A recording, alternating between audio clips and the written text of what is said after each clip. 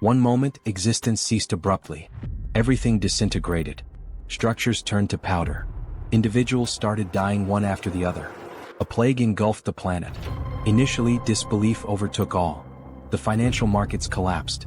Worldwide fear ignited rapidly. Reports circulated everywhere. This was humanity's demise. Conflicts ignited. Countries betrayed each other.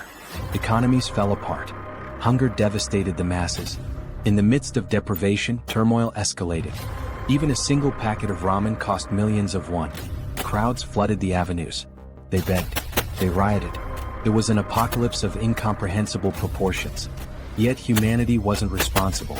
Abruptly, mythical beasts invaded Earth. And that marked the end of humanity. Like a fable, as soon as these beasts emerged, people began acquiring extraordinary talents. They transformed into superhumans. Digital alerts started materializing, providing resources to confront these entities. At first glance, it mirrored a recognizable scenario. But here was the deviation. Despite newfound skills, the creatures were pure nightmare fuel. The soul-labeled superhuman abilities were nearly ineffectual. The beasts annihilated humans as if they were insignificant. In under 72 hours, the planet was nearly eradicated. 3 days after the beginning of the apocalypse, the scene shifts to the introduction of a building amidst destruction, surrounded by rubble but intact. The building stands out, a solitary structure amid the wasteland, bearing witness to the chaos that has unfolded. Inside this building there is a man, the protagonist, who is eating some snacks. He reflects while eating that the world has not completely ended, and that is the reason he is still living normally. The taste of the snacks is a small comfort, a semblance of the mundane in a world turned upside down. However, he also reflects that, despite being alive, he is alone in his apartment, without the company of any other survivor, locked in an environment of 100 square meters. The silence of the apartment is deafening, reminding him constantly of his isolation. His mother, father, grandfather, and grandmother are all outside, somewhere in the vast expanse of the destroyed world. He also thinks about the high cost of acquiring the building he is in, stating that it cost 200 million wons, arising from the bank account, and another family belongings totaling 200 million wons. The memories of the sacrifices made to secure this refuge weigh heavily on his mind. The reason he is in this apartment now and alone is explained as being the need for someone to live in the apartment for 2 years to benefit from the purchase taxes. This seemingly trivial bureaucratic requirement now feels like a cruel twist of fate. This is the reason he is living there and ended up being suddenly locked inside due to the apocalypse. While lamenting, he also realizes, to his greater sadness, that his internet connection is very weak. The weak connection is a frustrating barrier, cutting him off from what little interaction he could have had with the outside world. He takes a deep breath, trying to relax, but a strange noise catches his attention. The sudden sound is jarring, pulling him out of his thoughts and back into the harsh reality of his situation. When he looks, he sees a creature flying towards the building and making noises. The sight of the creature fills him with a mix of fear and curiosity. Then, as soon as it gets close to his apartment, the creature violently crashes into the window with enough force to knock down the protagonist even without hitting him. The impact shakes the building and he feels the vibrations through the floor. The creature soon attempts another strike against the structure, and the protagonist protects himself. He braces for impact, his heart pounding in his chest. While he tries to defend himself against a possible monster invasion, the system informs him that it has denied the entry of the creature trying to penetrate the demarcated area. The cold, mechanical sound of the system is a stark contrast to the chaos outside. Thus, the ultimate shut-in system is presented, showing the declaration of the house, stating that no one can enter without the permission of the owner and set perimeter rules. The protagonist, then relieved, remembers that this condition is not new to him. As he gets up, he recalls that this is the reason he is alive and safe. The ability protects him from any creature invasion. The sense of security, however, is fleeting. However, he also remembers, while trying to unlock the door, that not only is the entry blocked but also the exit of anyone within the perimeter of the apartment. The realization hits him like a ton of bricks. Enraged, he tries to open it with brute force, kicking the door.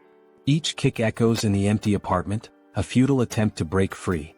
On this third day, where the world succumbs to destruction, he is grateful for the ability protecting him but also laments being completely trapped inside the apartment. Sometime later, sitting and watching the system window, he continues to reflect on this condition of being trapped. The cold glow of the screen is his only company.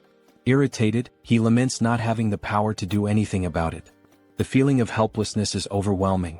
As he looks to the side, he notices that all his supplies are running out and that his refrigerator has lost power since the previous day. The ticking clock of his survival is a constant reminder of his predicament. His only source of energy is some food cooked in pans, which will not last much longer. The realization sets in, deepening his sense of urgency. Suddenly, the system shows a new notification. The unexpected beep of the notification is a jarring interruption. He has hunted a Calican, level 23, and gained a significant amount of XP and some new skills have been added. The notification is a glimmer of hope in the darkness. His attention is entirely focused on the system as he analyzes the reason for this unexpected notification. The details on the screen are a puzzle he needs to solve. Looking out the window, he sees the ground floor, where the bird that had hit his window is lying on the ground lifeless and being attacked by goblins. This makes him realize that the death, even not caused by the animal's impact on the window, made him gain experience after the monster's life ended. The macabre scene outside is a grim reminder of the new rules of this world. The system continues to notify him, saying that a new skill has been unlocked, and resources have been acquired from the surroundings, and these resources are being calculated. The protagonist also notices a change in the goblin's behavior and wonders why. The shifting dynamics of the creatures are yet another uncertainty to navigate. Now, in desperation, the goblins face the monster's death, while they desperately try to scavenge something else. The system completes the resource calculation and informs him that 2,203 wands have been deposited in his wallet. The number on the screen seems surreal. This generates confusion about how this should work. The new reality of his resources is a puzzle he needs to piece together. Suddenly, the apartment's power returns, to the protagonist's surprise. The sudden return of power is a shock, a small miracle in a world gone mad.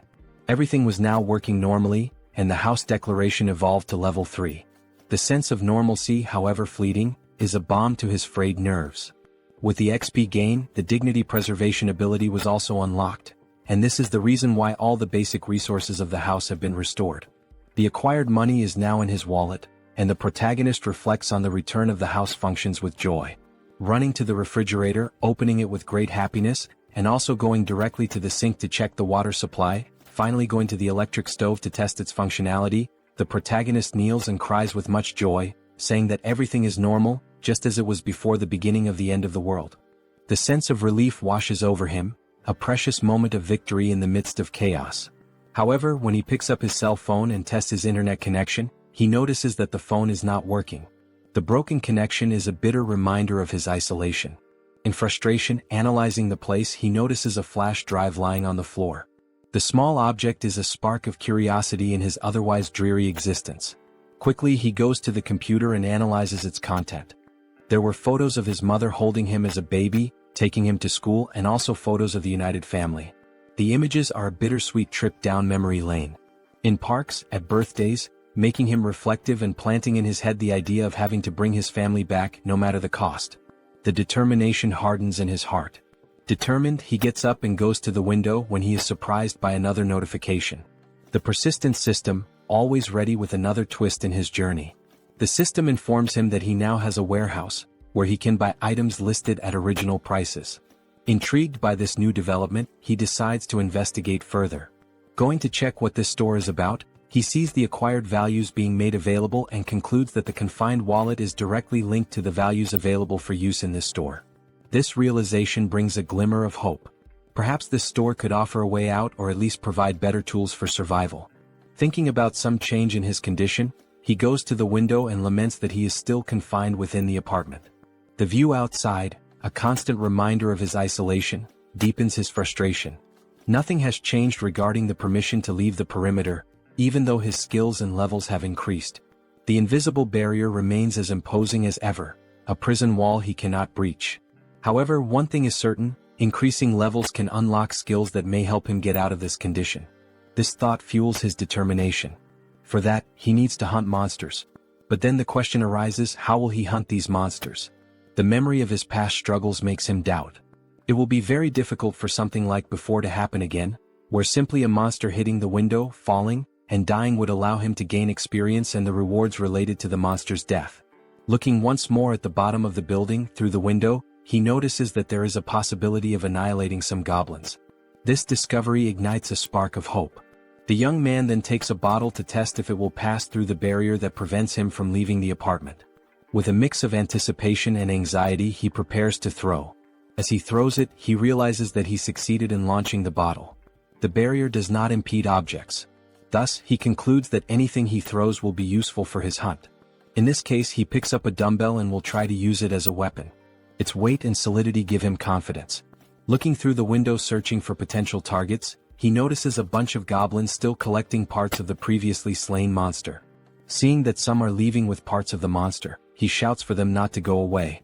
His voice is urgent, a command born of desperation. Seeing the urgency, he then throws the first dumbbell through the window. Throwing it and hoping it hits a monster, he watches as the dumbbell falls and accurately hits one of the goblins, killing it. The other goblins around, surprised, cannot comprehend what just happened. The goblins' perception of one of their companions being killed causes the young man to feel frightened, fearing possible retaliation. His heart races, the adrenaline pumping. Realizing that only one dumbbell remains, he reflects on other possible artifacts that can be used in his hunt. He needs to be creative. Artifacts that are strong enough to perform a kill when thrown, even considering throwing the TV or computer. His mind races with possibilities.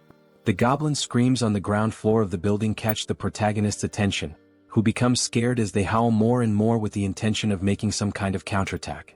With the goblins advancing against the building, the protagonist realizes that this may be a good opportunity, as they are now closer, and he will be able to hit his targets more easily. The proximity could be an advantage.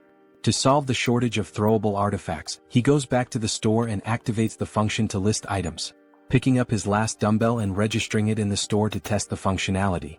While scanning the dumbbell, he receives a notification of the artifact's characteristics and also the price registered in the store for the item acquisition.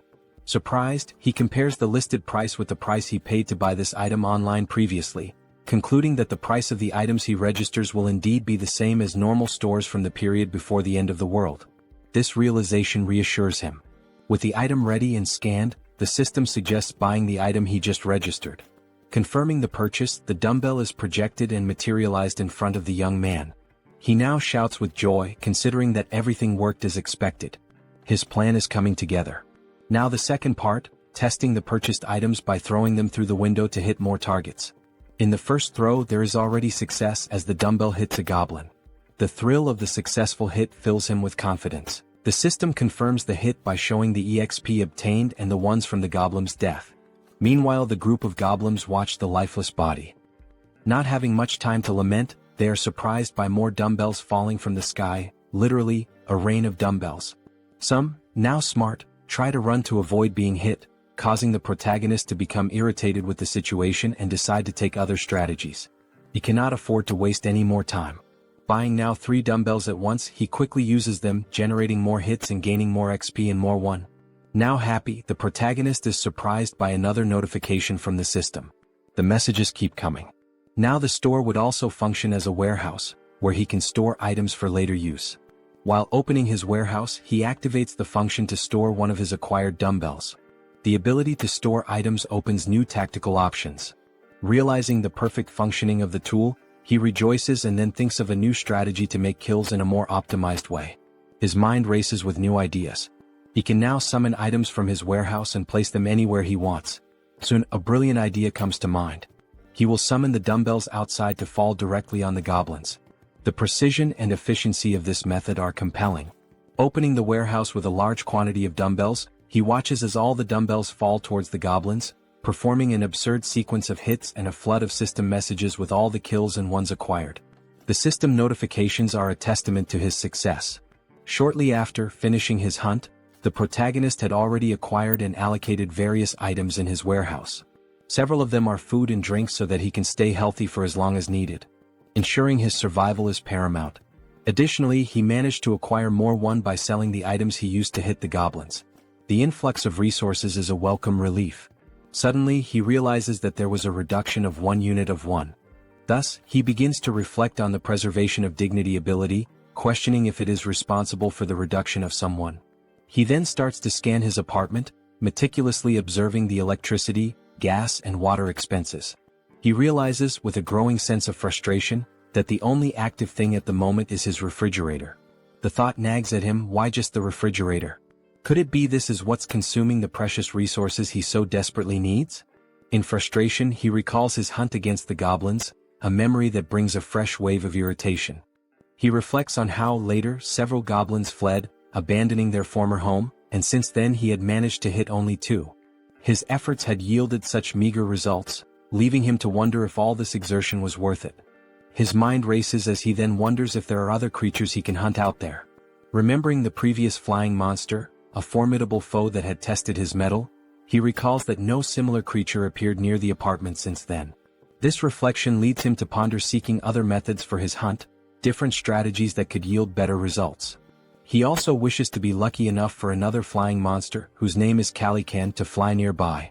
A beast that had once promised a bounty of rewards if only he could master the tactics to bring it down. Then, almost like a miracle, he notices a Calican flying around the area. His heart races with a mixture of fear and excitement. This could be the opportunity he has been waiting for. Seeing the monster's presence, he then begins to act quickly, thanking God for not abandoning him in this dire time of need. With a metal structure and a mirror attached to it, he uses this makeshift tool he created to attract the Calican's attention. He focuses, aiming carefully, hitting the monster's vision with a precise beam of light. His strategy works, drawing the monster's attention, which advances toward him fiercely. The beast's sudden violent approach, hitting the barrier and knocking him down with a gust of wind, reminds him all too clearly of the previous attack. Happy with the success of his plan to attract the monster's attention, he contemplates the gain of another level with the Calican's kill. The monster, undeterred, then launches an attack with its powerful wings, hitting the protagonist with another gust of wind. With some effort, he manages to remain standing, his resolve unwavering. At the end of the attack, the protagonist looks to where the monster was and realizes with a sinking feeling that it is no longer there. Quickly, the monster reveals its position as if playing a cruel game of hide and seek. It was attacking the building structure, seeking an opportunity to strike the protagonist once more. While the system alerts that an unauthorized entity is trying to enter the zone, the protagonist observes, his mind racing. He wonders if the creature will be strong enough to break the ability's barrier.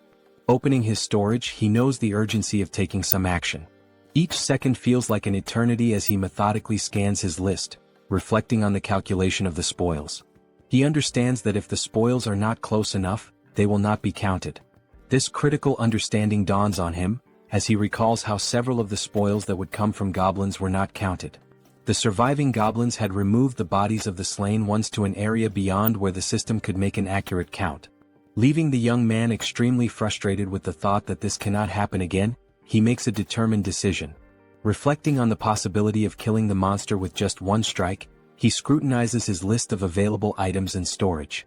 His attention turns to the canola oil, an unconventional choice but one that sparks a cunning plan. He immediately acquires 10 bottles, thinking through each step meticulously. After the system delivers the bottles, he quickly grabs them and heads to the kitchen, his pace quickening with purpose. He picks up a pan and fills it with the liquid from the bottles, setting it to heat. His goal is to heat this oil sufficiently. While that happens, he ties a cloth to a stick, improvising a tool that will serve as part of his plan.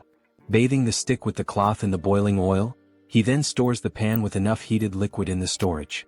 He knows that timing and preparation are crucial.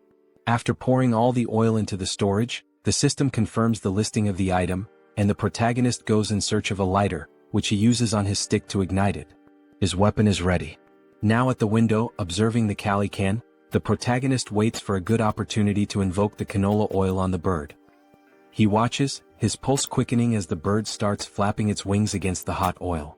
Once it begins to descend, the protagonist sets the monster on fire. The flames engulf the creature almost immediately, a sight that fills the protagonist with a sense of grim satisfaction.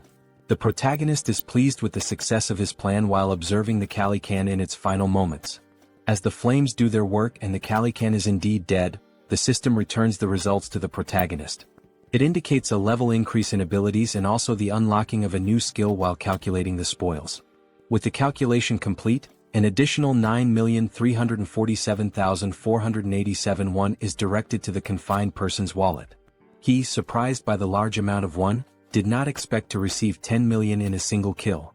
This unexpected fortune catches him off guard. Now turning his attention to the gain of the new skill called territory expansion, the protagonist suffers changes in his body, making him wonder what is happening.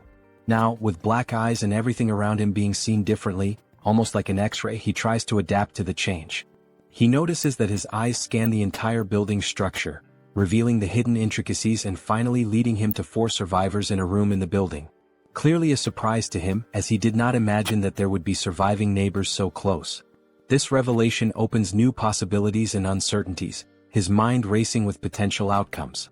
Attempting to understand the situation, the young man, still with his eyes blackened, is overwhelmed by feelings of despair, confusion, and doubt. Suddenly, his eyes perceive the presence of people inside the building in a strange manner, leading him to a single question. What is happening? How is it possible that there are other survivors inside this building? And how does this ability work? As the effects of the ability fade, and while recovering from the changes it caused, the system emits several notifications. These inform that these individuals meet the requirements to become citizens and present a proposal for their acceptance within his jurisdiction. The individuals introduced are Choi Hyung-jun, referred to as Chubby, a 30-year-old husband, Park Hae-won, his wife, also 30, and their daughters Choi Na-yeon and Choi Seo-yeon, aged 3 and 6. Turning to the system, confused, the protagonist questions what would happen if they were not accepted as citizens. He quickly discovers the answer to the doubt. Those who are not accepted as citizens will be expelled from the residential zone. This would inevitably result in their certain death, as they would have no chance against the monstrous threats outside. With this realization, the young man makes the most obvious decision for someone with a good heart. He accepts these individuals as citizens of his zone. The system then confirms the addition of each inhabitant one by one, and the protagonist speculates about the possibility of unlocking new abilities related to managing these people. Consulting the system, more details are gathered, not only regarding these speculations but also about the ability that allowed the detection of the presence of these other beings. The ability is called Ultimate Eyes, and at level 1, it ensures that nothing within his home escapes detection. Learning about this ability, he explores skills related to citizens and finds an option within the system for citizen management. There, a list of all their names is displayed, alongside their current levels and trust scores. Below the list, a population counter shows 4 out of 600. The number is surprising. 600 people is a lot. Diving into the details about Chubby, information is found about awakened skills. Currently none, XP distribution at 0%, and money distribution also at 0%, with options to assign a mission to Chubby or remove him from the citizen list. Data such as XP and money distribution rates raise questions about the possibility of sharing gains with the host of the house, sparking curiosity about how much control there might be over these rates. Could this also be a way to grow stronger? Returning to the system, under the option to assign a mission to Chubby, the system presents a form requesting details such as description, time limit, mission rewards, and penalties for failure. This detail is surprising, especially the need to specify all these elements. In this case, the mission is described as Goblin Hunt, giving Chubby 168 hours to complete it. The reward is a small amount of XP with no penalties for failure. When confirming the mission, considerations are made to alter the form's details, balancing penalties for failure with the mission's complexity and its rewards, even contemplating imposing elimination as a failure penalty. However, back at the confirmation screen, the assignment is cancelled, deemed too dangerous and unfair to arbitrarily decide the lives of citizens. Reflective, the protagonist wonders what should be done with this ability. Then, an idea arises: use Ultimate Eyes again to check what is happening in the room where the citizens are. Observing everything, the family, sitting around a table, seemingly desolate, begins a dialogue with the wife questioning what they can do now. The reasoning behind her question soon becomes clear. Chubby intends to leave the safe zone to search for basic supplies such as water. Though he wishes to stay with his family and daughters, he knows the necessity of obtaining essentials for their survival. The wife shouts that he cannot do this, emphasizing the extreme danger involved. Chubby understands but, given their circumstances, fears they have no other choice. He wonders aloud if there might be any place with at least water. He answers that even if there isn't, it is necessary to try the nearby convenience stores, mentioning one particularly large store that will surely have something usable. Before much reflection, one of the daughters exclaims, "I'm thirsty." The mother, realizing this is not a good time to voice concerns, tries to hush the child, knowing such a statement would act as a trigger for Chubby's decision. Confident, Chubby takes his wife's hand, asking if she trusts him and assuring her he will definitely return safely with something for their family. Saddened, the wife finds no further arguments to stop him. Back in his room, the protagonist ends the ability and reflects on the family's situation. The decision is then made to open the store and check the list of items. It appears that the maximum item storage capacity is limited, and it is wished that this could be expanded. While navigating the skill window, information is noticed showing storage at level 1, dignity preservation also at level 1, and the store at level 1 as well. Observing the levels of each item, there is a sense of relief. If there are levels, there must be a way to increase them and, consequently, enhance the capacities of these abilities. With points available for immediate upgrades, the store's level is raised to 2, increasing its capacity by 20 items. Additionally, the system applies a 10% discount to the total price of all used items. The protagonist, with enthusiasm, evaluates the given data and wonders what to do with the 2 remaining points. He considers investing in the shop or in the preservation of dignity, recognizing that these skills might help him encounter more citizens in the future. His shop, now at level 3 with a maximum capacity of 40, also has a new function: item recovery. This function enables him to restore old items and turn them into new ones. This was undoubtedly an excellent choice. Without further ado, he visits his shop again to acquire water and some fruits. With the remaining points, he decides to allocate them to other skills, particularly the preservation of dignity. Still at level 1, the choice to upgrade is based on the ability to request various things in return if he provides energy and water. With the preservation of dignity skill at level 2, he can now register vassals, leaving the protagonist puzzled about what vassals might be. The scene shifts to the living room where the family is gathered, and Chubby is seen preparing for his journey. Looking back, his wife and daughters appear distressed, wishing he would reconsider before it's too late. However, Chubby responds with a display of affection and protection, promising that he will return and asking the children to protect the house while he is away. The children ask if he really plans to go, and he responds as if it's a simple task, saying he is merely going to fetch some food and water. He also requests that they obey their mother in the meantime. The eldest daughter, however, knows it won't be that simple. She cries and screams about the monsters outside. Her memories take over, revealing details of day 1 of the apocalypse. The children had been playing in a sandbox in a park when monstrous creatures suddenly appeared, catching their attention. Terrified, the children stood up and started running in panic. While running, their father grabbed the youngest in one arm, desperate to survive, while their mother carried the other child so they could all reach safety faster, pursued by goblins. Now determined, the father swallowed his apprehensions, resolute in his decision. The mother tried to comfort the children to stop them from crying, making the father's decision even harder. He reflected on the possibility that this might be the last time he would see his daughters, trying to remain strong in front of his family. Suddenly, the doorbell rang, startling everyone and preparing them for a potential confrontation with monsters. Gathering his courage, the father cautiously checked the situation while hearing someone on the other side of the door asking to be let in.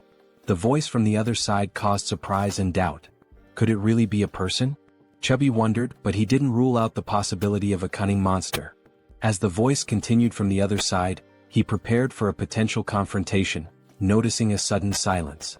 Pondering whether the monster had left, he was startled when the door suddenly opened. Quickly, he turned to his family, holding them in hopes of protecting them from a possible threat. Everyone screamed, and the father begged for mercy for his wife and daughters. Amid the cries, a calm voice asked for permission, completely breaking the tension and prompting everyone to finally look at the one who had knocked.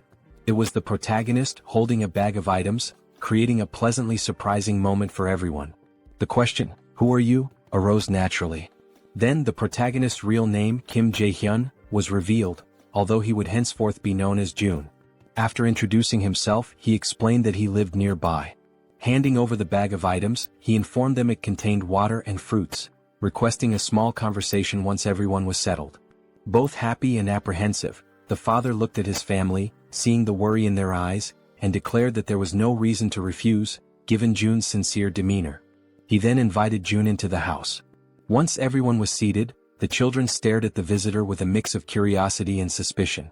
June wondered if the children were shocked by his arrival but quickly turned his attention to the dark curtains covering the windows. He considered this an intelligent choice, as it significantly reduced the risk of monster attacks. However, the darkness necessitated light. To address this, June activated his skill, restoring power to the room where they were conversing.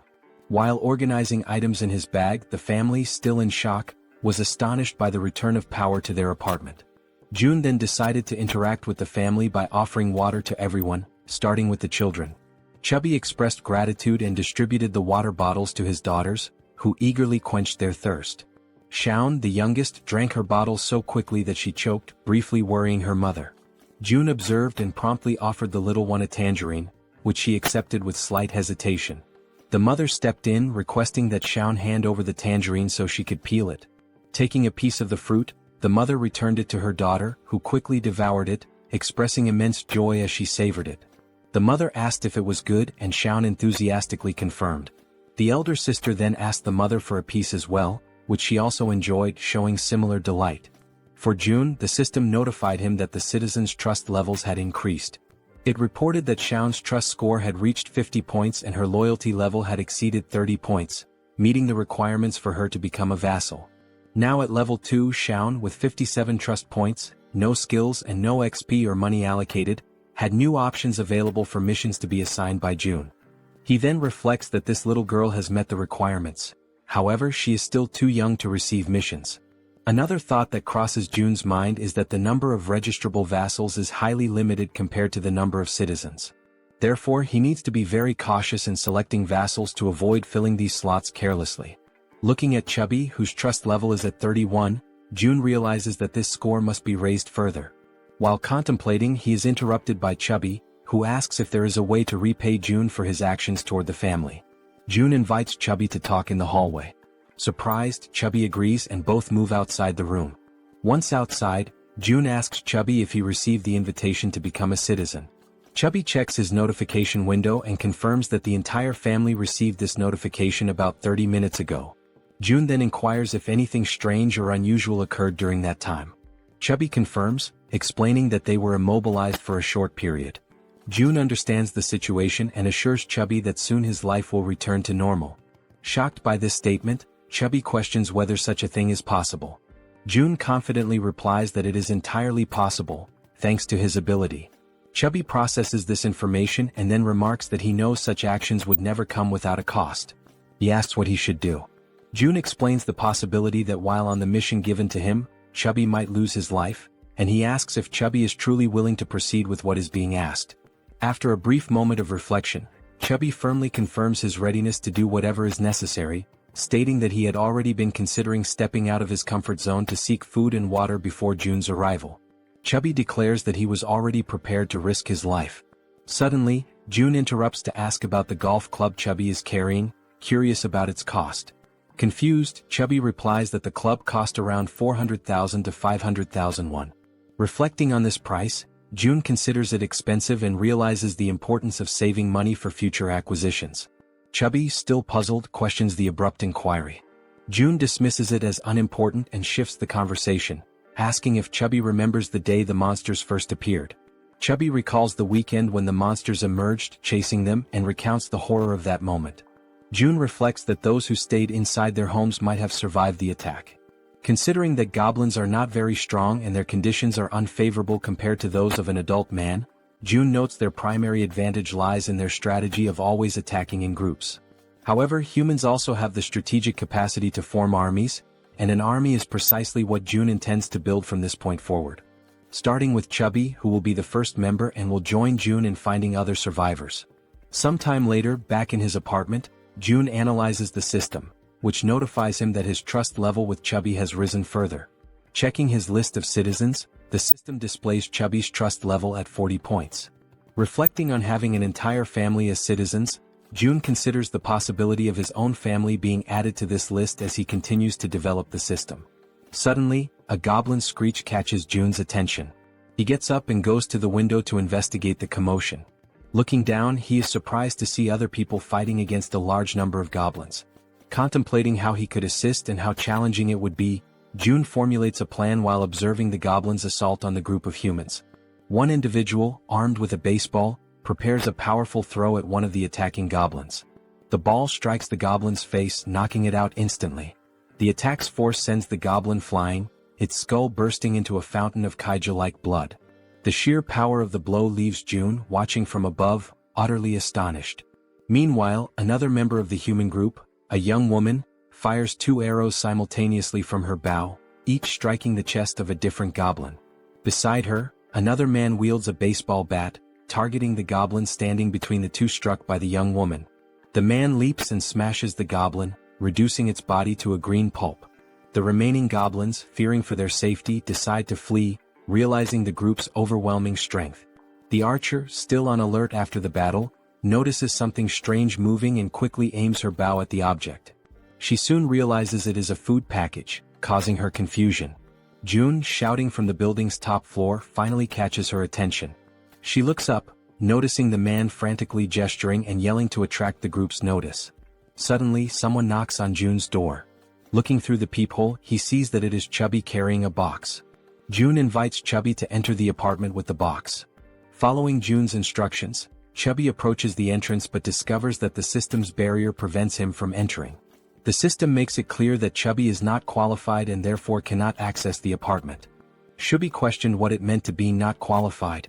June wondered if the system would prevent anyone from entering his apartment at that moment. He also speculated whether registering Chubby as a vassal might resolve the issue. However, he decided to postpone addressing the matter of entry and instead focused on receiving the box, which contained items that could be used as weapons.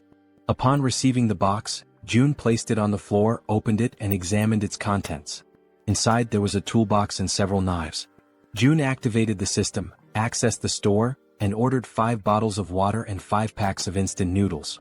As the store projected June's order, Chubby watched in disbelief, amazed at how such a thing was even possible.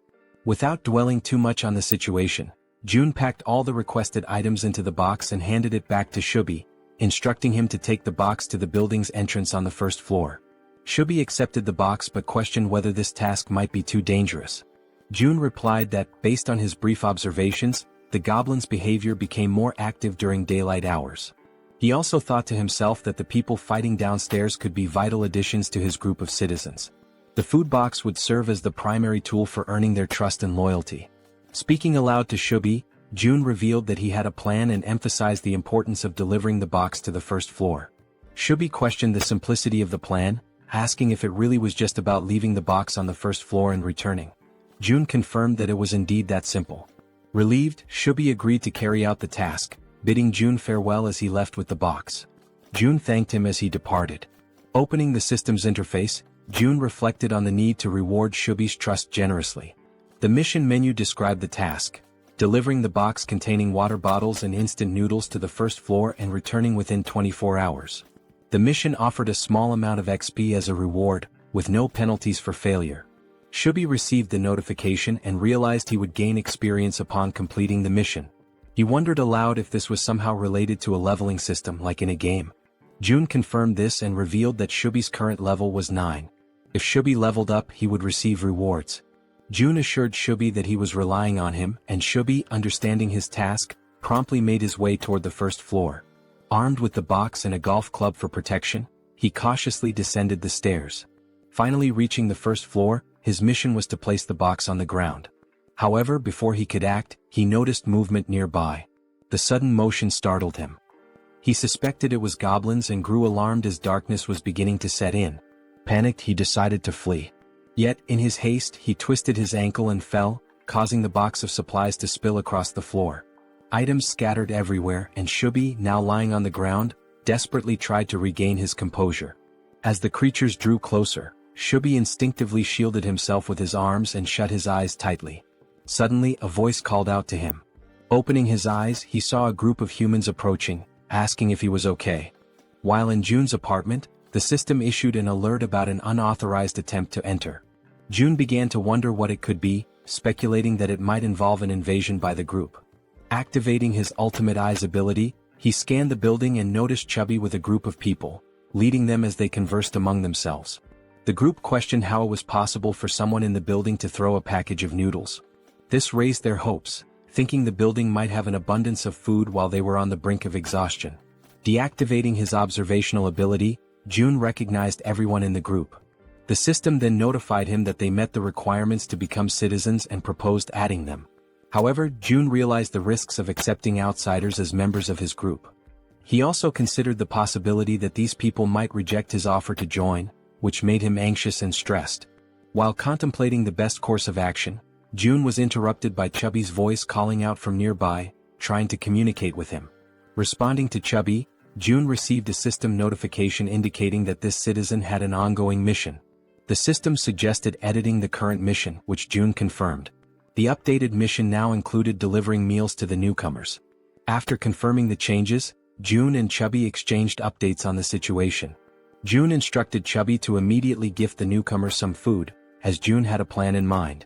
Chubby agreed and followed the plan. When the group reached the barrier of June's safe zone, they had to wait while Chubby explained the situation. Reporting back to June, Chubby detailed the group's status, which June received positively.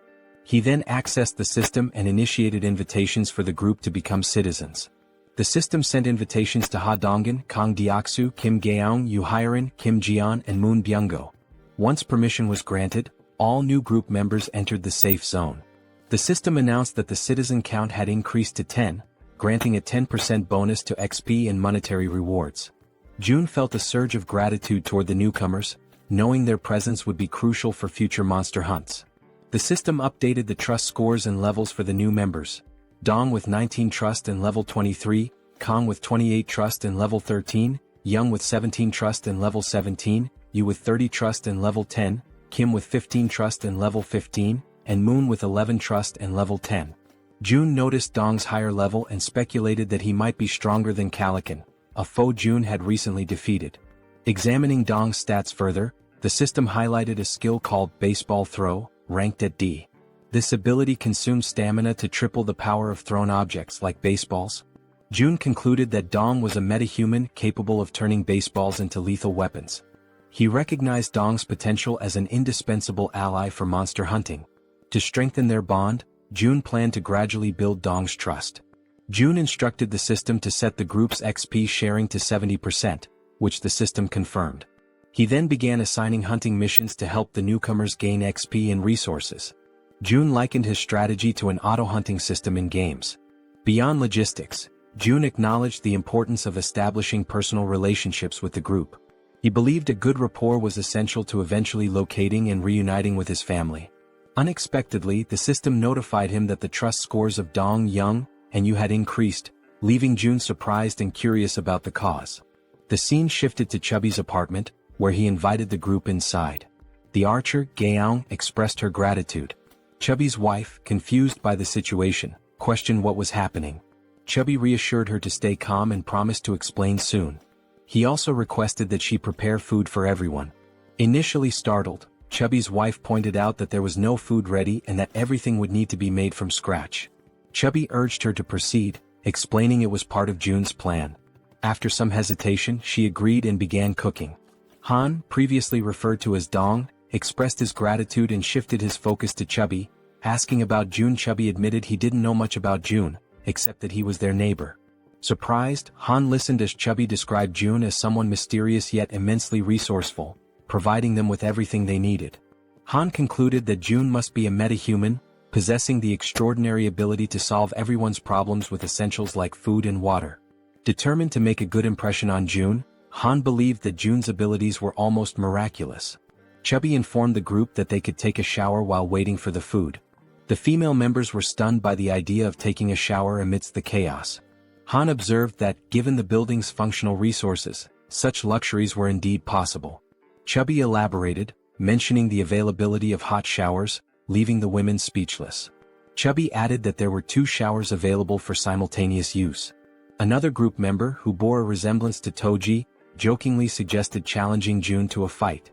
Han immediately dismissed the idea, calling it absurd and emphasizing the importance of impressing June instead.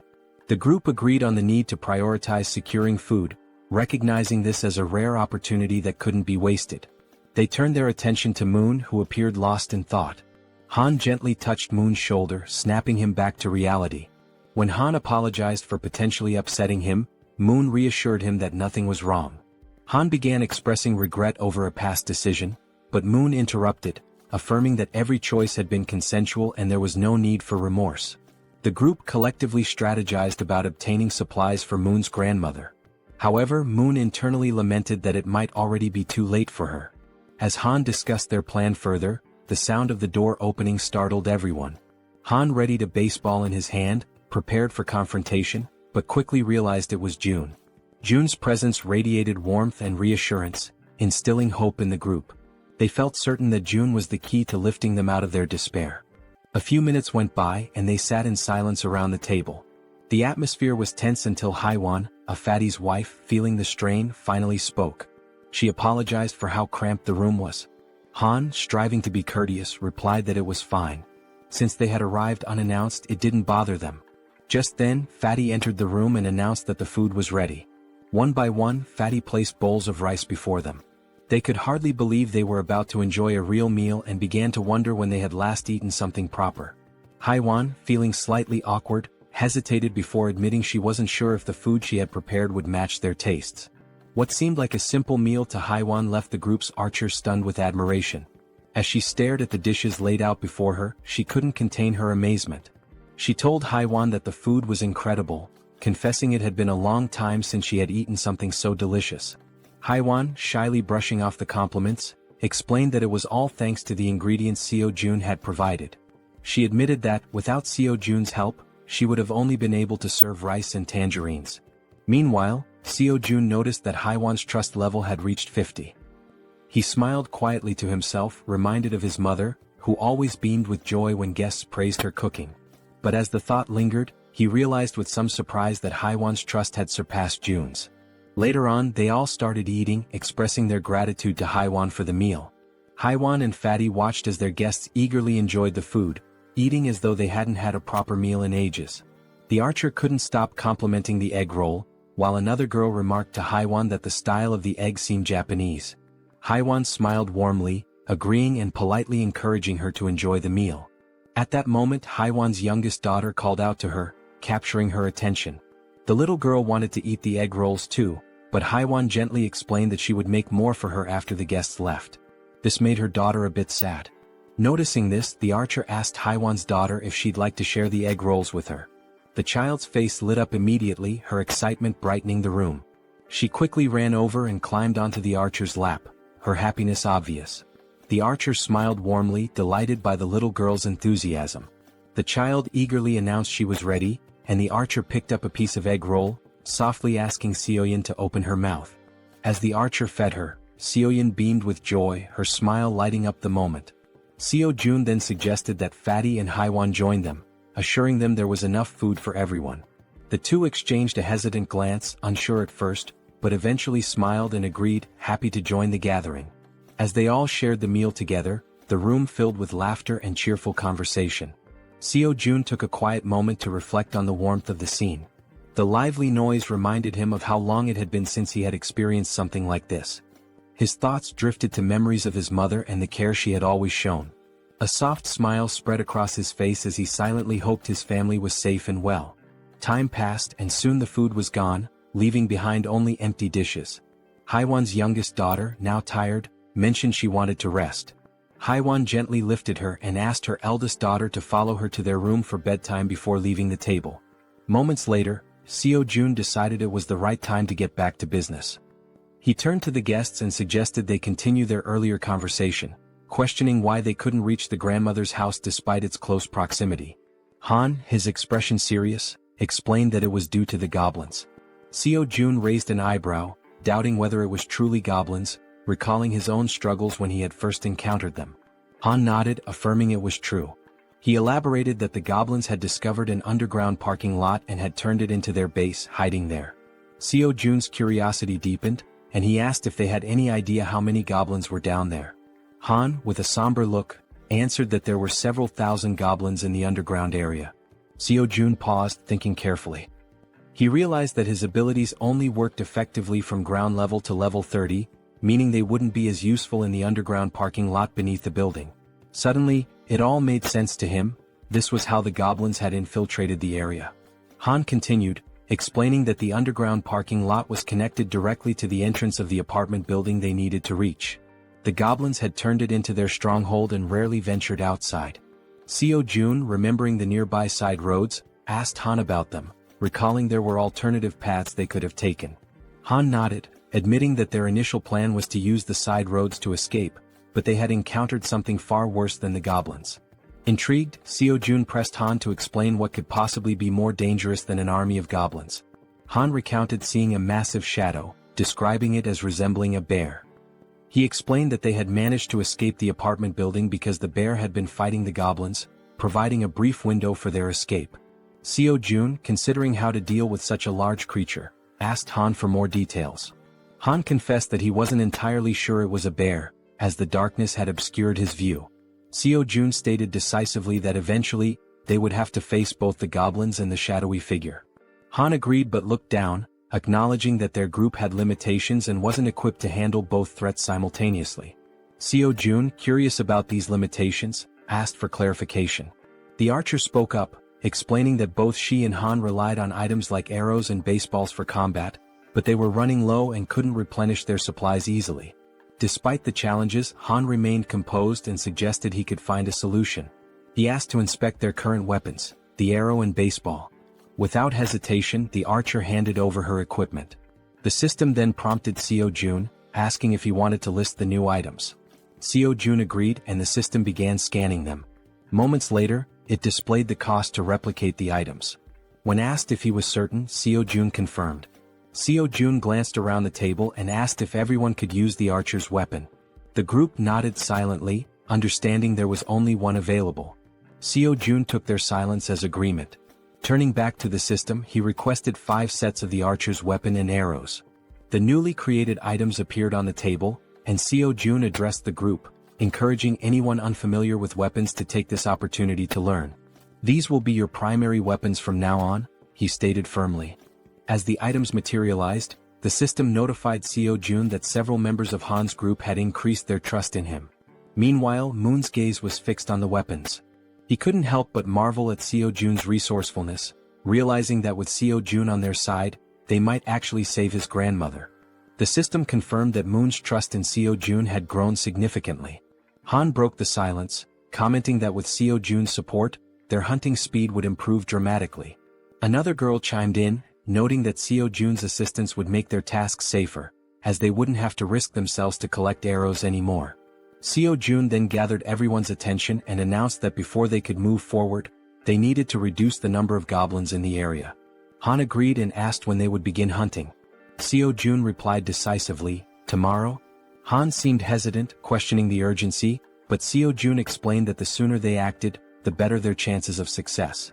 Han eventually nodded, though he still appeared uncertain. Seo-jun turned to Moon and assured him, "Tomorrow we're going to rescue your grandmother."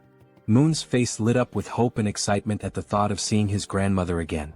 Han, still wary, voiced his concerns about how they would manage with so many obstacles in their way. Seo-jun smiled confidently and revealed his plan. "We'll use a bait strategy to lure the goblins out." After Seo-jun spoke, everyone at the table turned their attention to him, waiting for more details about his plan. Han and the archer girl remained pensive, wondering if the idea could truly work. The boy with glasses voiced his concern, saying the plan would only succeed if everything went exactly as planned. As they deliberated, the system notified Seo-jun, revealing that the mission previously assigned to Fatty had been completed. Along with the notification came a reward of 30,000 won. Reading the message, Seo-jun was surprised. He hadn't realized that payment was given for every completed mission. To be certain, he read the notification again and it was confirmed. Seo-jun quickly realized that, with money, he could assign missions to his citizens, allowing them to level up. In other words, the more money he had, the more power he could accumulate. Closing his eyes, he thought about how, while this seemed like a strong long-term strategy, he hoped not to rely on it too heavily for now. The system also informed Seo-jun that Jun's trust had increased to a total of 50 points, unlocking a new status, loyalty, which surpassed 30 points. Meeting the minimum requirements, Fatty transitioned from being a simple resident to becoming a vassal. The system displayed Jun's updated stats and attributes. He was now at level 9 with a trust level of 51 points and loyalty at 62. However, he had no awakened skills and 0% shared XP or money. After carefully analyzing the information, Seo-jun decided to register Fatty as his first vassal. As a result, a blue aura began to emanate from Jun, who started feeling sudden changes in his body and broke into a sweat. The system notified that the first vassal registration was successful, unlocking a new skill for Jaehyeon called Summon Vassal. This skill allowed Jaehyeon to summon the vassal within his house, although it came with a cooldown of 2 hours after use. The system updated Jun's stats again, revealing that he had reached level 20 and gained the title of First Servant. Additionally, he awakened his first skill, Gorilla Strength, a Tier C passive ability that granted him superhuman strength. The system further explained that, thanks to the First Servant title, all XP and gold earned by Fatty through hunting would be shared. Lastly, the system revealed that Jaehyeon could use the Ultimate Eyes skill to summon the vassal within a 5-meter radius of his house. Jaehyeon noticed a plus symbol beside Jun's level and wondered what it did. Upon pressing it, he discovered it was a feature to increase the vassal's level at the cost of 1 million won. Shocked by the exorbitant cost, Jaehyeon exclaimed that it was far too expensive for a single vassal skill. Seeing his expression, the woman at the table asked what was wrong. Jaehyeon brushed it off, saying it was nothing, and turned his attention back to Jun, asking how he was feeling. The focus shifted to Jun, who stated that his strength was overflowing, with his veins visibly pulsing. He asked if this transformation was Jaehyeon's doing. Jaehyeon confirmed with a nod. Jun, looking at his hands, remarked that it felt as though his body had become 10 years younger.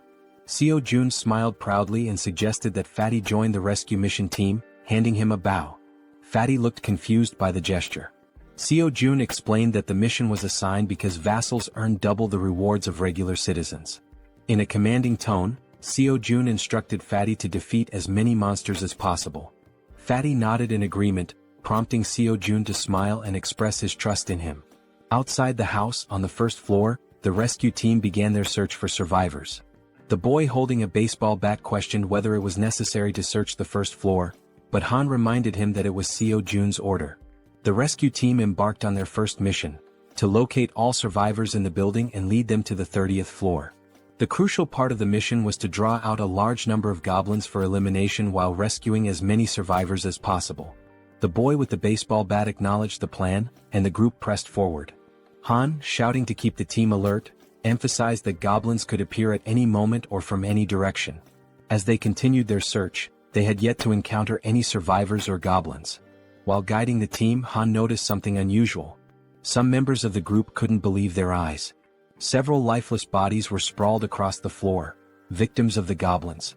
The sight filled the team with sorrow and rage, intensifying their hatred for the goblins. But they couldn't afford to stop. Determined, they pushed on to the second floor. On the second floor, the situation was catastrophic. Lifeless bodies lay scattered across the ground, leaving the team horrified as they continued to the third floor. Upon reaching the third floor, everything appeared to be calm. The team leader knocked on the doors, calling out to see if anyone was inside. The rest of the team followed suit, hoping to find survivors. After several unsuccessful attempts, the team lowered their heads, burdened by a sense of sadness. However, the boy with the baseball bat refused to give up, encouraging the team to press on to the next floor. On the fourth floor, they resumed knocking on doors, announcing themselves as the rescue team. Suddenly, a door creaked open, revealing a man with a tired expression. He asked if they were truly part of the rescue team, mentioning that he was extremely thirsty and begging for water. Han quickly pulled out a bottle and handed it to him. The man, still skeptical, asked again if they were really from the rescue team. Han reassured him, confirming their purpose and explaining that, as a resident of the building, he was helping to lead all survivors to a safe location. The man seemed surprised to hear this. He closed the door momentarily but reopened it shortly after, revealing 2 others inside the apartment. Introducing himself as Hong Young-soo, he stated that he would rely on the team. Han introduced himself as well, expressing his hope for good cooperation between them. Han then introduced the girls on the team and instructed them to escort Hong Young-soo and his group to the 30th floor before returning to continue the mission. Hong Young-soo hesitated, questioning the safety of the 30th floor and expressing his reluctance to leave. His son, however, admitted he had been hoping for a rescue and suggested there might even be a helicopter waiting for them. The girl clarified there wasn't a helicopter but assured them there was hot food and the chance to take a bath. Hearing this, Hong Jung-soo's daughter became excited, marveling at the idea of taking a bath even in the midst of the apocalypse. The girl chuckled and confirmed it would be a warm bath. The daughter eagerly turned to her father, urging him to stop hesitating and go with them. Reluctantly, the man gave in to his children's wishes. Shortly afterward, the system notified Jaehyeon that the total number of citizens had increased to 40. Along with this, their XP in gold had increased to 90%. Sometime later, it is shown that the mission was a success, and they managed to rescue several people. The elderly and children were taken to Fatty's house, where everyone seemed happy. The younger members stayed in the hallways. Han confidently confirmed that there were now a total of 40 people, with no one missing from the search. Jaehyeon thanked everyone for their excellent work. Jaehyeon then activated his skill, Absolute Eye, causing his eyes to turn black as he carefully observed every movement his citizens were making. He saw them carrying chairs, working with cables on the stairs, hauling ropes, and even climbing the stairs with a very heavy object. After ending the skill, his eyes returned to normal, and smiling he told Han it was time to begin phase 2 of the goblin hunting operation. Now in the hallway, Han, alongside the other members, called for focus and explained the plan and how it would work. Everyone listened patiently as Han detailed how they would lure out all the goblins hiding in the basement. Initially, they would start on the first underground floor, B1. The group would divide into 2 teams with the goal of attracting and clearing out the goblins on B1. Afterward, they would proceed to B2 to eliminate all the goblins there as well. A boy with glasses raised his hand and voiced a question. He asked what they would do if more goblins appeared than anticipated. He also mentioned that if the goblins counterattacked, the bodies on the floor might obstruct their escape. The archer and Han, confident, assured him they could handle all the goblins on their own since they now had plenty of arrows, unlike before. The boy with glasses nodded in agreement and said he trusted them. Suddenly they heard a strange noise. Turning toward the source of the sound, they noticed a small group of 3 goblins ready to attack. Without giving the goblins a chance to make the first move, the archer drew her bow and with 2 quick shots hit the heads of 2 goblins, leaving only one alive. Without hesitation, the man with the bat charged forward and with a single blow, smashed the remaining goblin's head.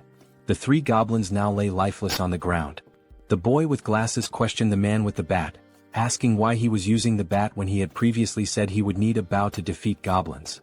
The senior admitted they were right. Meanwhile, the archer pointed to the goblin bodies, noting that they were disappearing shortly after being defeated. The newcomer wondered if this phenomenon was also a skill of Jaehyeon. Han declared the mission on that floor complete and announced they would now proceed to B1.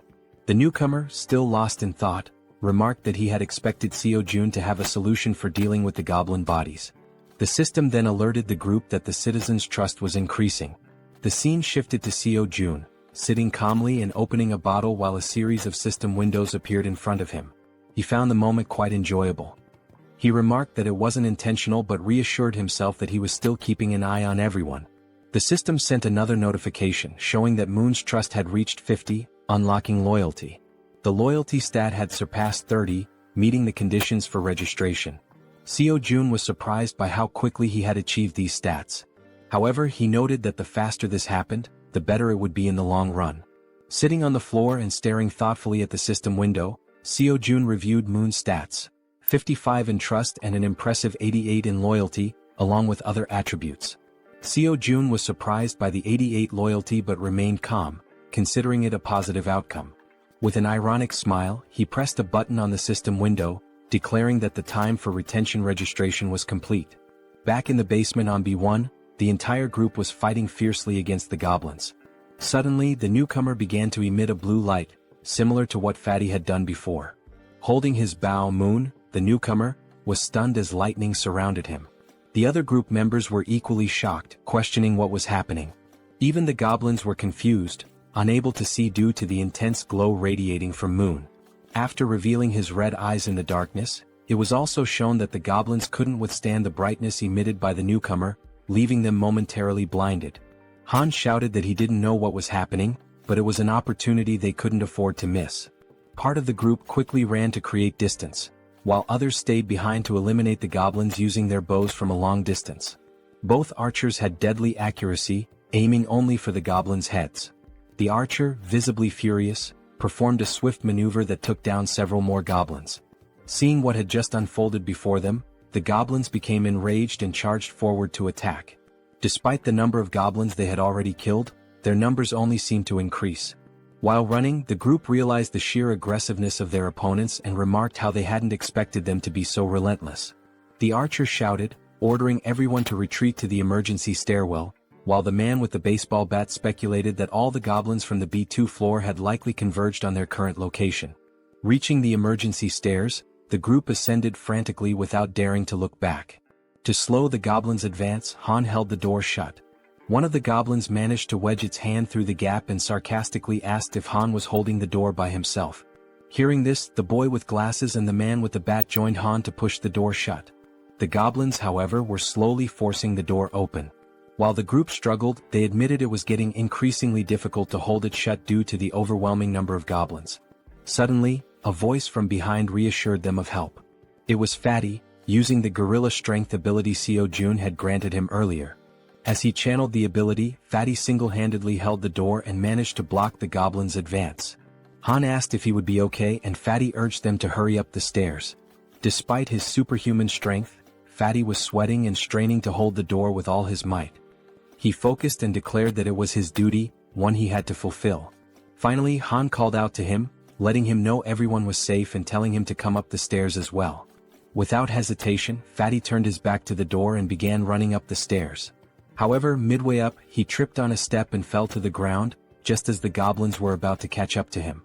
Lying on the ground and almost within the goblins' reach, Fatty shouted at his friends to leave him behind and continue the evacuation. While Han hesitated, trying to decide what to do, someone suddenly and without hesitation rushed down the stairs to help.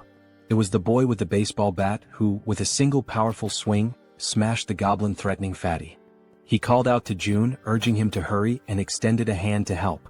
Still on the ground, Fatty tried to crawl closer to his rescuer, but one of the goblins managed to grab his leg.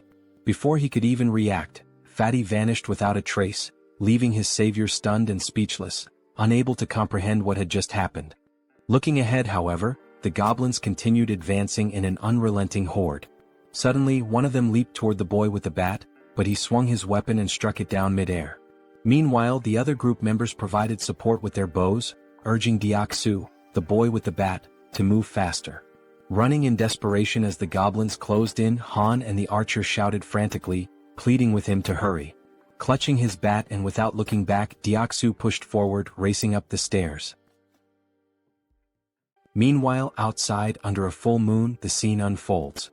A monstrous bear-like creature with glowing red eyes effortlessly devours a goblin, whose agonized screams pierce the night. With every passing second, the creature exudes a sinister aura, finishing its gruesome meal of the small goblin. Its sharp fangs and blazing eyes make it clear that its hunger is far from sated. It growls, declaring it wants more. From behind the beast, eerie screams echo, a sound that should not exist in the stillness of the night.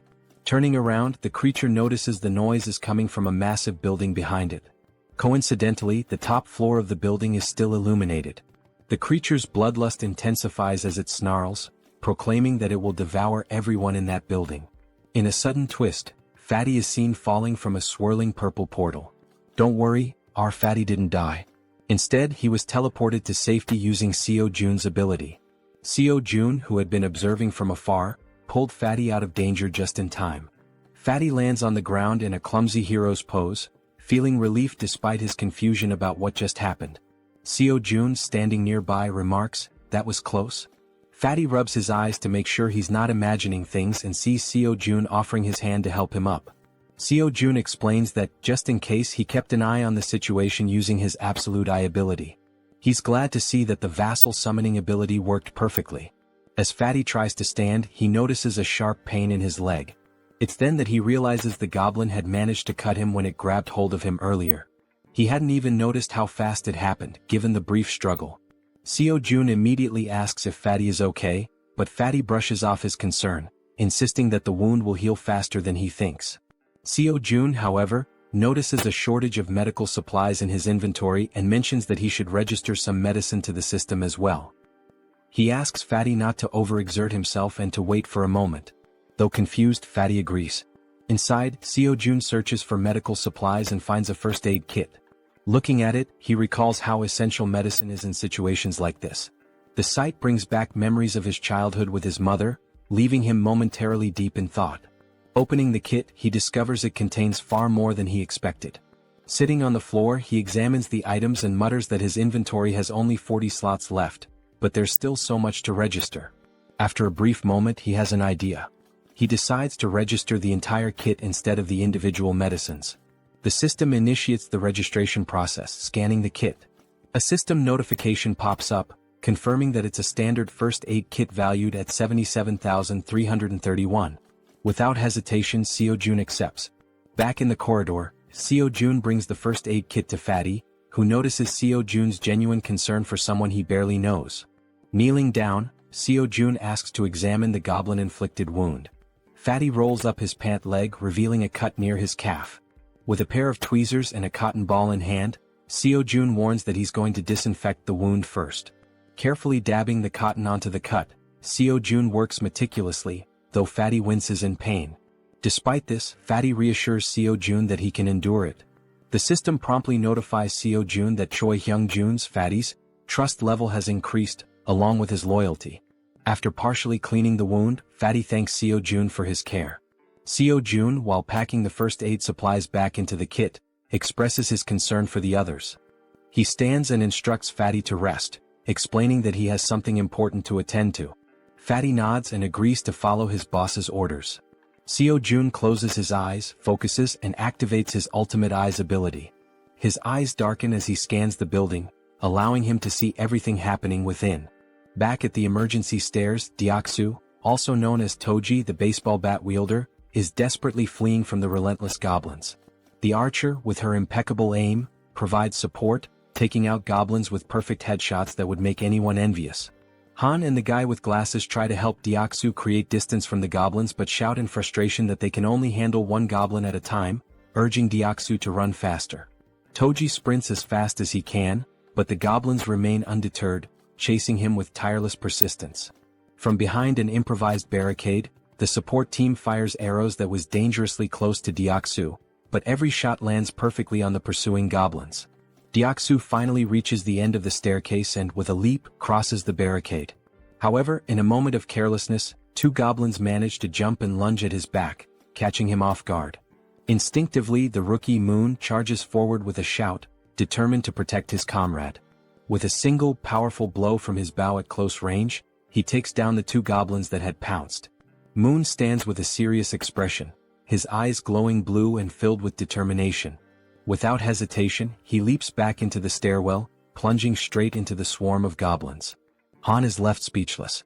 Delivering rapid, precise strikes, Moon significantly thins the goblin horde as Han and Toji watch in awe. The rest of the group, witnessing the scene, asks in disbelief if Byung-go Moon had always been this skilled in combat, remarking that his actions are utterly insane. From afar, Seo-jun observes everything and comments that the rookie is doing exceptionally well. The system screen appears, displaying Moon's status. For reference, his full name is Moon Byung-go, and he holds the title of second vassal. His confidence level is 55, and his loyalty is 88. He possesses a teleportation ability that consumes mental energy to move within his line of sight. The mental energy cost increases with the number of companions and the distance traveled. With a sly smile and darkened eyes, Seo-jun remarks that registering Moon as a vassal was a brilliant decision. Back at the stairwell, goblins are being decimated by Moon, each of his blows striking their heads with deadly accuracy. Han asks Jaehyeon, the guy with glasses, if the extension cord is ready. Jaehyeon, holding it firmly, replies that it is. Han then checks if the water tank is prepared. The archer and the baseball bat wielder confirm its readiness. Moon, realizing he has to retreat, sprints toward the barricade as Han yells at him to hurry up. With a swift jump, Moon lands safely behind the barricade. For a brief moment, the goblins believe the group has simply fled. But moments later, a massive water tank appears above the barricade. The tank is tipped over, drenching the goblins and flooding the emergency stairwell with water. The goblins, initially confused, think it's merely a stalling tactic. Han shouts that this is the perfect opportunity, and Jaehyeon flips the switch. An electrical surge travels down the now-soaked stairwell through the wires they had previously laid, electrocuting all the goblins that had been pursuing them. Seo-jun's system screen notifies him that he has hunted numerous goblins of varying levels, including some at levels 6 and 7. Another notification pops up, showing that Seo-jun has gained significant XP and earned a total of 334,464 won, which has been deposited into his account. Additionally, his skill level has increased, and a new ability has been unlocked. While using his ultimate eyes ability, Seo-jun suddenly feels a strange pressure. A sharp pain begins to spread through his body, causing him to writhe in agony. Upon closer inspection, a purple wave expands outward from him, covering an increasingly large area. The purple energy travels through the building, the stairwell, the parking lot, and even the goblins chasing his friends. The purple wave appears to function as a scanning mechanism because Seo Jun's ability screen indicates that hostile entities have been detected. After the scan, the system declares that the hostiles will be eliminated. As the energy wave dissipates, the goblins begin to deform, screaming in agony. In an instant, their bodies explode, vanishing in the blink of an eye. The system notifies Seo Jun once again, confirming that he has defeated numerous goblins, including several at levels 6 and 7. Not long ago, some goblins still hadn't given up chasing the group and continued climbing the emergency staircase. One of the goblins sensed something was amiss. A chill ran down its spine as it realized something was following them as well. Turning around slowly, it was greeted by an enormous shadow, its reaction one of pure shock. As it focused, it saw the silhouette of a massive bear approaching from behind. Before the goblin could even think, the bear, with sharp fangs and glowing red eyes, let out a deafening roar. In the blink of an eye, before the goblin could react, the bear attacked, biting near its neck. The goblin screamed in pain, drawing the attention of all the other goblins, who stopped and turned to see what was happening to their comrade. By then, the bear had already eliminated the first goblin and had begun attacking the others with its enormous claws. The first goblin was struck down, followed by another and then 2 more. The bear was making effective use of both its claws and teeth. Despite the bear's massive size, the goblins noticed they outnumbered it and decided to fight back. They surrounded the bear and launched their attack. Some jumped onto its back while others distracted it from the front. Quickly, the bear used its claws to knock off the goblins clinging to its back, but this left it vulnerable to more attacks. The goblins lunged at the bear, biting it with their sharp teeth. One managed to grip near its eyes while another bit into its back. The enormous beast tried to resist, striking nearby goblins with heavy blows, but their sheer numbers overwhelmed it, allowing them to attack from all sides. Using their sharp claws, they aimed for the bear's eyes, and just as they were about to blind it, all the goblins' heads suddenly exploded in an instant, likely due to Seo Jun's domain expansion. Now terrified and confused, the bear realized it was safe. At the same time, a system notification appeared, indicating citizenship had been granted. Exhausted from the grueling battle, the bear seemed to shrink in size. It began twisting its neck in an unnatural way, its body contorting strangely. Then it started to transform, revealing a human face emerging from its furry body. Finally, the bear's true form was revealed, a stunning woman with brown hair and eyes. Weakened from the intense fight, she collapsed in the parking lot, surrounded by the bodies of the goblins. Meanwhile, as Seo Jun writhed in pain while using his ultimate eyes ability, like a surveillance camera, he noticed the woman's unconscious body on the ground. He wondered who she was. A system notification identified her as Yeonju, level 33, with 9 trust points and an awakened A-rank ability called Werbear. This ability allowed her to transform into a beast, enhancing all her physical capabilities and granting powerful regenerative properties. Seo Jun's eyes widened as he realized this woman possessed an A-rank ability. Additionally, the system revealed that both Dongin and Hyerin had reached 50 trust points, unlocking their loyalty. The notification also stated that Deoksu's loyalty had reached 30, meeting the requirement to be registered as a vassal. Seo Jun quickly decided to register Deoksu as a vassal. Deoksu, now at level 25 and holding the title of third vassal, had 52 trust points and 31 ability points. Upon awakening, he gained a B-tier ability called Iron Knight, which allowed him to summon full steel armor and a halberd. Seo Jun, deep in thought, deduced that a vassal's level is determined by the rank of their awakened ability. He recalled that Fatty had awakened the strength of the gorilla, a C-rank ability, and was at level 20. Deoksu's Iron Knight was a B-rank ability, placing him at level 25. Moon's A-rank teleportation ability had placed him at level 30. Seo Jun concluded that when a vassal is registered, their level corresponds to the rank of their awakened ability. Yet, one question lingered: is the ability selection random like a roll of the dice? He wonders if Moon received an A-rank ability due to his loyalty. If that's the case, then Fatty, who has higher loyalty, should have awakened a B-rank ability instead of a C-rank one.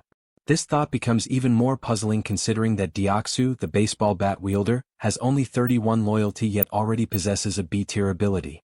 Still deep in thought, Seo-jun remarks that understanding the conditions for obtaining higher-ranked abilities is crucial. It's an important question to answer.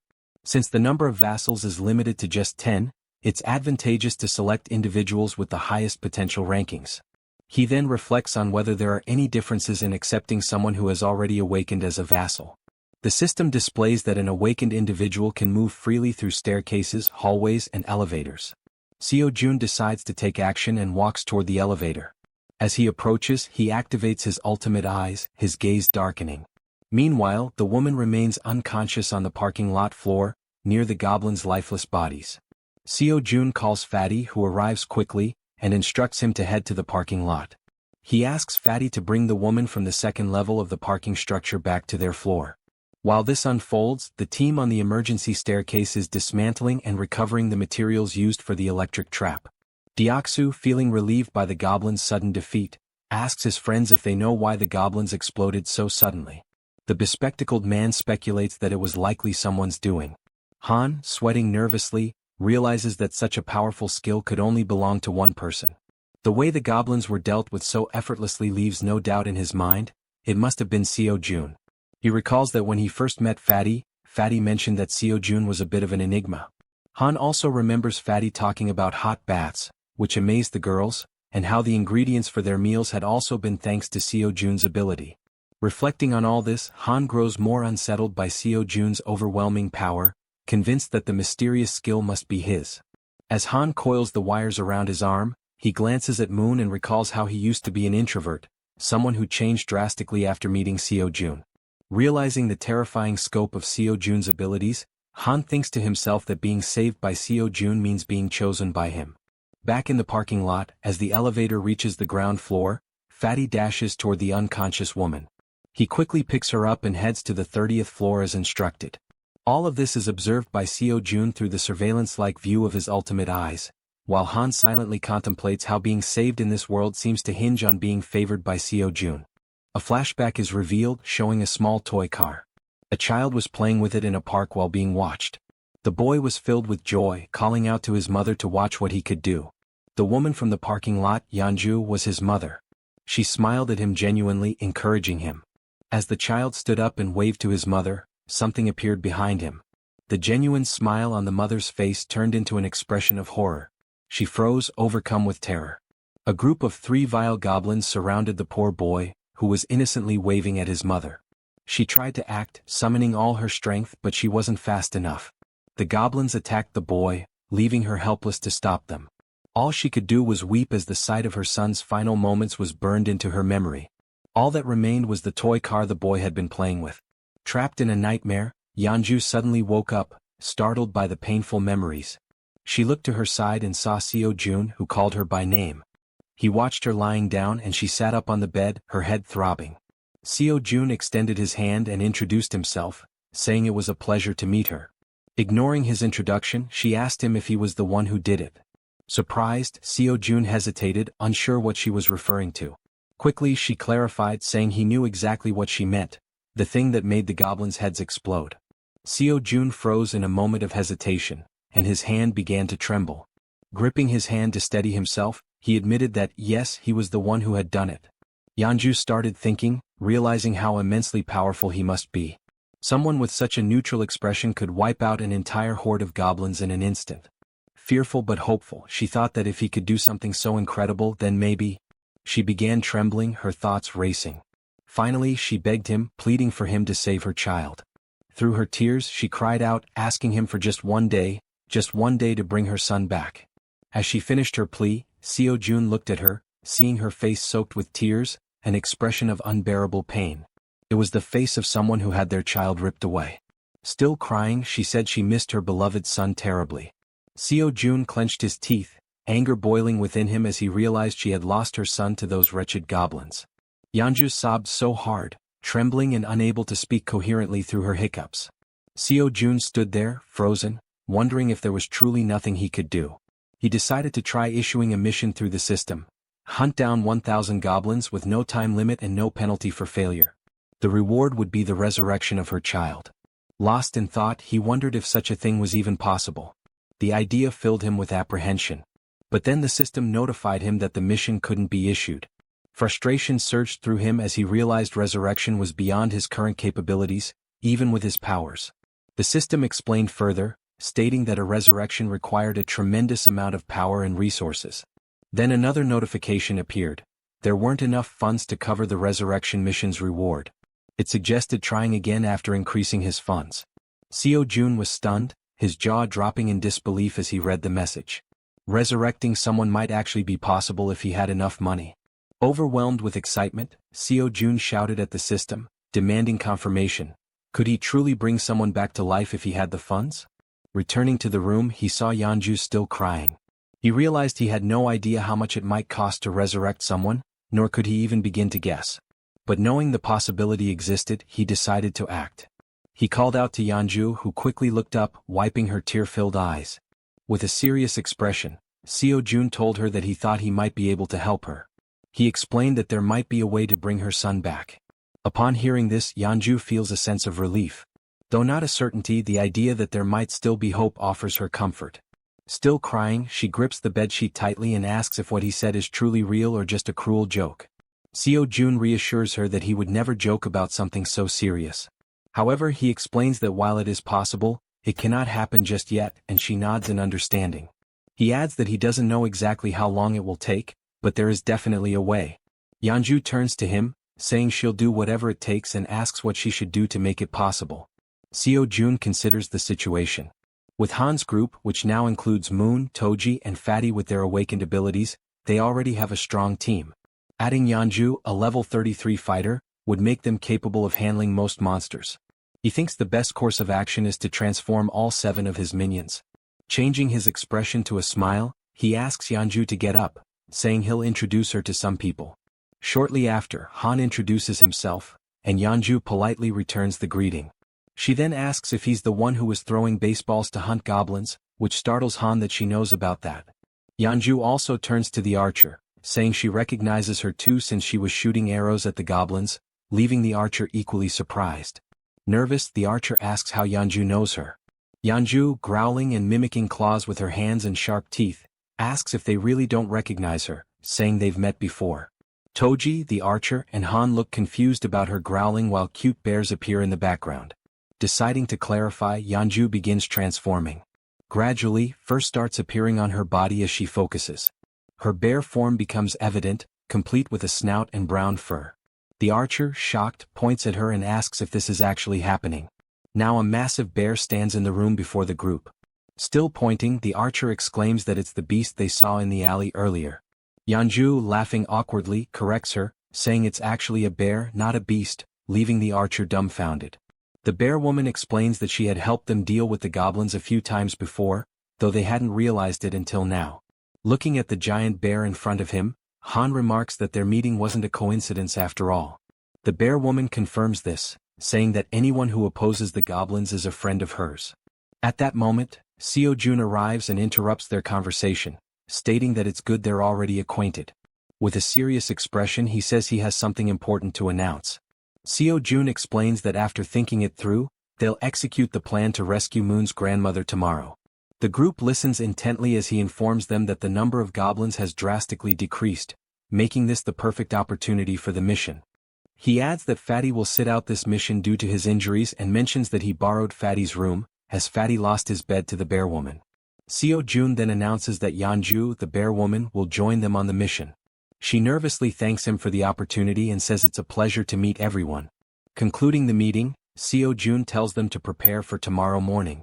The group, filled with determination, agrees to the mission without question. Afterward, Seo-jun calls Toji and Moon aside for a private conversation in the hallway, leaving them feeling uneasy. He reassures them not to worry, saying it'll only take a moment.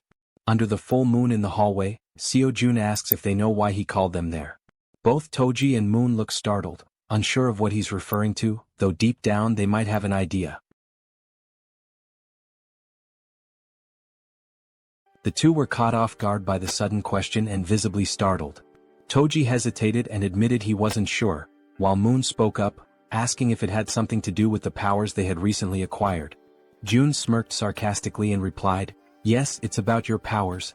He went on to explain that both of them had awakened abilities this time, leaving them shocked at how perceptive their leader was. Seo Jun explained further, revealing that Moon's newly obtained ability was teleportation. This excited Moon, who was eager to learn how to use it. As for Toji, his ability was named Knight of Steel, which left him curious about what it could do. Jun's expression shifted to one of seriousness as he considered the situation. He realized he needed to understand how both their abilities worked before they embarked on the mission the next day. Deep in thought, he opened the system screen to analyze their progress. He issued a mission to both of them: demonstrate their newly awakened abilities within 1 hour. The reward for success was increased strength, while the penalty for failure was having to sleep in the corridor. The system confirmed the mission parameters, and Jun found himself intrigued by these team-oriented challenges. As Jun mulled over the situation, Toji, unable to contain his enthusiasm, called out, asking if it was true that he had awakened a new ability. Jun confirmed with a nod. Toji's excitement was palpable. Snorting with exhilaration, he exclaimed how great it was, but then asked about the Knight of Steel ability, curious about its specific capabilities. Jun explained that it allowed Toji to summon a steel suit of armor and a halberd. Before Toji could ask further questions, since he was used to wielding a baseball bat, a blue light suddenly materialized beside him. The light was Moon's teleportation ability activating. In an instant, Moon vanished, leaving Toji stunned by how quickly he had picked up the skill. For a few seconds, Jun and Toji exchanged wide-eyed, speechless glances, both trying to process what had just happened. Moments later, Moon reappeared in the corridor, slightly wobbly as he landed. Looking down at his hands, Moon's face lit up with excitement as he marveled at the functionality of his power. Clenching his fist, he declared, "With this power, rescuing my grandmother will be a breeze." The system notified Seo Jun that Moon's confidence had increased, along with a rise in his loyalty. Overcome with gratitude, Moon bowed deeply to Jun, thanking him for everything he was doing. The gesture took Jun by surprise. After a moment, Jun urged Moon to pause and carefully assess the situation. "Even though you've managed to use your powers," Jun explained, "going to your grandmother's house right now is impossible." Moon, puzzled, asked why that was the case.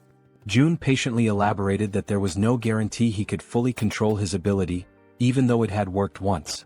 "It's possible you just got lucky," Jun said, causing Moon to lower his head in disappointment at the realization that rescuing his grandmother would have to wait. Jun reassured him, saying, "For now, we'll figure out the maximum range of your teleportation and determine if there's any penalty for using it multiple times." Moon nodded silently in agreement. As the conversation continued, they noticed something unusual happening down the corridor. Turning to investigate, they saw a knight clad in gleaming steel armor wielding an enormous halberd. Toji's eyes widened in amazement as he realized the sheer magnitude of his power. Ecstatic, he couldn't help but comment on how well the ability suited him. The system then notified Jun that Toji's confidence and loyalty had also increased. While Toji celebrated, swinging the halberd to test its weight, Jun called Moon over. Pointing toward a nearby building, Jun asked if Moon could test his teleportation by attempting to reach it. Moon studied the building carefully, gauging the distance and calculating the effort it would take to make such a leap on only his second try. Finally, he turned to his leader and said, "I'm not sure I can make it, but I'll try." The system presented a new mission: teleport to the rooftop of Building 113 within 3 minutes. The reward was an improvement to Moon's teleportation ability, while the penalty for failure was having to sleep outside. While focusing intensely, Moon positioned his hands in a stance resembling a Kamehameha to channel his energy for teleportation. In the background, Toji cheered him on enthusiastically, offering words of encouragement and telling him he could do it. After aligning his thoughts and gathering his energy, Moon opened his eyes. In that instant he vanished once again, enveloped by a burst of blue light. The force of his ability was so intense that Toji instinctively shielded himself from the shockwave. Moon reappeared on the rooftop of the other building, landing in a dramatic superhero pose. However, his face contorted in pain, and his eyes turned completely white.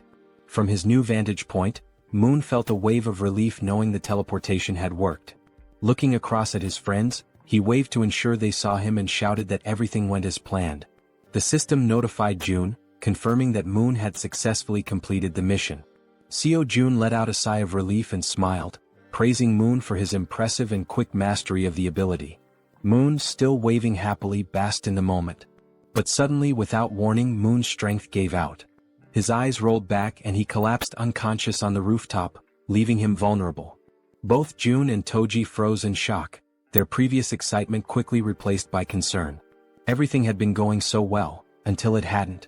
Acting swiftly, June used his ability to summon a servant, bringing Moon's unconscious body back to their corridor. Moments later, they laid Moon down in one of the beds to let him recover. "Is he going to be okay?" Toji asked anxiously. June, studying the system's readout, reassured him, "Yes, he's just unconscious. The teleportation ability took a lot out of him." He explained that with enough rest, Moon would be fine. The system confirmed that Moon was healthy and in a deep sleep. June added, "This probably happened because he's not used to using the ability yet." Relieved, Toji sighed and said he was glad to hear it. June then shifted the focus. "Now it's your turn," he said, surprising Toji with the sudden declaration. "Wait, my turn?" Toji asked, caught off guard. The system displayed Toji's mission: perform 100 push-ups and 100 squats while wearing the steel armor. The time limit was 10 minutes and the reward was increased strength. The penalty for failure? Sleeping outside. Without hesitation, Toji began the exercises, starting with the push-ups. Clad in his heavy steel armor, every movement required an incredible amount of effort. Sweat poured down his face and dripped onto the floor as he pushed himself to the limit. Determined, he moved on to the squats, completing the second half of the mission with gritted teeth and unwavering resolve. When he finished, Toji stood tall, exhausted but triumphant, shouting, "Mission accomplished. I did it." The system confirmed his success, notifying June that Kang Deoksu, Toji, had completed the mission. Breathing heavily, Toji leaned against the wall to catch his breath while June observed him, impressed. With a body like his, so athletic and resilient, it's no wonder he has such endurance, June thought to himself. Suddenly, the system displayed a new message, something June had never seen before. "What's this?" June muttered, his eyes narrowing at the unexpected notification. As he studied the screen, Toji asked, "Is that really all for the mission?" June nodded, smiling warmly. "Yes, great job. You can go rest now." The system finished calculating and displayed a notification. Toji's strength had slightly increased. Turning to June, Toji expressed his gratitude. "Thanks for taking the time to help us. I really appreciate it." June, surprised by the sudden notification and watching Toji feel the changes in his body, noticed a new sense of energy radiating from him. Looking at his own hands, Toji clenched them into fists, feeling the power coursing through his veins. "This reward changes everything," he said with a confident smile. The next day, somewhere in a dark alley in Busan, Han screamed in desperation, urging everyone to run. The group scattered, fleeing for their lives as a ferocious horde of goblins pursued them. Toji, however, stopped running and turned around, his fury evident. Assessing the situation, he decided to act. The goblins, focused on their chase, were suddenly blinded by a brilliant light shining in front of them. As they adjusted their vision, they saw a towering figure clad in a steel suit of armor wielding a massive halberd. Without hesitation, Toji charged forward and struck the nearest goblin, impaling it with his halberd in one swift, powerful motion. Then Toji unleashed a flurry of diagonal strikes in rapid succession, cutting down goblins one after another. But the goblins, fueled by rage, refused to give up and surged forward with a determined attack. Expecting a direct assault, Toji braced himself, but the goblins cunningly outmaneuvered him, slipping past to target the more vulnerable backline. In an instant, arrows struck the goblins' heads in swift succession, ending their rampage permanently. Toji turned to see what had happened and spotted Moon wielding a bow and arrow. "Don't worry," Moon called out confidently. "I'll handle any goblins that get past you. Focus on the ones ahead." Gripping his halberd tightly, Toji turned back to the remaining goblins. A smirk spread across his face as he responded, "Got it?" Seeing Toji's renewed focus, the goblins froze, hesitating in their attack.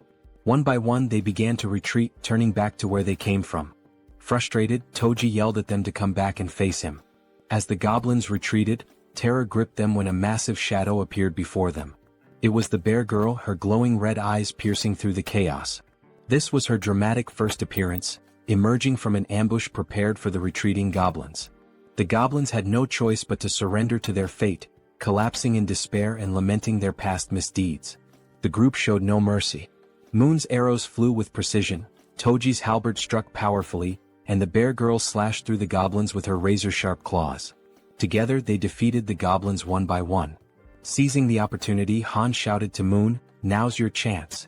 Go." Moon, understanding the urgency, broke into a sprint toward his grandmother's house. "Thank you, Han," he called back as he ran, grateful for the opening created by his comrades. Meanwhile, the system notified Jaehyeon that the citizen Moon had completed his mission. A pop-up appeared, stating that it was now evaluating the missions Moon had completed. Back in the comfort of his room, Jaehyeon sat with his ultimate eyes ability activated, observing the system screen while slurping on cup noodles. The system pinged again, declaring the evaluation complete and awarding him 132,966 won, which was deposited into his Shutin's wallet. June paused mid-bite, stunned by the reward. This time it was actual money. Returning to his meal, June reflected on the situation. When Toji completed his mission, the reward had been strength, suggesting that additional rewards were now randomized. It makes sense, June thought. The missions are getting harder, so the rewards should scale with the difficulty. The system chimed again, confirming that Moon had completed all the missions available to him for the day. It also announced it would begin evaluating the rewards for Moon's completed tasks. The assessment concluded instantly. Still savoring his noodles, June grinned and said, "All right, let's see what the reward is." The system congratulated him for hitting the jackpot. For those unfamiliar, it clarified that a jackpot is the maximum prize accumulated in games of chance like slot machines or lotteries. Reading this, Jaehyeon froze, momentarily stunned. Paralyzed with anticipation, he stared at the screen, waiting to see what incredible reward the jackpot would bring. Still staring at the system notification, June remained frozen in shock, his cup noodles stuck in his throat as he tried to process what the jackpot could possibly be. Then the system displayed the reward, a skill point granted as part of the jackpot. Upon reading this, Jaehyeon's lips curled into a satisfied smile. This was perfect. He could choose exactly where to use the point. Back on the streets, Moon sprinted toward his grandmother's house at such an incredible speed that a faint blue aura trailed behind him. As he drew closer, exhaustion crept in, sweat dripping down his forehead. His mind raced with anxious thoughts. What if something had happened to her? Upon arrival, the house came into view, a small, simple home, completely unprotected against monster attacks. There were no barriers, no fortifications, just an ordinary house standing vulnerably amidst the chaos. Moon didn't hesitate. He rushed to the door and pushed it open, but a deep fear clawed at his chest. Frantically, he dashed through the house, checking every room as he called out, "Grandma, where are you?" Then he reached the bedroom. His eyes widened in shock. There she was, lying on a futon mattress, peacefully asleep, far calmer than Moon had ever imagined she would be. Cautiously, he approached, gently placing a hand on her shoulder. "Grandma," he whispered, shaking her lightly, hoping for any sign of response. Slowly, her eyelids fluttered open. Her voice was faint and drowsy as she murmured, "Who is there?" She reached out, her frail fingers brushing against his hand. "Moon, is that you?" And at that moment, ninjas cutting onions must have passed through the room, because Moon's vision blurred as he choked up, his chest tightening with overwhelming relief. Tears streamed down his face. His body trembled as he sobbed uncontrollably, overwhelmed by the sheer relief that she was still alive. Unable to hold back, he threw his arms around her in a warm, desperate embrace, whispering apologies between his sobs. "I'm sorry, Grandma. I'm so sorry it took me so long to come back for you." Despite his tears, the old woman smiled kindly and patted his back. "You're such a brave and kind boy, Moon. I knew you would come for me." At that exact moment, a system notification appeared in front of Jaehyeon. Moon's loyalty had reached 100. Moon was now officially registered as a vassal. The number of available vassal slots had increased. June squinted at the system window in confusion. What's this? Apparently, reaching a certain level of trust unlocked an additional vassal slot. The system then displayed his current vassals. Choi Hyungjin aka Fatty, level 20, Moon level 30, and Kang Deoksu aka Toji level 25. Scratching his chin, June was taken aback. Wait, so I can level them up too? Curious, he decided to check how much it would cost to upgrade Moon's level. He tapped the plus symbol next to Moon's name. A new notification popped up. Insufficient funds to level up. Then another window appeared, showing the required amount. 100 million won is needed to upgrade vassal Moon to the next level. June's jaw nearly hit the floor. His hands clenched into fists. 100 million won? His face twisted in frustration as he rubbed his temples. That's insane. Just for one vassal? With a sigh, he ran a hand through his hair and lightly punched the table. I'm sorry, Moon, he muttered under his breath. I'll make it up to you by assigning you missions every single day. At that moment, a noise snapped June out of his thoughts, his senses going on high alert.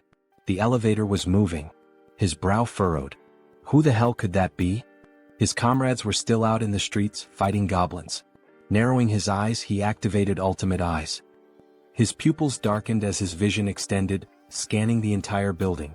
Two people stood outside one of the apartment doors. A man and a woman. The man carried a box on his shoulder, while the woman knocked on the door, asking if anyone was inside. Something felt off. Their expressions weren't exactly friendly, and their dark under-eye circles hinted at exhaustion or something more sinister. June immediately recognized the apartment. Inside was Fatty's wife. From the other side of the door, she hesitated. Hearing the knocking and voices, she called out cautiously, "Who is it?" Assuming it was urgent, she made a quick decision and opened the door. Standing there was the young woman, who greeted her with a bright smile. "Hello," she said cheerfully. "I'm Kim Dabin." Then she gestured toward the man beside her. "And this is my younger brother, Kim Miho." She continues, mentioning that they live in unit number 1701. Intrigued, Fatty's wife asks what brings them there. The girl sighs, explaining that she only came because she desperately needed help, leaving Fatty's wife wondering what kind of help she could possibly need. Then, with a sudden burst of desperation, the girl blurts out, practically shouting, "Would it be possible for you to let me take a shower?" Fatty's wife is completely caught off guard. Her jaw drops. Of all the things she had expected to hear, this was the absolute last. Still trying to process it, she blinks in disbelief and asks if she heard correctly. "Did you really just ask to take a shower? And that's all you need?" The girl nods eagerly. "Yes, that's all. I just want a shower." Relieved that the request wasn't anything too complicated, Fatty's wife lets out a small chuckle and waves them inside. "Well, that's easy enough. Come in." The two enter, expressing their gratitude. The man, still carrying the box on his shoulder, also thanks her before asking where he should put it. Curious, Fatty's wife asks what's inside. As he places it down on the floor, the girl, still grateful, explains that it's just canned food and some miscellaneous supplies. The man opens the box, revealing various types of canned goods, exactly as she had said. Seeing this, Fatty's wife smiles and thanks them, mentioning that they really didn't have to go through all that trouble. The girl waves it off. "It's nothing really. If you think about it, I just walked into a stranger's house and made a pretty weird request." Just as she finishes speaking, something catches her attention from the corner of her eye. She turns her head slightly, her gaze landing on the collection of bows lined up against the wall, alongside Toji's baseball bat. Curious, she can't help but ask, "Do these bows and that bat belong to the owner of this apartment?" Fatty's wife wasn't expecting that question. Still, after a brief pause, she shakes her head. "No, actually. These don't belong to the apartment's owner. The real owners live in another unit, but it's kind of a complicated situation to explain in just a few words." The girl nods in understanding. "I see." Watching everything unfold, Seo Jun deactivates his ability and thinks to himself that so far they don't seem like bad people. He then shifts his gaze toward the window and murmurs to himself, "I'll go check it out later." After a brief moment of thought, he adds, "I also need to talk to them. I want to ask if they'd be willing to help rescue other survivors from the nearby apartments." Before he can dwell on it further, a sudden system notification pops up. June blinks in surprise as the message appears before him. "You have successfully hunted a red tiger." A second notification follows immediately after. "You have gained a large amount of XP." Then another. 39,783,201 has been deposited into the Ultimate Shutin's wallet. And finally, one last message. "Your skill level has increased and you have acquired a new ability." June stares at the notifications, his eyes widening in shock. What just happened out there? He hadn't even been paying attention for that long. How could so much have changed in such a short time? Without hesitation, he forces himself to reactivate Ultimate Eyes, pushing his abilities to their limit despite the strain. Outside, the battlefield is far from calm. Han, the archer, and the guy with glasses are both lightly wounded. In front of them, the corpse of a massive red tiger lies motionless on the ground, and next to it, the werebear is also severely injured, struggling to move. The rest of the group stands frozen, unsure of what to do next. June observes everything, but a strange feeling creeps up on him. his stomach twists, and his chest tightens as a wave of unease washes over him. What the hell just happened? Suddenly, a sharp pain shoots through his body. His muscles spasm, cold sweat dripping down his face as an overwhelming pressure grips his chest. He groans in agony, barely able to keep himself upright. Then the system sends another notification. You have discovered individuals who are eligible to receive citizenship. Through the pain, June barely manages to process the message. There are still people who aren't citizens yet? His breathing is ragged, but he forces himself to speak. System, grant them citizenship. A new notification appears instantly. A list of names flashes across the screen. Citizenship has been granted. And then, another alert. You have officially reached 50 citizens. An additional message follows. The amount of XP and money that citizens can earn has increased by 100%. But the surprises don't stop there. A final notification appears on the screen, revealing something unexpected. As the number of citizens has reached a specific threshold, all citizens have unlocked a new ability, Power of Trust. June stares at the words mind racing. Power of Trust. What does that even mean? Despite his lingering confusion, his thoughts drift back to the battlefield. He clenches his jaw. Did anyone get seriously hurt? Back on the streets, we see Moon, slightly injured and gasping for breath, making a tremendous effort as he carries his grandmother on his back. Everyone else is also wounded, running desperately while providing cover for Toji, who is carrying the injured Werbear woman. Observing this, June quickly realizes that the situation outside is far worse than he had imagined. And of all people to be seriously hurt, it had to be the Werbear. As the group races to escape, a horde of goblins suddenly appears right in front of the two carrying the wounded. The team members covering them from behind immediately let loose a volley of arrows, striking down goblins to clear a path. The archer, watching closely, is startled by the precision of the man with glasses. How the hell did you pull that off with a single shot? She asks, eyes wide. The man looks just as confused. I honestly have no idea. As they continue running, the archer suddenly realizes something. For some reason, my body feels lighter. Han, running beside her, nods in agreement. Yeah. And I just noticed, I'm not even out of breath anymore. Meanwhile, back with June, the system finally provides an explanation. The ability Power of Trust is a passive skill that increases all stats by X%, where X equals the trust level of each citizen. Seo June stares at the message in disbelief. This skill didn't even exist before. How the hell is it so strong? Then, another realization hits him. Every single member of his group has at least 50 trust points or more. This means that all their stats, including stamina, strength, reflexes, and more, have naturally increased by 50%. At that very moment, Moon's expression shifts as if something suddenly clicks in his mind. He has a hunch. This must be another one of June's new abilities. The system then notifies June of something else. Both of the girls have now surpassed 30 loyalty points. As a result, they are now eligible to be registered as vassals. Without hesitation, Kim immediately commands the system to register both of them. The moment it happens, the two women suddenly stop in their tracks, their bodies tingling as an overwhelming power surges through them. The system follows up with an update. Kim Gaeong, now at level 20, has acquired the piercing ability. Yu Hyerin, now at level 25, has awakened the skill Poisonous Mist. Now, brimming with their newfound power, the two turn back, ready to face the goblins chasing them. The archer steadies herself, drawing her bow. She fires an arrow straight at the goblins. Normally, her shots always land as headshots, every single time. But this time, something is different. The arrow doesn't just pierce through one goblin, it ricochets off and strikes several others, piercing through them effortlessly. Confused, the archer furrows her brows. What the hell? What just happened? The system promptly provides an answer. The ability's piercing is a tier C skill that uses mental strength to fire a penetrating arrow.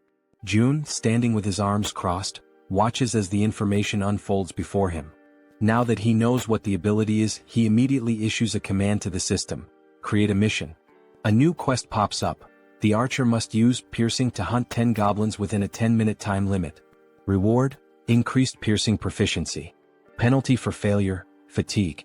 As he processes this, June shifts his attention to the other ability. Unlike piercing, this one seems far trickier. Poisonous Mist is a deadly attack, and while it's classified as a B-rank skill, using it incorrectly could endanger the entire team.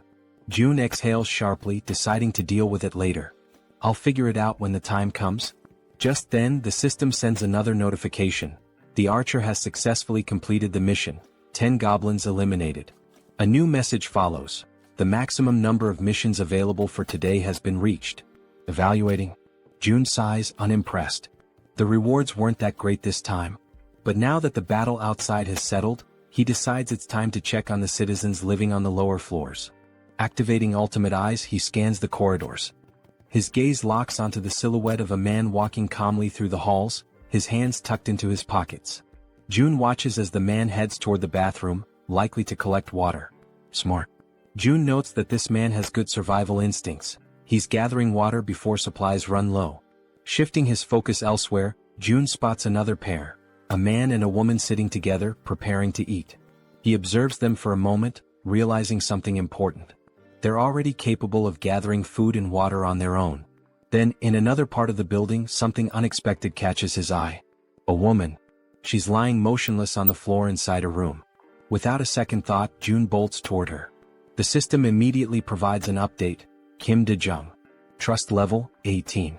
Ability, healing, awakened. June's heart pounds in his chest. Healing? His eyes dart between the system message and the unconscious woman on the floor. He reads the ability description. She can heal wounds. A surge of urgency floods through him. She's the first healer they've found, and they desperately need her. Without hesitation, June sprints forward. He has to help her, no matter what.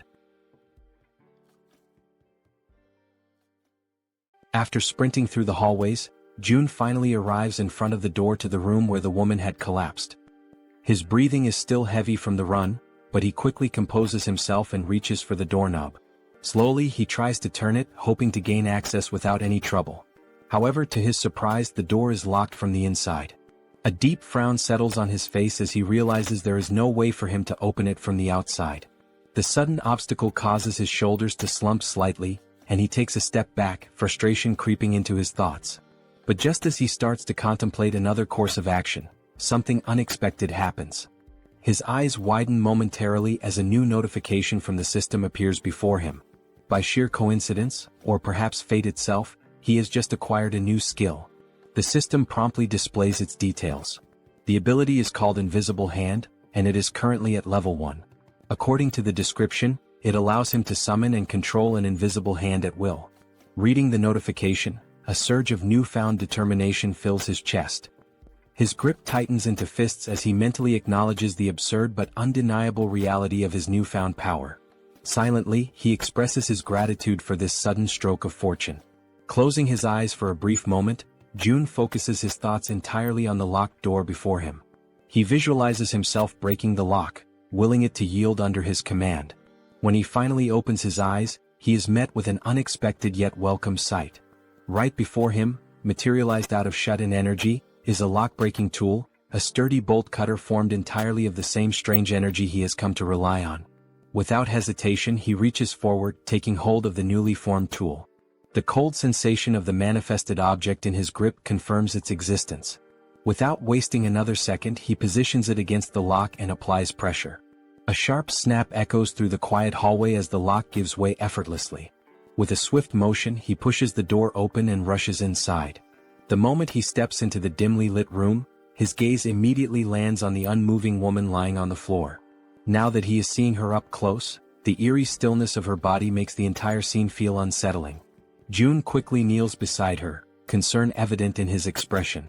Reaching out, he gently nudges her shoulder, his voice calm yet firm as he speaks. He asks if she can hear him, if she is all right, urging her to wake up. There is no response. A deep sense of unease washes over him.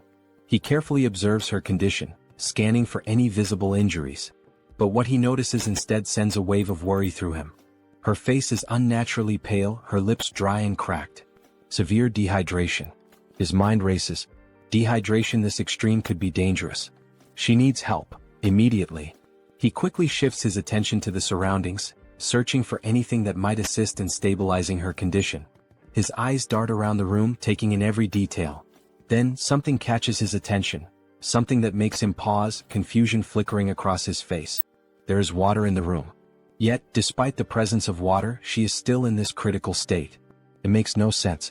The contradiction unsettles him, sending a cold shiver down his spine. Glancing back at the woman, he forces himself to push aside the troubling thoughts. Now is not the time to question the situation. The priority right now is saving her. A sudden idea forms in his mind. Without hesitation, he opens the system interface. There is a chance this might work. June quickly assigns her a mission, a simple yet crucial task. The mission objective: breathe. The reward: immediate recovery from dehydration. The system processes the command, deducting 10,000 won as the cost for activating the mission. Almost instantly, a soft blue aura begins to envelop the woman's body. June watches intently, his pulse quickening as the energy works through her. Then faint sounds escape her lips, a weak, breathy noise, but a clear sign that she is beginning to stir. Relief floods through him. It worked. Slowly, her eyelids flutter open, her gaze hazy and unfocused. A blurred silhouette of a figure stands before her, a voice reaching her ears, asking if she is awake. Her mind struggles to process the situation. Her voice, weak but laced with confusion, manages to form a question. Who is he? And why is he in her room? June straightens slightly, meeting her dazed gaze. He introduces himself, explaining that he lives in a unit just above hers in the building. She blinks, her expression still foggy with exhaustion. The information doesn't seem to register right away. Still lying on the floor, she questions him again, her voice laced with uncertainty. How did he get inside? June, seeing no reason to hide the truth, states it plainly. He tells her that he saw she was unwell and decided to enter, by force breaking the door open to reach her. A moment of silence lingers between them. Then her breath hitches. Her expression shifts as realization dawns. Without warning, tears begin streaming down her face. And yet she does not say a word. She simply cries as if the weight of everything she had been enduring had finally caught up with her. She raises her hands to her face, wiping away the tears in an attempt to hide her crying. Her shoulders tremble slightly as she struggles to compose herself. June, watching her closely, immediately senses that something is wrong. There is an uneasiness in the way she reacts, something beyond just exhaustion or confusion. Taking a deep breath, he calls her name, Kim Dae-jung, his voice firm yet gentle. As she slowly pushes herself up from the floor, still visibly shaken, he speaks again. He apologizes for being so abrupt, for barging into her life so suddenly, but he makes it clear that he needs her help. There is urgency in his tone, something that makes her pause despite her lingering distress. Now sitting upright, her tear-filled eyes meet his, though her expression remains guarded. Her lips, still cracked from dehydration, barely part as she listens to him speak. June wastes no time in explaining, one of his allies is severely injured. The words seem to take a moment to register. Dae-jung slowly turns her body toward him, staring as if trying to process what he just said. Silence stretches between them. She blinks, her mind racing, trying to make sense of his words. His ally? Someone severely injured? Why is he telling her this? She doesn't understand, she doesn't even know this man. Panic begins to rise in her chest. He wants her to save someone? Why her? Doubt and fear intertwine within her thoughts. Her hands tremble slightly as she lowers them to her lap. It seems impossible, an absurd request thrown at her out of nowhere. He's putting his faith in the wrong person. And then another realization strikes her like a bolt of lightning. How does he know she's a nurse? Her breath catches. She has never told him that. No one in this building should even know. A wave of unease washes over her, yet at the same time, something about the way he speaks, the way he asks for help, doesn't feel threatening. There is no malice in his words, no ill intent in his eyes. Still hesitant, still uncertain, she makes a decision. She has to see for herself. Slowly she turns to face him completely. Though suspicion lingers in her gaze, she swallows down her doubts and agrees to help. Her voice, though weak, carries a firm resolve as she asks where exactly she is supposed to go. June doesn't answer right away. Instead, he opens the system interface, his fingers moving swiftly across the translucent screen in front of him. He asks her to wait just a moment. He assigns her a mission, one that instructs her to use healing magic to cure the wounded werbear. The mission comes with a 1-hour time limit, a reward labeled as improved, and to his relief, no penalties. His eyes flicker with determination as he reads the details. He must save the werbear no matter what. Turning back to Dae-jung, he tells her that for now she should rest. He will personally bring the injured person to her. He then instructs her to find something to help with her own dehydration. But Dae-jung, already overwhelmed, barely has time to process his words before something utterly impossible happens. From seemingly nowhere, oranges begin to materialize in midair. Her eyes widen in pure shock, her breath hitching as she watches several bright oranges fall from the void and land in front of her. For a long moment she simply stares, her mouth slightly open, completely stunned. Then, snapping out of her daze, she frantically raises a shaking finger, pointing at the fruit on the floor. "What is this?" Her voice trembles as she demands an answer. June, realizing how bizarre this must seem to her, quickly apologizes. But Daejung isn't satisfied. Her heartbeat pounds in her ears as she watches more oranges drop into existence. Where are these coming from? How is this happening? What kind of person is this man? Before she can demand further explanations, June simply turns his back to her.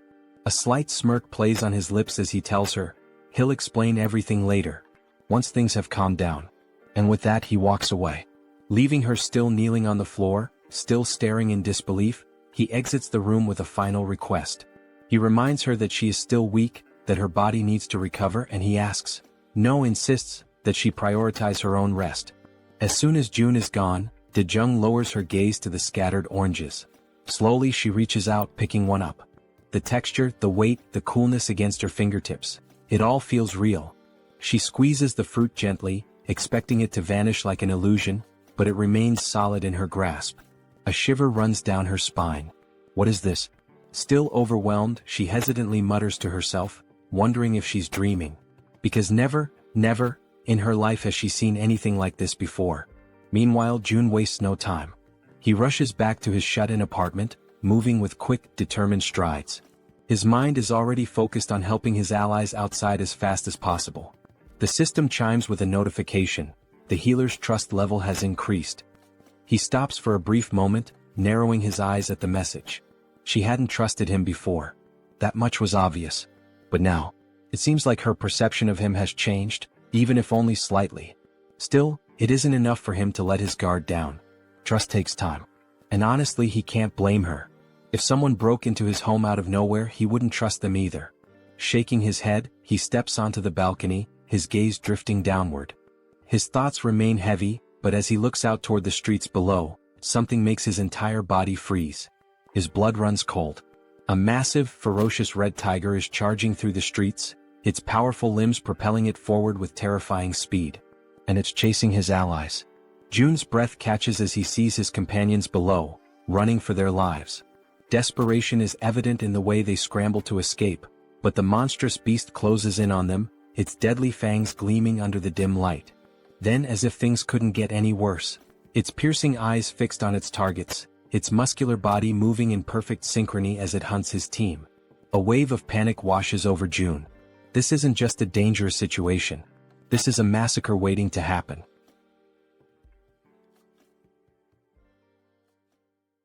June stood frozen in shock as he took in the sight before him. There wasn't just one red tiger. Another had appeared, a second ferocious beast, separate from the one that had already fought the Werbear woman and left her gravely wounded. Down below, chaos continued to unfold. The massive red tiger prowled menacingly, striking fear into the hearts of the remaining group members, who were now running desperately, not daring to look back. Fear gripped them entirely, their survival instincts pushing them forward. Amidst the frantic escape, Hyeon, the girl who had received the power of poison, misstepped. Her foot twisted unnaturally, and pain exploded through her leg as she collapsed onto the hard ground. A sharp, involuntary cry of agony tore from her throat. Both the archer woman and Han immediately stopped in their tracks, their faces contorted with panic. Their eyes darted back to her, calling out her name with pure desperation. Gritting her teeth, Hyeon struggled to push herself up, trying to fight through the pain. But her body was already beyond exhaustion, her limbs heavy, refusing to obey her will. No matter how much she willed herself to move, she couldn't. The archer's voice rang out through the air, a raw scream of distress. Because the enormous red tiger was already preparing to strike. Its muscles coiled, eyes locked onto Hyeon like a predator savoring its helpless prey. It was ready to devour her, its powerful body lunging forward just as she finally managed to stagger back onto her feet. But she had yet to realize how dangerously close the beast truly was. Her mind was occupied by something else, perhaps a last-ditch plan or sheer disbelief at her predicament. Then at last she turned her head. And in that instant she understood. The beast was right there. The realization hit her like a tidal wave, crashing down and swallowing her whole. A cruel truth settled into her bones: there was no escape. For a brief, soul-crushing moment she stopped resisting. The fight drained from her eyes and she surrendered to the inevitable. She stood still, bracing for the end, waiting for the red tiger's jaws to clamp down and rip her apart. And then, in a sudden flash of light and violet smoke, she was gone. The tiger's gaping maw snapped shut on empty air.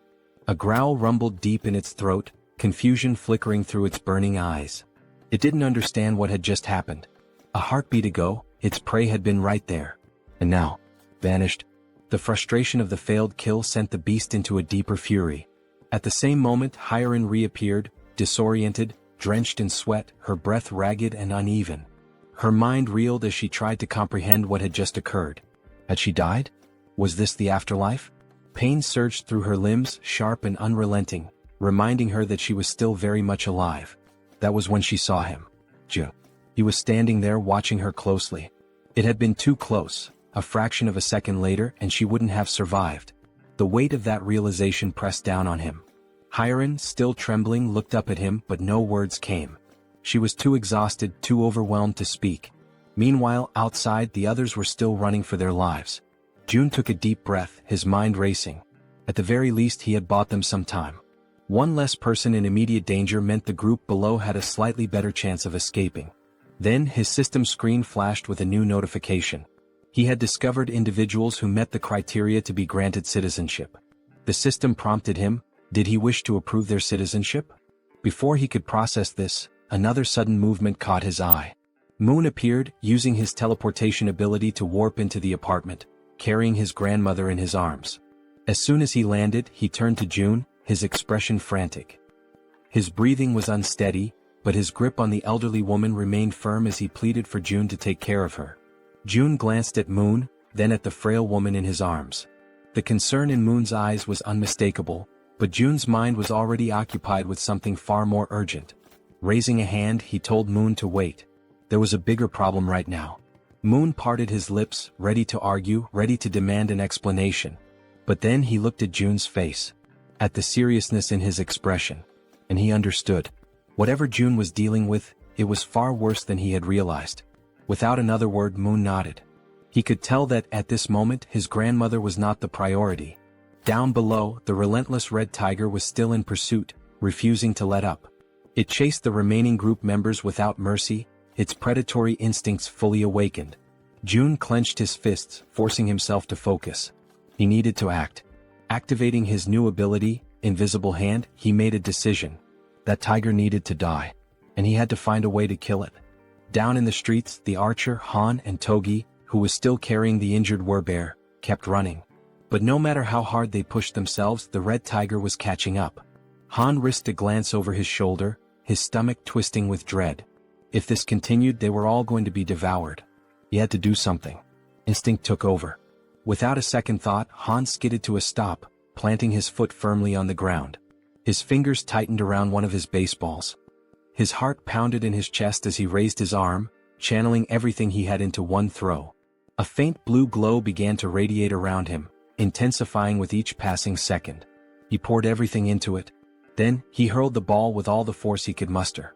It soared through the air, cutting through the night like a bullet. For a moment, hope flickered.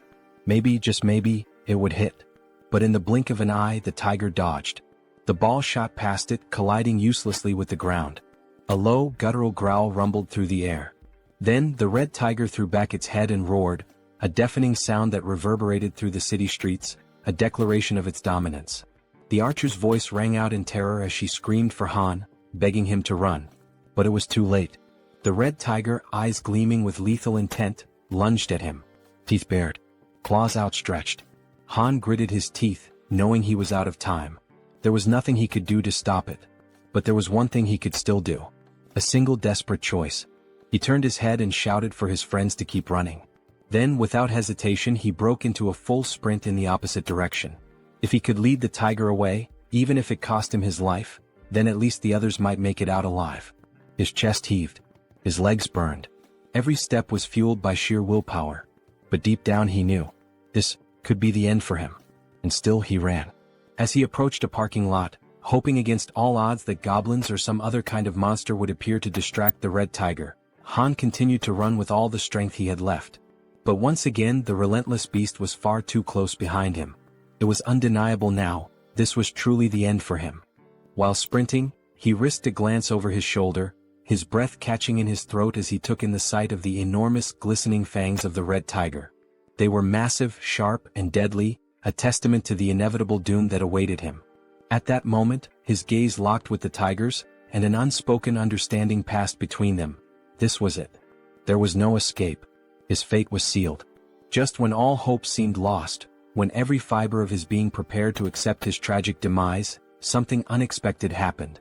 A strange, pulsating purple force suddenly materialized and coiled tightly around the red tiger's neck. It appeared out of nowhere, wrapping around the beast with a speed and intensity that defied comprehension. In an instant, the force pulled downward with such overwhelming strength that the tiger's head was violently slammed into the ground. The impact was so powerful that the very pavement beneath them cracked and shattered, sending debris flying in every direction. The tiger let out a guttural snarl of frustration, struggling against the mysterious force. Its powerful limbs instinctively clawed at the ground, attempting to regain stability, but the unseen energy was relentless. Slowly, its paws began to lift off the ground, its body suspended as if an invisible hand were hoisting it up. The purple force continued to constrict, tightening mercilessly around the tiger's throat, squeezing the life out of the monstrous creature. It was unmistakable. This wasn't a natural occurrence. This was someone's doing. And Han, still frozen in shock from witnessing the impossible, knew exactly whose work this was. There was no doubt in his mind, this was Jun's power. Moments later, the archer woman and the bespectacled man arrived at the scene, their breaths ragged from the exhausting chase. They had rushed there, fearing for Han's safety, but what they found left them momentarily speechless. Their eyes widened in disbelief as they beheld the red tiger, still writhing in agony, its body dangling helplessly as the mysterious force continued to choke the life out of it. As the archer took in the scene, a system screen suddenly appeared before her, glowing softly in the dim light. She hesitated for a brief moment before focusing her attention on the text displayed before her. Her expression shifted almost instantly. Her eyes widened in shock as she absorbed the information.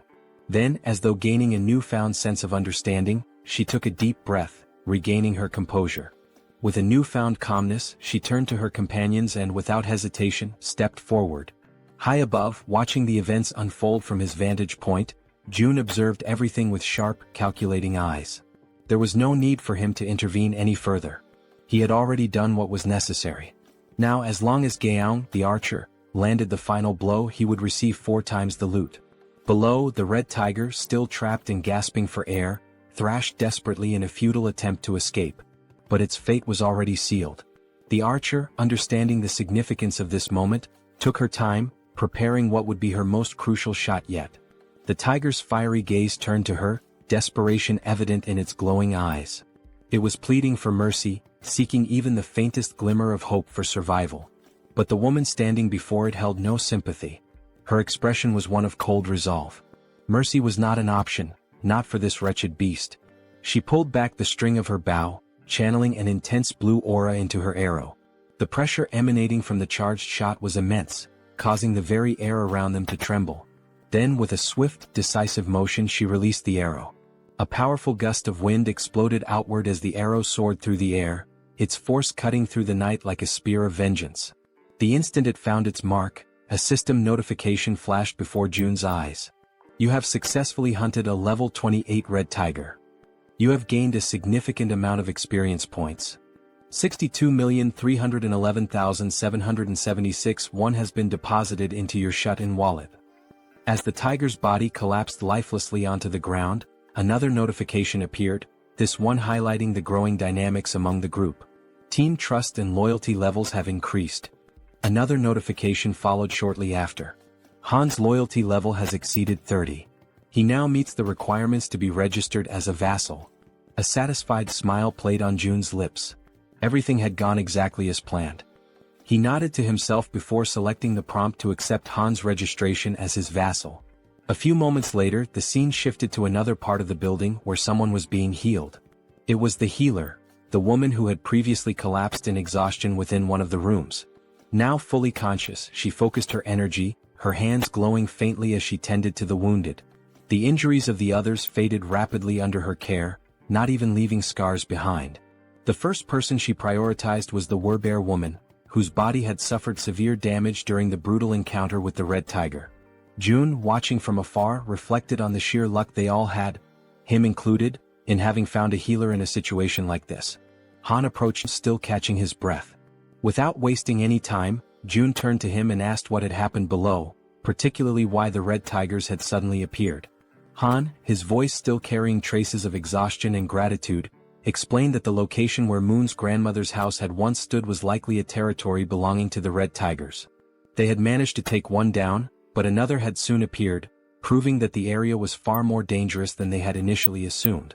Hearing this, June processed the information carefully. It made sense. There was no reason to believe that only goblins would inhabit this region. And now that he thought about it, there hadn't been any goblins in this area. That meant the goblins had probably already invaded the buildings nearby. If that was the case, Moon's grandmother wouldn't have been safe if she had remained inside. Despite everything, the only reason she had survived was that she had unknowingly been within the red tiger's territory. June exhaled slowly, shaking his head. The sheer luck involved in this entire ordeal was truly something extraordinary. Just then, another system notification appeared before him. Healer's performance is being evaluated. 73,312 has been deducted for the mission. The healer let out a relieved sigh upon realizing that her task had been successfully completed. Seeing her reaction, June stepped forward and acknowledged her efforts, telling her that she had done a great job. However, she quickly waved off his praise and instead asked if she could finally return home. Before anyone could respond, a voice interrupted. Wait a moment. It was Fatty, who had finally reappeared after spending some time resting and recovering from the ordeal. Scratching the back of his head, he looked around awkwardly before addressing the group. I know this might not be the best time to bring this up, but are you guys seriously planning on gathering in my apartment all the time? June turned his attention to Fatty and, for the first time, truly took in the number of people currently occupying the space. The realization dawned on him, and at that moment, everyone around them wore equally amused and sheepish expressions.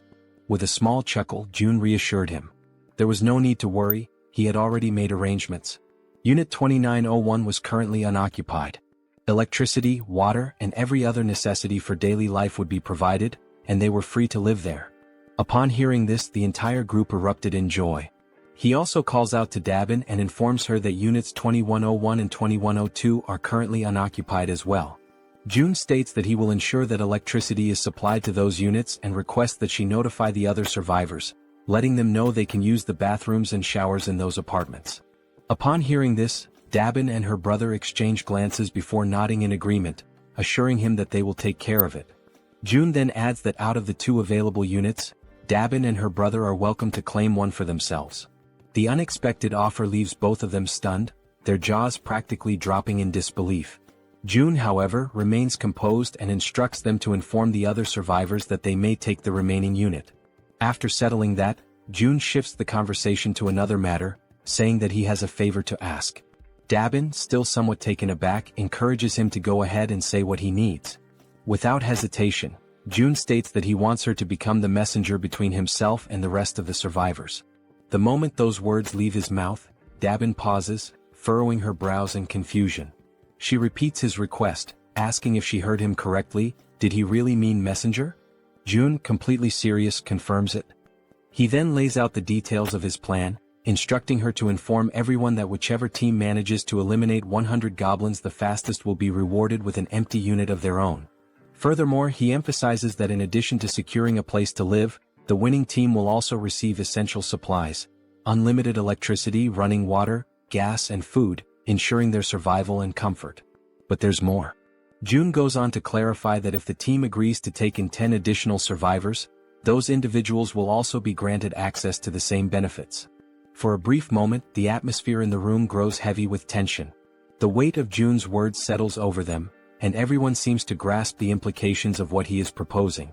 Then, as if anticipating concerns, June adds one final note. He instructs Dabin to make sure she informs them that the distribution of these benefits may take longer depending on which floor their new residence is located. As he watches their reactions, June contemplates his next move. From this point forward, he realizes, every decision will be like moving pieces in a strategic game of chess. Only those who prove their worth will receive the resources they need. At that moment, a system notification appears before him. A new quest materializes, an official mission to hunt down goblins. The quest has a strict time limit of 168 hours, a modest reward of experience points, and a harsh penalty for failure, being barred from using any shared facilities. A final message flashes before his eyes. Will you grant this quest? Yes or no?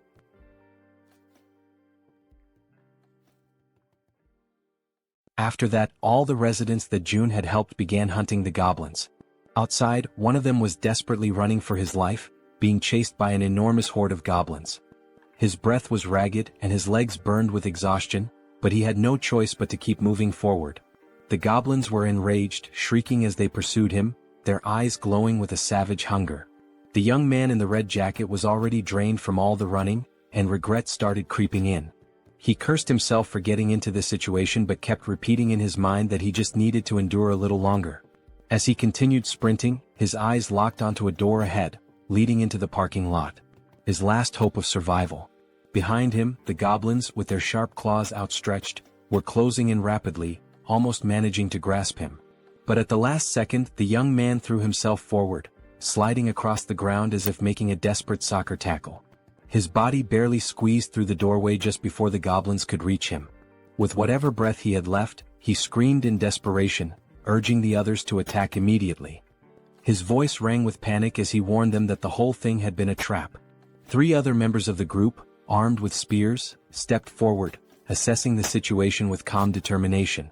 They acknowledged the red-jacketed man's efforts, commending him for doing a great job in luring in even more goblins than they had initially expected. Without wasting a second, the spear-wielding men began their assault.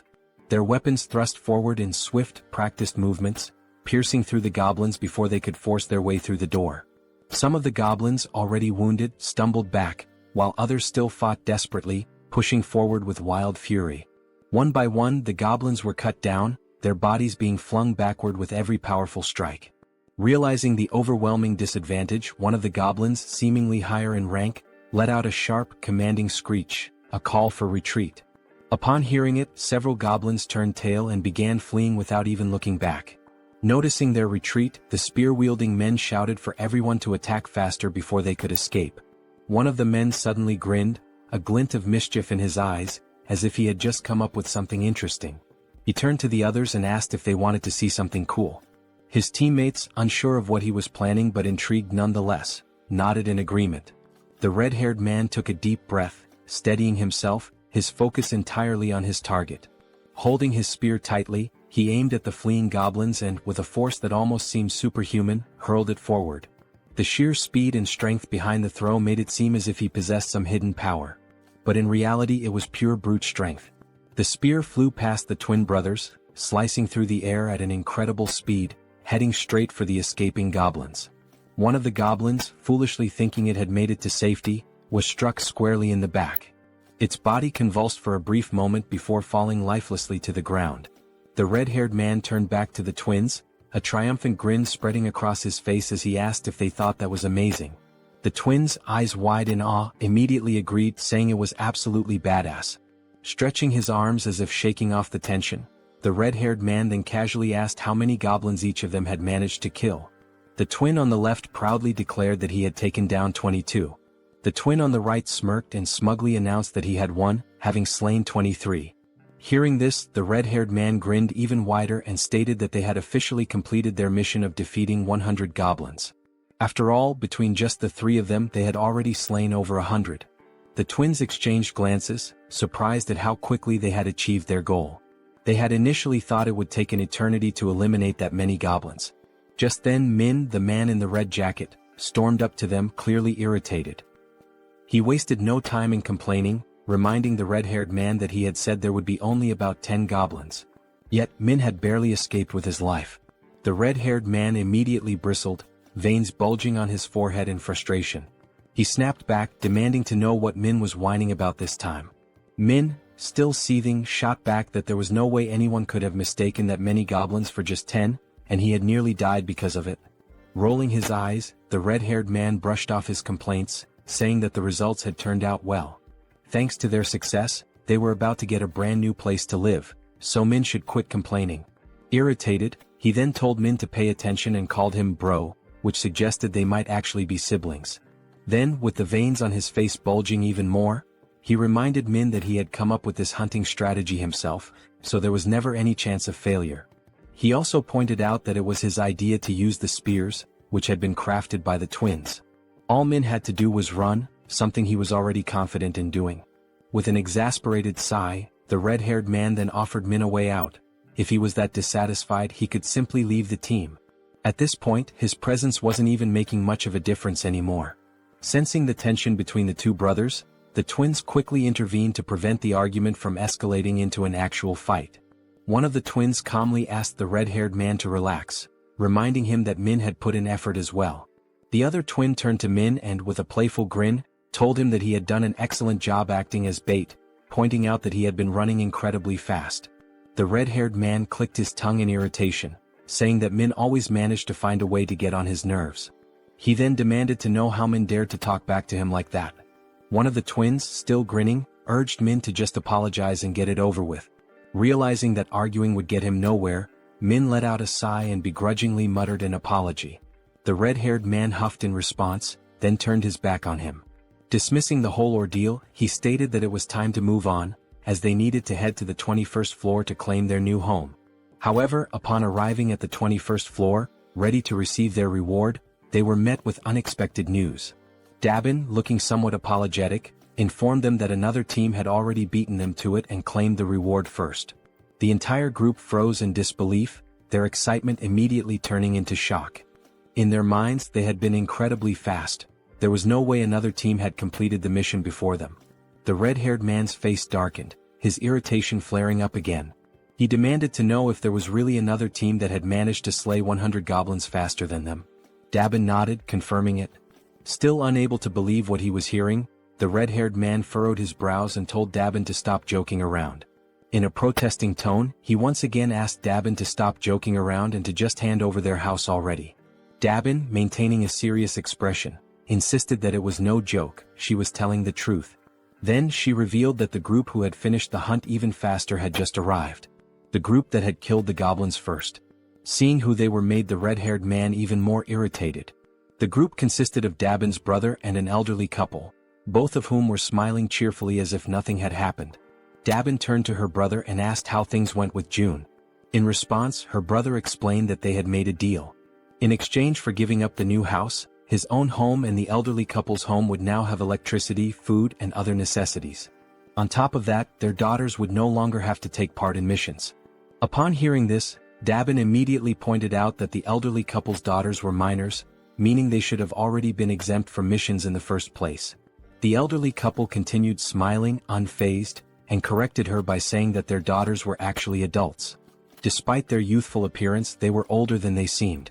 The elderly woman then added that their daughters were probably quite skilled with bows and arrows, though her husband always worried too much about them.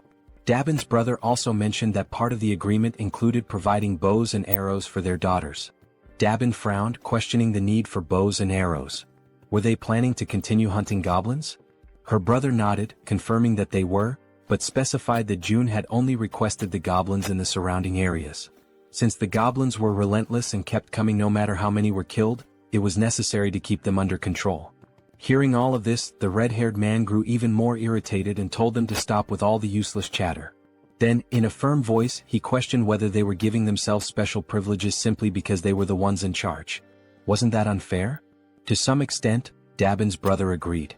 That's why, to balance things out, he explained that June had ordered the second and third groups to kill 100 goblins and head to the 30th floor to receive their rewards. Upon hearing that, a genuine smile appeared on Dabin's face. She reassured them that everything had worked out and instructed them to head up to the 30th floor.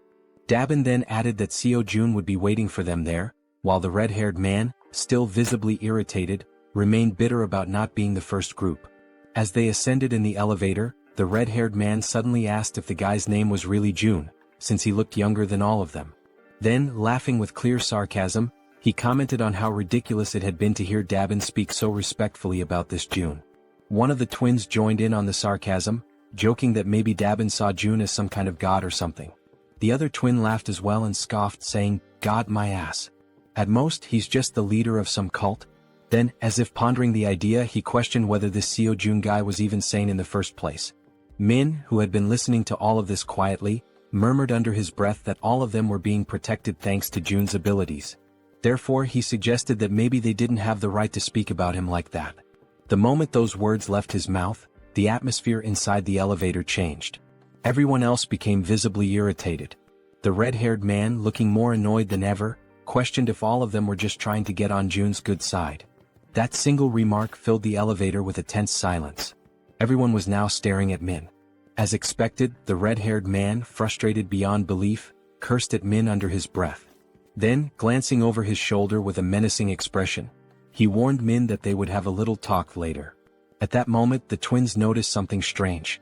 Jun was approaching, walking at a calm and leisurely pace, one hand tucked casually into his pocket.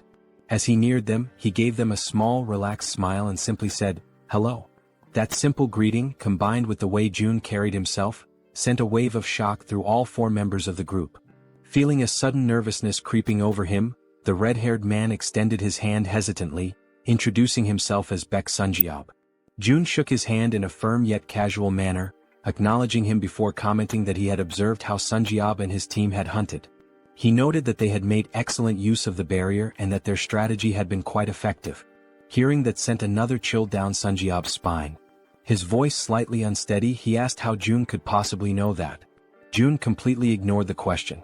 Instead, he simply smiled and stated that from now on, he would be providing electricity, water and gas to units 1301 and 1502.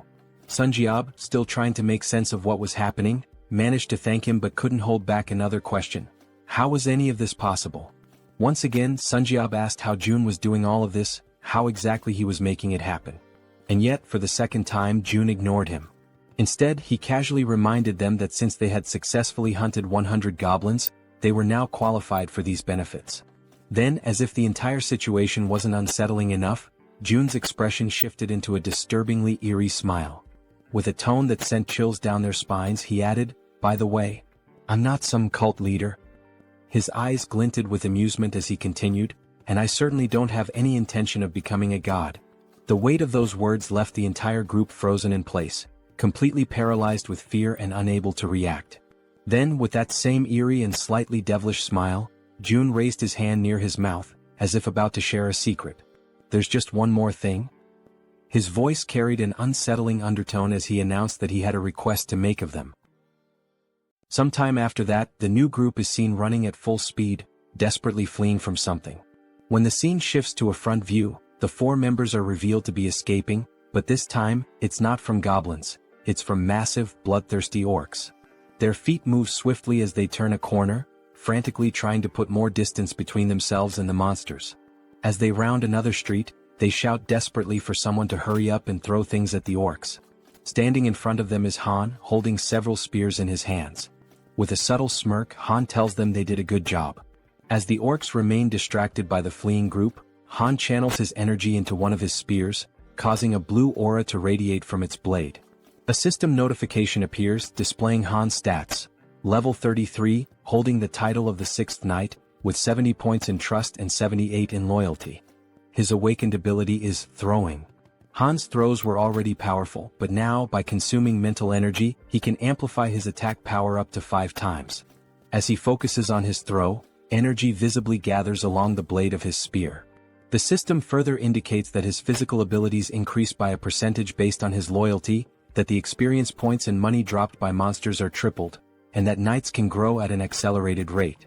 Then, with immense force, Han hurls the spear, striking one of the leading orcs directly. Upon witnessing its companion fall, another orc becomes enraged. Gripping a massive machete, it lunges forward, ready to strike Han with a devastating blow. Despite facing such a formidable enemy, Han remains completely calm.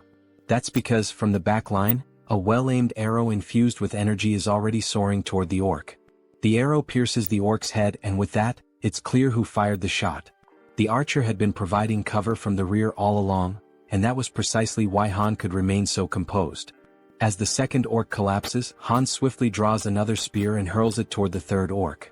The moment it lands, Han finally exhales and says that it's all over. At that moment, a notification appears for June, informing him that he has successfully hunted a level 19 orc and earned wands as a reward for the mission to eliminate 100 orcs. With the mission now complete, 3 people who had been hiding from the orcs in that region are rescued. Han approaches them, reassuring them that there is a safe place they can go. As they move toward the main group, the system suddenly issues an alert.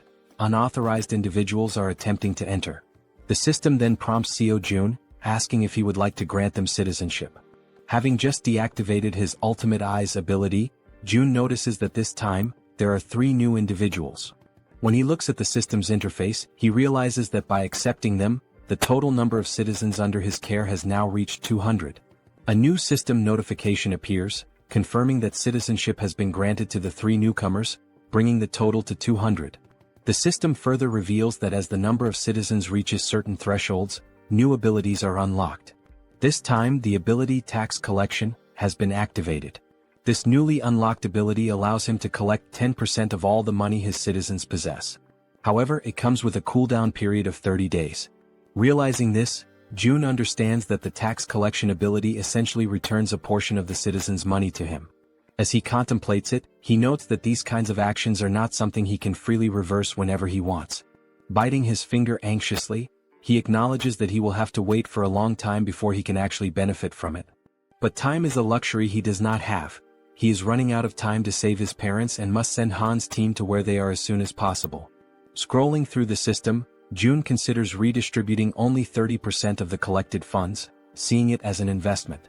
Upon executing this command, the system notifies him that the ability's level has increased, reaching level 10 and granting him 3 additional skill points.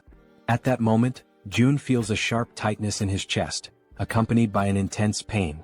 A deep purple domain expansion begins spreading beyond the building. Another system notification appears, displaying a congratulatory message.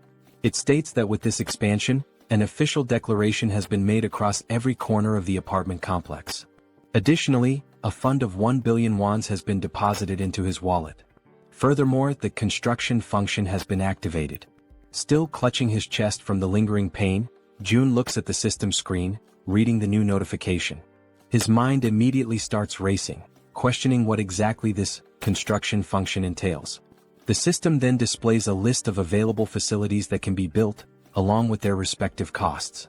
It also shows the value of the fund and an annual production revenue of 30 million wands. The available construction options include a solar power generator, a store, and a training facility. As he reads through the details, Jun is visibly shocked. The annual revenue is only 30 million wands, yet installing a solar generator alone costs 130 million wands. That means he would need to maintain the solar power system for nearly 5 years just to break even. Following this realization, the system asks if he would like to proceed with installing the solar generator. For now, Jun declines, stating that his current priority lies elsewhere. The money needs to be allocated toward more immediate necessities, such as increasing the levels of his vassals. At that moment, Jun notices something different, something unusual. The system displays the total amount in the fund, exactly 1 billion wands, the same amount he had received upon leveling up. After investigating further, the system clarifies that this amount is exclusively available for construction purposes. Trying to process what he was reading, it takes Jun a moment for everything to click. But when it finally does, he smiles, realizing just how significant this is. This money is entirely separate from the funds in his personal wallet.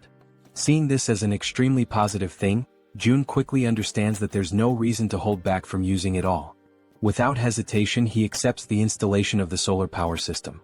The system then informs him that the process will take 24 hours to complete and updates his remaining balance, which now stands at 867 million wands. Looking at the cost, Jun realizes that it was surprisingly cheap. This leads him to ask whether the system is capable of installing an additional solar generator. The system responds that only 1 solar generator can be installed per apartment building. With that in mind, Jun shifts his attention to the store option. As he selects it, he is met with an unexpected but pleasant surprise. The feature is far more impressive than he had initially thought. This store is directly linked to the one he already owns, allowing him to sell registered items to his citizens. However, what truly makes this ability unique is that it is not a physical store. Instead, the system produces items in real time, and as long as there are funds available, the system itself will handle the transactions. Up until recently, managing and distributing supplies had been a tedious and time-consuming task, with Dabin having to handle most of the distribution. But now, with a system-operated store in place, the citizens will be able to purchase what they need on their own. As he reflects on this, Jun realizes that he can personally set the prices, increasing overall liquidation rates even further. Without hesitation, he issues the command to install the store immediately. The system prompts him to select a location for the store's installation. He carefully considers the available locations before deciding to place it on the 101st floor. The system then displays the remaining construction time, 48 hours until completion. Finally, the third option, the training facility. The system notifies him that this training facility will allow citizens to improve their strength and endurance through basic training exercises, with a 200% efficiency boost. Additionally, for those below level 15, an extra 300% efficiency bonus will apply. Reading this, Jun feels a surge of excitement. He already knew that leveling up through training was possible, but with these additional boosts, progress would be significantly faster, making it even easier to reap mission rewards. The system also prompts him to choose a location for the training facility. Jun decides to install it across the entire second floor, converting the entire level into a dedicated training center. The system then updates, displaying a 72-hour countdown for its completion. Lastly, there are also the 3 skill points he had acquired. However, something new has also been unlocked, the itemization feature. This allows registered products to be purchased in different sizes and quantities. Intrigued, Jun taps on the system interface to learn more details. Until now, package deals were available, but individual purchases had only just become possible. Looking through the list, he sees various liquid-based items and notes that while not everything is there yet, the range of available options has expanded significantly. There are now different types of food and additional product variations. Now, with a slightly mischievous smile and a new plan forming in his mind, Jun realizes just how useful this could be. Meanwhile, back on the battlefield, Toji is clad in his knight armor, engaged in combat against an orc wielding a large knife. The orc lands a strike, but Toji's armor absorbs the impact, leaving him completely unharmed. Spotting an opening, Toji seizes the moment and delivers a decisive blow, eliminating the orc with a single strike. After defeating his opponent, Toki sighs in relief, muttering that it was a close call and that this battle is far more exhausting than expected. From behind him, Han calls out to Toji and poses a question. What would happen if he threw the halberd he was holding? Looking down at the weapon in his grip, Toji admits that he has never actually considered that possibility before. Han then asks him to hand over the halberd for a moment, wanting to try something. As soon as Han takes hold of it, a familiar blue aura begins to radiate from his hands. Focusing intensely, he prepares himself before hurling the weapon with all his might. The halberd soars through the air at an incredible speed, vanishing into the distance with overwhelming force. Toji, wide-eyed in shock, watches in disbelief before finally speaking. He had assumed Han was joking when he mentioned throwing the halberd. Now, however, the weapon was far beyond their reach. Crossing his arms, Han simply responds that he has already thrown it. Now he suggests that Toji deactivate the weapon's summoning and call it back again. Only then does Toji finally understand what Han had been thinking when he proposed the idea. Focusing, Toji channels his energy and cancels the summoning of the halberd before reactivating it. Instantly, another halberd materializes in his hands. Toji stares at the weapon in awe, his surprise quickly turning into exhilaration.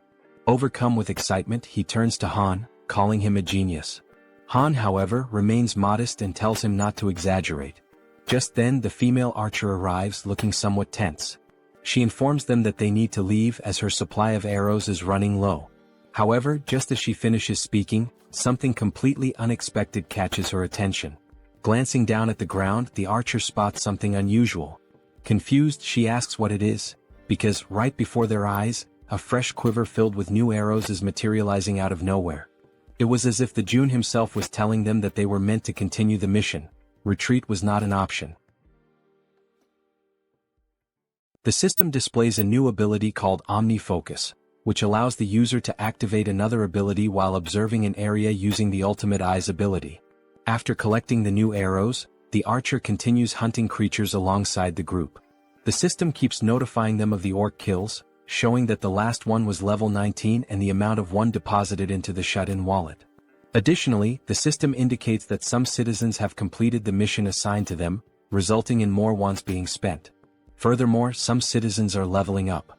With his arms crossed, Jun looks at the system and realizes that he has always been right. It is indeed possible to increase attributes through mission rewards as well. A glimmer of hope begins to appear in his thoughts. Staring out the window, he notes that his parents' house is about 10 kilometers away, which would take approximately 3 hours on foot to reach. After considering this, he decides to take a walk around the building and heads toward the elevator. Upon stepping out, he makes his way toward the rooftop, approaching the highest point of the structure. Observing the state of the city in the aftermath of the apocalypse, he takes in the sight of the ruins, every single building reduced to rubble except for his own. The devastation is overwhelming, and he mutters that this is truly horrifying. Thoughts race through Jun's mind and he quickly comes to a realization. He needs to act fast as soon as possible. Opening the system window, he decides to start with Han's group. The first person the system highlights is the bespectacled man Jaehyeon. He holds the title of 7th Servant, with a trust level of 59 and a loyalty level of 33, and his awakened ability is the Raven Pact. Seeing this, Jun realizes that as long as Jaehyeon's ability is being effectively utilized for reconnaissance, it would be best for him to team up with the Warbear and the healer. The Warbear, Yeonju, is at level 33 and has awakened the Warrior Bear ability, but her loyalty remains low at only 12. Meanwhile, the healer, Kim De-jung, is at level 30 and has the awakened abilities of healing, blessing, and magic armor. Examining the details, Jun notes that unlike the healer, who is already registered as a vassal, the Warbear does not yet possess the necessary trust to qualify for vassal status. Beyond her healing ability, the healer also possesses an A-tier blessing, which enhances physical abilities by 70%. Additionally, she has a B-tier magic armor, which generates a magical barrier that protects a chosen target. Kim recognizes that those who had an awakened ability from the beginning hold a tremendous advantage and begins to wonder how he could gain the Warbear woman's trust. Recalling her desperate goal of resurrecting her son, Jun questions whether that might be the only way. He opens the system's resurrection tab and immediately, the system informs him that he does not have enough money to grant the reward, instructing him to acquire more funds. Kim clenches his fists in frustration, irritated that he still lacks the necessary amount. An idea sparks in his mind, to drastically increase the difficulty of the missions to the highest level possible. He then declares that he will set up a mission to hunt a level 40 monster, knowing that such a monster must be incredibly powerful, which in turn would yield a far greater reward. With a serious expression, he sets the time limit to 24 hours. The penalty? Death. Yet, once again, the system notifies him that he does not have enough money to provide the resurrection reward. Despite the harsh penalty of death upon failure, Jun is infuriated that the system still deems it insufficient. Then, another notification appears, momentarily catching him off guard. The system announces that he has slain a level 18 orc. An idea suddenly takes root in his mind, perhaps a group mission might work. Without hesitation, he reopens the system and attempts to issue a mission to hunt a level 40 or higher monster, with the same 24-hour time limit and the same penalty of death upon failure. However, this time the reward is modified. The Werebear's son will be resurrected, but only for 1 day. Jun accepts the mission, determining that for now, he must ensure the Werebear woman fully commits to his cause. Back in his room, Seo Jun hears desperate knocking at his door. A frantic voice from the other side pleads for him to open it. Seo Jun moves toward the door, and as he cracks it open, he barely has time to react. The Werebear woman barges in without waiting for him to open it fully. She had already been informed of the mission's reward and the possibility of resurrecting her son, which explained why she looked completely exhausted. Her eyes brim with tears as she declares, with a trembling voice, that she will do anything at all, and she is willing to start immediately. Jun tells her that it is indeed possible, but there is a strict time limit, 24 hours to complete the mission and 24 hours for the resurrection itself. Upon hearing this, the Werebear woman collapses into uncontrollable sobs, overwhelmed by the mere possibility of something she had long believed to be impossible. Tears stream down her face as she expresses her heartfelt gratitude to Jun, telling him that she is truly happy, ecstatic, to have even just 1 day with her son. With unwavering determination, she promises that she will do whatever it takes to make it happen. After that, the system notifies that she has surpassed 30 loyalty points and can now be registered as a vassal. Sometime later, Jun is seen lying in his room, staring at the ceiling. And with nothing but the power of his mind, he manages to turn on the light. Realizing that he succeeded, he shifts his focus to the faucet and attempts to do the same. He concentrates, directing his thoughts toward opening the faucet until water begins to flow. At first, only a few droplets trickle out, barely noticeable. He concentrates a little harder, and this time he manages to fully open the faucet, allowing water to gush out at maximum flow. Feeling somewhat relieved, June comments that this is pretty cool, but at the same time he has already grown somewhat accustomed to it. Now he feels as if he has become a mage, like something straight out of Harry Potter, wielding a wand and controlling electricity, water and gas with precise mastery. The system then displays an update, indicating that the store's earnings are being calculated. A total of 320,981 wons has been deposited into the shut-in wallet. Glancing at the system, June does some quick calculations and realizes that a profit of 320,000 wons suggests that today's total sales have exceeded 1.5 million won. He activates the ultimate eye's ability to check on the people within the building, observing what they are doing on the different floors. On another floor, a man asks how much they need to save.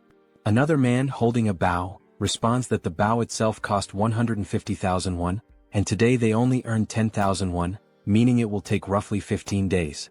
The first man calls the other an idiot, pointing out that he didn't even factor in the cost of water and food for the next 15 days. Frustrated, the man with the bow turns his back and says that since the other is so smart, he should calculate everything on his own. Observing the interactions and dynamics between the people, June notes how much the atmosphere has shifted ever since he started distributing the reward money.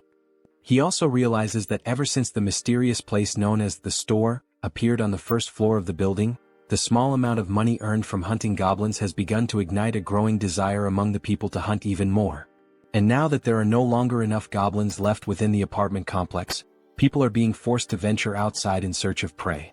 Looking at the system, he feels a certain satisfaction, as level-ups are progressing steadily, and the number of new citizens has grown significantly.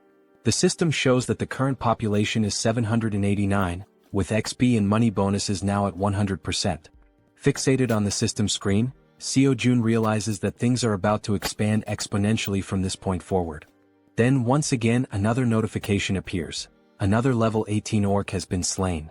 Sometime later, down below, the Werbear woman, with her immense superhuman strength, is tearing through wave after wave of goblins, crushing them without hesitation. Now she is emitting a golden aura, striking fear into the goblins before they even have a chance to fight back. Without wasting a single second, her thoughts consumed by the possibility of seeing her son again, she charges forward, completely obliterating the remaining goblins. Once no more goblins are left standing, she begins to revert to her human form. The exhaustion catches up with her, and she breathes heavily, struggling to steady herself. From a distance, the healer calls out to her, asking if she is okay and whether she is injured anywhere. The Werbear reassures her that she is fine, stating that even if she were hurt, it wouldn't be enough to stop her. The healer, concerned, urges her not to push herself too hard, mentioning that she is eliminating all the monsters before anyone else even has a chance to fight them. The Werbear apologizes, insisting that she isn't trying to steal anyone's kills. The archer, curious, asks why she is apologizing in the first place, pointing out that by taking down the monsters so quickly, she is making things much easier for everyone. Hearing this, the Werbear feels a sense of relief. Her companions are not upset with her after all. Watching from afar using the ultimate eyes, June acknowledges that forming this team was indeed a good decision. The system then updates, displaying the Werbear woman's status. Her name is Yun, and she has now reached level 40, with her trust and loyalty both rising to 66. She has also acquired new abilities beyond just her Werbear transformation. The newly awakened abilities are Ancestral Vital Blood and Primal Frenzy. These new abilities grant her a 50% boost to melee attack damage. Additionally, whenever she sustains wounds, Vital Blood drastically increases her regeneration. Furthermore, her eyes turn crimson upon witnessing blood, triggering an effect that amplifies her physical abilities by an astonishing 300%. Before she has a chance to process these new developments, the women suddenly hear a terrifying, unfamiliar roar echoing through the air, immediately putting them on high alert. The growls grow louder and closer, signaling that whatever is coming is approaching fast. Then, out of the shadows, a monstrous figure appears, stopping just a short distance in front of them. Without hesitation, the archer swiftly pulls back her bowstring, while the Werbear instructs the healer to fall back slightly. Standing before them is an orc, its presence alone exuding an overwhelming aura of menace. Its crimson eyes gleam ominously, and its body is riddled with deep scars, evidence of countless battles. In its massive hands, it grips a weapon resembling a giant club, and it begins to speak in a language that none of them can understand. Faced with the imminent threat before her, the Werbear woman does not hesitate for a single second and immediately begins her transformation. In an instant she completes the shift into her full beastly form, her massive figure standing in a battle stance directly in front of the orc. Now, enveloped by her golden aura, she lunges forward to attack the enemy, while in the background both the archer and the healer call out, urging her to be careful. As she charges, she lets out a deafening roar in an attempt to intimidate the orc, but he remains unfazed, standing his ground and locking eyes with her. With his club firmly in hand, the orc also assumes a battle-ready posture, prepared to engage the Werbear head-on. At that very moment, the Werbear woman unleashes her first strike. However, the orc reacts swiftly, managing to block the attack with his weapon. Without hesitation, she delivers another blow, but the orc remains solely on the defensive, skillfully withstanding the onslaught of her relentless attacks. Noticing an opening, she quickly shifts her angle, launching a strike from a different direction in an effort to land a clean hit on her opponent. Meanwhile, as the fierce exchange of attacks continues, the archer readies her bow. With unwavering determination in her eyes, she focuses intensely on her target, and a brilliant blue aura begins to radiate from the arrow. Observing the battle closely, she notices a brief moment when the orc becomes slightly distracted while fending off the Werbear's strikes. Seizing the opportunity, she releases her powerful shot with impeccable precision. Catching sight of the incoming arrow, the Werbear woman swiftly retreats a few steps to avoid being hit. The orc, displaying impressive reflexes, swiftly swings his club to deflect the projectile, narrowly avoiding the attack. However, this movement momentarily exposes a weakness, and without wasting a second, the Werbear, fueled by raw fury, surges forward with overwhelming force. With the full weight of her massive body behind her charge, she manages to slam into the orc, sending him crashing to the ground. Not allowing him even a moment to recover, she bares her enormous, razor-sharp fangs. The orc's eyes widen in terror as he realizes that this could very well be his end. And with a single devastating bite, she finishes him off, bringing an abrupt end to his life. At that precise moment, the system notifies June that he has successfully hunted a level 28 orc captain, and as a result, a larger sum of wands has been deposited into the shut-in wallet. Additionally, a certain condition has been fulfilled, one that allows for the construction of a new forward outpost. This forward outpost resembles a defense tower, and according to the system, it serves as a safe zone located outside of the main home. When activated, it temporarily exerts the same protective influence as the house itself. There are two conditions for its activation. The first is that it will only be operational if a citizen holding the rank of knight or higher resides there. The second condition states that if an unauthorized individual remains inside for more than a day, the outpost will automatically be destroyed. Reading this information, June is caught off guard, surprised by the realization that he now has the ability to construct something entirely new. A grin spreads across his face as he remarks that, despite the staggering cost of 1.3 billion wands, his bank account has more than enough funds now that all the orcs have been dealt with. He decides that this forward outpost is well worth the investment. The system also displays additional details, revealing that the construction process will take 7 full days and will require 3 citizens of knight rank or higher to be stationed there. With that in mind, June realizes that his only option is to wait for those 7 days while the 3 necessary members return to occupy the outpost. As various thoughts race through his mind, the one that troubles him most is the sheer amount of time that will be lost, an entire week spent waiting. Deep in thought, he acknowledges that he cannot afford to waste too much time. Furthermore, most of the monsters near the outpost site have already been eliminated thanks to the efforts of his citizens. Understanding this, Seo Jun decisively presses the button on the system to initiate the construction of the outpost. Even though it will take 7 days, he realizes that it is not a bad option at all. If he can build this within the main house's territory, it will at least provide him with some peace of mind. As these thoughts occupy his mind, he finds himself recalling memories from his childhood, moments of pure happiness spent with his family. And now, by strengthening his domain, he believes he will be able to protect his family more effectively. Staring out the window at the ruined city beyond, he feels a deep sense of unease, knowing that bringing his grandparents here will not be an easy task. Closing his eyes, he silently wishes for his family's safety. When he opens them again, his resolve strengthens. Since things have reached this point, he decides that tomorrow he will send Han's group to begin the rescue mission. The following day arrives and once again they find themselves back at the train station. A bespectacled man watches the events unfolding before him in absolute disbelief. At the front lines, the Werbear woman is tearing through enemies, completely unstoppable, while he observes in utter shock from the sidelines.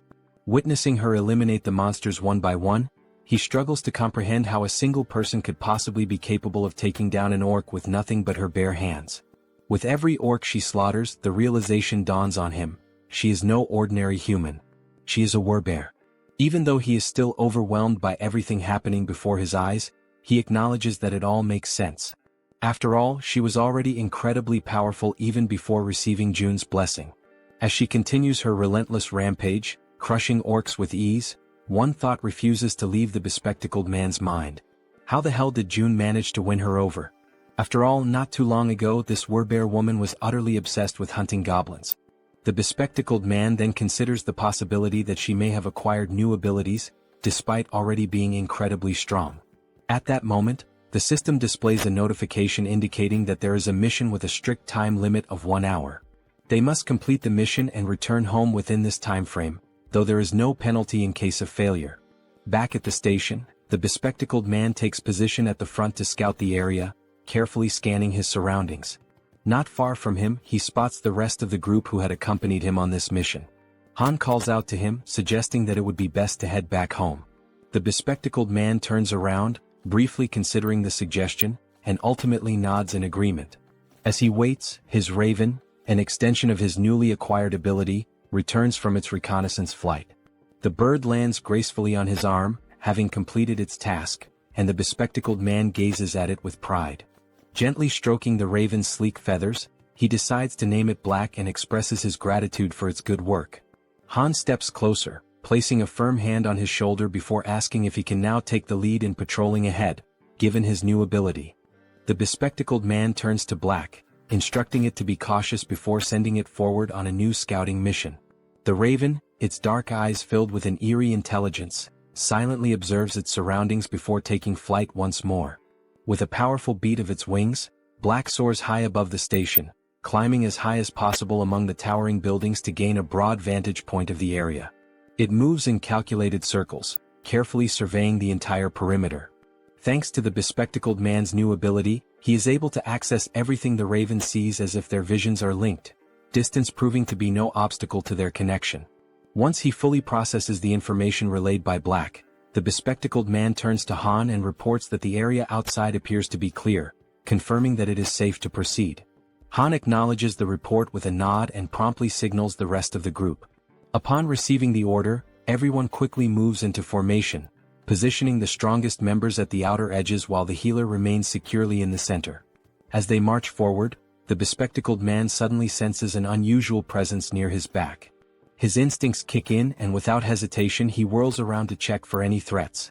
A faint rustling sound reaches his ears and after a brief moment he identifies the source, a small rat scurrying along the path. Since he is positioned at the back line, the bespectacled man swiftly climbs onto the platform, stepping away from the train tracks to avoid obstructing the others. His companions continue moving ahead, yet an uneasy feeling lingers. Unable to shake it off, he turns once more to scan the area behind them, double-checking to ensure that they are not being followed. In the dimly lit tunnel, just beyond the tracks, something catches his attention, a pair of gleaming eyes watching from the shadows. The eyes belong to a rat. Without hesitation, the small creature leaps forward, mirroring the group's path with uncanny precision. Relentlessly, despite its diminutive size, the rat pursues them, its glowing eyes locked onto their trail. Carefully and persistently, it follows their every move, all the way to the station's exit.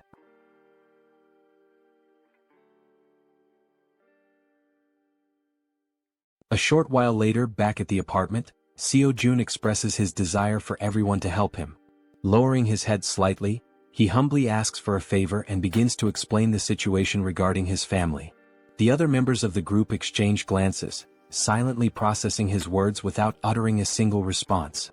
Jun continues, acknowledging that the chances of his family being alive are slim, given the current state of the world.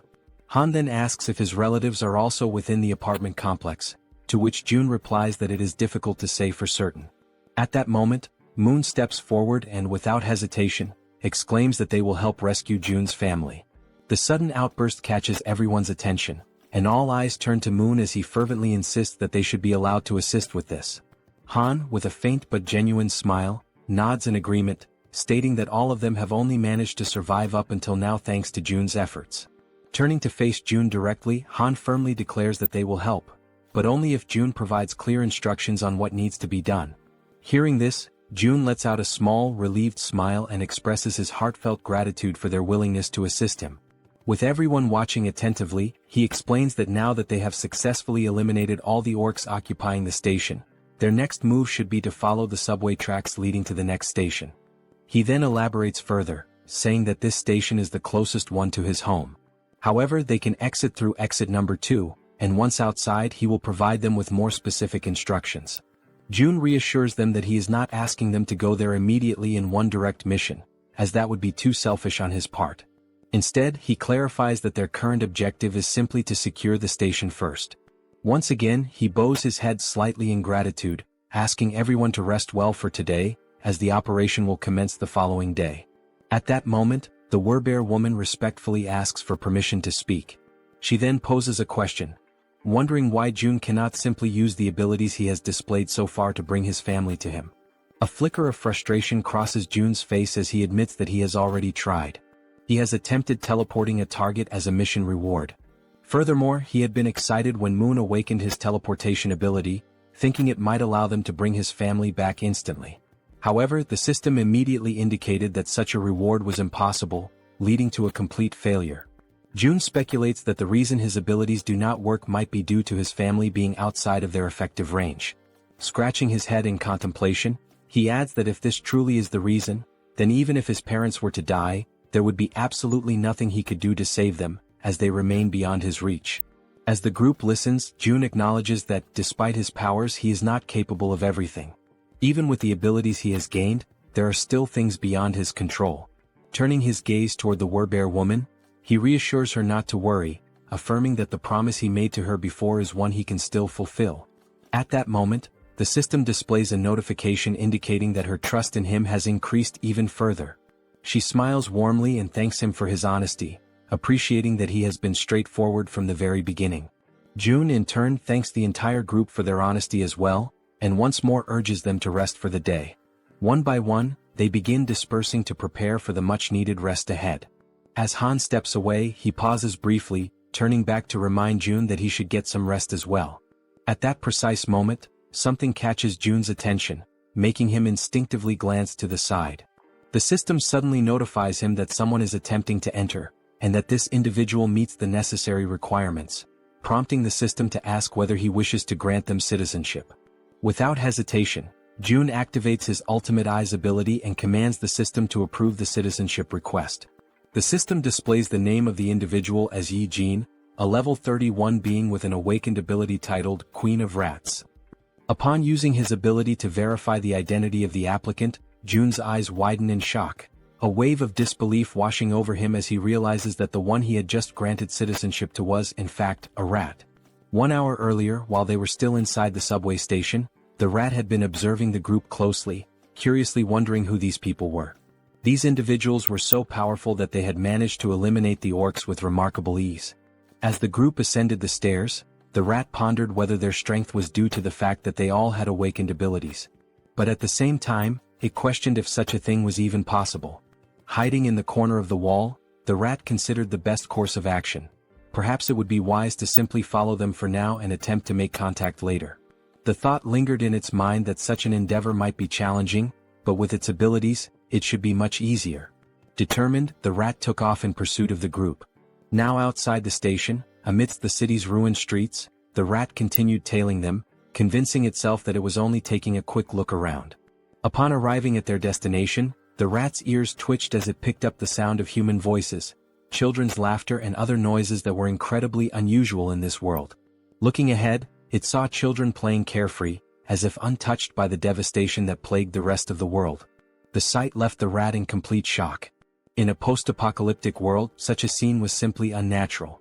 Turning its gaze to the other side, the rat found itself questioning why so many people were gathered inside that particular building. Fixating on the only structure that remained completely intact, it wondered what in the world that place was. With a deep sense of curiosity, it decided to take a closer look. However, as it attempted to leap up the steps and enter, it slammed its head into something invisible. A dull ache surged through its skull, and a large lump immediately began forming on its tiny head. The sudden pain caused the little rat to let out a pitiful cry. It had collided with a system-generated window that displayed a message stating that entry was prohibited. While rubbing its sore head and trying to make sense of what had just happened, another system window appeared before it, asking whether it wished to acquire citizenship. Still slightly irritated from the unexpected collision, the rat, without much thought, accepted the citizenship offer. Yet, despite agreeing, the system window stubbornly remained in front of it. A flicker of frustration crossed the rat's face as it muttered that such a thing was probably impossible for a mere rat. But in the very next instant, the system confirmed that citizenship had indeed been granted. Overwhelmed with excitement, the rat raised its tiny fist triumphantly, as if celebrating a great victory. A part of it still wondered if this had actually worked. Stepping forward, it entered the building, reassuring itself that everything was fine now. However, the moment it crossed the threshold, panic erupted. The sight of a rat inside sent the people into a frenzy. Instantly, several individuals reacted, attempting to stomp on the small creature to eliminate it. The rat, realizing the danger, frantically dodged their feet, twisting and leaping in desperate evasive maneuvers. It barely managed to escape the chaotic scene, but in the process, it lost its balance, tumbled forward, and ended up rolling into another area entirely. The new location was a training facility, where the group's members were actively working out. Han and Togi were lifting dumbbells, training their biceps. Moon and the glasses-wearing man were performing bench presses. The archer and the poison-wielding woman were working out on the other side of the room. Meanwhile, the healer and the werbear woman were taking turns using the lat pull-down machine. Observing the sheer intensity of the training, the little rat found itself in awe, its tiny mind racing as it marveled at the sight. What kind of place was this? At that very moment, elsewhere, a new figure appeared. A woman, clutching her head, muttered that she was experiencing pain. She had been inside that very subway station earlier, and now she was suffering from a splitting headache. Perhaps this pain was a lingering effect of when the rat had collided headfirst into the system's invisible barrier. Bringing her hand to her mouth, she let out a smile, one that gradually morphed into something filled with twisted excitement. She spoke softly to herself, claiming that now, at long last, an opportunity had presented itself. A low chuckle escaped her lips, and soon she was grinning almost maniacally. She had finally found a way to survive.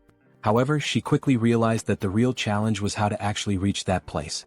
For now, she only needed to make her way to the station where the group had been. As she gnawed at her nails, she considered the possibilities. Perhaps the only viable method would be to traverse the subway tracks. But there was a major obstacle in the way, the monster that currently occupied the station, blocking the path forward. And yet, instead of despairing, she clenched her fists with determination. That was precisely why she still had a chance. There was nowhere in this world that she could not reach. At her command, a swarm of rats began to emerge, flooding the entire area. At that moment, a system notification appeared, indicating that he had hunted a trained level 2 rat and had gained a small amount of XP. The woman's ability was called Queen of Rats, a skill that compelled any rat she encountered to swear loyalty to her, allowing her to share their senses. Observing the notification, June, deep in thought, quickly realized that this woman was controlling the rat's spirit. Without hesitation, he activated his ability, Ultimate Eyes. Someone with an awakened Tirei ability had arrived on their own, so no matter the circumstances, he had to accept them. He carefully examined each room, searching for any sign of her, but there was nothing to be found. Turning his gaze outside, he scanned the surroundings, yet there was no trace of her there either. June then considered summoning her through a mission, as she had already been accepted as a citizen. The mission he devised was simple: visit the apartment within a 48-hour time limit, with a reward of cola and a choco bar. However, just before confirming the mission, June paused, realizing he was forgetting something. A memory resurfaced, the conversation he had with the werbear woman, where she had asked if he simply couldn't bring someone there using his abilities. June had tried multiple times before and had never succeeded. But perhaps that was because those people had been outside his sphere of influence at the time. Now, however, things were different. Everyone who had obtained citizenship was undoubtedly under his influence. No matter how far away they were, the system still registered the bodies of the monsters they hunted, calculating them accordingly. This proved Jun's theory. With this realization, he ordered the system to modify the mission. The new objective remained the same: visit the apartment. However, the time limit was now only 10 seconds, and the penalty for failure was immediate summoning to the location. After confirming the changes, Jun felt a hint of surprise that the system had allowed it to proceed without imposing any restrictions or additional penalties. Deep in thought, he considered that this was a worthwhile attempt. If he could successfully summon a citizen from the outside just once, then he could safely bring his own family there in the future. Once the forward base was activated, he would temporarily gain the same authority as his original territory. Only then would Han's group be dispatched. The forward base would be constructed, citizenship would be granted to his entire family, and using the mission system he would finally be able to summon them there. Jun realized that this plan had a real chance of working. However, the real issue was how much it would cost. But ultimately, the cost didn't matter as long as he could save his family. With unwavering determination, he declared that he would begin, pressing the button to start the mission. The countdown started, 10 seconds. The only thing on Jun's mind at that moment was that he hoped this wouldn't cost $1 billion. When the 10 seconds elapsed, the system notification appeared. Mission failed. However, to Jun's relief, the cost was nowhere near what he had feared. Feeling the weight lift off his chest, he placed a hand over his heart, relieved that it had only cost 30 million won. But now, standing at the entrance of the apartment, was Jaehyeon, the Queen of Rats. She was on her knees, trembling, her face filled with terror as she frantically questioned where she was. Jun immediately deactivated Ultimate Eyes, confirming that the penalty had indeed worked as intended. Slowly, he began walking toward the woman.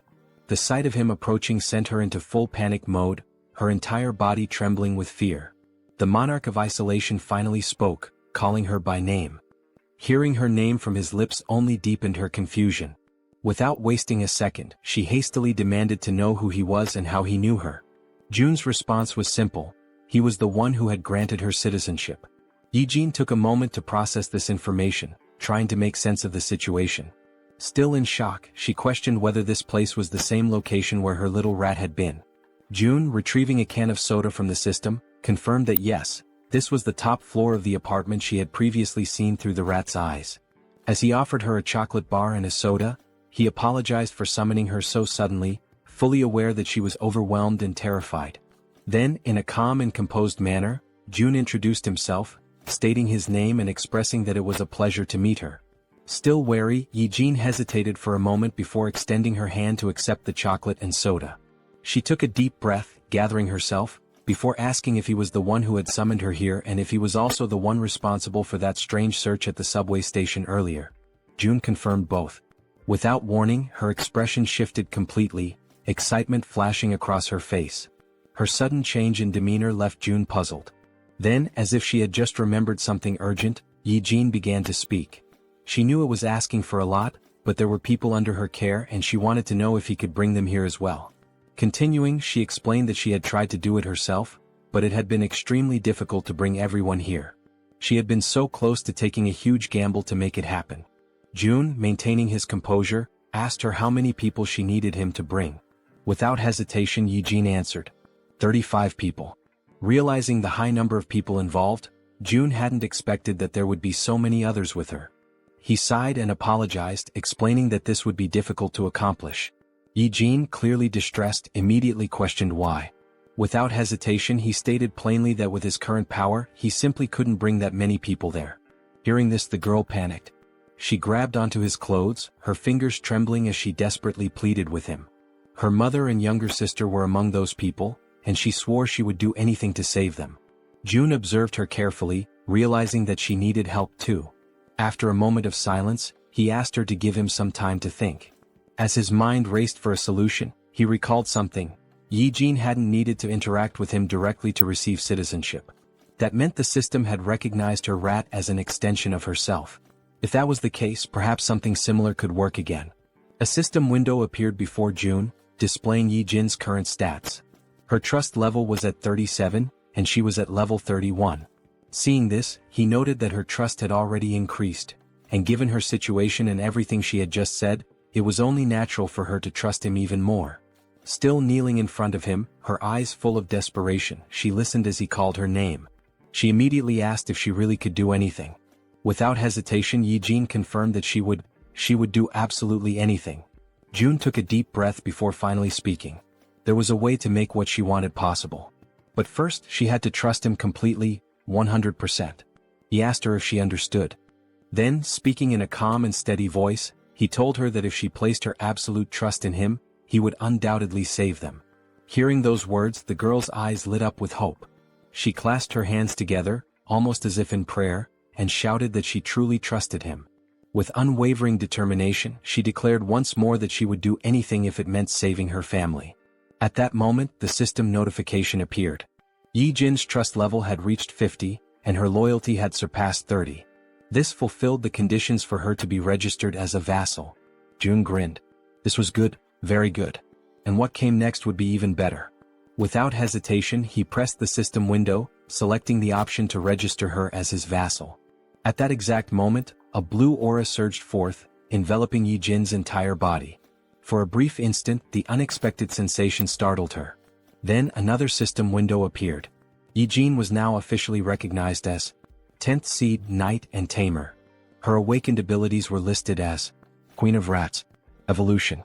June read through the details carefully. The Tamer title granted her the ability to enhance the stats of her tamed creatures based on their loyalty. Additionally, their growth speed would accelerate according to her trust level.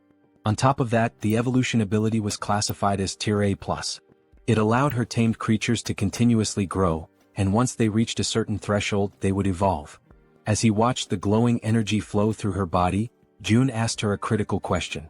Were there tamed rats near where her family was located? Yi-jin, still feeling the power coursing through her, nodded quickly. June immediately issued an order. She was to send those rats to where her family was right now.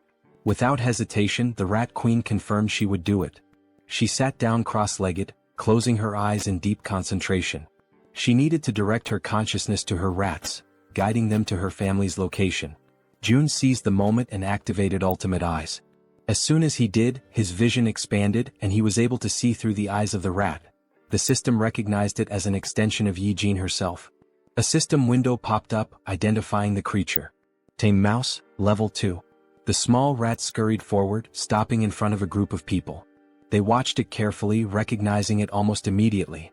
Whispers spread among them. Was this one of Yi-jin's rats? Then, to their surprise, a system window appeared above the rat. The unexpected sight made the people uneasy. And then, something even more shocking happened. One after another, various supplies began to materialize from the system. Food, water, necessities, all appearing out of thin air. The people stared in disbelief, struggling to comprehend what they were witnessing. Someone muttered a question. Was this Yi-jin's doing? With this, the system updated once more. Yi-jin's trust level skyrocketed, increasing several times over. From a distance, June observed it all. This was exactly what he had anticipated.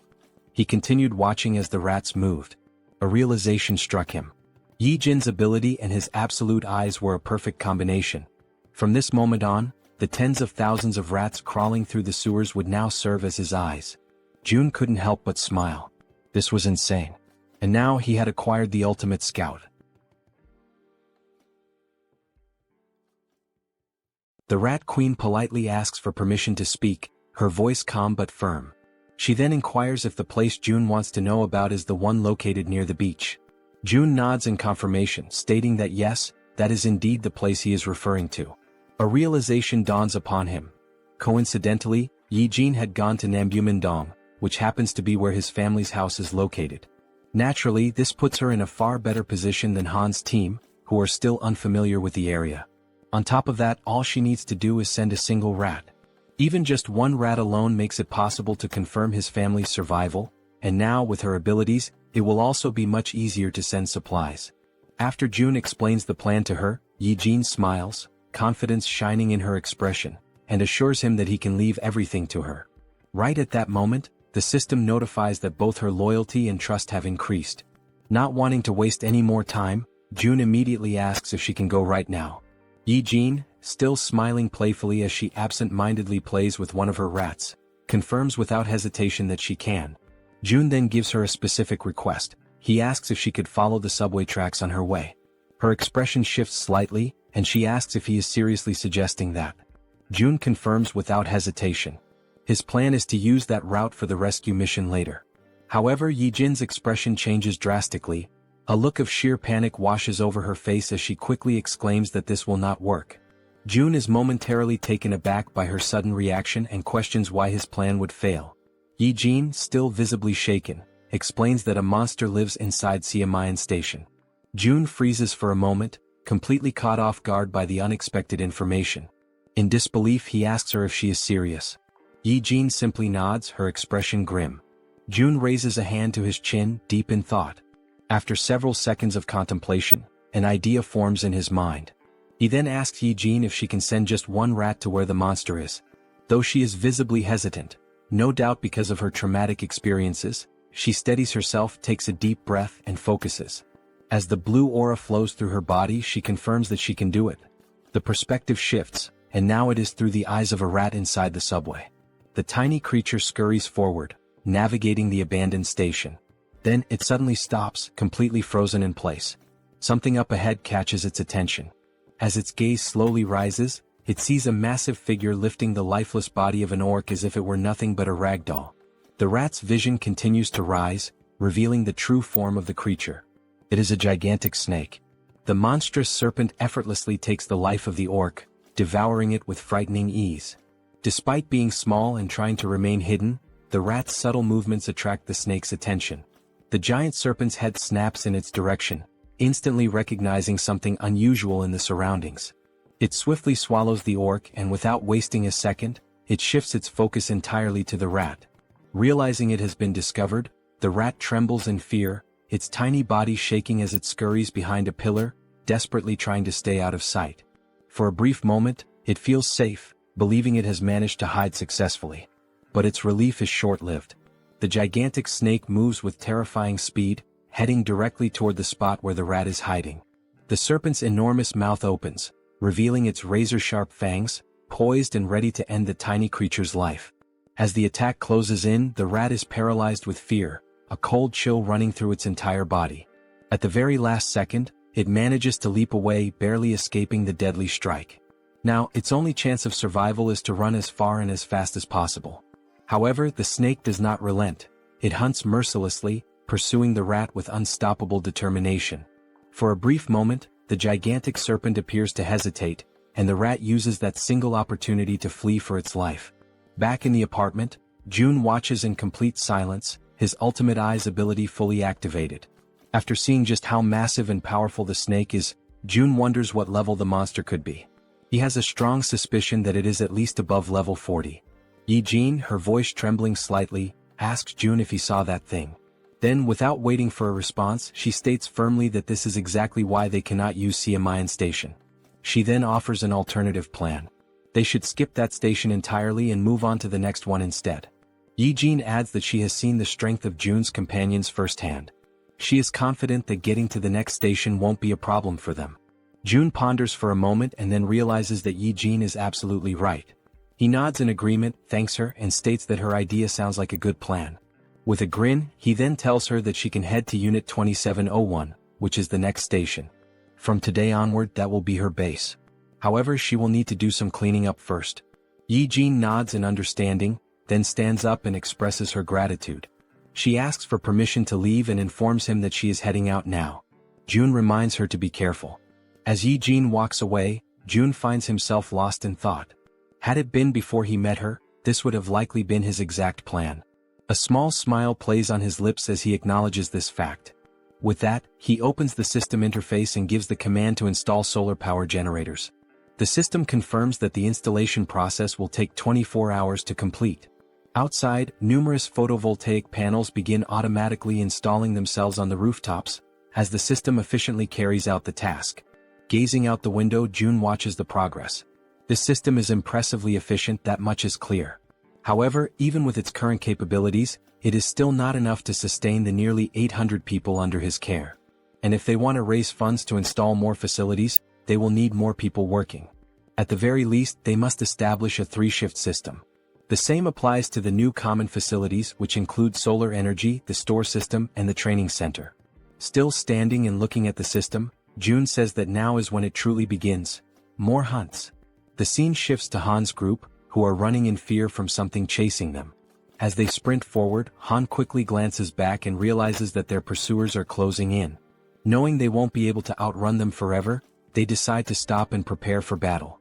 The creatures chasing them are massive bats, flying at incredibly high speeds. The entire group launches their attacks at once, unleashing powerful projectiles.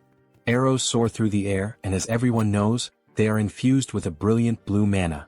They pierce the bats in multiple places, causing the creatures to screech in agony. After a relentless barrage of attacks, they finally defeat all the bats that had been pursuing them. Once the battlefield falls silent, and none of the bats show any signs of movement, the archer turns to the group and asks if anyone is injured. The group reassures her that they are all unharmed. The poison-wielding woman then shifts the topic, asking the archer about the giant serpent that June mentioned residing in Siamayan Station. She questions whether they truly believe they can take it down on their own. The archer responds confidently, saying that everything should be fine since, if things go south, June can summon them back to the apartment at any moment. The poison-wielding woman nods in agreement, realizing that she is worrying too much.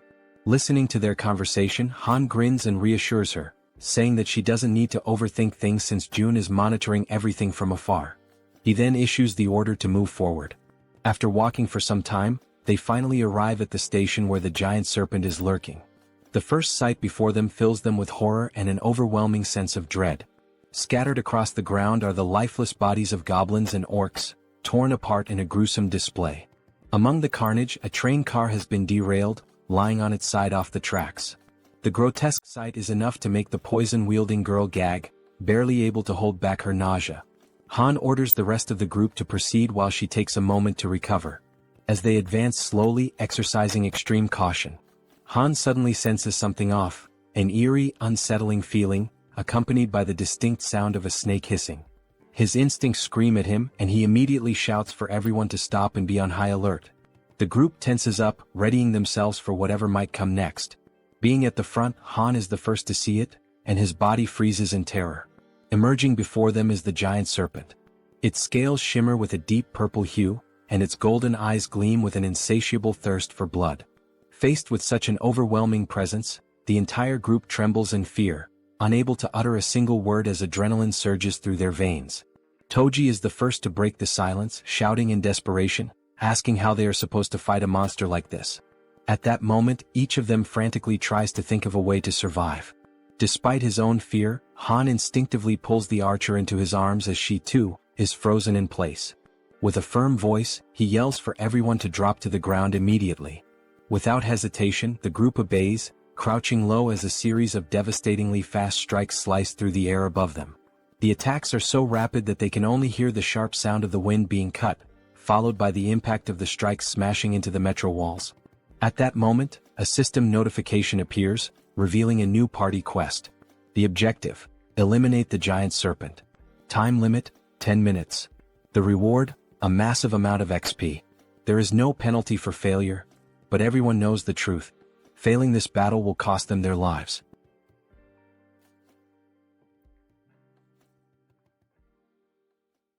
After the possible attack, while still shielding the archer with his body, Han realizes, deep down and with absolute certainty, that this might truly be the end for them.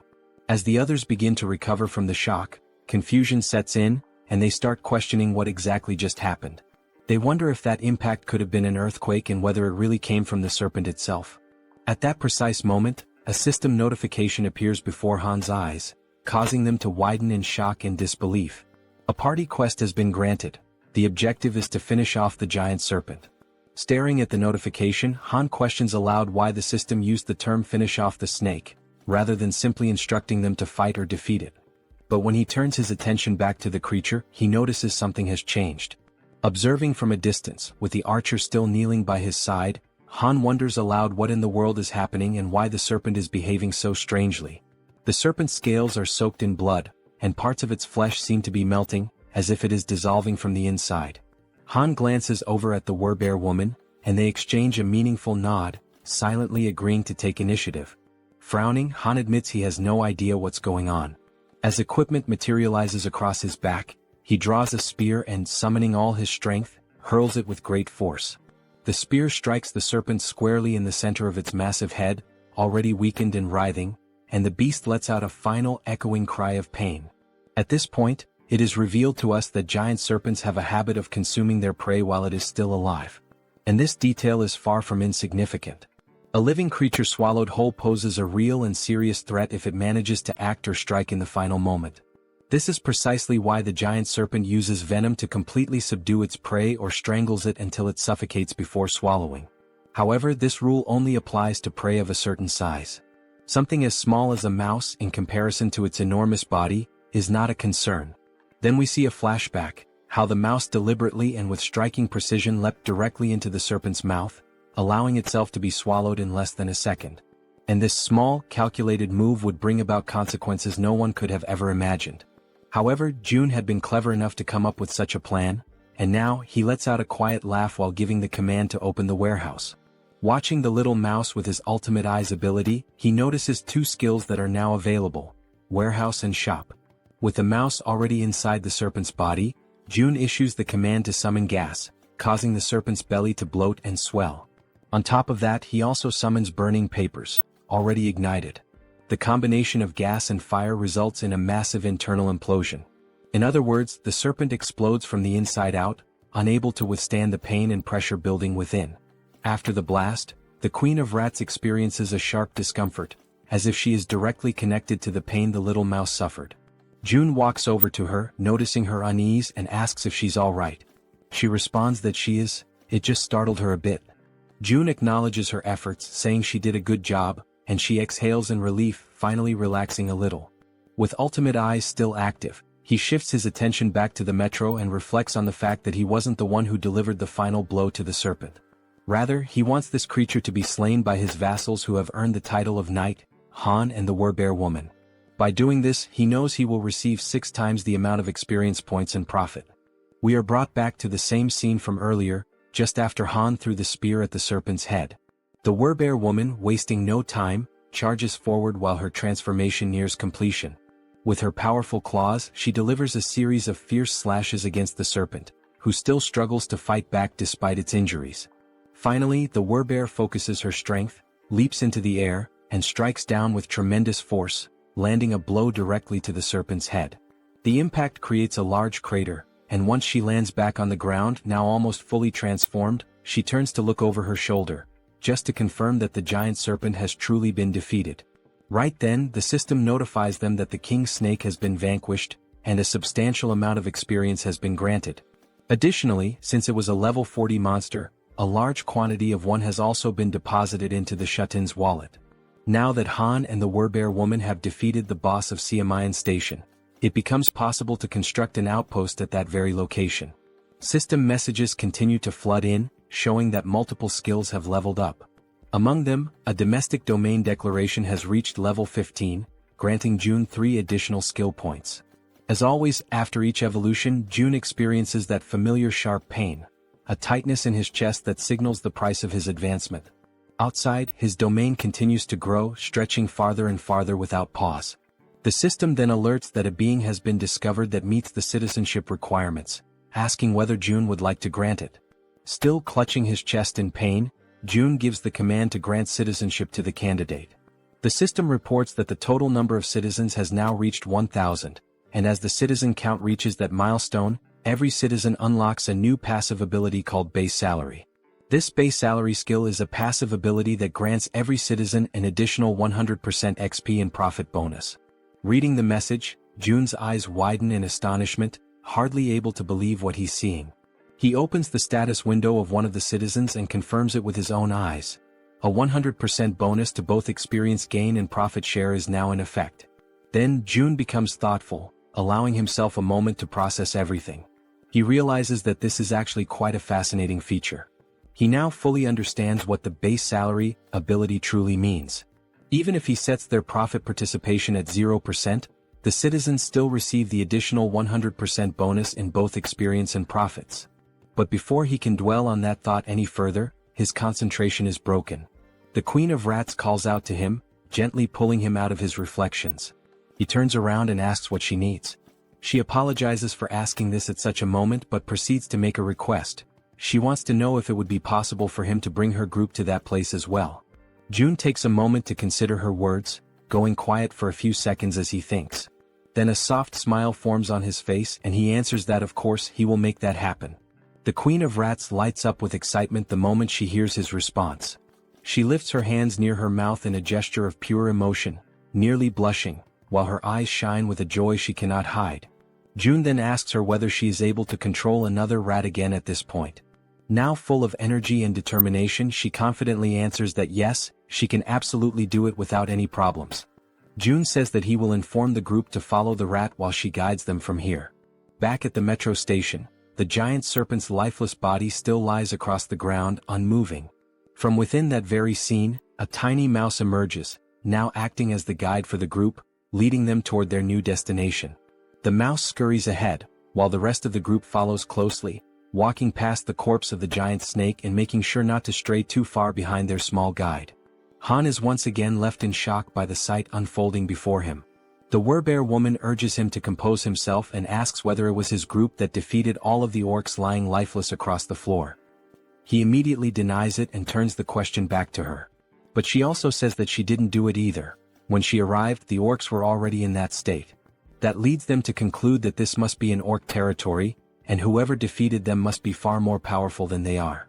As they keep walking, all the group can see are orc corpses and splashes of blood staining the ground, while they continue following the mouse that is showing them the way. Han points out that now that the giant serpent has been dealt with, the major threat is gone. However, he warns that they must not lower their guard just yet. The archer agrees with his assessment, noting that there could still be hidden groups of monsters lurking in the shadows nearby. At that moment, the little mouse turns back to the group, squeaks, and gestures with its tiny paws as if to say, "Come on, hurry up." Seeing this action, Toji comments that this mouse is actually pretty clever, and Moon asks whether the mouse is part of June's skill set. The group presses on, continuing forward while June watches from a distance. Observing everything from afar, he judges that for now there don't appear to be any major threats in the vicinity. He shifts his gaze slightly toward a system notification, which informs him that he currently has 3 available skill points. Looking at the system message with a bit of anticipation, June begins to wonder where he should invest those points. He reasons that since his territory has recently expanded, the highest priority should be the Ultimate Eyes skill, especially because it synergizes with the Queen of Rats' abilities. So he gives the command to upgrade Ultimate Eyes. Once again, as always, he feels the painful consequences of evolving his skill. But this time, unlike the usual sharp sensation in his chest, he experiences something far worse, an unbearable and splitting headache. And unlike the previous version of this skill, the new level now allows him to see the level of monsters displayed above their heads. In addition to level, he can now see other data as well, such as height, behavior, intelligence, and even specific attributes or traits that make each monster stand out. Realizing how much easier this will make things moving forward, he affirms to himself that he definitely needed this ability. Because first, he needs to identify monsters of the correct level in order to assign suitable quests to people. This way he can reduce the cost of resurrection. Already aware of how useful this tool will be, he decides to use his remaining points. The next skill he chooses is dignity maintenance because now that he is meeting and managing more people, trust and loyalty are becoming increasingly important. He gives the command to level up that skill as well. However, just at that moment, right in the middle of his planning, something interrupts Seo Jun, throwing him completely off balance and into a state of panic. A deafening sound crashes through the area, abruptly ending his moment of reflection. That's when he realizes that the noises he just heard were similar to gunshots, sharp, loud, and unmistakably threatening. Since June had his Ultimate Eye skill activated at that moment, he was able to quickly realize that the gunshots had not originated from the apartment complex, but rather from the metro station. He immediately redirects his gaze back toward the metro and sees several goblins wielding revolvers in their hands. The goblins wear malicious, twisted smiles, clearly aware of the immense power they now hold with such weapons. Watching the scene unfold before him, the only question running through June's mind is why on earth goblins have firearms, and more importantly, how they managed to get their hands on them. Because it wasn't just one goblin with a gun, there were several of them, causing chaos and panic as they wildly fired their revolvers, spreading terror through the metro.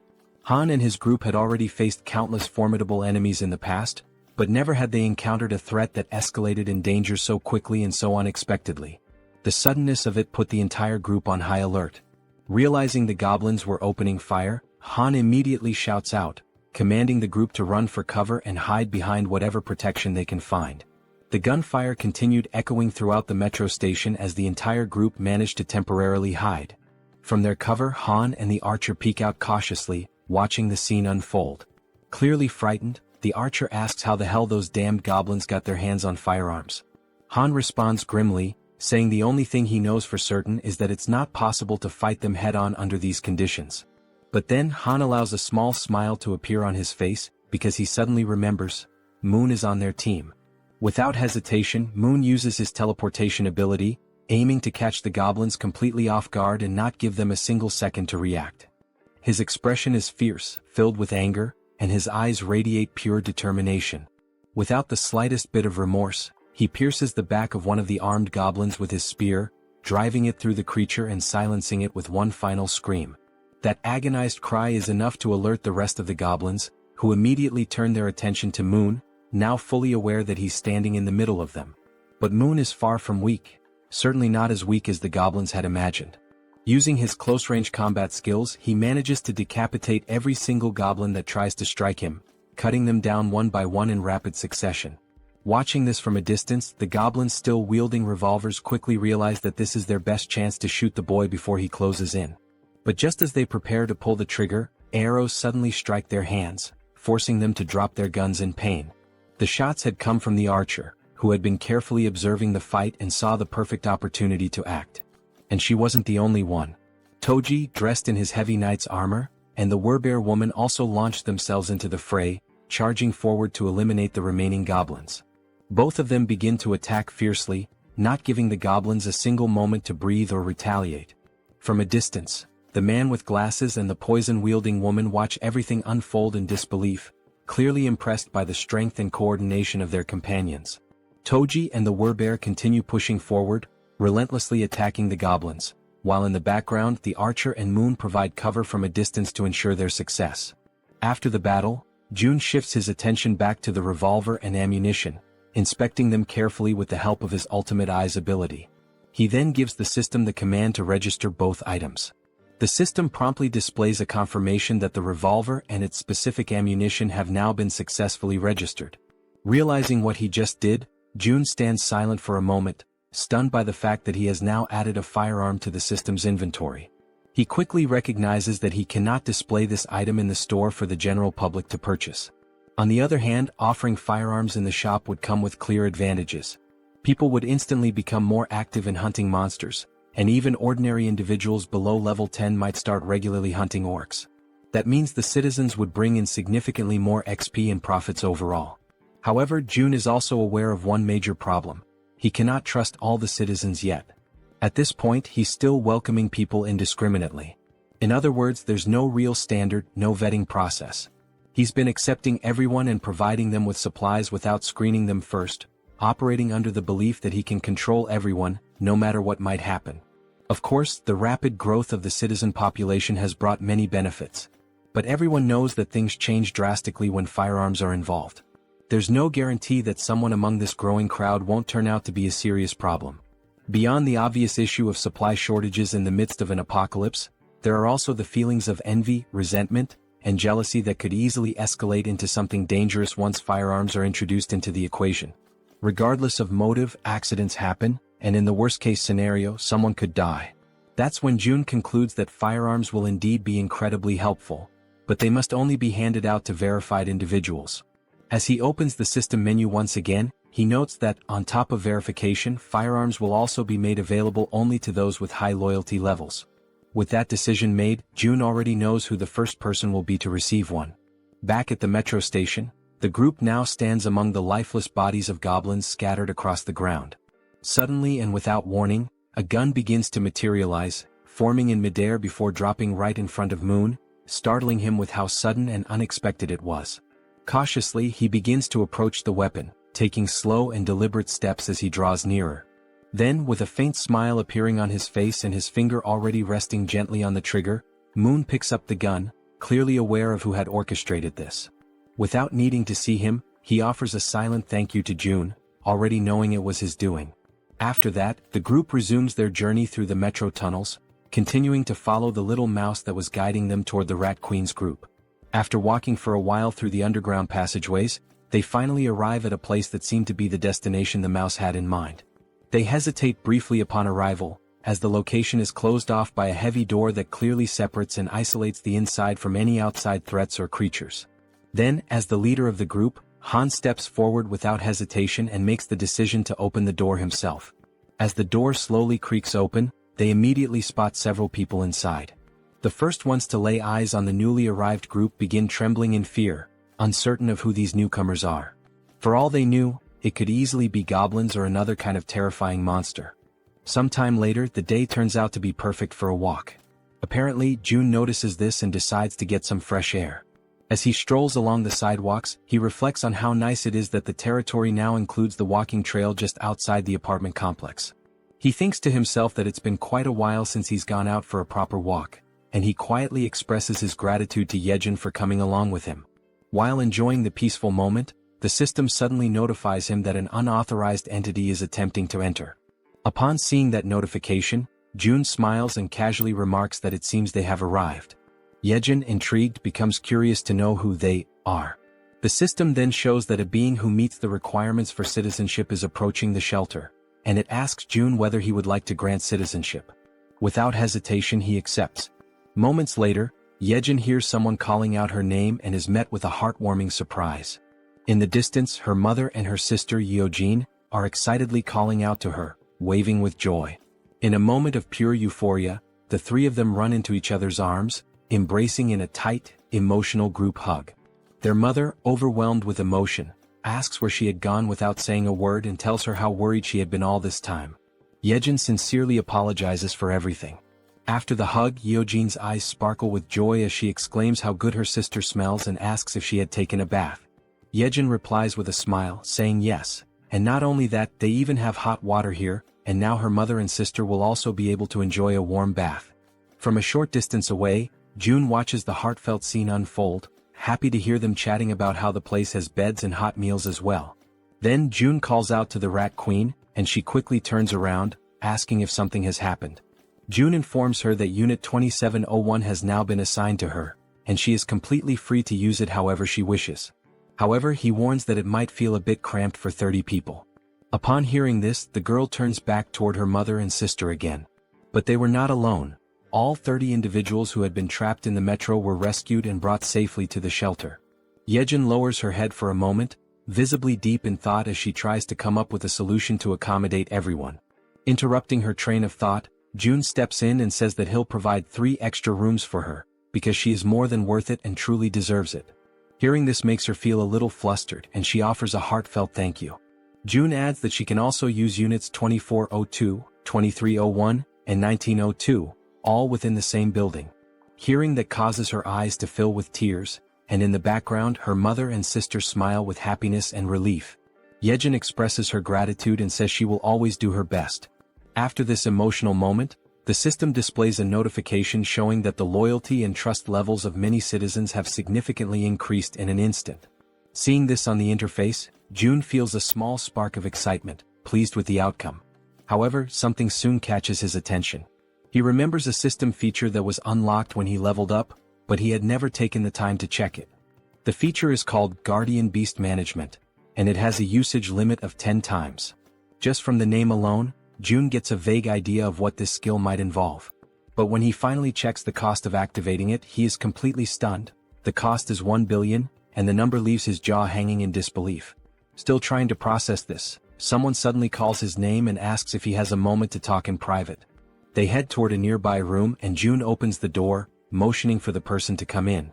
The person in question is none other than Jaehyeon, the girl known for using poisons, and she appears hesitant, clearly uncomfortable about what she's about to say.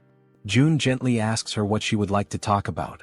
With an anxious expression and a hint of fear in her voice, she says that there's something she needs to confess to him. Noticing her fear, June smiles softly and tells her to take a deep breath and feel free to speak comfortably, assuring her there's no pressure. Seeing his kind and calm reaction, Jaehyeon gathers the courage to finally speak her mind. She bows slightly and thanks him before saying, with visible difficulty, that she's truly sorry, but she wants to leave the team. Hearing that shocks June to the core. He had never experienced anything like this before. So, with disbelief he asks if she really just said what he thinks she said. With an expression filled with guilt, the poison girl once again says she is very sorry, but insists that she needs to leave the party. June hears her words, but remains silent for a moment, as it was all so sudden that he is still struggling to fully process the situation. The girl then begins to explain herself, saying that her ability is one of the reasons she feels so useless within the team. She confesses that she often thinks that her presence doesn't make any real difference. Whether she is there or not, things would likely remain the same. June gently tells her to stay calm and to speak freely, reassuring her that she can always be honest with him about anything. The girl then clenches her teeth tightly, as if she is bracing herself with fear and hesitation. Gathering her courage, she finally admits that she is afraid. The way she says it, the trembling in her voice, leaves June momentarily speechless. She goes on, repeating that she really is scared, truly terrified. The goblins were terrifying, the orcs were just as frightening, and the giant snake they faced had been utterly horrifying. She even recalls the terrifying moment when they were being chased by that red tiger.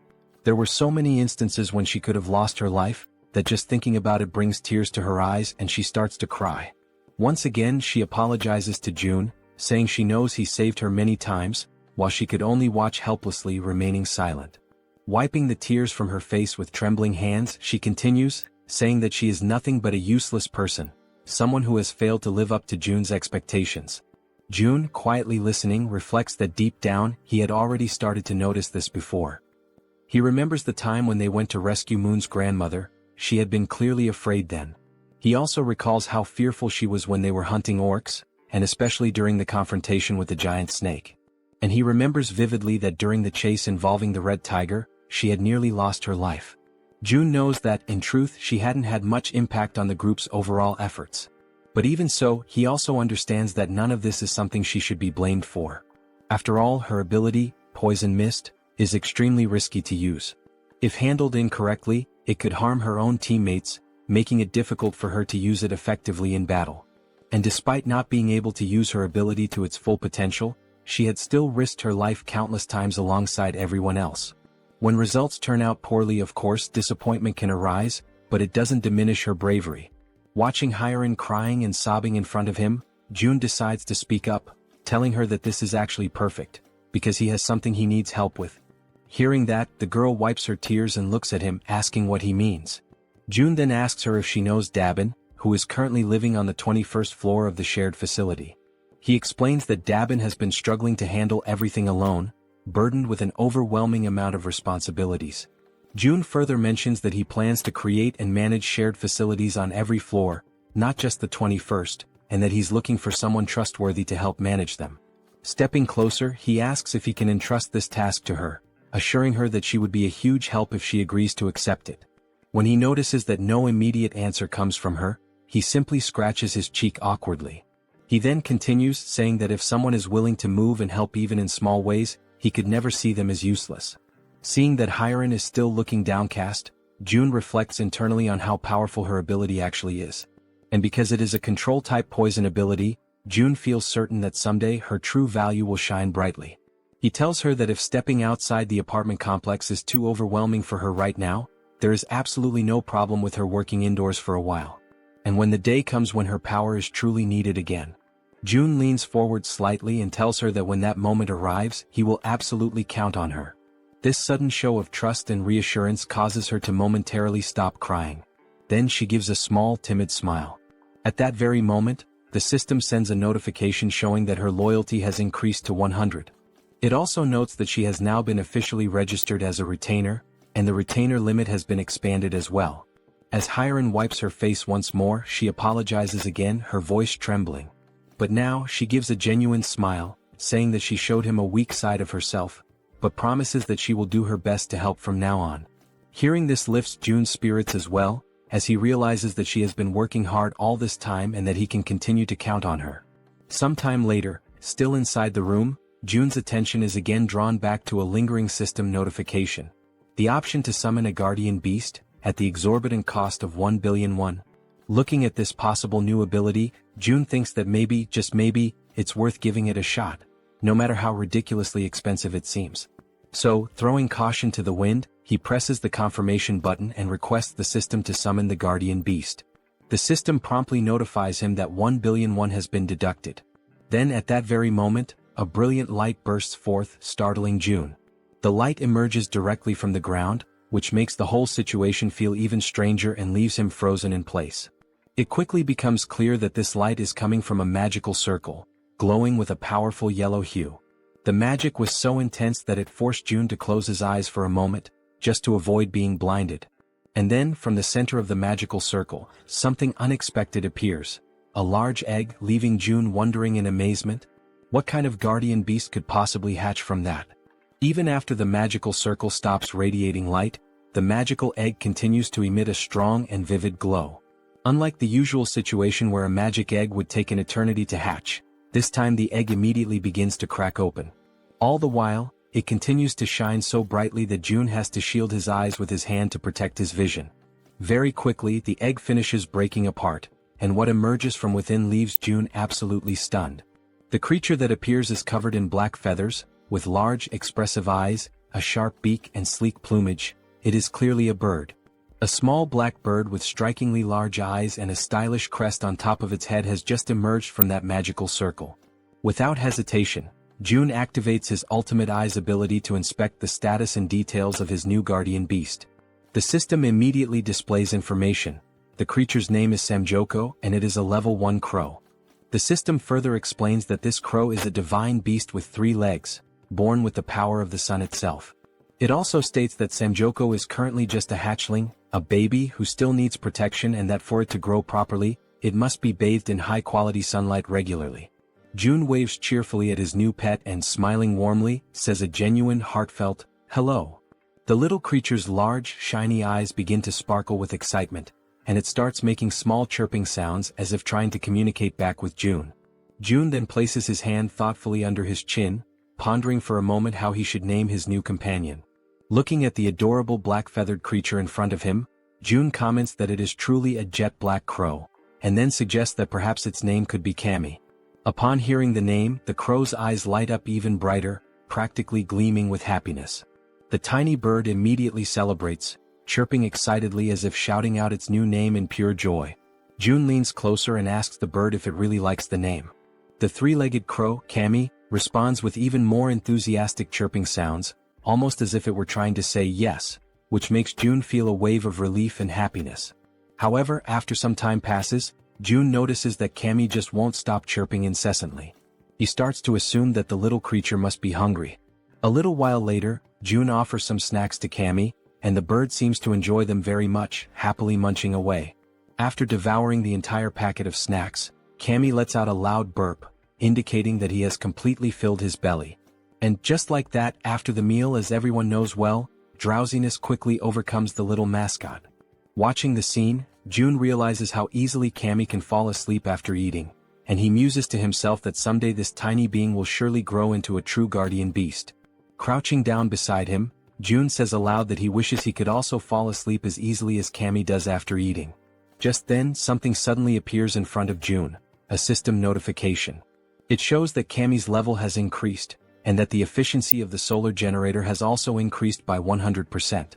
Another screen pops up explaining that the solar generator is a facility that produces electricity using solar energy, generating between 80,000 to 100,000 won per day, and that any excess energy is credited back to the shut-in wallet. Reading this, June has a sudden spark of inspiration, and if things go the way he thinks. He recalls that the 10 new buildings he recently acquired still do not have any solar generators installed. He had already used most of the financing for other projects, and at the time he thought it would be a waste to invest 130 million won for just a 30 million won annual return. But now he chuckles quietly to himself, realizing that with this new change the situation is completely different. As more time passes, the system continues to notify him that Kami's level keeps increasing, and along with it, the efficiency of the solar generator continues to rise. Reading the latest notification, June realizes that the generator's efficiency has tripled almost instantly, going from a 30 million won annual return to 90 million won per year. With a broad smile spreading across his face, June understands that there is no reason to hesitate any longer. Without wasting a second, he gives the command to the system to install solar generators in all 10 of the new buildings. The system promptly displays that the installation will be completed within 24 hours. Sometime later in room 3001, someone rings the doorbell of that room. It is June. From inside, the occupant asks who it is, and June calmly replies that it's him. The door swings open quickly and Fatty appears, asking if something is wrong. June replies with a serious expression that he needs to ask a favor. Still looking surprised, Fatty asks what kind of favor June could possibly need. With a stern, resolute face, June explains that he needs Fatty to safeguard his money. They exchange a few words that the narration doesn't reveal to us, and shortly after that, Fatty is left standing there, completely in shock by what he has just heard. Before all of that, the conclusion that June came to while thinking carefully about the tax collection ability was as follows. If he entrusts a sum of money to a trustworthy citizen and simply lets it sit idle, it will generate profit for him over time. There is an initial 10% tax fee when he donates the money for the first time, but after that, the money starts to produce a 10% profit every month.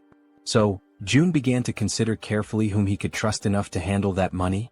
He went through the status screens of various citizens and then stopped when he reached Choi, also known as Fatty, and noticed the 89 points in trust and 98 points in loyalty. It became absolutely clear to June that it had to be Fatty. His level of trust and loyalty were on an entirely different scale, significantly higher than that of any other citizen. Immediately, the system notified June that he had successfully donated 1 billion won to Fatty, with a 10% fee deducted from the total amount. Right after the donation, the system also showed that Fatty's loyalty and trust had increased even further. Still visibly nervous but wanting to confirm, Fatty asked if he really was only supposed to hold on to the money, or if he could maybe use just a little bit of it. That had actually been June's original plan all along, but he had not expected Fatty's loyalty to reach 100, so in the end he replied that yes, Fatty has permission to use a small portion of the money. Still in shock over what he had just heard, Fatty bowed deeply in gratitude, offering a sincere thank you. June in turn told him to stop bowing and said that he trusted him completely. With that matter taken care of, it was now time to move on to the next thing he needed to handle. June went to talk with Dabin, and she asked if she was allowed to choose whoever she wanted. He replied that yes, it was fine, she could choose freely. Then he introduced her to Hyerin, the so-called poison girl, and said she could include her in the team. He added that now that Dabin would be the team leader, he would be paying her double the regular weekly salary. At that moment, Dabin's loyalty increased a bit more. Excited by the sudden raise, Dabin pulled Hyerin close to her and gratefully said she would do her best. Overflowing with energy, she then dashed off with the poison girl, calling out to her and saying they were about to go on their first delivery. Hyerin, trying to keep up, asked Dabin to slow down a little. Watching the whole scene unfold, June felt glad, knowing that the two of them would likely get along very well. And then he realized it was time for a difficult conversation. Over at apartment 2109, June arrived and told everyone that he knew they had all worked hard today, and he asked how they were feeling. Everyone came out to greet June, and Han spoke up to say that they were all doing completely fine, then asked what had brought June to visit them. June explained that, thanks to the monster at Jaehyeon Station, the surrounding area was now considered a monster-free zone, especially the subway tracks. Everyone listened as June said that from Jaehyeon to the next station, there were almost no monsters, and that this was their opportunity, before another monster appears and claims the area. He told them they would have to act first. There was one thing June realized, especially after witnessing Hyerin begging with tears in her eyes. Looking at these people now, he saw that they were risking their lives to fulfill the tasks he gave them. And thanks to Jaehyeon, the queen of rats, they had been able to identify the giant snake at the station ahead of time. If they hadn't, the situation would have been unimaginably dangerous. In a world where death at any moment is a constant possibility, June understood that wanting to keep his family safe, wanting to protect them, could be seen as selfish. But even so, he gave the order. Han's group would go to Jaehyeon Station tomorrow, because he could not give up. The next morning, Cammy was stretching after waking up, and June was having his breakfast. The system displayed that the efficiency of the solar generator had increased, and that Cammy's level had also gone up. As he ate, June felt excited to see that Cammy had already reached level 5. The system then displayed that Cammy was now releasing part of the sun's power, inheriting a portion of the divine beast's abilities, and that June had awakened basic elemental fire magic. The idea of having magical powers caught June a bit off guard, leaving him slightly surprised. Raising one of his fingers, he quietly wondered to himself how he was supposed to use this fire magic. Then, a small flame suddenly appears at the tip of his finger, and he immediately realizes that it actually works. While the flame continues flowing gently from his fingertip, he notices that the sensation feels oddly familiar, and it doesn't take long for him to remember. It is quite similar to the feeling he experiences when he uses the dignity maintenance ability. And if that's really the case, Jun decides to go for a walk outside to test things more freely. As he walks around, he notices that there's no one nearby, and the area is completely quiet. He closes his eyes slowly and begins to use his imagination. He starts to picture a massive flame, one so powerful that it could engulf and burn the entire area around him. Soon, a flame begins to form and grow in the palm of his hand. The flame starts expanding and he can feel the power coursing through his body, spreading from his hand to the rest of him. Then, with a determined movement, he throws the fireball forward. However, this action leaves him disappointed, to the point that all of Jun's earlier enthusiasm seems to vanish in an instant. He stares at the tiny, underwhelming fireball floating in the air, and still feeling let down, he questions to himself whether this small result is really his current limit. It becomes clear to him that this is not a particularly powerful ability, at least not at this stage. But even so, he acknowledges that some things can already be done with it. He summons his gas and then it hits him. If he combines this fire ability with the gas produced by the dignity maintenance skill, it could become a truly threatening force. For now, that is the current level of what he can do, but the potential is absolutely limitless.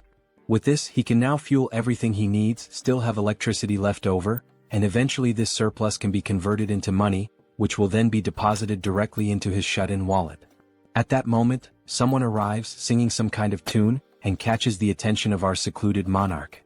It's Jaehyeon, the Queen of Rats, and she's expressing her gratitude for the rest period he allowed her. She says that thanks to him she was able to rest well. Jun replies that he simply gave her the treatment her ability deserved. And besides that, thanks to her help, the range of his own abilities had expanded significantly. Of course he should support her. Smiling, he says that he'll be counting on her again today. He informs her that Han's group is currently waiting at Siamayan Station, and that she should go guide them as soon as possible. Jaehyeon responds that she has already sent rats along the subway tracks, since the rats are capable of reaching Koryang Station without any trouble. Hearing that, Jun's eyes widen as he asks her if something happened beyond Koryang Station. She confirms that yes, something did happen, specifically at Busan Station. She says she thinks it would be better if he saw it for himself. She sits down on the ground and begins to concentrate deeply, activating her ability to control one of her rats over there. Through the rat's vision, they can see that the station is completely destroyed, with debris and rubble possibly blocking access. And on top of that, the area appears to be flooded with water. Seeing this through his ultimate eyes, Jun quickly realizes that there's no way to get through that place in its current condition. Jaehyeon comments that now that he has seen how the tracks are, that's precisely why she sent rats ahead. But then, she saw something far more alarming, a scene of chaos and total destruction. Using his own abilities, Jun sees the same thing. Not a single building remains standing over there. Everything is destroyed. He asks himself, stunned, what on earth happened in that place. One of the rats moves closer to a hole in the ground, which turns out to be some kind of crater. Jun wonders what that thing could possibly be. Then the rat adjusts its position, and only at that moment does it become clear. That crater is actually a footprint, likely left behind by some kind of giant. Only then does Jun understand that the problem in that area is far more serious than he had imagined. That explains why there are no intact buildings and why even the roads are completely destroyed. Then suddenly, Jun feels a tremor at that exact moment. Something that resembles an earthquake. Both he and Jaehyeon are startled and immediately on alert as everything begins to shake violently, just like during a real earthquake. The Queen of Rats drops to the ground, crouching in fear and screaming from terror. Jun quickly moves closer, trying to reach her in order to calm her down. But at that moment he begins to feel deep discomfort, realizing that if this continues with the tremors growing stronger, all the buildings will eventually collapse. The earthquake continues to grow stronger, shaking the buildings more violently with each passing moment. Still visibly shaken, Jun turns to Jaehyeon and asks if she is alright. Jaehyeon reassures him that she is, but then with a worried expression, she asks what is really happening. Jun starts to explain that it is a tremor, but before he can finish, he is interrupted by a loud, booming voice shouting his name. Both Jun and Jaehyeon, still caught in a state of panic, hear that they need to go check what is going on. After a moment, Jaehyeon glances at her companion, and he gestures for her to follow him outside. Meanwhile, Fatty, visibly shaken and fearful, mutters in disbelief, questioning what all this chaos could be about. He adds that June needs to head to his house first. Without a second thought, both of them dash towards Fatty's house, despite the obvious danger all around. As they run, Fatty explains that from his place in Siamayan, they can get a clear view of the station area and assess the situation better. As they move swiftly through the quaking streets, June can't help but recall the loud crash from earlier, wondering why Fatty is dragging him to his place with such urgency. After some time they finally reach the destination. Upon opening the door, June is met with the sight of Fatty and his wife, both overwhelmed with fear and anxiety. Fatty quickly points towards the balcony, urging June to take a look. As June steps out onto the balcony and takes in the view, he becomes utterly shocked and paralyzed, his mind racing as he wonders why it always has to be some kind of madness. Outside, a gigantic, fearsome cyclops looms over the city, with sharp fangs and imposing horns, mercilessly destroying everything in its path. As the monstrous creature continues to demolish buildings with sheer brute force, June, still in a state of disbelief, summons everyone back to regroup. The group, now gathered, looks at one another in confusion, uncertain about the reason behind June's sudden call. When they reach Fatty's house, Han and Moon speculate about whether the earthquake from earlier might be linked to what's happening now. But suddenly when they glance ahead, they are all left frozen in terror as they spot the terrifying Cyclops approaching. While they helplessly watch the giant creature crush and topple massive buildings, the group can only question in disbelief what that monstrous being in front of them could possibly be. The Cyclops, consumed by unbridled rage, continues to smash and pulverize everything in its vicinity with its powerful fists. Then Han shouts out, desperately wondering what on earth is going on, while Fatty points out that the Cyclops is moving closer to their location, urging June to take a look. Feeling overwhelmed, June, in a state of panic, acknowledges that they have to do something, but he has no idea where to even begin. From the balcony, June glances down at his hands, unsure whether his abilities would be enough to withstand the Cyclops' attack. Nervous and trembling, June clenches his teeth, trying to keep his composure despite the dread creeping in. Suddenly, June hears someone calling his name and he freezes. Turning around, he sees the Werbear woman, her expression resolute and unwavering. With fierce determination, she requests a chance to take on the Cyclops. Hearing her words, June is initially taken aback and a bit fearful, unsure of what to think. However, the Werbear woman remains focused, her fiery resolve to battle the gigantic beast evident in her eyes. June, still anxious, manages to muster a faint smile after hearing her confident plea. Then he turns to her and asks if she is truly willing to confront the Cyclops. With unwavering courage, the Werbear woman firmly declares that she will make it happen right away. Just then, the system interface pops up, displaying that a mission has been granted.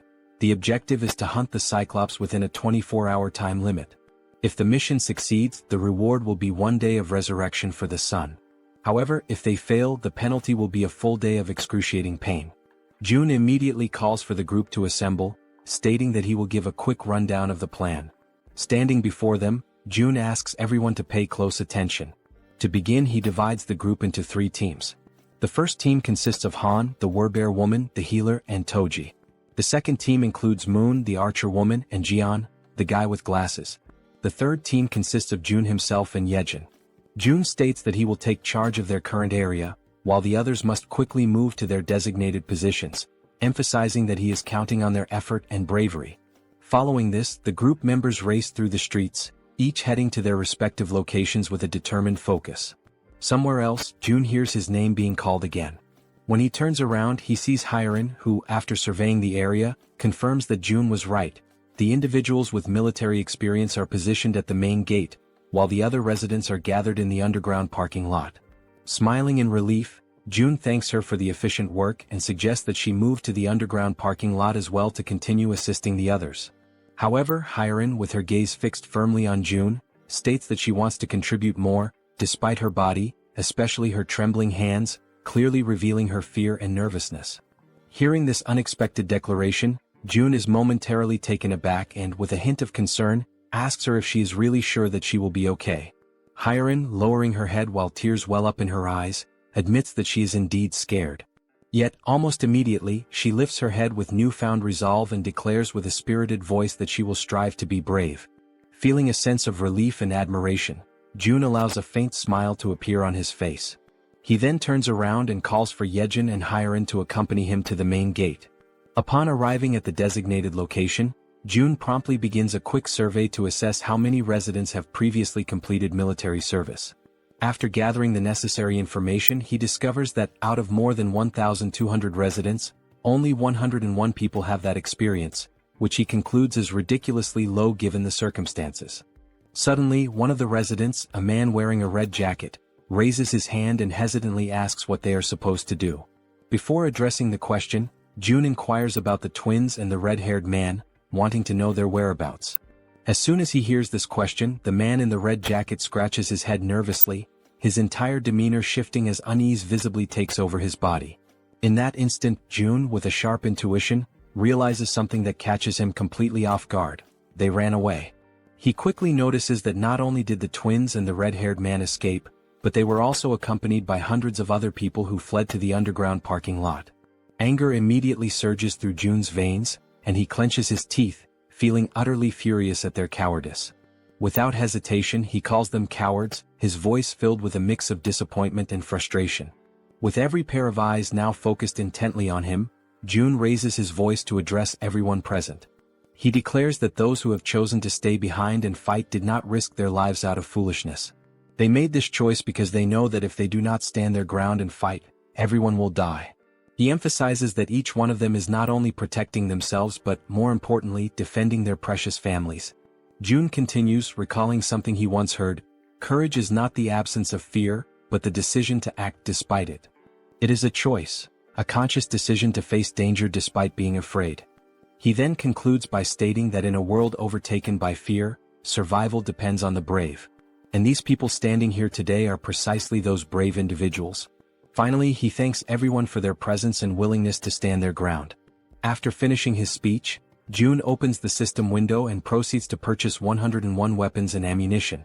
As soon as the transaction is completed, the weapons and ammo begin to materialize right in front of everyone, leaving the crowd stunned and wide-eyed with disbelief.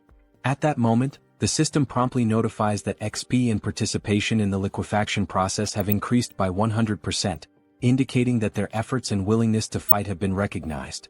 June instructs the residents to pick up the weapons and ammunition that have appeared before them. One by one, they cautiously reach out and take the weapons, their expressions reflecting a mix of shock and awe as they hold the newly acquired firearms in their hands. Then, with a firm and resolute tone, June assures them that those who have chosen to face their fears will be duly rewarded. Turning around sharply, he activates his absolute eyes ability, his gaze now burning with unwavering determination. In a calm yet commanding voice, he declares that the chaos is only just beginning. Meanwhile, the Cyclops, with his fangs bared and overflowing with uncontainable fury, charged forward into the attack without a moment's hesitation, driven entirely by instinct and rage. At the same time, Han, positioned carefully outside the Cyclops' field of vision, was holding a solid iron bar, waiting silently and patiently for the perfect moment to strike. With a fierce and determined expression etched across his face, Han gripped the iron bar tightly and raised it with both hands, initiating his carefully calculated attack. In one swift and precise motion, he hurled the iron bar directly toward the Cyclops with all the strength he could muster. The projectile hit its mark, violently piercing through the creature's leg and immediately causing blood to gush out in a gruesome display. Caught off guard by the unexpected assault, the Cyclops turned around sharply, his monstrous body twisting as he directed his gaze toward the source of the attack. His fiery red eyes locked onto Han, the one who had dared to wound him, and for a moment, time seemed to stand still as Han remained frozen, paralyzed with fear in the face of the towering monster. Han clenched his teeth and furrowed his brow, panic flooding his senses as he struggled to process the overwhelming danger standing directly before him. Despite the deep wound in his leg and the blood dripping down, the Cyclops began marching forward with a steady and terrifying resolve, determined to make Han suffer the most excruciating pain of all, death. But at that very instant, unexpectedly, the Werbear woman came rushing in, already fully transformed into her fierce beast form. She was driven by her mission, resolute in her goal to stop the Cyclops at any cost and earn the reward that awaited her. With her razor-sharp claws extended, she lunged at the Cyclops and slashed through his thick flesh, unleashing a brutal impact that sent her hurtling backward, crashing to the ground with crushing force. However, the attack wasn't nearly enough to bring the Cyclops down. He remained upright, completely consumed by rage, his fury only intensifying with every passing second. With a cruel and merciless grin spreading across his monstrous face, the Cyclops lifted the same leg Han had wounded. Summoning all his wrath, he delivered a savage and hate-filled kick straight at the Werbear woman. She was sent flying through the air with terrifying force, soaring from an unimaginable height, the wind violently whipping around her as she fell. Her cries of resistance sliced through the air until, finally, her body crashed with tremendous violence against the ground, as though the very heavens themselves had rejected her. The Cyclops' brutal attack left the Werbear woman lying motionless on the floor, her body shattered and completely drained of strength, now utterly defenseless. Even from a distance, the Cyclops kept his piercing eyes fixed on her broken figure. Determined to annihilate everything and everyone that dared to stand in his way, he began preparing for the final blow. He swiftly raised his arm, ready to strike and end her once and for all, but then a loud shout echoed through the air, grabbing his attention and halting his motion. The shout, amplified by a white megaphone, rang out clearly, calling him an idiot and stopping him mid-attack. It was Toji who held the megaphone, and he continued to shout, insulting the Cyclops by calling him a lard-faced monster, pushing the creature's rage to new heights. In response, the Cyclops turned his massive head. His burning eyes widened, filled with both confusion and fury, as he tried to comprehend what was going on around him. But suddenly his attention was drawn downward, to his own leg. The cold metal of the iron bar was still embedded deep in his flesh, and his blood continued to pour from the wound, soaking the ground around him. At the same time, Toji, overwhelmed by terror, lowered the megaphone and ceased his insults, fear gripping him tightly as he whispered to himself, trying to understand what kind of monster he was truly looking at. The Cyclops narrowed his dark eyes and locked them onto Toji. His gaze moved slowly, methodically, studying every inch of the weapons Toji carried, carefully evaluating their offensive capabilities. He looked like a wounded beast, still bleeding, still in pain, but mentally calculating the perfect moment to strike back with devastating precision. Suddenly, Toji found himself standing still, completely frozen, and tried to plead for a moment of time, but it was already too late. Without a second of hesitation, the Cyclops lunged toward him, driven by a single overwhelming purpose: to obliterate everything in his path. Toji screamed in desperation, his voice trembling uncontrollably. His eyes, wide with fear, gleamed with pure terror, and his entire body shuddered under the crushing pressure of the moment. Without thinking twice, he turned and sprinted with all the speed and desperation his legs could muster, running as though his life depended on it, because it did. Elsewhere, Jun was watching the entire scene unfold using his ultimate eyes ability. Observing Toji's desperate situation, he stated that Toji was approaching, and that the Cyclops was coming with him. Immediately, he turned to the group around him and instructed them to prepare without delay. Once more, Jun activated ultimate eyes, clenched his teeth tightly, and warned that the moment was near. Toji was almost at their location, and behind him was the largest creature any of them had ever seen. Toji was completely frantic, running out of control and screaming at the top of his lungs that he was arriving. After a few tense seconds, he stumbled past the edge of the barrier, where everyone was already waiting for him, alert and filled with tension. Outside the protective barrier, the Cyclops loomed, his eyes watching everything. And then, without warning, Black, the crow belonging to the man with glasses, appeared in the sky and began flying straight toward the Cyclops. The bird flapped erratically in the Cyclops' line of sight, pecking and disrupting his vision non-stop, refusing to let up for even a moment. Eventually, overwhelmed and disoriented, the Cyclops shut his eyes tightly in frustration. Without wasting a second, the archer woman was already in position, her body firm, unwavering, and fully prepared for the perfect moment to strike.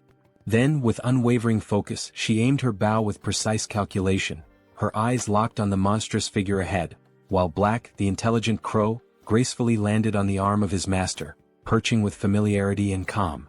Without a single trace of hesitation, the exact moment had finally arrived. The archer woman pulled back the bowstring with strength and confidence and released her arrow in one swift and fluid motion. The arrow shot forth with incredible speed and force. The Cyclops, in a desperate attempt to defend himself, raised his massive hand to shield his face, but it was in vain. The arrow not only pierced straight through his outstretched hand but also struck directly and with perfect accuracy into the very center of his head. Immediately after, Moon appeared, soaring high above the Cyclops with steady flight. Without wasting any time, he reached into his clothes and retrieved 4 rats, each one alive and squirming. Then, with firm resolve and no hesitation, he hurled all 4 rats directly toward the Cyclops' mouth, which was wide open as the creature roared in agony from the arrow embedded in his face. With all the power in his lungs, Moon screamed out Jun's name, his voice ringing through the battlefield, demanding immediate action. Up until that moment, everything had been unfolding exactly as planned. Now, with his ability already activated, Jun initiated the release of the gas that had been hidden inside the Cyclops' body. At that exact instant, the creature's eyes flew open, and despite the intense pain radiating from the arrow lodged within them, he seemed to forcefully ignore it. The Cyclops slowly lowered his massive head and looked down at his abdomen with a focused and steady gaze, as if noticing something unfamiliar. He took in a long breath, bracing himself for whatever was about to come next. Soon after, Jun raised his arm firmly and pointed it straight at the Cyclops. His face remained calm, composed, entirely devoid of fear. In his mind, there was an unshakable conviction. When the opportunity to end that terrible battle finally came, there would be no room for doubt, only the resolve to bring everything to a close decisively and completely. He activated a magical attribute, conjuring flames that danced around his hand and crackled with energy.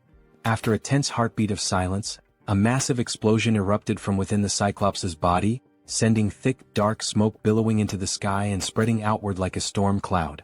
Within the suffocating haze, the Cyclops appeared to be unconscious, his body stunned and overwhelmed by the force of the explosion.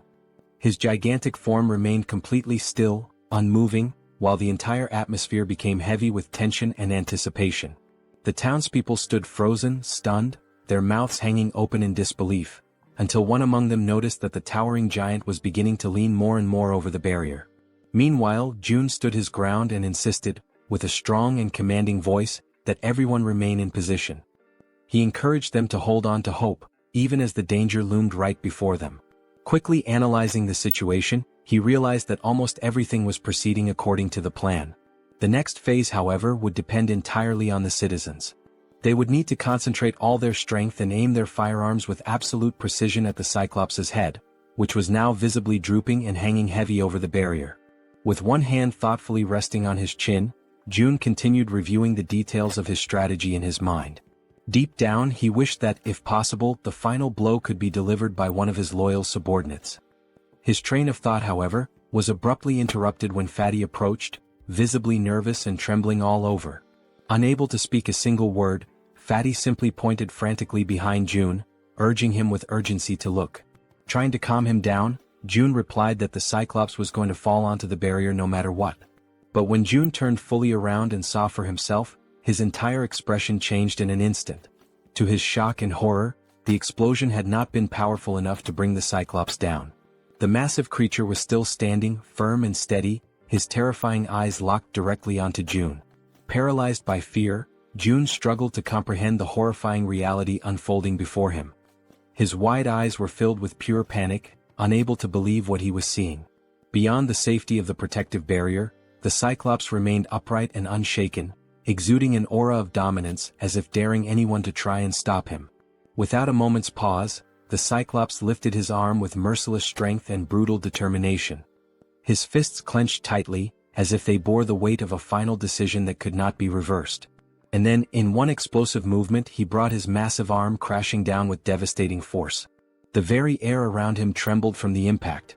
The collision reverberated like thunder against the protective wall, shaking everything around it and sending a shockwave through the surroundings that echoed with raw power.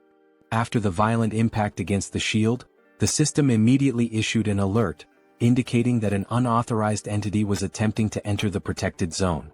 For a brief and tense moment, Jun and all the people around him were overwhelmed with fear and uncertainty.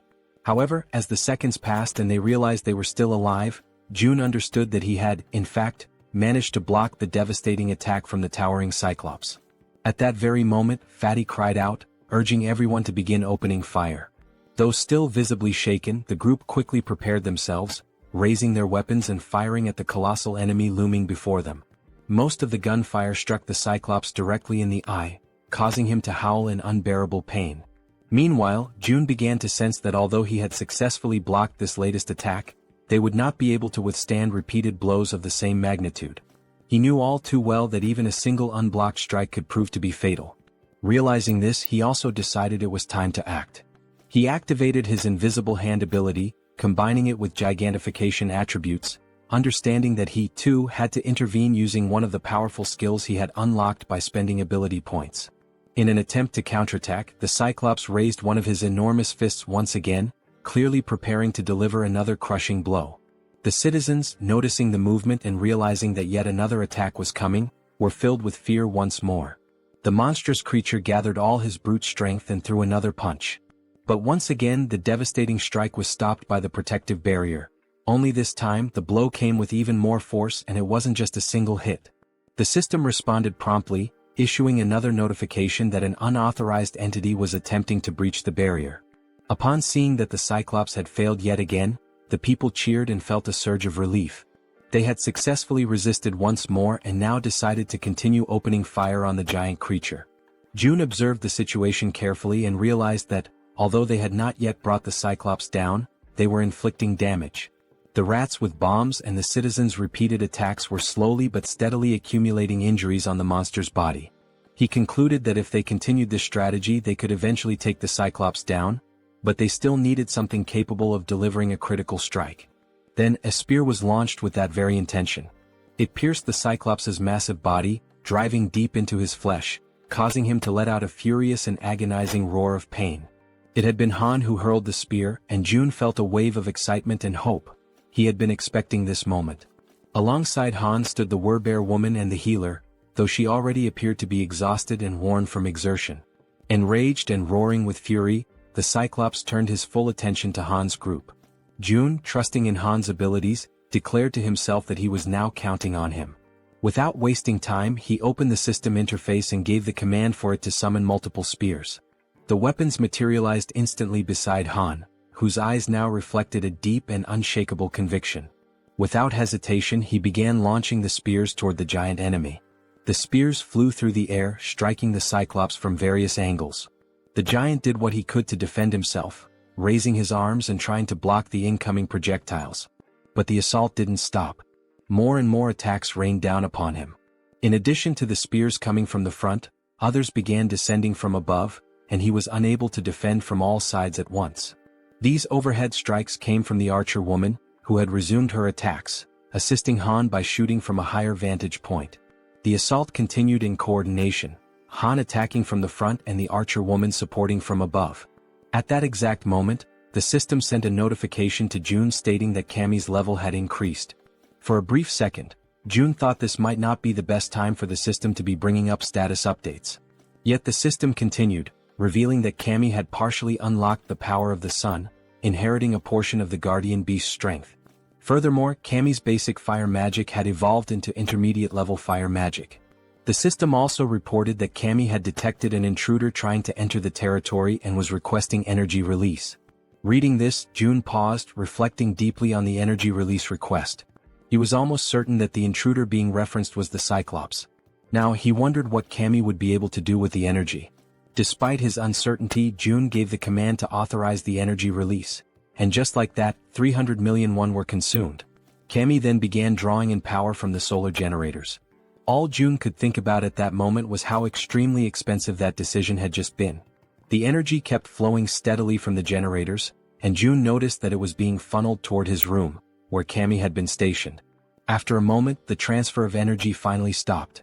And when June turned to look behind him, he saw something he hadn't expected. It was Cammy, his three-legged crow. But the creature no longer looked the same. This time, Cammy appeared transformed, with a sharper beak, larger wings, and a presence that radiated power and majesty. He was no longer the small, cute bird he used to be. Now he was larger, had 3 glowing eyes, and emitted an aura of a true guardian.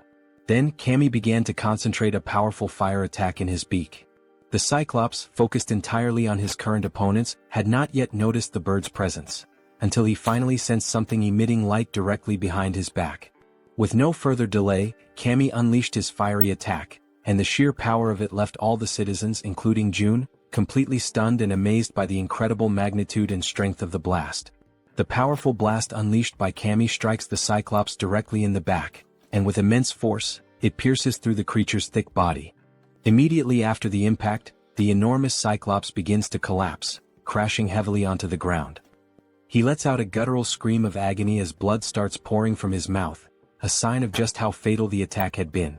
While Han stands still, watching everything unfold without any visible reaction, someone else takes the initiative and moves forward without hesitation. The Werbear woman leaps toward the fallen Cyclops, aiming to deliver the final blow and end the creature once and for all. From the Cyclops' limited point of view, all he can see is an enormous, furious bear charging at him with full speed and fury. In just a matter of seconds, the Werbear woman successfully finishes the Cyclops, ensuring that the threat is completely eliminated. The system then sends out a notification. A level 51 Cyclops has been hunted down. As a result, a massive amount of experience points and a large sum of 1 have been awarded.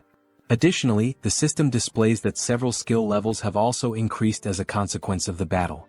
Seeing this, Jun is immediately reminded of what always happens to him whenever his skill levels increase like this. As expected, he begins to feel the familiar and agonizing pain that always accompanies the evolution of his abilities. The effective range of his skills expands even further, now reaching much farther than it did before, giving him more influence and control. The system then flashes another message on the screen, congratulating Jun for successfully declaring the entire apartment complex as a unified refuge, and confirming that a large deposit of 1 has been transferred to his account. Unable to bear the overwhelming pain, Jun falls to his knees on the ground, clutching his body as the surge of new power courses through him. At that moment, Cammy lands right beside him, having returned to his normal, small form. The three-legged crow begins to emit a series of proud, chirping sounds, clearly boasting about his role in defeating such a ferocious enemy. Jun, still kneeling and catching his breath, mentions that it cost him 300 million won for that outcome, prompting Cammy to fall silent, now visibly embarrassed that the price for his attack had been so high. Despite the expense, Jun feels genuinely happy and grateful that Cammy's strike was so decisive. It had been a critical and essential blow in taking the enemy down. With a soft smile, Jun gently strokes the top of Cammy's head and acknowledges that he did a great job. Although the summoning of the guardian beast seems to be unavailable within the refuge, Jun reflects on the outcome. He had spent 300 million won, but in return he profited 30 billion. This makes him start to wonder if it might be time to consider summoning all 10 guardian beasts, because if their performance is anything like Cammy's, there's really no reason to hold back. Then the system displays a new update. The current cost to summon a guardian beast has increased to 10 billion won. Seeing that, Jun immediately questions why the cost had skyrocketed so dramatically. But before he has time to fully process the situation, he hears the sound of someone's voice. It sounds faint and emotional, like someone crying. What he sees next brings back a delicate and emotionally complex memory for him. Both he and Cammy turn to look toward the source of the sound. It's Yeonju, the Werbear woman. And at that very moment, Jun realizes something unexpected. Just for a brief instant, the faint alert sound from the system window transforms into something else entirely, the very sound that Yeonju had long been wishing to hear. A little while before all of that unfolded, inside a certain abandoned building, someone was quietly using his special ability to fill a small bottle with water. The people around him were deeply grateful, genuinely thankful, to finally have clean water to drink. The man with the ability stood there, silently thinking to himself, troubled by the fact that they were now completely out of food. He had carefully formed a line, allowing the people to come forward and receive the precious water he was able to generate, but there was no denying it. Their food supply was nearly gone. And that, he understood clearly, was the absolute limit of what they could achieve with just these few resources they had managed to gather. The man felt a deep, growing sense of unease because at the end of the day, it seemed they would have no choice but to leave that place. A place that had seemed, until now, relatively safe. Then, at that very exact moment, he and everyone else inside the building felt the entire structure tremble. Like anyone would in that situation, he immediately asked those around him whether that had been an earthquake. Right then, another man came rushing in, shouting frantically and begging everyone to come see something that was happening up above. When the man mentioned the word monster, the one with the water ability was stunned, completely frozen for a second. Without wasting any more time, he began running, dashing up the staircase to reach the top floor and see what was going on with his own eyes. Once he arrived at the rooftop, what he saw left him breathless. The enormous Cyclops was still standing tall, radiating overwhelming fury and power.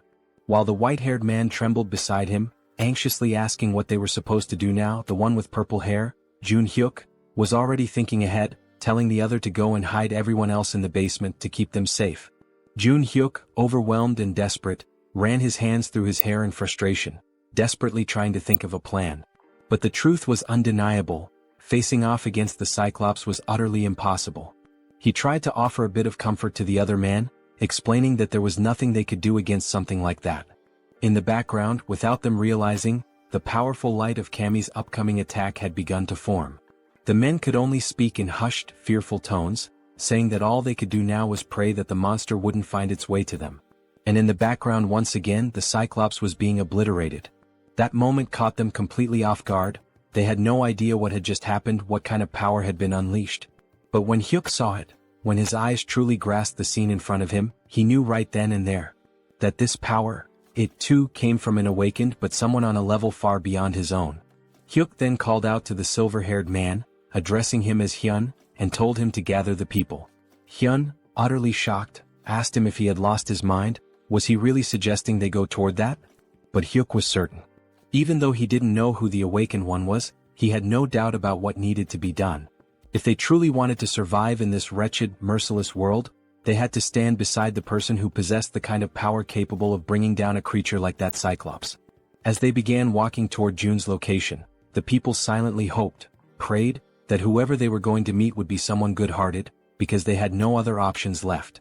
Their fate was entirely in the hands of chance now. They eventually arrived at the apartment complex and immediately suspected that this must be the place. After all, the buildings were still intact, completely untouched in a world otherwise devastated. Hyun, walking ahead of the group, remarked with disbelief, wondering how such buildings could remain standing in a world that had fallen apart. But then he suddenly smacked right into some kind of invisible barrier. Right after that, a message appeared in front of them from the system, declaring that entry was prohibited. Another message followed immediately, asking them whether they would like to obtain citizenship. They confirmed the prompt, and the system quickly responded, showing that they had been successfully granted citizenship. However, along with their new status came an initial quest. They were instructed to proceed to Jun's apartment on the 30th floor. Once they arrived there, Jun was already waiting to receive them. Strangely, he was already calling them by their names, despite the fact that they had never met before. Jun introduced himself as well, calmly stating his own name. At that moment, Hyuk felt something deep within, an instinctual certainty that this man standing before them was the one responsible for forcing the towering Cyclops to its knees. And now that he was face to face with him, his instincts were screaming louder than ever. Without hesitation, Hyuk reached out, took Jun's hand in his own, and introduced himself, earnestly asking Jun to take care of them. Because in his heart, he knew this was a moment he must never let slip away. Elsewhere, in a quiet and peaceful place, Yeonju, the were-bear, was gently serving a warm meal. This time, a bright and genuine happiness could be seen in her eyes as she cheerfully called out the name of Siwoo. Siwoo was her little boy, her beloved child, who was happily eating, and she lovingly asked him if the food tasted good. With a big smile he replied that it was absolutely delicious. The small boy then turned to his mother with innocent curiosity and asked whose birthday it was, because they were having seaweed soup, a dish traditionally served on birthdays.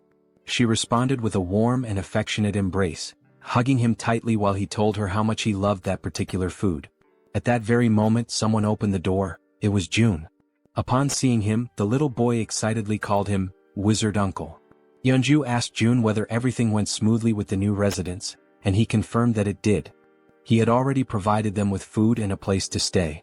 Then Jun apologized for something, and Yeonju, curious, asked why he was suddenly saying sorry.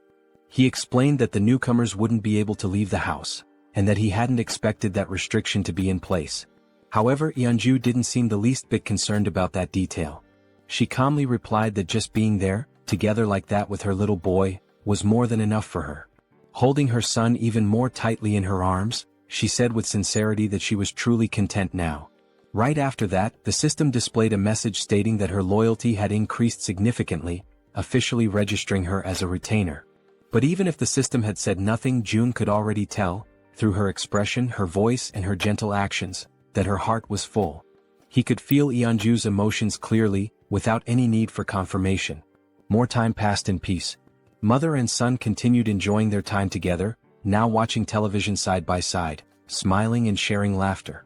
And during that simple, tranquil moment, Jun found himself reflecting deeply on his own family, on how long it had been since he had last seen them. He wondered how they were doing, if they were eating well or if they were possibly sick. He closed his eyes and imagined the worst, thinking that something terrible might have happened to them in this chaotic world. Right then Cammy appeared, making a bit of noise. The small creature began playing and having fun alongside the werbear and her son. Watching them all together like that, June felt a quiet realization settle in. There was no need to rush. It was just one day. One peaceful, ordinary day. And he understood how hard Yeonju had worked for this day to finally come. At the same time, he also thought about how Yijin's rats were at that very moment heading toward the main house. When the rat reached the house, he would be able to deliver whatever his family needed. So today, looking at mother and child, smiling and content, June made a choice. He would focus only on taking care of them. Because this was the moment when Yeonju's one and only dream was finally shining brightly. Then June suggested that they sleep in the master bedroom.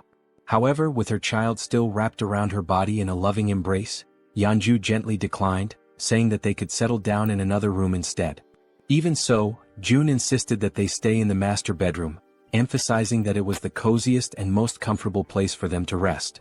With a warm and reassuring smile on his face, he added that it was an order. Without hesitation, Yeonju lovingly stroked her son's hair, and together, they expressed their gratitude to June for his kindness and thoughtfulness. Soon after, they headed toward the room, wished him a good night, and the little boy waved sweetly at June before going in. June, watching them go with a deep sense of fulfillment in his heart, allowed a faint, content smile to appear on his face. The lights in the house slowly dimmed, and a gentle lullaby began to softly echo through the home, drifting from the bedroom as the child, still awake, listened in silence. Meanwhile, in the living room, June lay on the sofa, quietly listening to the sweet lullaby that continued for a long while, tenderly sung by Yeonju's voice. It had been a very long time since he had heard a melody like that. Yet somehow, just by hearing it, his body began to relax and his eyes gently closed, just like a child falling asleep in their mother's lap. A new day dawned quietly and peacefully. June began the morning enjoying a breakfast lovingly prepared by Yeonju and her little boy. Afterward, they all settled comfortably in the living room to watch the boy's favorite cartoons. The child could barely contain his excitement, laughing at every scene as if he were seeing it all for the very first time. Soon, Saiwa began chasing after Cammy, who had been peacefully basking in the sunlight, until being abruptly interrupted, which clearly did not please the creature. Later, after exploring every new toy they had, Yeonju, her son, and June laid down on the floor together for a brief nap. Between colorful scribbles and laughter, they drew pictures, and every second of the day was filled with joy and cherished with genuine happiness. But time waits for no one. With Cammy perched on his shoulder, June quietly wept, consumed by the silent grief of having only been able to offer a single day of life to Yeonju's beloved son. Soon after, Yeonju knelt down on the floor, saying her final goodbyes while holding her son tightly, pouring all her love and strength into that embrace. Still too young to fully understand the intensity of that moment, the boy asked innocently if she was crying. With tears already streaming down her face, she struggled to keep her voice steady and calmly whispered that she wasn't crying. But with his tiny hand resting gently against her cheek, he could feel the tears slipping down her face. So softly, Saiwa began wiping away her tears, doing his best to comfort her and asking her, ever so kindly, not to cry. Yeonju held him tightly again, and in a trembling voice she finally admitted that she was afraid of the world, because a world without him was far too terrifying. Then, filled with the innocence of a child, the boy simply called her Mom, and assured her, with unwavering confidence, that he was right there beside her. Those words, so pure, so genuine, caused Yeonju to break down even more, tears overflowing from the sheer weight of her sorrow and desperation. Even as Saiwoo continued trying to reassure her, Yeonju remained in tears. Yet still he took a step back, slowly pulling away from her arms. Looking her directly in the eyes, he firmly promised that he would always be by her side. Gripped by despair, she called his name with a choked voice. But without hesitating, he continued to walk toward the setting sun, while behind him, she shakily called out that she still had so much left to do for him. Then suddenly he stopped. He turned around slowly and with a gentle smile full of warmth and joy, he said that he loved her, just as his body began to dissolve into the light. At that exact moment, upon hearing those words, she froze. Still kneeling on the ground, her body began to tremble, and the overwhelming pain made it almost impossible for her to respond. But as all mothers do, even in the midst of unimaginable pain, she smiled through the tears and managed to whisper back a quiet, "I love you." And with those final words, Siwa said goodbye with a peaceful smile on his face. In the blink of an eye, his body vanished completely, and Yeonju's hand, overtaken by the unbearable pain of saying farewell, collapsed limply to the floor, while June watched her silently, deeply concerned and heartbroken by her side. Soon after, she tried to stand, but the pain she felt was so overwhelming, so crushing, that her body simply wouldn't allow her the strength to rise. Moved by the scene unfolding before him, June could only think that hope is like a delicate flower that chooses to bloom right in the middle of despair. With his eyes closed tightly, he came to a painful conclusion. Those who cling to hope must be prepared to face the darkest depths of despair, no matter how cruel. Then he extended his hand to her and gently urged Yeonju not to lose herself in grief, reassuring her that this moment was not the end. At that, Yeonju lifted her head, turned toward June, and in a hesitant, trembling voice, she asked if that was really true, if this wasn't truly the end. With unwavering conviction, June answered that if there was even the slightest chance, he would bring her son back, again and again, as many times as it took. His words ignited a new spark of hope, and Yeonju received them with a renewed sense of determination and strength. At that exact moment, the system displayed a notification. Yeonju's trust level had reached 100%, and she had obtained primordial vitality. The scene then shifted to the red-haired man, who was screaming with uncontrollable rage and fury. The twins, who had been silently listening to everything that was being said, became visibly frustrated when they realized that the standard spear, the orc spear, and all the money the red-haired man had painstakingly saved had vanished completely without a trace, leaving him utterly disoriented and at a loss for what to do. The red-haired man, clearly agitated, asked about his brother's belongings. His brother then explained that, when he had woken up, every single one of his possessions had disappeared without warning or explanation. Following this, the other twin chimed in and explained that many other people had experienced the same mysterious loss of their items. He pointed out that there was a specific pattern among these incidents. All of those who lost their belongings had not been present when the summoning occurred for those who had previously completed military service. Then one of the twins turned and stated that they should have returned to that place earlier. Suddenly, and completely without warning, he was violently grabbed by the collar of his shirt and pulled with force. The red-haired man, overtaken by a wave of anger, demanded to know if the twin was trying to place all the blame for what had happened squarely on his shoulders. Quickly, the twin clarified that he had misunderstood his words. Even so, the red-haired man remained furious, raising his voice even more as he shouted with escalating rage, insisting that they had all agreed from the very beginning that it was a foolish decision to follow June's orders. Faced with the rising tension, the brother, already clearly anxious and losing his patience, admitted that, indeed, June's plan had been a foolish one from the start. Hearing this, the red-haired man finally released his grip on his brother's shirt. It was only then that it dawned on him. He might have been expelled because of his own actions. Now tense and nervous, he remembered that there had been only one similar case in the past. He began to recall the story of a man who had tried to get involved with an underage girl. That man had been caught in the act and was immediately expelled, only to be found dead in the middle of the street shortly afterward. As he continued reflecting on the situation, he came to the unsettling conclusion that even now, with the appearance of that giant and all the surrounding chaos, the survivors still gathered in abandoned apartments. So, it was highly likely that there were enough people who would be more than willing to make sure he became the next one to be expelled. He was completely consumed by the hatred he felt for the situation he had ended up in. The image of the man in the red jacket reappeared vividly in his mind, calling him a bastard, and he imagined just how satisfied that bastard must have felt when he managed to get his hands on a weapon. Soon after, the red-haired man scratched his head, restless and agitated, trying to understand how everything had spiraled so far out of control. Elsewhere, June observed everything, the tension surrounding the red-haired man, and remarked to himself that this was only the beginning of the punishment he had meticulously prepared for him. Back with the red-haired man, a system window suddenly appeared behind him, displaying a new mission, catching him completely off guard. Startled and disbelieving, he immediately turned around to see the notification for himself. The system window revealed a new mission: hunt 20 goblins within 24 hours. If successful, the reward would be a small amount of experience.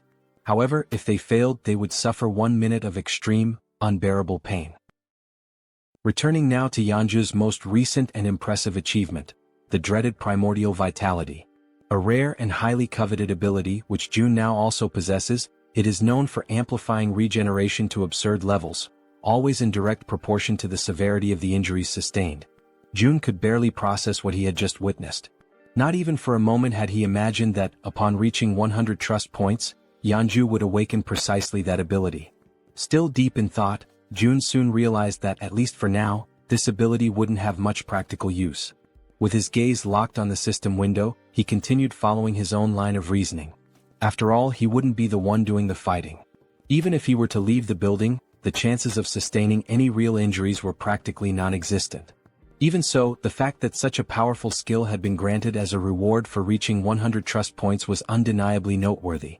His thoughts then began to drift toward Moon, who was also dangerously close to reaching that same 100-point threshold. The idea of what might happen next began to take shape in his mind. If Moon were to awaken an ability upon hitting 100 trust points, and if, as a result, June were also to acquire that same skill, one that would allow him to instantly teleport to any location he could see, then the possibilities would expand dramatically. Taking his speculations even further, June began to envision a future where this teleportation ability could be combined with the absolute one's eye, along with the support of an activated advanced base. Right at that moment, the system displayed a notification about the advanced base, a safe zone that could be deployed outside of Haven. When activated, it temporarily replicated the authority and protection of the city, so long as it included a citizen of knight rank or higher. However, if enemies occupied it for more than a day, the base would be automatically destroyed. Returning to his thoughts, June concluded that as long as he had enough mental strength to support it, he would indeed be able to travel to the advanced base. With that clarity, June made a firm decision. From that moment onward, his main priority would be to strengthen his mental fortitude. For that reason, all his upcoming missions would be focused on boosting this specific attribute. At that very instant, someone called his name and explained that they needed his permission to leave now, as they were feeling more stable. It was Yeonju, who stated that she would personally handle the return of June's family. Upon hearing this, June realized that the mission should have started the previous day, but he acknowledged that the delay had been entirely his fault. Yeonju expressed her gratitude for his valuable time and his understanding. She then assured him that she would find a way to repay the kindness he had shown her. Without displaying any particular expression, June couldn't help but think that she had read his thoughts precisely. He made a light-hearted comment, asking if he really seemed like the impatient type, and confessed that although he was thankful, he also felt slightly embarrassed by her words. Yeonju responded gently, saying that he definitely didn't seem like someone who lacked patience, and admitted that, had she been in his place, she probably would have acted the same way. With a soft smile, she confessed that, in the end, everyone values their own family the most, and that she fully understood how precious that single day was that June had offered her and her son. Once again she thanked him sincerely for what he had done. June smiled modestly and expressed his own appreciation for her understanding. He then asked her to head to Unit 2901, where a group of people was already waiting for her, assuring her that he would join them there shortly. Yeonju gave a respectful bow and, with a quiet yes, walked toward the designated location. Some time later, it was explained why June had not sent the group directly to Siamayan Station. Due to the Cyclops attack, a large portion of the tracks near the station had collapsed. Not only the tracks but the station itself had suffered massive damage and had been rendered almost entirely unusable. Faced with this situation, June declared that new routes would need to be opened. To that end, it had already been 24 hours since Jaehyeon had begun sending her rats to search for a viable path. Apparently, it seemed she had finally managed to find a new route of access. June activated his absolute one's eye skill, seeking full control and awareness of the situation. At that very moment, something unexpected caught his attention. The system displayed a notification about a level 7 tamed giant rat. Immediately, a wave of nervousness surged through June's body as he grasped what this meant. Jaehyeon had evolved. Still stunned, June wondered if this was the result of the new ability Jaehyeon had unlocked after being officially registered as his retainer. In addition to this, June noticed that something was following the rat, but no matter how hard he tried, he couldn't identify exactly what it was. Suddenly, his vision picked up something even more alarming: a swarm of zombies of varying levels, level 9, level 11 and level 13, emerging right behind. A jolt of dread ran through June's entire body as, through the lens of his powerful ability, he watched this disturbing scene begin to unfold before his eyes.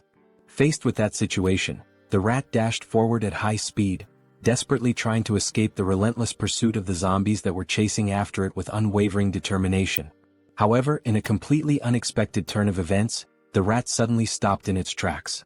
It turned to face the incoming enemies and, without showing even the slightest hint of fear, growled aggressively at them, baring its teeth with a ferocity that contradicted its size. The zombies quickly surrounded the rat from every possible angle, closing off any potential route of escape. Yet, even in the face of overwhelming danger, the rat stood its ground, refusing to retreat even a single step. From a distance, June watched the scene unfold. Realizing that the rat would likely die a meaningless death if it stayed there, he considered triggering a gas explosion to take the zombies down with it.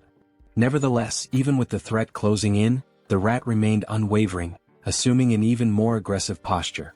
In a sudden burst of explosive speed, it charged forward. Despite being completely surrounded, the rat managed to dodge every single attack from the zombies, weaving skillfully between them with surprising agility. Still observing from afar, June was thoroughly impressed by what he was witnessing. After evading the zombies, the rat leapt forward and continued its mission. Remarkably, it emerged from the encounter without a single scratch and resumed its rapid sprint toward the designated exit. With only a short distance remaining, the rat took one final leap and burst through the opening toward the outside. However, something was already waiting for it on the other side, silently, watchfully observing its approach. Its eyes locked on the rat and its sharp fangs exposed, the creature let out a low, menacing growl. It was fully prepared to pounce at any moment. Instantly, the rat froze in place, completely paralyzed by an overwhelming fear in the face of the predator's threatening presence. From afar, June was caught completely off guard, unable to hide the shock from his face as he witnessed the unexpected confrontation unfold before his eyes. In an instant, the level 23 land shark lunged forward with terrifying force. With its enormous mouth wide open, it bit down in a single, clean motion, swallowing the rat whole. The scene shifted to June, who stood in silent despair, deeply disturbed by what had just happened. He questioned what kind of creature that was, but more than anything his eyes widened as he recognized the location. Nampo Station, only a few kilometers away from his own home. This realization struck him hard, making it clear that creatures as deadly as that one were likely roaming near the very place where his loved ones lived, only deepening the anxiety clawing at his chest. Struggling to keep his composure, he quickly acknowledged that he had to hurry. Time was no longer a luxury he could afford to waste. The scene shifted again, this time to Dabin, who was crouched down, sorting through a few boxes. She was clearly exhausted but also visibly relieved to have finally finished her task. Suddenly, someone called out to her, the person in charge of that task. She turned her head and saw that it was June who had arrived, thanking her for the effort she had put in. Wearing a small smile, Dabin responded that she didn't consider it hard work at all, especially since she was being paid for it. She then asked what the new problem was this time. June, slightly uncomfortable, averted his eyes as he tried to collect his thoughts and figure out how best to explain the new situation to her. Immediately picking up on his hesitation, Dabin grew visibly concerned. Now sounding tense and increasingly anxious, she urged him to speak up and just say what was going on already. With a measured and careful tone, June explained that he wanted to request the assistance of Jaehyeon for a specific task over the next couple of days and that he hoped Dabin could manage things in the meantime. Caught off guard by the sudden and unexpected request, Dabin forced a smile in an attempt to mask her nervousness. With her voice slightly unsteady, she asked if he expected her to take full responsibility for everything on her own. June then replied that he would be leaving it in her hands for just 2 days. She already knew that this meant a significant amount of work and responsibility. With a skeptical look, she asked if she would be paid extra for the overtime hours she would inevitably have to put in during those 2 days as the acting lead. Upon hearing her question, June offered a subtle smile. Then, with an enthusiastic tone, he confirmed that he would pay her double for the overtime.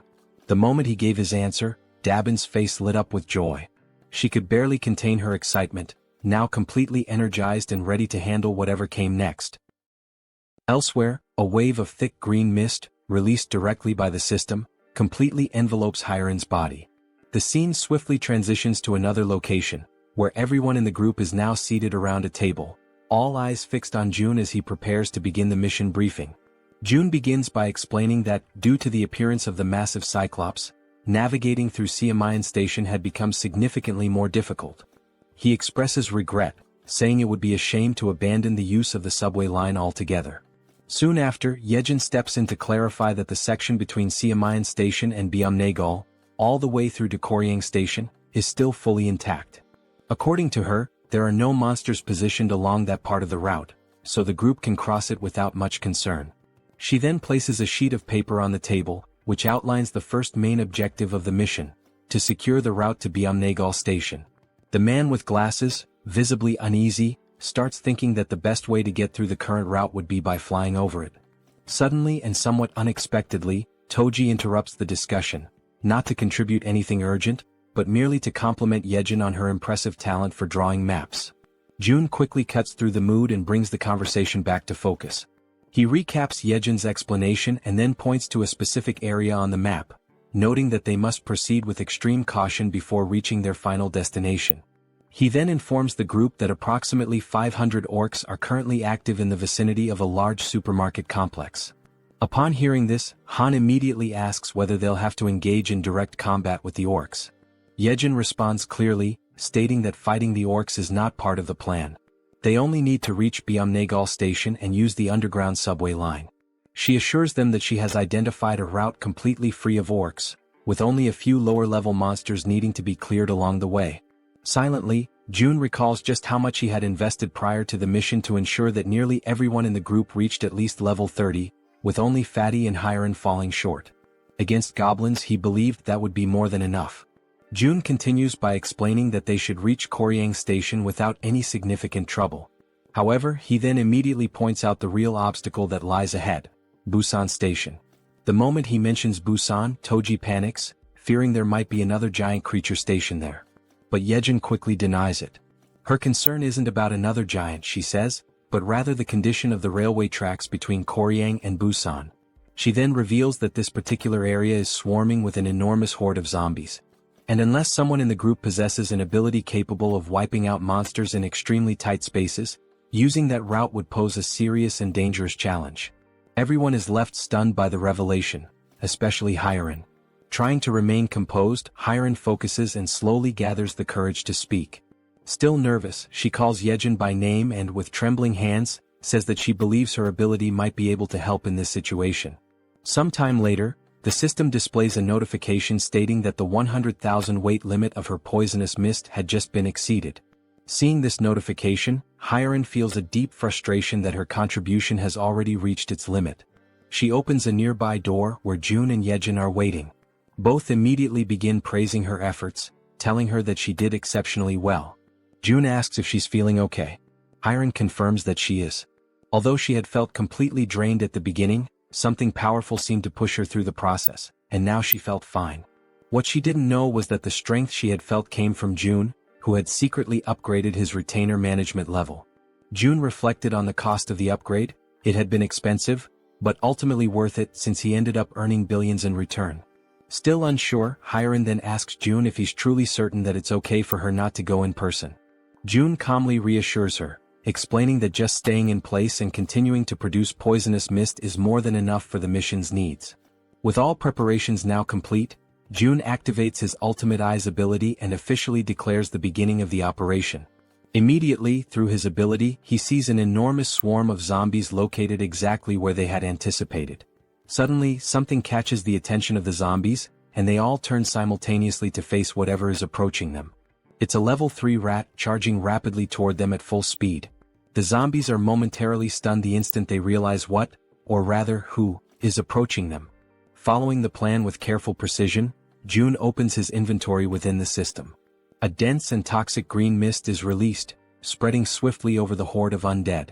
In perfect coordination, the rat dashes forward at high speed, weaving through the crowd of bodies and leaving the zombies behind in its wake. Hyeon's poisonous mist, upon being inhaled, induces paralysis by targeting muscles such as the diaphragm, ultimately causing suffocation. However, the targets this time are zombies, creatures that are already dead and no longer require breathing to function. That is why June had already anticipated this limitation and had prepared a contingency, Plan B. He had instructed Jaehyeon in advance to take over the operation when necessary. Soon, amid the group of undead, several rats waited patiently, alert for Jaehyeon's command. As soon as the order was given, one of the rats lunged toward a fallen zombie. Through the reflection in the zombie's still open eye, the system captured the exact moment the rat bared its fangs and sank them mercilessly into the creature. At that precise instant, a system notification appeared. A level 11 zombie had been successfully hunted. Along with the experience gained, a deposit of 120,085 won was transferred directly to the digital wallet. But the momentum is quickly interrupted when Jaehyeon suddenly calls out to Jun in distress. With urgency in her voice, she informs him that something seems to be wrong with the rats. In that exact moment, the system displays a troubling notification. A rat has reached level 9. This revelation sets Jun instantly on edge. He quickly realizes the potential danger.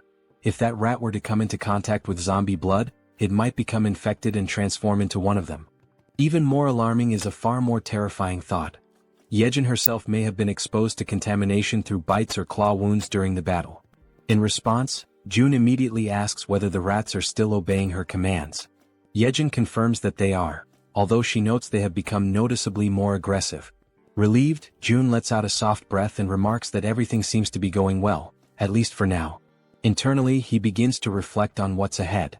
If they can make it safely to Jaehyeon Station, then maybe, just maybe, he'll finally have the chance to reunite with his family. But just as this thought forms in his mind, it is abruptly interrupted by a system notification.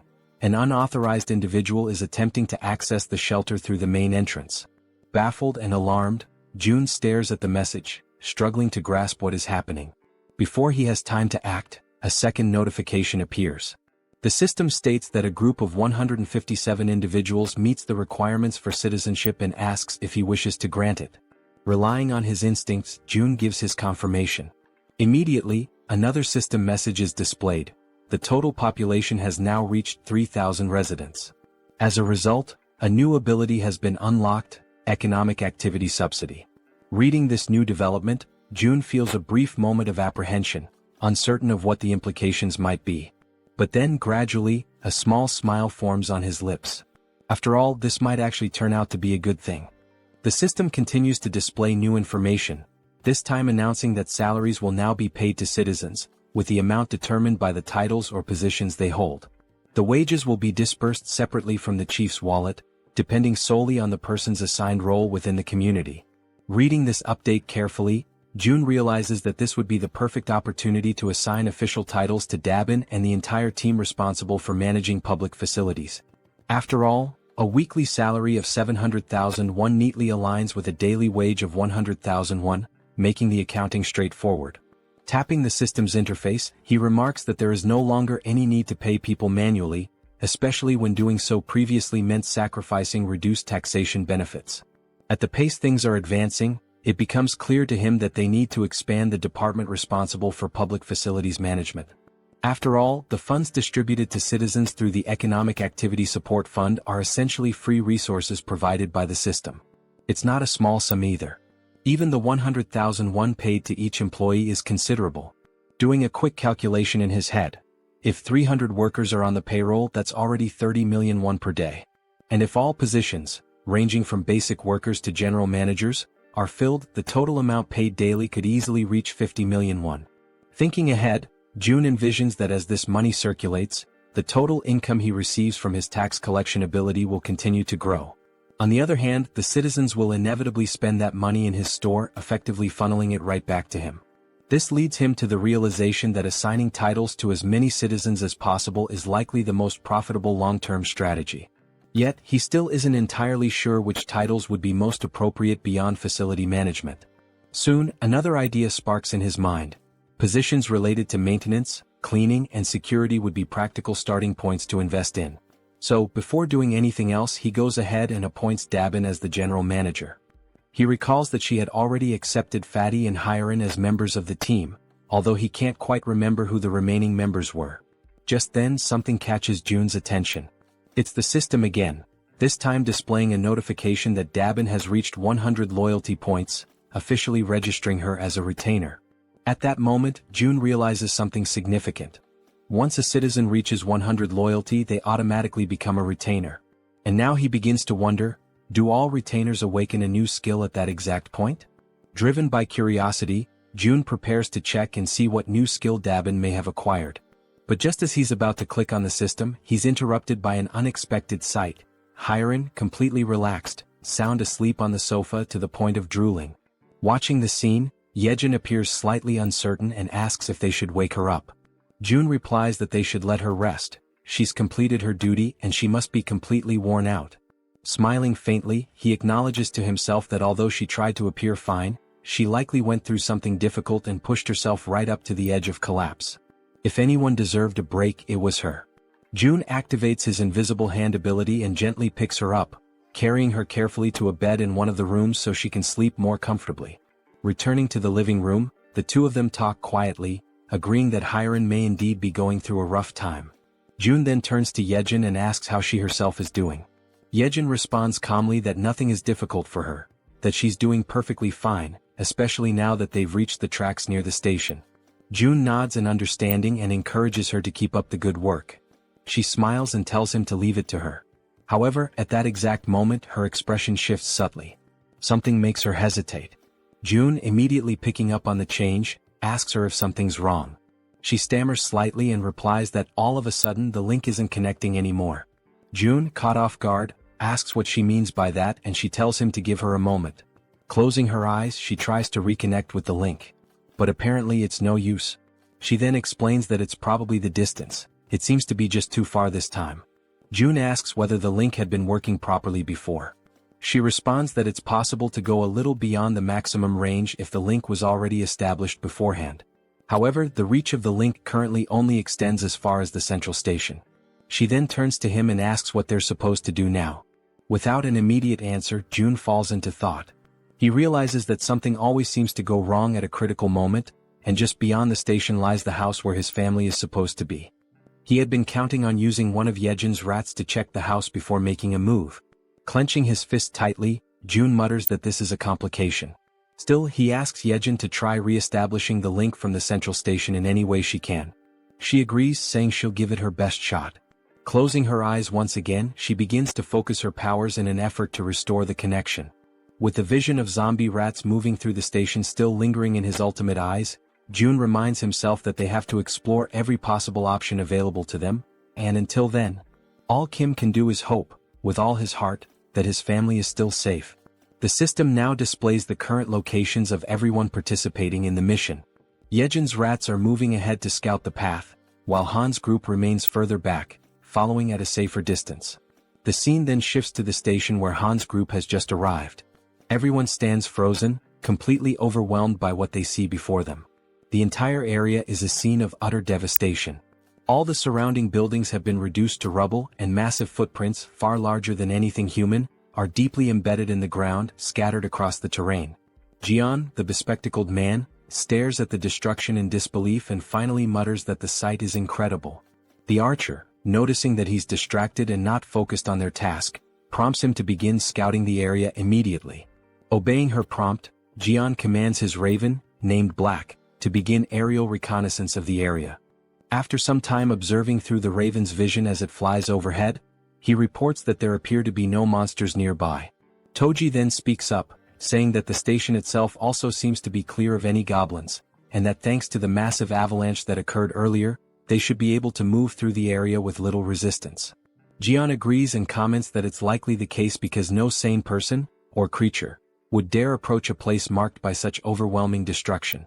With a hint of concern in her voice, the healer mentions that night is falling fast and that they should find somewhere safe to stay until morning.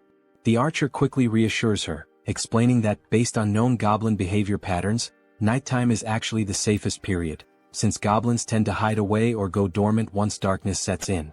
At this point, Han appears deep in thought. After a moment of silence, he speaks, saying that they should keep moving. If anything truly dangerous happens, there's a high chance June will summon them back right away. Suddenly, one of Yeon's small rats appears, making faint gestures as if trying to communicate something important. The entire team comes to a halt, recognizing it immediately as one of Yeon's specially trained rats. They take this as a sign to follow it without question. Quietly and cautiously, they begin to trail the rat as it scurries ahead, guiding them through the eerily silent night in the ruined city. As they move along the path, someone comments that the station up ahead looks like it's been turned into a shallow lake. Jaehyeon asks aloud if that might be a result of the giant's rampage. The archer responds that it's quite likely. The terrain had shifted significantly when the buildings collapsed, which could have easily led to the formation of sunken, water-filled areas. While they continue walking near the edge of the water, something begins to stir beneath the surface of the lake. Slowly, almost imperceptibly at first, something large begins to rise, emerging completely from the water before their eyes. Both Jaehyeon and Toji immediately sense that something is wrong. They notice strange movements in the ripples, something that doesn't match the natural motion of water. The others ask them what's going on, and Jaehyeon replies that he just heard something that didn't sound like it belonged there. He narrows his eyes and looks carefully ahead, straining to make out details through the dim light. Suddenly he points toward a distant figure and says that there's someone up ahead. As they all focus their gaze, they try to make sense of what they're seeing. The silhouette appears humanoid at first, and they question whether it might be a woman. But as their eyes adjust and they examine the figure more closely, they notice something strange, something moving behind her. It's a tail. The creature stares directly at them with an unnatural intensity, and then it opens its mouth wide and releases a deafening, high-pitched scream that pierces the still night air. In immediate panic, the healer shouts out a warning to everyone, urging them to cover their ears as fast as they can. The creature, despite her appearance resembling that of a woman, is no ordinary monster. What stands before them, shrieking in a voice that seems capable of tearing through their very minds, is, in truth, a siren. In a sudden, desperate reaction, everyone in the group instinctively raises their hands to tightly cover their ears, trying to block out the piercing, bone-shaking scream of the siren. Toji quickly begins to show visible signs of exhaustion, struggling to keep his hands pressed firmly against his head, his arms trembling under the strain. Meanwhile, Yeonju looks around in shock, unable to comprehend what's happening, her voice filled with disbelief as she questions the situation unfolding around her. Toji, even more bewildered, realizes with growing horror that his body is starting to move involuntarily, his limbs betraying him as if something else is controlling them. Moments later, as if pulled by some unseen force, both he and Yeonju begin to slide helplessly toward the edge of the lake. The pull is strong and unrelenting, and they're dragged across the ground without being able to resist. When Yeonju hits the ground and feels the cold touch of water, she immediately understands the danger. Watching Toji move toward the depths at such a rapid pace, she senses that if he continues like that, he'll be in serious danger. Suddenly, at that very moment, sharp fangs emerge from the water and lunge toward her feet, forcing her instincts into high alert. Reacting instantly, she tries to swim upward toward the surface, but the monstrous creatures grasp her legs with vicious strength, pulling her back down into the water with raw, furious force. Meanwhile, back above the surface, Han and the others are still locked in a battle of endurance, struggling to withstand the siren's excruciating scream. Their faces contorted with pain, their bodies weakened, they try to hold out just a little longer. Amid the chaos and panic, the healer closes her eyes and focuses, summoning all her remaining strength. With a surge of energy, she casts a protective magical armor over the group, enveloping them in a glowing, defensive aura. Now shielded by the magical barrier, Han feels a noticeable difference. He comments that he feels much stronger, more capable of resisting the siren's debilitating scream. The man with glasses then asks, almost breathless, what exactly the young healer's power is. Exhausted and barely able to stay on her feet, she pleads with them to hurry and save Toji and Yeonju before it's too late. But just as she finishes speaking, something in the water catches her eye. A dreadful blue creature, barely visible beneath the surface, begins to emerge from the depths of the lake. From a distance, the rest of the group watches the movement and begins to question, what are those bastards? Before anyone can respond, the creatures launch a sudden, brutal assault, moving with terrifying speed and aggression. Sensing the incoming clash, Han immediately calls out to everyone, urging them to prepare themselves for battle. He warns them that the creatures are closing in fast. Without a moment of hesitation, the monsters leap through the air, aiming directly at the group. Han quickly raises a steel rod in both hands, bracing for impact, ready to counterattack. With powerful force, his weapon collides with the creature's strike, sending shockwaves through the air. Just as the creature begins to recover, it's struck by a well-aimed arrow, finally going down. However, only one of the monsters is defeated, while several others continue to emerge from the shadows. The female archer, clearly frustrated, mutters under her breath about the relentless, never-ending wave of creatures. Without delay, the monsters reach the surface, surrounding the group from all sides with terrifying speed. In growing distress, Han insists that they can't afford to waste time, they have to save Toji and Yeonju now. Meanwhile, from the opposite side of the lake, something begins to draw the creature's attention. It's the werbear woman returning from the depths, carrying Toji in her strong arms. As she surfaces, Toji gasps and coughs, expelling the water from his lungs. He mutters that he genuinely believed he was going to die. Overcome with relief, the group's faces light up with joy at the sight of their safe return.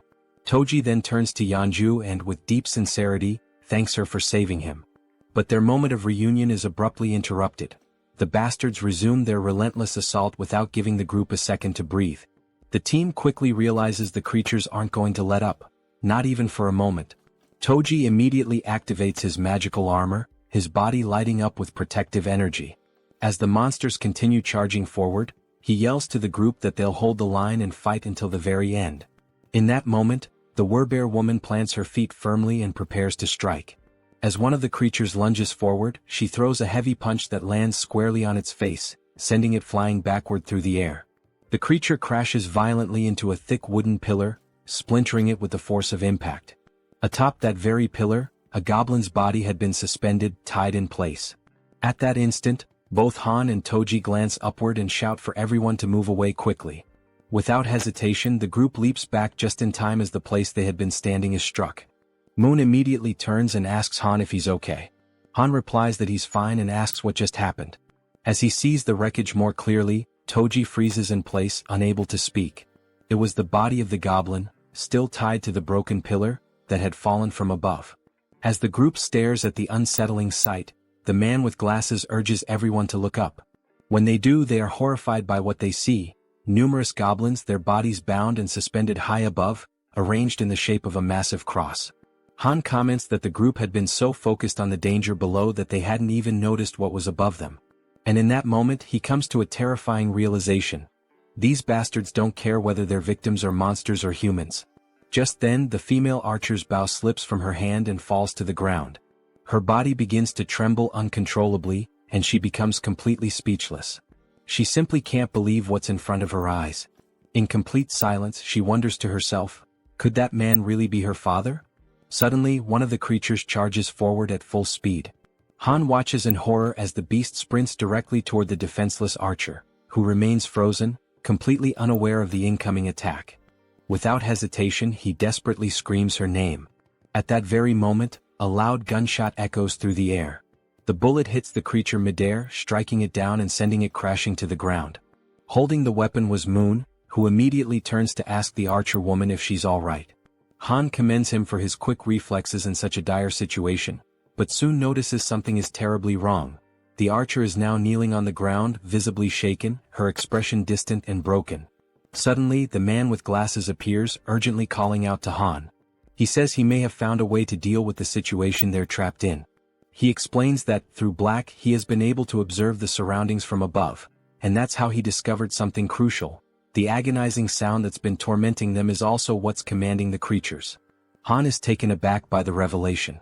The man in glasses adds that he still can't fully understand what the siren is saying, but he noticed that every time she opens her mouth, the fish-faced creatures react and begin to move. He then states that if they can find a way to cut off the sound, it's highly likely that the creatures will lose their coordination and retreat due to the lack of command. In the midst of this tense and increasingly hopeless situation, Han agrees that the idea is worth trying. However, he expresses concern that the creatures won't give them the opportunity to make it happen.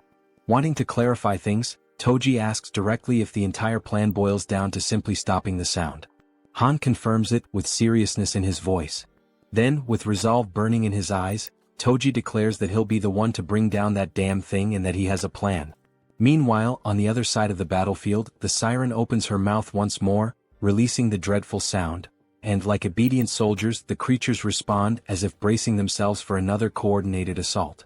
Observing their behavior closely, Han notices that the creatures are changing their formation. The man with glasses assumes they must have realized the group's new objective is to shut the siren down. Han then turns to Toji and asks if he can really rely on him. Toji confidently answers yes, urging everyone to trust him, and makes it clear that all they have to do is open a path for him. He'll take care of the rest on his own. Without hesitation, Healer affirms that she will stay behind to protect the archer. And with the plan now in motion, the group charges forward with unwavering determination. Each member of the team focuses solely on creating that crucial opening for Toji, attacking the enemy forces without mercy and taking down one creature after another with relentless resolve. Han pauses for a brief moment, glances back at Toji and shouts for him to move now. This is the chance. Toji locks onto his target, plants his feet, and grips his halberd with precision and strength. Then with all his might, he hurls the weapon through the corridor, aiming straight for the siren. The weapon cuts through the air at incredible speed, but the siren reacts swiftly, dodging with ease. The halberd misses its mark and continues its path, clattering past her. The group freezes in stunned silence, watching as the opportunity they carved with so much effort vanishes in a single instant. Yet Toji remains completely unfazed. The siren erupts into maniacal laughter, along with her grotesque creatures, mocking his failure. But Toji simply smiles, calm and collected. With a sharp glint in his eye, he asks Han if he's already forgotten something. Confused and frustrated, Han doesn't understand what he's referring to, until in a sudden realization his eyes widen. With a trace of sarcasm, Toji then asks, "What's the best way to deal with a fish?" As he speaks, he lifts his hand and activates the recall command on his halberd. The weapon obeys the order, and on its way back, it slices cleanly through the siren's back, impaling her and cutting off her laughter for good. At that moment, the system notifies the group. A level 33 siren has been hunted down. Experience points have been awarded. The halberd returns to Toji's hand as everyone turns to stare at the siren's lifeless body. The fish-faced creatures become disoriented, clearly lost without their leader, and quickly retreat back into the depths of the lake. This sudden disappearance brings a wave of relief over the group, as they now have one less threat to face. Without wasting a second, Han approaches the archer woman and gently asks how she's doing. She remains trembling, unable to compose herself. Concerned, Healer turns to Han, asking what they should do now. Han considers going to find June. Then, the archer woman suddenly reveals, with a trembling voice, that one of the bodies hanging on the crosses above is her father. Han is struck speechless. He quickly turns around, unable to accept that his father-in-law could be among those mutilated victims. Overwhelmed by a deep, unbearable grief, the archer collapses into uncontrollable tears, mourning the fate of her father. Beside her, Han falls to his knees, consumed by panic and disbelief. The entire group around them feels the weight of her sorrow as if it were their own. And right there before their eyes, hanging from a cross in an appalling state, was her father's body, a heartbreaking sight that pierced the soul of every witness. At that very moment, the system displays a mission reconstruction screen, this time with the archer as the target. The reward, to bring her father back to life. However, the system clearly warns that resurrection is only possible within the boundaries of the absolute domain. Staring at the screen in a mixture of urgency and desperation, June taps rapidly on the system window, trying to complete the reconstruction process. Jaehyeon, seeing him in such a state of despair, is left absolutely stunned by his behavior. But then all of a sudden June stops. He begins to reflect more deeply on the situation and on the trust the group had placed in him. He knew that if things had escalated to a point where lives were truly in danger, he would have been summoned without delay. With that in mind, he tried to convince himself that this meant there was no real danger, no other option, no action to take. But even as he tried to settle his thoughts, a lingering doubt echoed persistently in his mind. Was it really true that there was no other choice?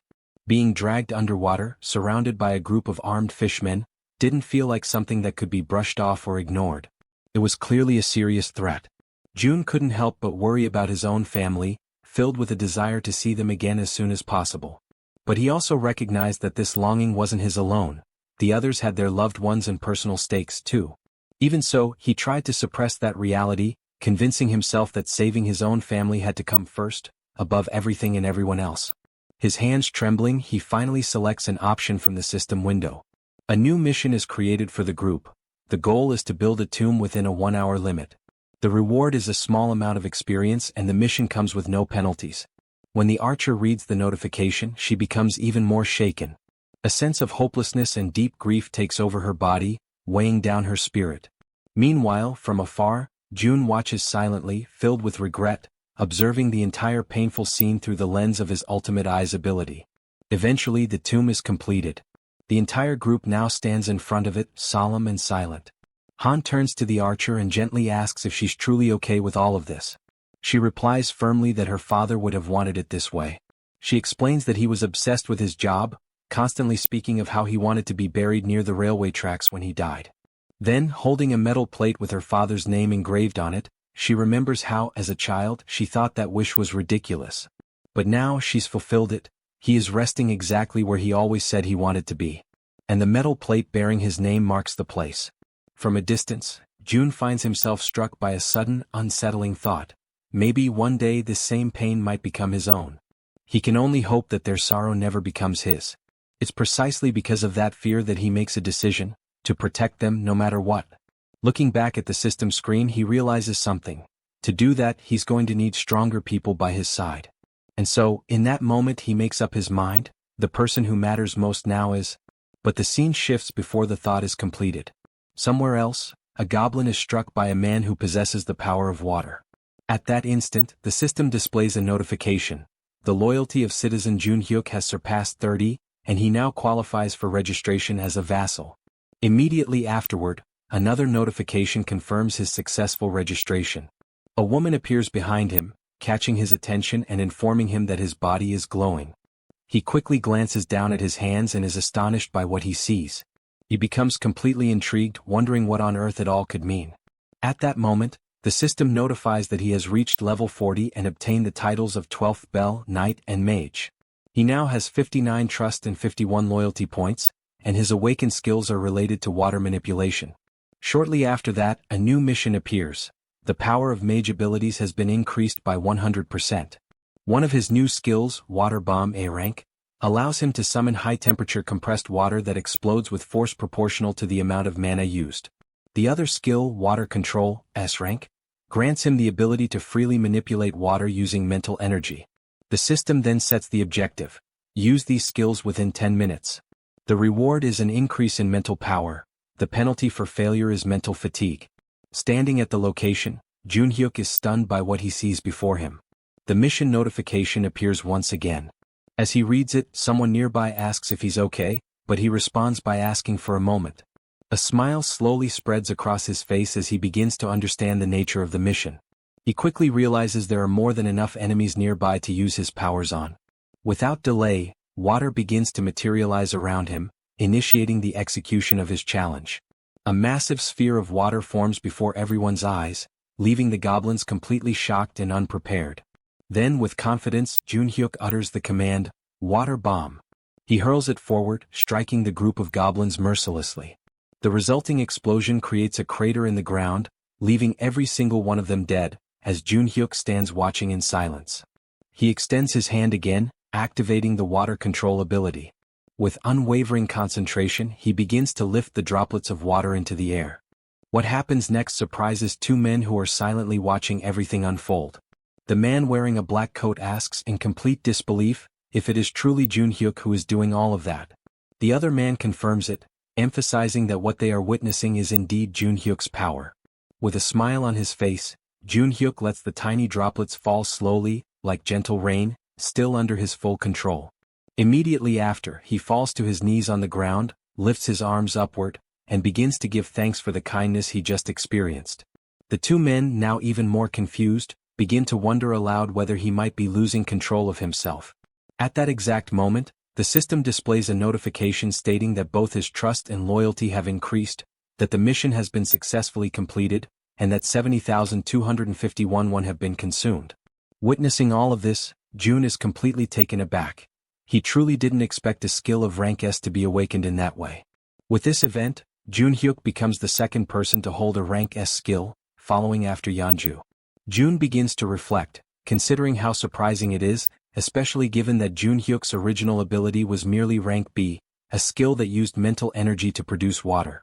He hadn't imagined it would develop so impressively. Now he wonders if this significant growth is because of Jun Hyuk's high level. Standing in front of the system window, he admits to himself that this outcome was unexpected, but he feels content with the result he has achieved. Internally he recalls that, back when the ability was still at rank B, he would use mental energy to generate water in any form. Now he questions how this type of use fits into the overall strategy, the metaphorical board of pieces. He notes that in Han's group, there's no need to add a new piece, since the team is already well balanced. As he considers what his next move should be, Jun continues to stare at the system window. The screen now displays a notification about a goblin hunt. Level 6 goblins are being eliminated one by one, and both experience points and one are being accumulated into the account. Reading this message leaves Jun in shock. It's already late, yet there are still people out there hunting. Suddenly, the system shows another notification. The skill level has increased, and the declaration of return to home has now reached level 20. With this, 3 additional skill points have been gained, along with the acquisition of a brand new ability. Jun goes into a state of panic as he reads the latest update. The system further informs him that the territory is expanding, and with that expansion comes an intense, unbearable pain that spreads through his entire body. He screams out, overwhelmed by the agony, while Jaehyeon watches in terror, completely uncertain of what she should do. The pain becomes excruciating, but despite it, the territory continues to expand further and further without stopping.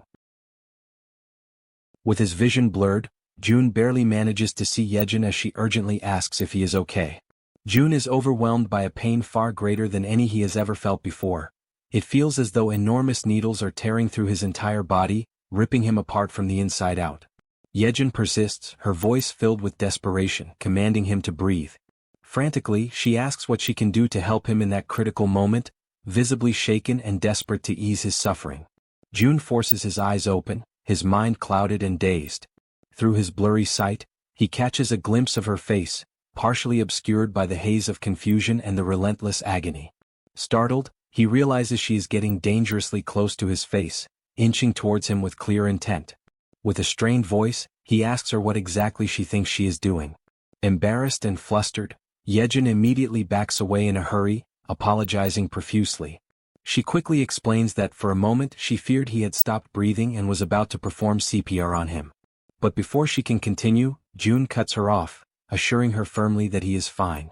Behind him, Cammy is crying, visibly distressed and filled with concern.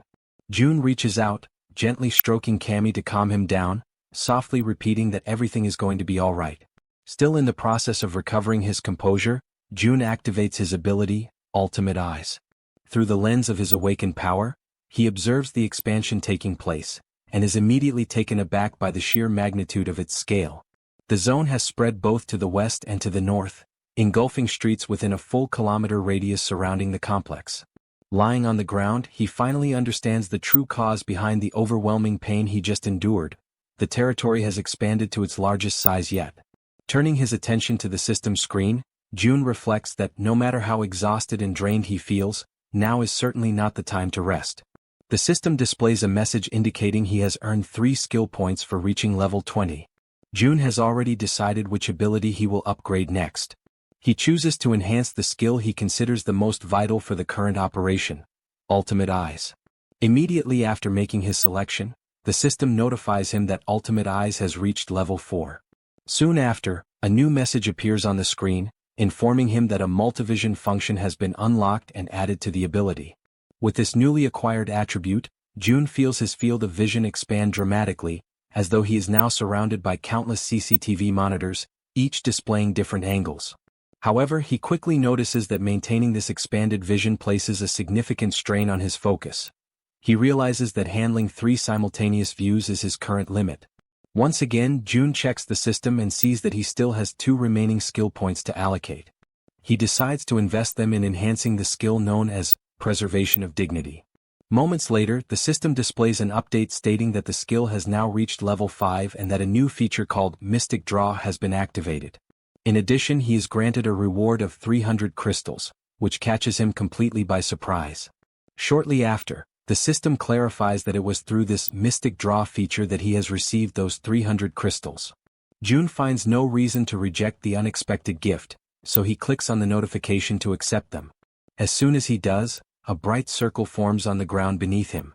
The circle emits a radiant light so intense that it causes discomfort to Jaehyeon, Cammy, and even Jun himself, forcing them to shield their eyes.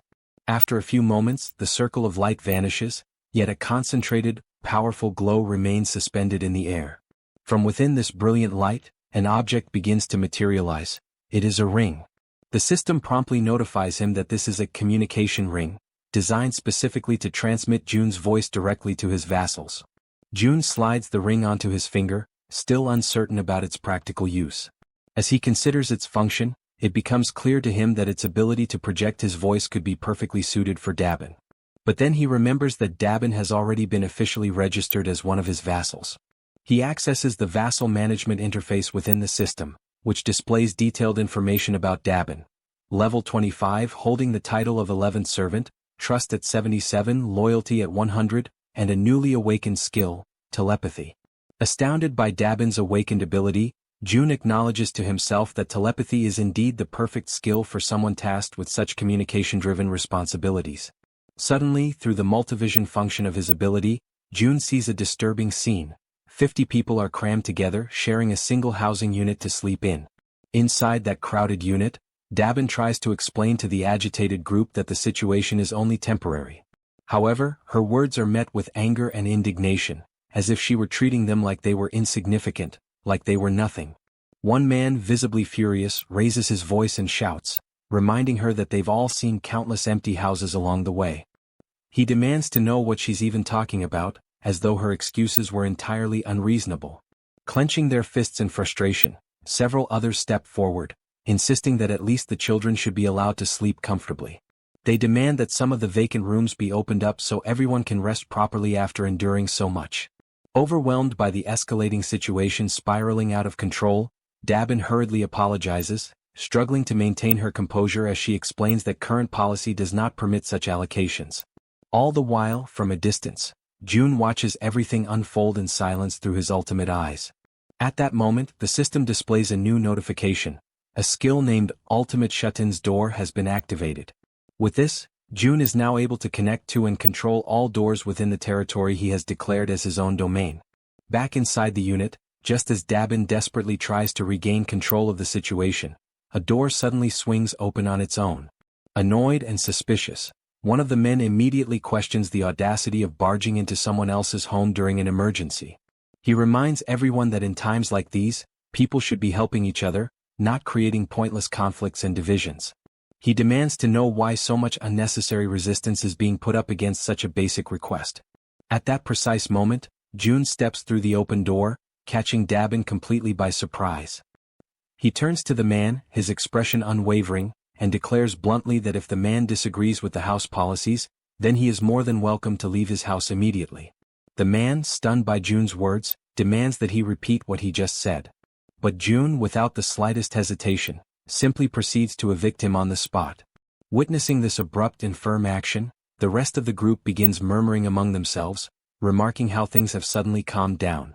June then turns to face them all and poses a sharp question, asking if anyone else has complaints they wish to bring up. With a cold and resolute tone, he announces that from that moment onward the electricity, water, and gas supply to that entire unit will be cut off. Hearing this, a young woman, visibly alarmed, questions whether he is being serious about such an extreme measure. June locks eyes with her and responds curtly that, in fact, that's exactly the question he wanted to ask them. With an unwavering gaze, he states that it's no coincidence they appeared right after the fall of the giant. He then asks if they came because they judged this place as being capable, just like so many others who arrive every single day with the exact same mindset and expectations. His words strike the group like a bolt of harsh reality, leaving them momentarily speechless. But June doesn't stop there. He continues, explaining that giving in to such demands would lead to three major problems. First, all the empty rooms would eventually be exhausted, making it impossible to accommodate new arrivals who genuinely need shelter. Second, the residents who have been living there, those who are already settled and abiding by the system, would begin to feel disrespected and marginalized. And third, once they give in to one demand, the cycle of requests and entitlements would never come to an end. With absolute ruthlessness, June raises his voice and declares that the basic rights and welfare they expect to find here simply do not exist in this place. He emphasizes that the South Korean government has already collapsed, and that he, standing before them, is not the representative of anyone's ideals or dreams. He acknowledges that some might perceive him as a tyrant, abusing the power he holds. But he warns them that the world has become far too brutal, far too unforgiving, for naive ideals like rights and welfare to survive without being fought for and earned. He points out that if they wish to enjoy such privileges, they must first prove themselves worthy of them. He goes on to explain that the other survivors, those who arrived before them, are enduring extremely harsh conditions, organizing rotating shifts just to catch some rest. And despite all the discomfort and hardship, these people are still making sure to care for the children and the weakest among them, choosing to fight for survival as a community. Finally, June delivers a firm and non-negotiable order. They are to return immediately to the accommodations that have been designated for them. He warns them that if they refuse to comply, they will be paving their own path to lose even more than what has already been taken from them. Upon hearing those words, the group immediately stepped back.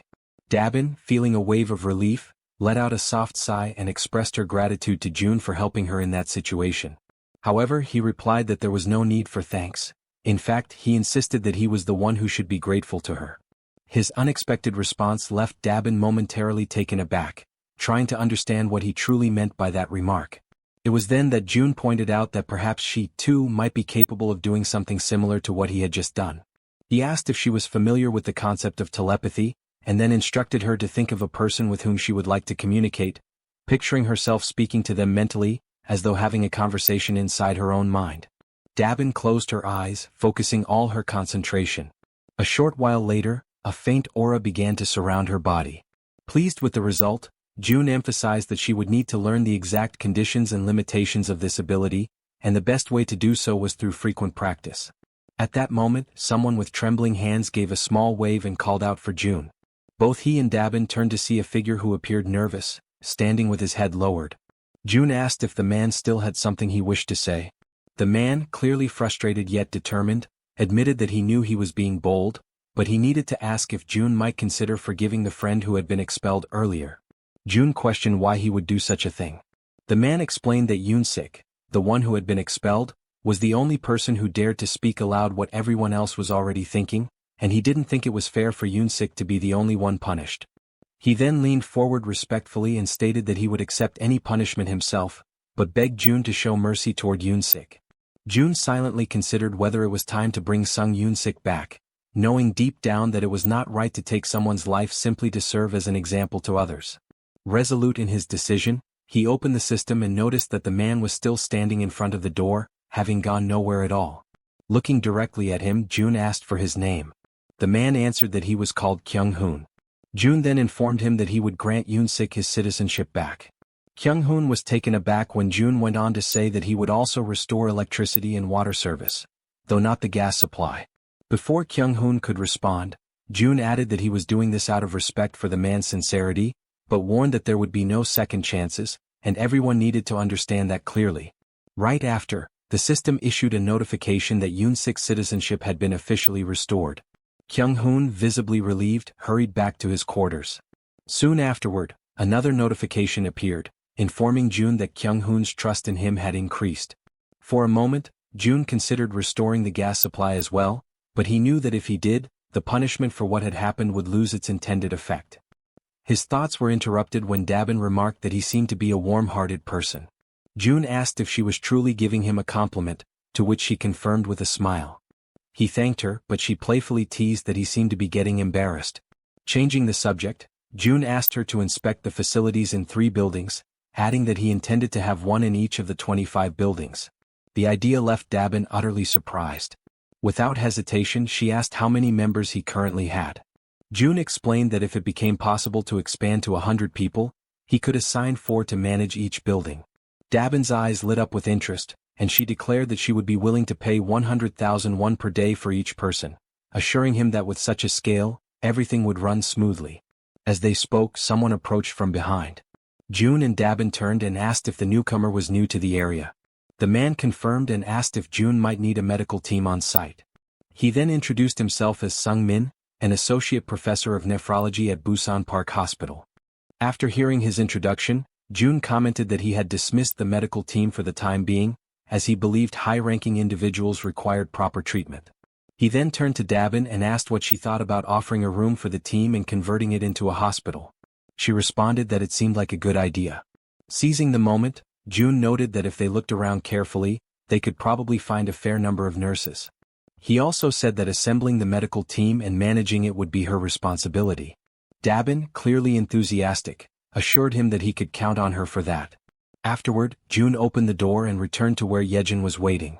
She asked if he had managed to solve the problem, and with a smile he confirmed that he had.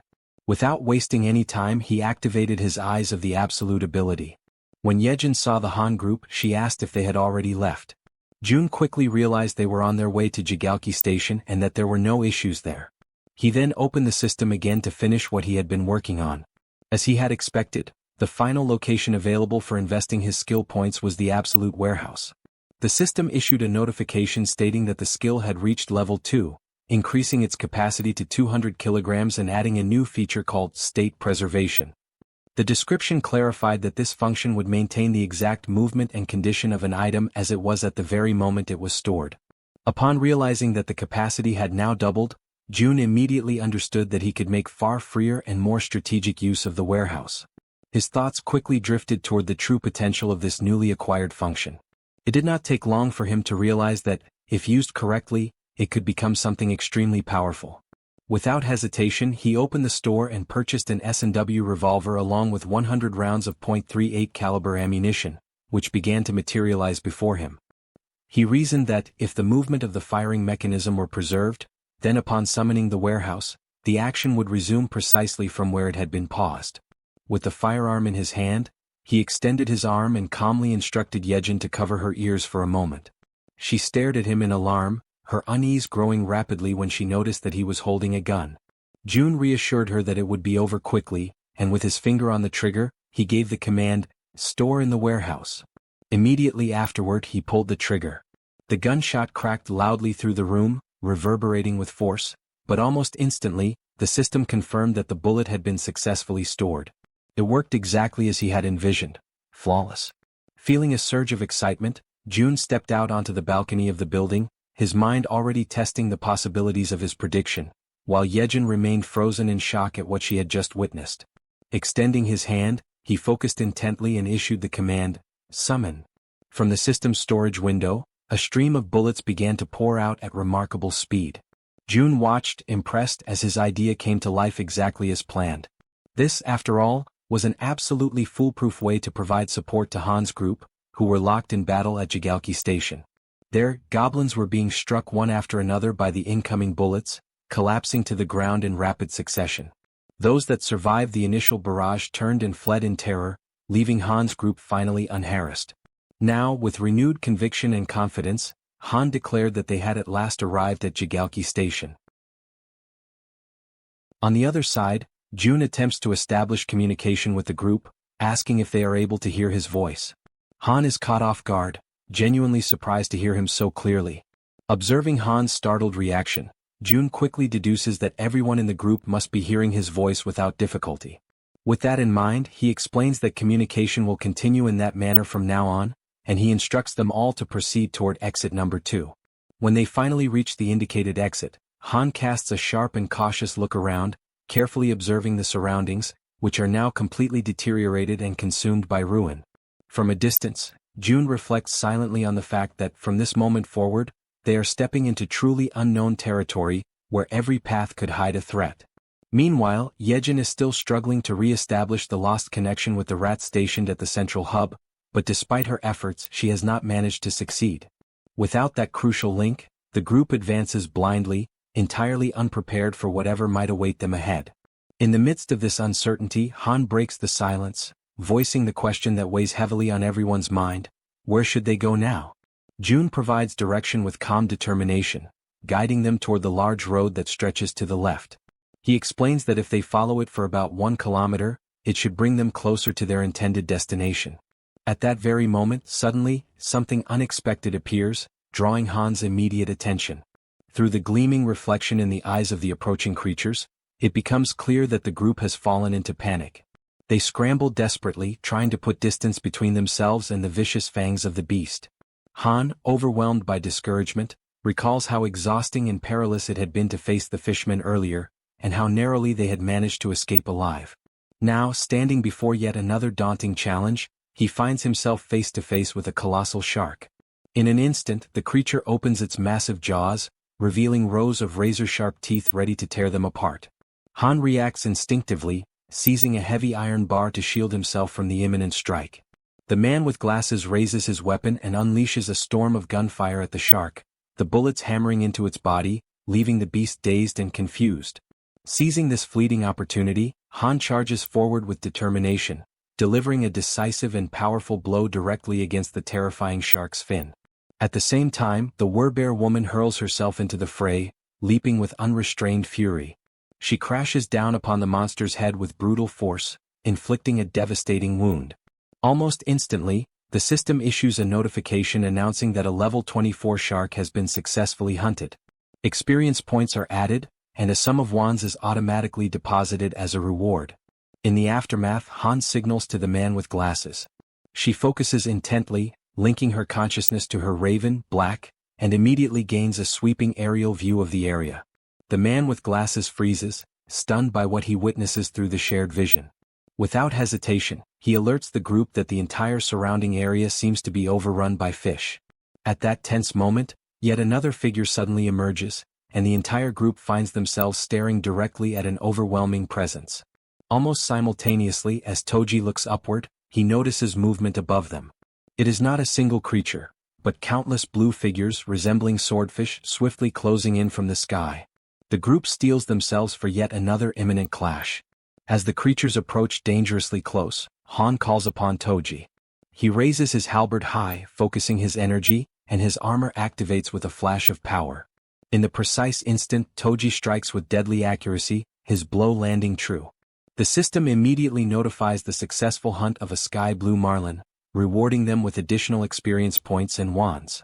Without a moment's pause, the archer woman unleashes a flurry of arrows, her shots rapid and unrelenting, cutting down the creatures that stubbornly linger in the air.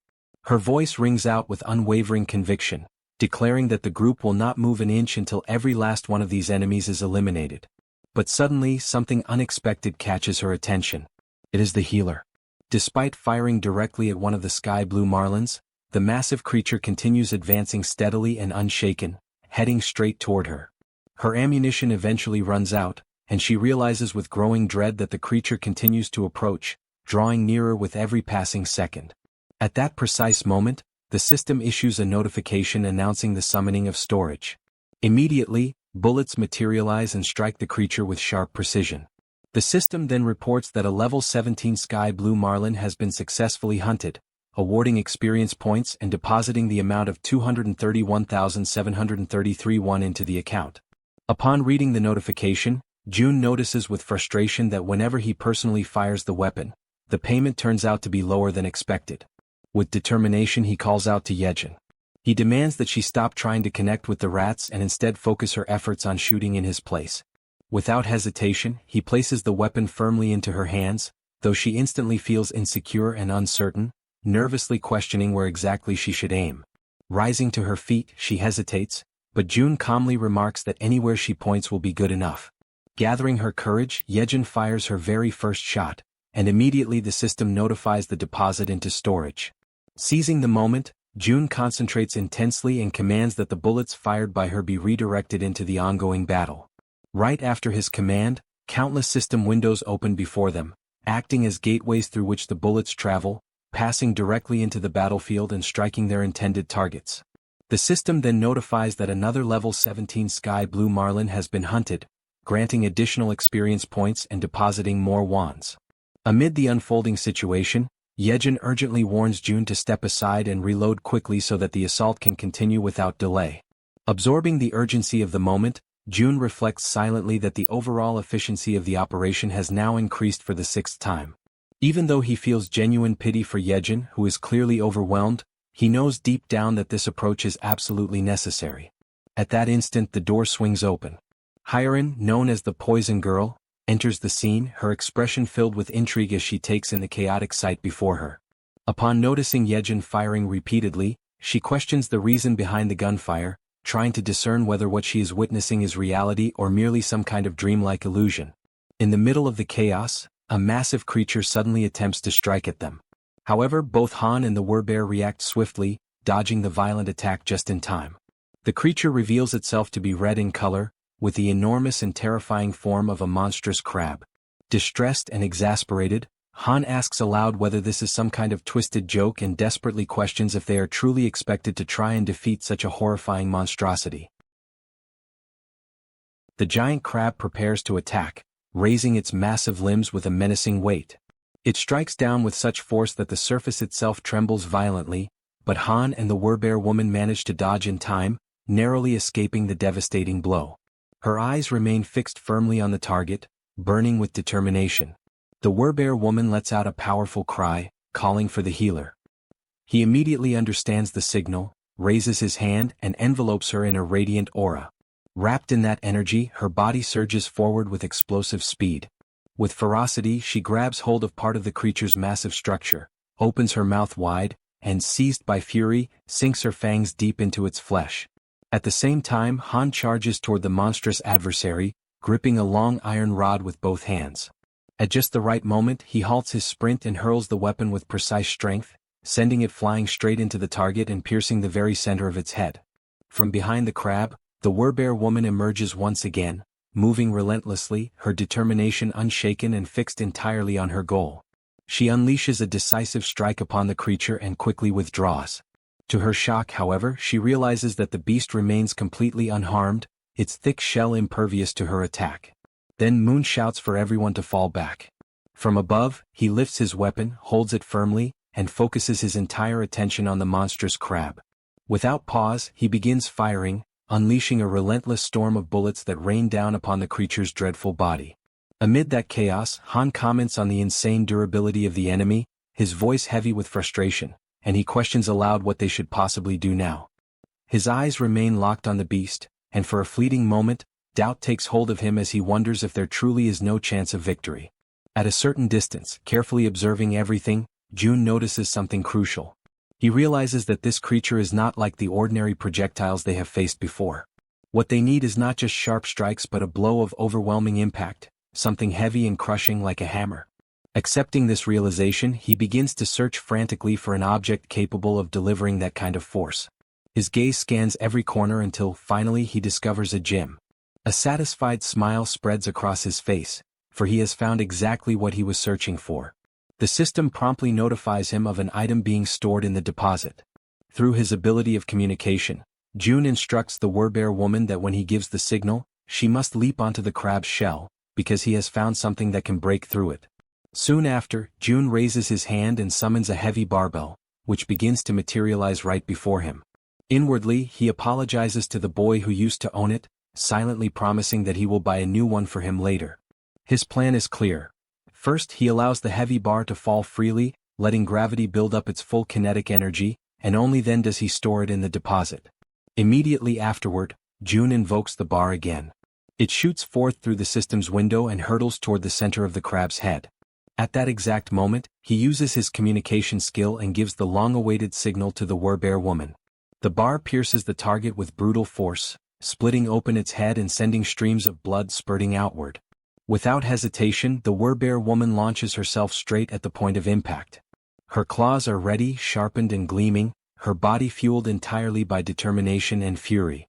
She closes the distance with fierce speed and strikes with lethal precision, delivering the finishing blow that successfully ends the beast.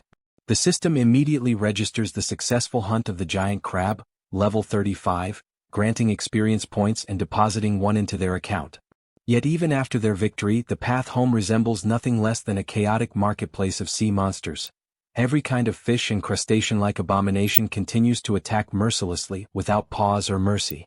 June understands that without his support, the group would have faced countless situations that could have ended in tragedy. He accepts, with heavy resignation, that this place is simply too much to handle, even for Han's group. He reflects on how, despite everyone being awakened and armed, they still struggle just to advance a single kilometer. Now he must finally admit to himself that the chances of his family being alive are almost non-existent. The closer he gets to his home, the stronger the fear grows inside him. Still, even if there is just a 1% chance, he knows he cannot allow himself to lose faith. Using his ability, he surveys the surroundings and notices a ruined but familiar street. He reflects that just beyond the narrow alley lies his home. But suddenly, something unusual captures his attention: a tree. Through his communication skill, he commands the group to stop immediately. He knows this city well. It is the place where he was born and raised, and he is certain of what belongs here and what does not. Observing carefully, he realizes that there has never been a tree like that on the main road, and even if there had been, the city would never have left it standing there. This means that the tree appeared only after the world had fallen apart. Calling upon his ability once more, June draws everyone's attention to the anomaly. He asks if they too can see the massive tree ahead. The group confirms that they can. June then declares firmly that the tree is not what it seems, it is a monster. He directs them to prepare for an attack.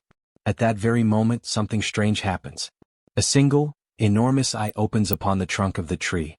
Before the group, the figure awakens and everything around them begins to tremble as if the world itself recoils from its presence. The archer remained firm, her gaze fixed upward. A shot was released, flying toward the monster and piercing part of its trunk. Yet that was not enough to stop it. With each passing instant, it rose higher, lifting itself from the ground as though abandoning the very surface that once held it. Faced with that overwhelming threat, Han, gathering all his focus, hurled an iron bar against the tree, striking the target with perfect precision.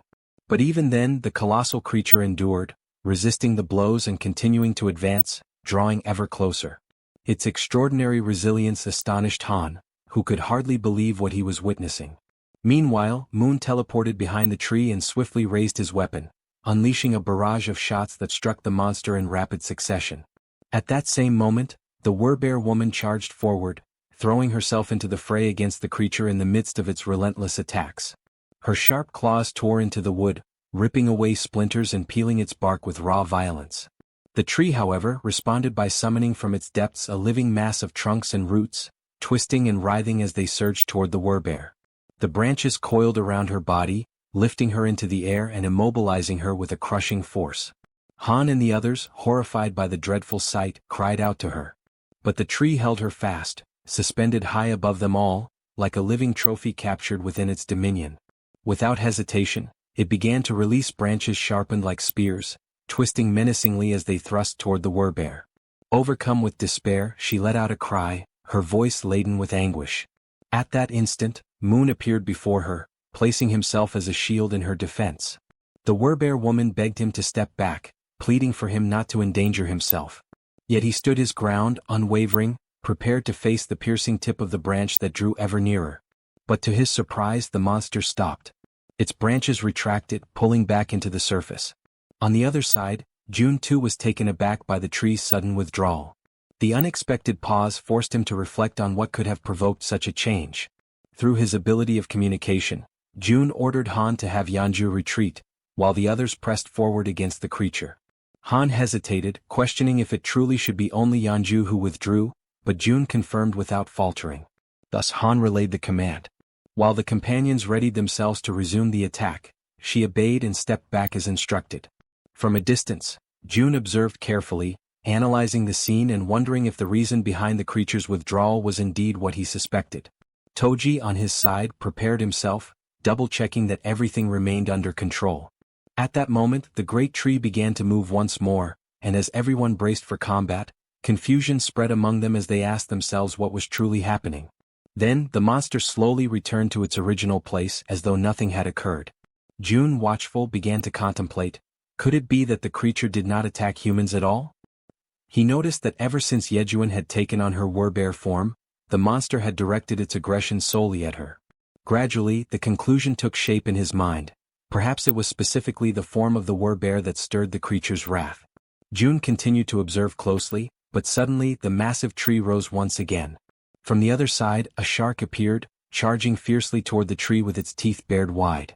The branches erupted once more, striking the shark deep. From this, June felt certain, the tree did not attack humans. With this realization, he commanded the group to ignore the creature and continue advancing, since it showed no hostility toward them. Han accepted the order and the group moved on, step by step, until something halted their progress. Han immediately signaled June, who silently prayed that the exact location of the tree would not be revealed. The group stood before the gigantic tree, questioning whether they had arrived at the wrong place. With trembling hands, June confirmed there was no mistake. This was indeed the place where his father, mother, grandfather and grandmother were meant to be. Rage overtook him, and he became convinced that this monstrous tree had no right to occupy that sacred space. Resolute, he decided it had to be destroyed immediately. His plan was to surround it with gasoline and set it ablaze, certain that only by reducing it to ashes would he find satisfaction. He realized that Han's group could be summoned not only by his own hand but also through his vassals, which meant the destruction could proceed without delay. At that moment, a system notification revealed the presence of one of June's blood relatives nearby. Suddenly, a voice rang out, shouting to know who was there. A blinding light shone upon the group, forcing them to shield their eyes. An old man emerged, scrutinizing each of them carefully, accompanied by two other figures. With stern authority, he demanded to understand how they dared to intimidate his little proppy. The elders approached the tree and begin to wonder what they should do about the deep holes that had been inflicted upon it. They start speaking to the tree itself, commenting that such a wound must have been terribly painful, and they even ask if the proppy, the tree, is doing well after enduring such harm. Han's group feels awkward and somewhat embarrassed when the elders remark that if the leader were to hear about this, his heart would surely break from sorrow. Then one of the elders suddenly raises his voice, demanding to know if this was their doing, and the group immediately admits that it was. The elder presses further, questioning how they could bring themselves to commit such an act against a defenseless child, leaving everyone in Han's group apologizing profusely for their mistake. At that moment, another man arrives and calls for everyone to look over there. He then explains that the proppy has done something once again, and this new revelation causes the elders' anger to slowly dissolve. The men then begin walking toward the location being pointed out. When they arrive, they see the shark that the tree had previously defeated, and several of the men are already busy cutting it apart in order to secure meat from its body. Astonished by the sight, one of the elders remarks that the flesh of the shark has grown plump, although he admits that the taste of shark meat is not particularly delicious. Immediately, another elder retorts that this is no time to be picky about food, stating bluntly that if someone does not like it, then they simply should not eat it. This pragmatic reaction surprises Han's group even more, leaving them somewhat speechless. From a distance, Jun quietly observes everything, and he feels as though his perception is sharpening, as if a veil has been lifted and everything suddenly makes sense. The existence of a monstrous tree that does not attack humans, combined with the enormous tree that continued to grow right where their home once stood, begins to form a clear picture in his mind. Jun recalls that ever since he was very young, their house had always been filled with plants. In the garden, the flowers would change beautifully with the seasons, and on the rooftop, several fruit trees would bear harvests at different times of the year. All of this had started after his grandfather retired, when he built a rooftop garden, and at times those very vegetables would appear on the dinner table, much to young Jun's delight. Piecing together these memories with the present reality, Jun concludes that the tree's refusal to harm humans and the giant tree occupying the place of their former house could not be a coincidence. He becomes convinced that these phenomena are the awakened abilities of someone, very likely powers on the same level as his own. An idea strikes him with sudden clarity. His grandfather must have finally awakened. In that moment, Jun feels an immense sense of relief, one he had not experienced in a long time, because under normal circumstances, everyone should already have been dead. After all, monsters roam freely through the streets, and in the skies above, other monsters move in organized groups, threatening humans from every direction. He cannot help but wonder how ordinary people have managed to survive in such an environment. Overwhelmed by this sudden realization, he begins to laugh, not with mockery but with pure relief. Jaehyeon approaches him, concerned by his unexpected reaction, and asks if something is wrong. Jun turns to her, still smiling, and reassures her that nothing is wrong at all, emphasizing instead that everyone is safe. Yet even as he says this, he realizes that he still needs to confirm a few things. Back at the location of the tree, pieces of shark meat are scattered about while one of the men comments on how wonderful youth truly is. Han, who is in the process of cutting up sections of the shark, asks if the amount they have gathered will be enough. A mustached elder replies affirmatively and expresses gratitude for their efforts. At that point, Jun sends a telepathic message to Han, instructing him to ask the elders for the name of the village chief. Han turns to the mustached elder, politely asks for permission, and inquires about the chief's name. The elder immediately responds by asking if Han is an acquaintance of their leader, before revealing that their chief's name is Lee Bangja. Upon hearing this, Jun affirms with certainty that he already knew, and explains that, indeed, Lee Bangja is his grandfather. After some time, the group follows the mustached elder, who informs them that before they go to meet the chief, they should stop at a certain place. It is an area where everyone works together to prepare meals and distribute the meat from the fish. The presence of such an organized communal space leaves Han's group impressed and a little taken aback. Observing from a distance, Jun notices that the place is crowded, filled with a large number of people, around 100 in total. Giving the impression that the entire marketplace of the city had relocated to that place, the mustached man called over a bald-headed fellow who was busy slicing the meat from Old Park's catch. The bald man stopped cutting for a moment and remarked that he had heard a rumor saying that Poppy had pulled off something once again. The mustached man confirmed with a nod, replying that this was exactly what had happened, and that the shark had been so enormous that the young ones had been forced to step in and lend their strength to help. The mustached man then urged the bald fellow to cut quickly, explaining that he wanted to serve several plates of sashimi to the youngsters. Without wasting a moment, the bald man set to work with practiced efficiency, his hands moving with remarkable speed as he sliced and prepared the fish. Soon enough, he presented an exquisite platter of sashimi for Han's group, the glistening cuts of fresh fish arranged so beautifully that it immediately left everyone in awe, their mouths watering and their stomachs growling with anticipation. The archer, unable to hold back her curiosity, asked the bald man if they had chopsticks available. He replied that they had no need for chopsticks and could simply use their hands. Yet in that very instant, a set of chopsticks materialized in front of them, manifesting out of thin air. The bald man blinked in astonishment and, realizing what had just happened, offered his gratitude to June for this miraculous gesture. Every elder who witnessed the sudden appearance of the utensils was left with their jaws hanging, utterly dumbfounded, for none of them had ever laid eyes on anything remotely similar in their entire lives.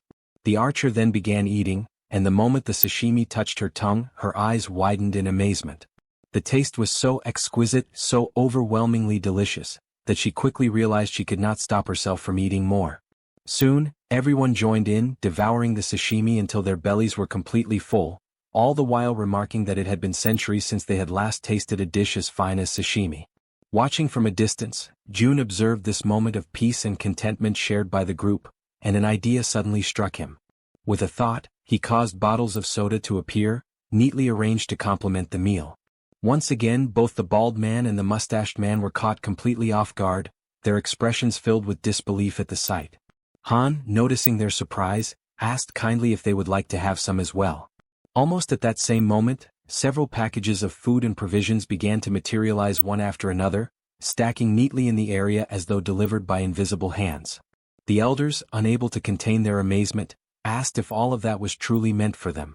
Han confirmed with a smile that it was, explaining that June must have taken a liking to them and was offering these gifts as a gesture of goodwill. From above, someone who had been silently observing all along finally spoke, wondering aloud whether this June, whom they kept mentioning, was something akin to a god. The mustached man turned to his companions, uncertain, and even asked if they should bow in reverence before such a being. But before the conversation could go any further, a voice rang out, demanding to know why the place had grown so noisy.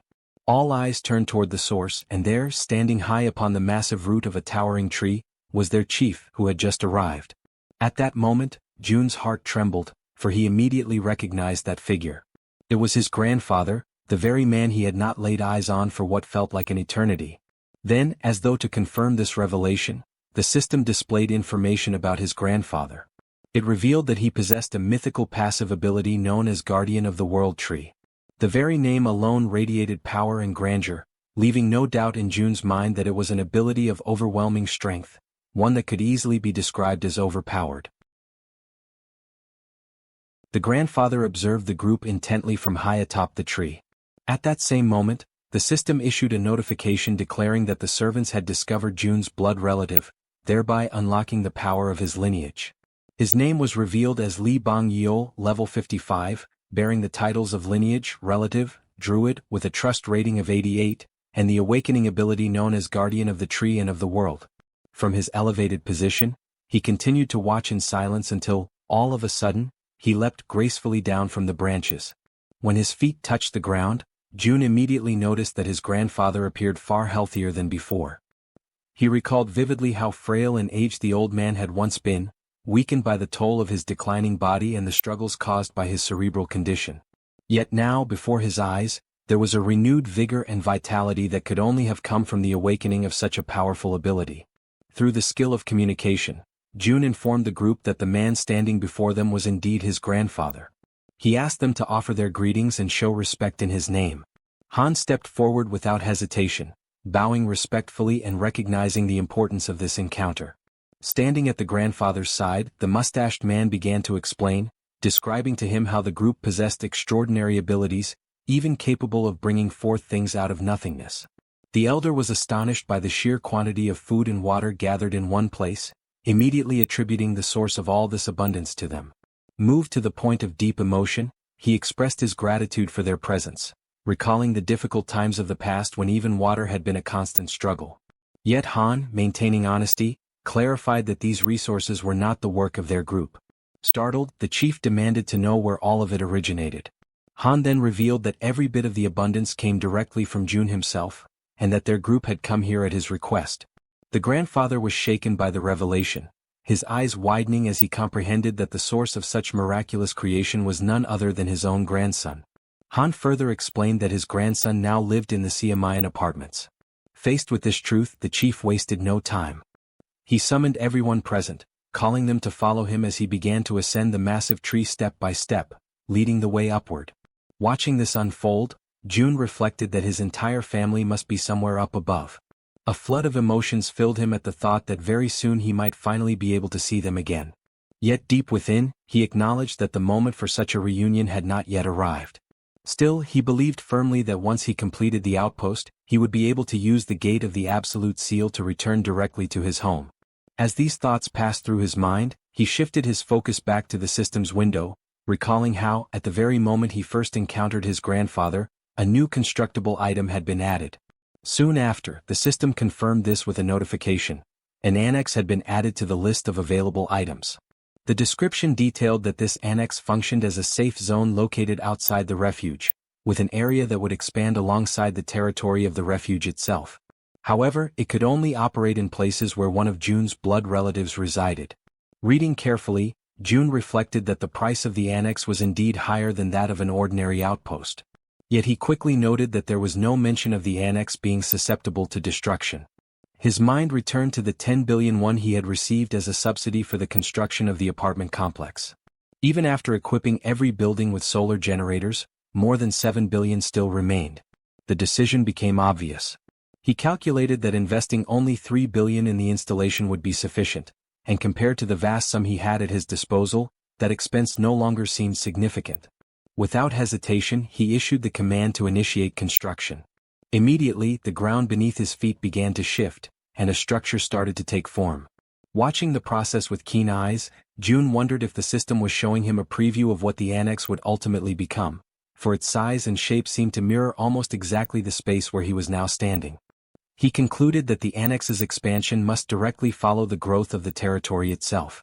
When comparing the overall cost, he realized that the 10 billion price tag made the annex far more advantageous than a simple outpost with its limited reach. Then, another notification appeared. The annex required the presence of a blood relative for a duration of 7 full days. Jun confirmed and authorized the construction, prompting the system to update the timeline. The projected completion was set at 167 hours and 11 minutes. Quietly, Jun reflected that while the annex was being built, he should ask his grandfather not to leave the country. Yet before he could dwell on the thought for long, his focus was abruptly pulled away by another system notification. Another blood relative of Jun was revealed. The name disclosed was Kim In-sim, level 21, bearing the title of lineage with a trust rating of 99, but without any sign of an awakening ability. Inside the vast tree, an elderly woman lay upon a bed. The grandfather held her hand with firm gentleness and asked her to listen carefully to the words being spoken by the group. A faint aura spread over the connection formed by their joined hands, and he softly informed her that their grandson Jun was still alive, and that these people had been sent there directly by him. At that very moment, Jun communicated with his companions and instructed them to ask his grandfather what had happened to his grandmother. Jaehyeon faithfully conveyed the question in Jun's name. Yet the elder turned abruptly, his expression tense, and demanded to know how Jun could possibly be aware of his grandmother's condition. Soon, however, it was explained that Jun was sharing his vision through them, perceiving everything they saw with his own eyes. Reassured, the grandfather tried to soothe their worry, explaining that the woman was not gravely ill but merely in a state of shock. Still, they pressed him further, asking since when the grandmother had failed to awaken. With a heavy and sorrowful face, he recalled that it had been since the very day the monsters appeared and the world itself began to collapse into chaos. From that moment onward, she had remained in a deep, unbroken sleep. Jun, watching through their perspective, noticed the expression etched onto his grandfather's face. It struck him powerfully, for it was the first time he had ever seen his grandfather like that, so burdened, so utterly weighed down by grief. The sight pierced him with an even deeper sense of the gravity of their situation. Tears welled up in his heart as he reflected that, despite everything, he felt an immense relief knowing his grandmother still lived, even though she had been in a coma for nearly a month.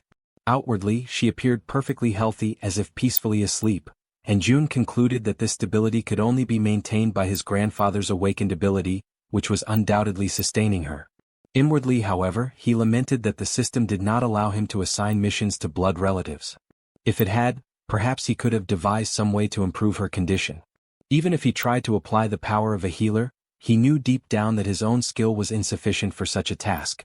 As his thoughts swirled in silence, he began to grow uneasy. It was strange. 7 people had entered the house and yet no one else had stepped out to investigate.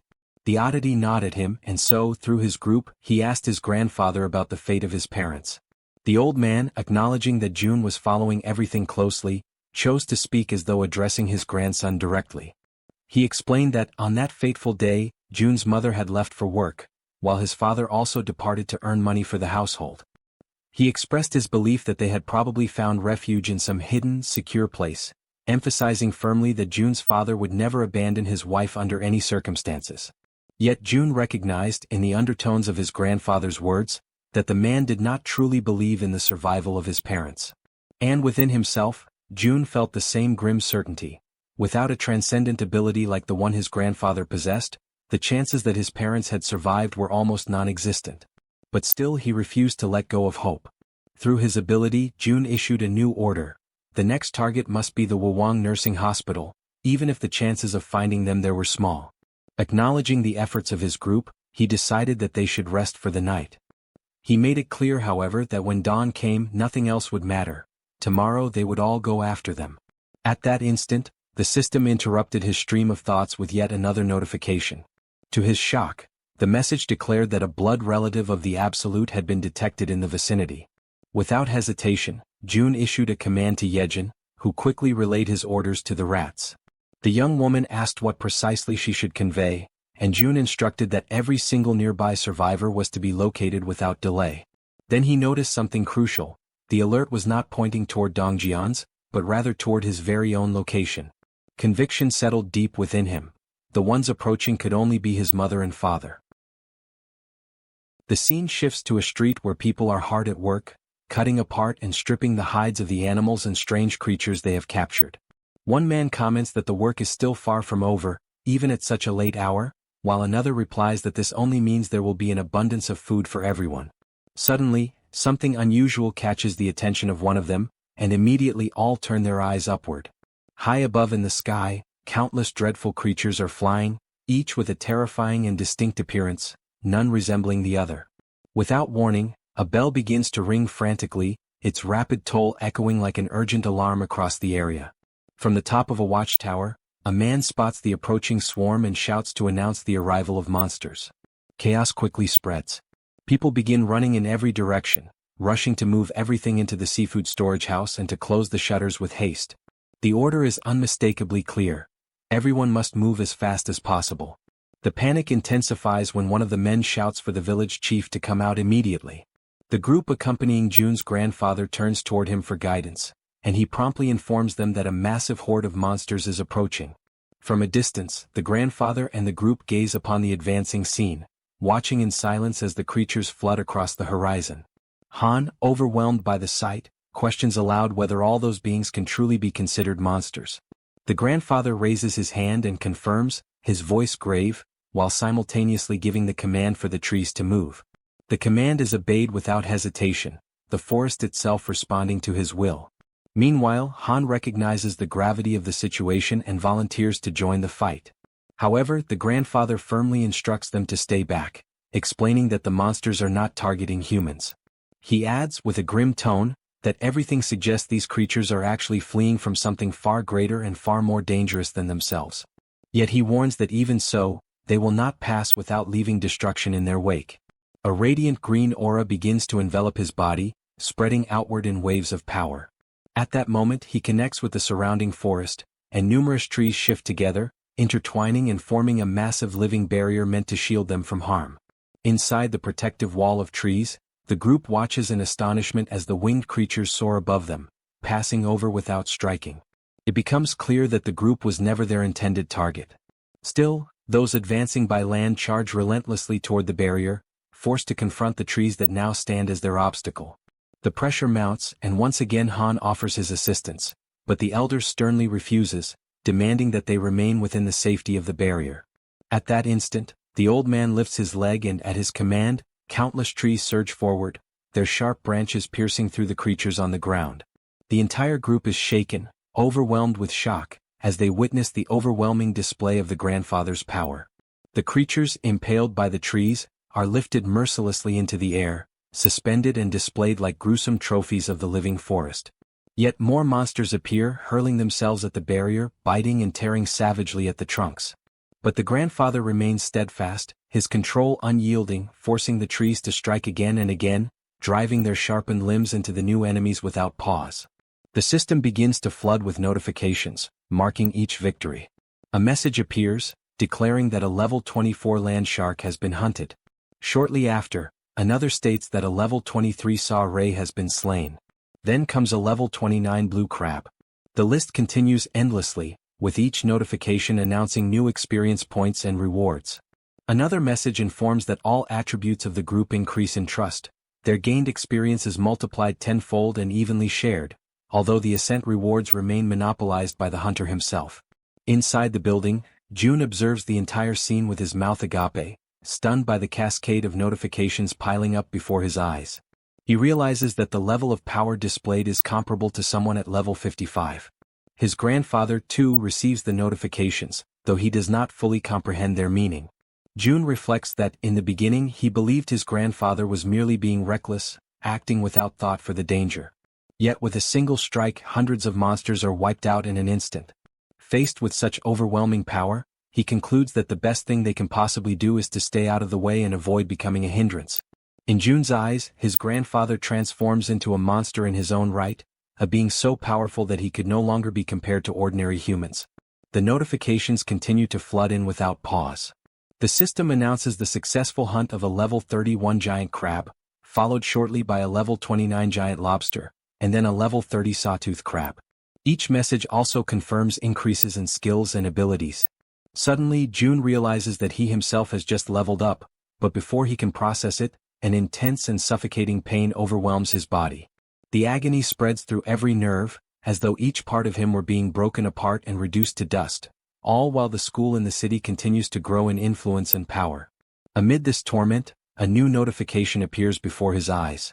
The system announces that beings capable of receiving citizenship have been discovered, and the question is posed: grant it or not? June's mind clings desperately to a single crucial thought: whether among those names his parents might be included. He scrolls through the long list, painfully aware that the sheer number of new inhabitants is so vast it would be impossible to check each one individually. Yet even as he does, he reasons that if his parents were truly among them, the message would not have been one of citizenship. Instead, it would have been a notification of alignment. This realization strikes him like a heavy weight. It means that his parents are outside the reach of those people now registered by the system. He also notices Jaehyeon focusing with all her strength, pushing herself to the limit as she attempts to track down the location of his parents. And June convinces himself that the moment they are found, he will know instantly. Despite feeling his body torn apart from the inside, he affirms to himself that there is no time to rest, no room to pause. His mind then turns to the other side of the battlefield, questioning what is happening with his grandfather. Observing carefully, he senses that something is wrong, a subtle strangeness in the situation. He shares this unease with Han's group, who quickly question the old man. The grandfather realizes the difference. Before, the monsters would leave remains scattered across the ground, but now they vanish completely, not even bones left behind. Han explains that this change is due to June's influence. Ever since the system manifested, the corpses no longer remain after death. Intrigued, the grandfather acknowledges that even the mysterious glowing letters appearing in the air are also the work of his grandson.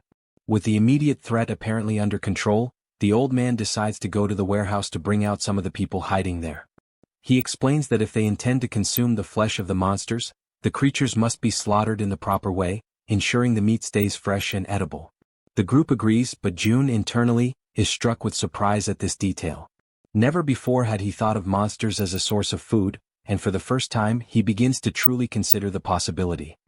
He extends his hand and issues the order to register the item. Before him, a creature begins to materialize, its form gradually solidifying until its outlines are clear and distinct.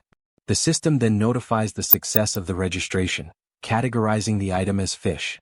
Pleased, June realizes that his attempt has worked, and that this could indeed feed hundreds of people. Jaehyeon suddenly gasps, her eyes widening in shock as she locates someone of immense importance. Without delay, she quickly announces her discovery. June turns at once, his entire body trembling with expectation. The system confirms it. Jaehyeon has found a blood relative, and the power of blood begins to unlock. Outside, amidst the rows of buildings, someone points toward a distant structure. A man and a woman are identified. The system reveals their names. Lin Jisuk, level 50, bearing the title of relative, with trust at 97 and the awakened ability of governance. Beside her stands Kim Donghyuk, level 42, also carrying the title of relative, with trust at 93 and the awakened ability of enhanced defensive aura. June recognizes them instantly, and his vision blurs with tears. After all this time, there can be no mistake, they are his father and his mother. The system notifies that citizenship has been granted to 23 individuals connected to the blood relative Lee. The announcement causes a wave of astonishment, yet June feels a surge of joy as he realizes that his parents are now very close to the newly expanded territory. By observing their movements, he concludes that it is only a matter of time before they step fully into the protected zone.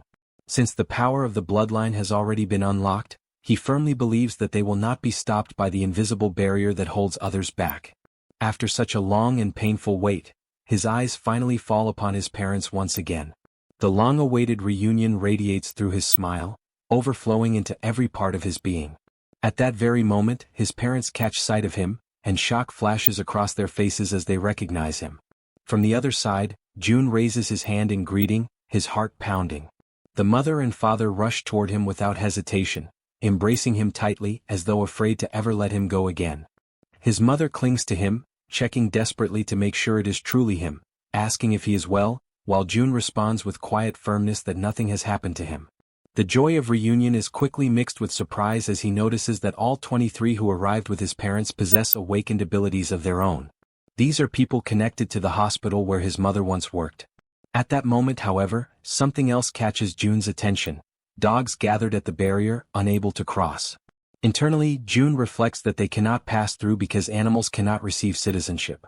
Almost immediately, the system issues a new notification, revealing that there exists an option for a subordination contract capable of awakening abilities in up to 100 individuals.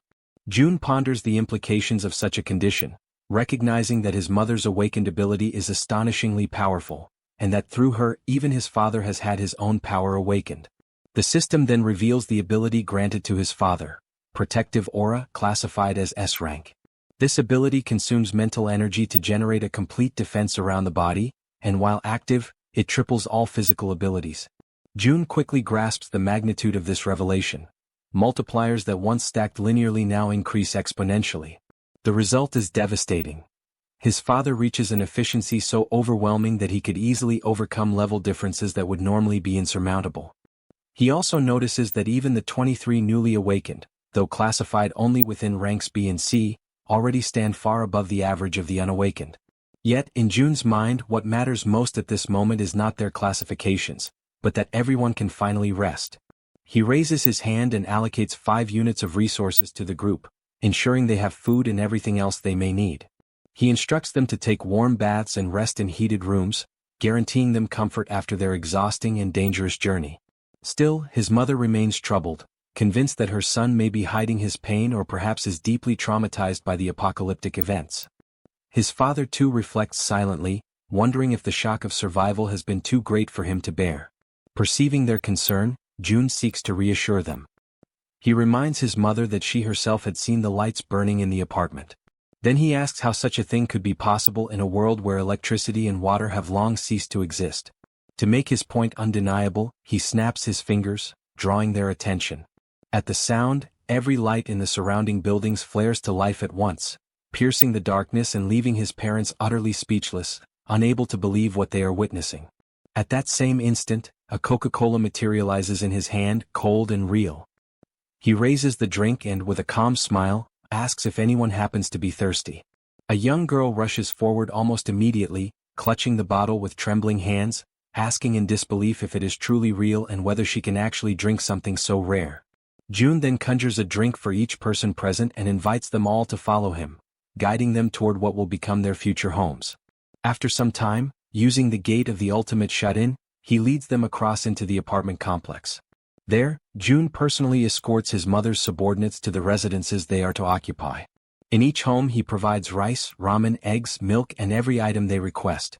As they walk together down the hallways of the building, his mother cannot hold back her worry and finally asks if it is truly acceptable for them to occupy residences that once belonged to other people.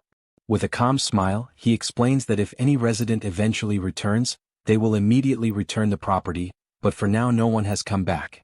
He gently asks his mother not to worry, and then opens the door of one of the apartments, inviting them to step inside quickly. Once inside, two companions of the group lower themselves respectfully, bowing and greeting with polite gestures. The father and mother, astonished, remain frozen in place at the unexpected sight. The woman, overcome with curiosity, asks whether one of them might be her son's girlfriend. He denies it at once, and one of the young women firmly declares that both of them will serve his parents with dedication and care. However, he responds with firmness, questioning why they should be the only ones responsible for looking after his parents. Acknowledging the effort they had already put forth until now, he soon allows them to rest, and the two quietly withdraw in silence. Left alone as a family, they gather together at the table. June then begins to ask about everything that had happened to his parents since the beginning of the chaos. He recalls how his father, who worked as a taxi driver, had gone that day, as usual, to pick up his mother after her work shift. It was at that exact moment that the monsters suddenly appeared. Side by side, they managed to protect each other and, as a result of their determination, survived. And just as June had suspected, it was his mother who awakened her abilities first. After listening attentively to their account, he shares his own journey in return, the skills he had acquired, the dangers he had faced, and the ways in which he had managed to survive up to that point. He also tells them about the condition of his grandmother and the constant care his grandfather had been devoting to her. Their stories weave together, filling the night with memories and emotions. Time flows by, midnight approaches, yet the warmth of the long-awaited family reunion transforms their home into the safe refuge they had been yearning for all along. The scene shifts to the city hall of Nagasaki, where heavy rain was falling over the waters of a river. At its edge, a man lifted his eyes toward the sky, deeply intrigued, while his companion stood beside him, equally confused by what was unfolding before their eyes. From the dark depths of the river, a colossal monster began to emerge. Both of them watched the enormous creature moving before them, unable to hide the terror that gripped them. One of the men shouted in a mixture of ecstasy and fear, repeating over and over again that the monster was passing by. The sheer size of the beast made it clear that wherever it went, only destruction and ruin would remain in its wake. The scene then shifts to the following day. June immediately shares with his grandfather the astonishing news that he had found his parents, recording a quick video to show them. On the other side, through the screen of a phone, the grandfather beamed with radiant joy at the sight of them, while showing them to the grandmother at his side. The mother, overcome with emotion, asked if she could also see a recording of her father. Han responded without hesitation, filming the video that showed him. As she watched, her eyes quickly filled with tears, and June, trying to comfort her, reassured her that very soon they would all be able to reunite. The completion of the annex, combined with the power of the absolute gate, would allow them to reach the main house where the grandfather resided. In the meantime, he organized Han's group so that they would continue hunting monsters until the construction was finished, using the main house as their central base. The presence of Han Yoo-jun and Kim De-jong made the progress of the construction much more efficient. Soon, a notification appeared, revealing that 3 servants bearing the title of knight had joined the construction site, which instantly increased its efficiency by 50%. However, the wave of monsters from the previous night had significantly raised their numbers in the surroundings of the main house. Hunting in that region was proving to be far more profitable, since the monsters were now everywhere. He reflected that with the expansion of Haven, hunting within its borders had lessened, and many creatures continued to wander without realizing they had already entered the sanctuary's territory. All the goblins in that area had already been exterminated during the leveling up of the day before. Making a firm decision, June summoned his ability and called upon Dabin, instructing her to deliver a message. Focused and attentive, she stood silently, waiting for his words. He ordered her to inform everyone that with the new expansion, they were only allowed to hunt beyond Siamayan Station. In addition, he requested the formation of a rescue team to save survivors, including those who had specifically asked for medical assistance. Dabin accepted each order with absolute seriousness, determined to carry them out flawlessly. Inwardly, June reflected on the grim reality that within the newly expanded area there were still thousands of survivors living in terrible conditions. Even within the safety of the refuge, more than 10 people were dying due to the lack of water, since leaving the area was impossible. Humanitarian aid was arriving, but it was still far from sufficient. With renewed determination, he reaffirmed to himself that he had to save as many people as possible. He emphasized inwardly that if necessary the absolute gate must be used to reach them directly, or if not, other means must be found to heal and sustain them. The mother noticed the serious expression on her son's face, and even before he could explain the reason behind it, she immediately understood the situation. She offered her help without hesitation, a gesture that left him surprised. Among the people she had brought, some possessed healing abilities, particularly effective against dehydration, fainting, and poisoning. Because of this, she believed that by establishing subordination contracts with the team, they might be able to awaken proper healing abilities. Her intuition soon proved correct. More than 80% of the new subordinates manifested healing gifts, even if only at a basic or low level. Although they lacked significant offensive power, the rescue team quickly calmed the chaos, stabilizing those in distress with remarkable efficiency. For 3 full days and 3 long nights of continuous effort, they moved tirelessly from house to house, saving countless lives in the process. Only after this relentless work was completed did he finally throw himself onto the sofa, utterly exhausted, reflecting on how each day had been so overwhelming and filled with urgent demands that there was hardly even time to breathe. But the relief was short-lived. A sudden system notification announced that a being meeting the requirements for citizenship was approaching the refuge, offering him the option of granting it. Still lying on the sofa, he accepted, recalling that ever since the last expansion of territory, new citizens had been arriving without pause, and the population had already grown close to 10,000. While lost in thought, rain began to fall outside. Drawn by its sound, he rose from the sofa, walked to the balcony and stood there watching, intrigued by the intensity with which it fell. In that very moment, Dabin contacted him through the communication ability, her voice serious. She explained that the rescue team was requesting permission to leave the territory in order to carry out an urgent mission. June considered the decision dangerously reckless. Marine monsters now surrounded the region, rendering it impassable for ordinary people. Yet the determination of the team impressed him deeply, most likely because they had once been firefighters, men and women who preserved their courage in the face of danger even after the world had changed. That thought lingered with him as he pondered. Soon, however, he gave his order. A hunting squad would be assigned to act as an escort, and the rescue team would have to wait until then before setting out. When he opened the system again, a new notification appeared, announcing the hunt of a giant level 33 crab. He noticed, almost with surprise, that he had begun to enjoy these hunts more since the sudden surge in his physical statistics. Yet the notifications did not stop there. They came one after another, in rapid succession, reporting creatures slain one after another with astonishing speed. The massacre was unfolding at such a pace that June immediately realized this could not possibly be his father's doing. Alarmed, he activated the eyes of the Absolute, and the truth was revealed before him. It was his grandfather, advancing with unshaken resolve, destroying everything that stood in his way. Concerned, June sought immediate contact with Han's group, only to hear their report that a new wave of monsters had risen in the region. The news unsettled him, for the proportion of marine creatures was increasing at an alarming rate, and this time on a scale far greater than usual. On the other side, his grandfather observed the strange situation unfolding. He remarked that even now, something about it seemed unnervingly unusual. What troubled him most was the way the creatures were fleeing in desperation, driven not by instinct but seemingly guided by a deeper fear, as if trying to escape from something far worse. He asked himself, from what exactly could they be running? Elsewhere, June followed every detail through his ability, and the same haunting question tormented his thoughts. Fear of what, precisely? Before the answer could surface, a colossal marine monster suddenly rose before Han's group and his grandfather, leaving them paralyzed in horror. From afar, June watched the scene unfold in desperation, his heart racing with dread, as the same question echoed within him with greater force than ever before. What in the end could this terrifying thing that emerged possibly be? The creature before them was a white dragon, a colossal being of level 63. Everyone stared upward, their necks strained, their faces pale with dread, as fear and despair took hold of their hearts. The group questioned among themselves whether what they were seeing was truly a dragon, or something even more terrifying, something that defied understanding. From a distance, June observed the scene in tense silence. He knew that if he were to use the vassal summoning, he might be able to save Han's group from certain death. However, as the guardian of the world tree, he could not stray far from it. To do so would expose him, leaving both himself and the sacred tree vulnerable. Even so, he couldn't bring himself to order them to fight a white dragon. Doing so would be the same as sending them to their deaths. As doubt consumed him, the system emitted a notification.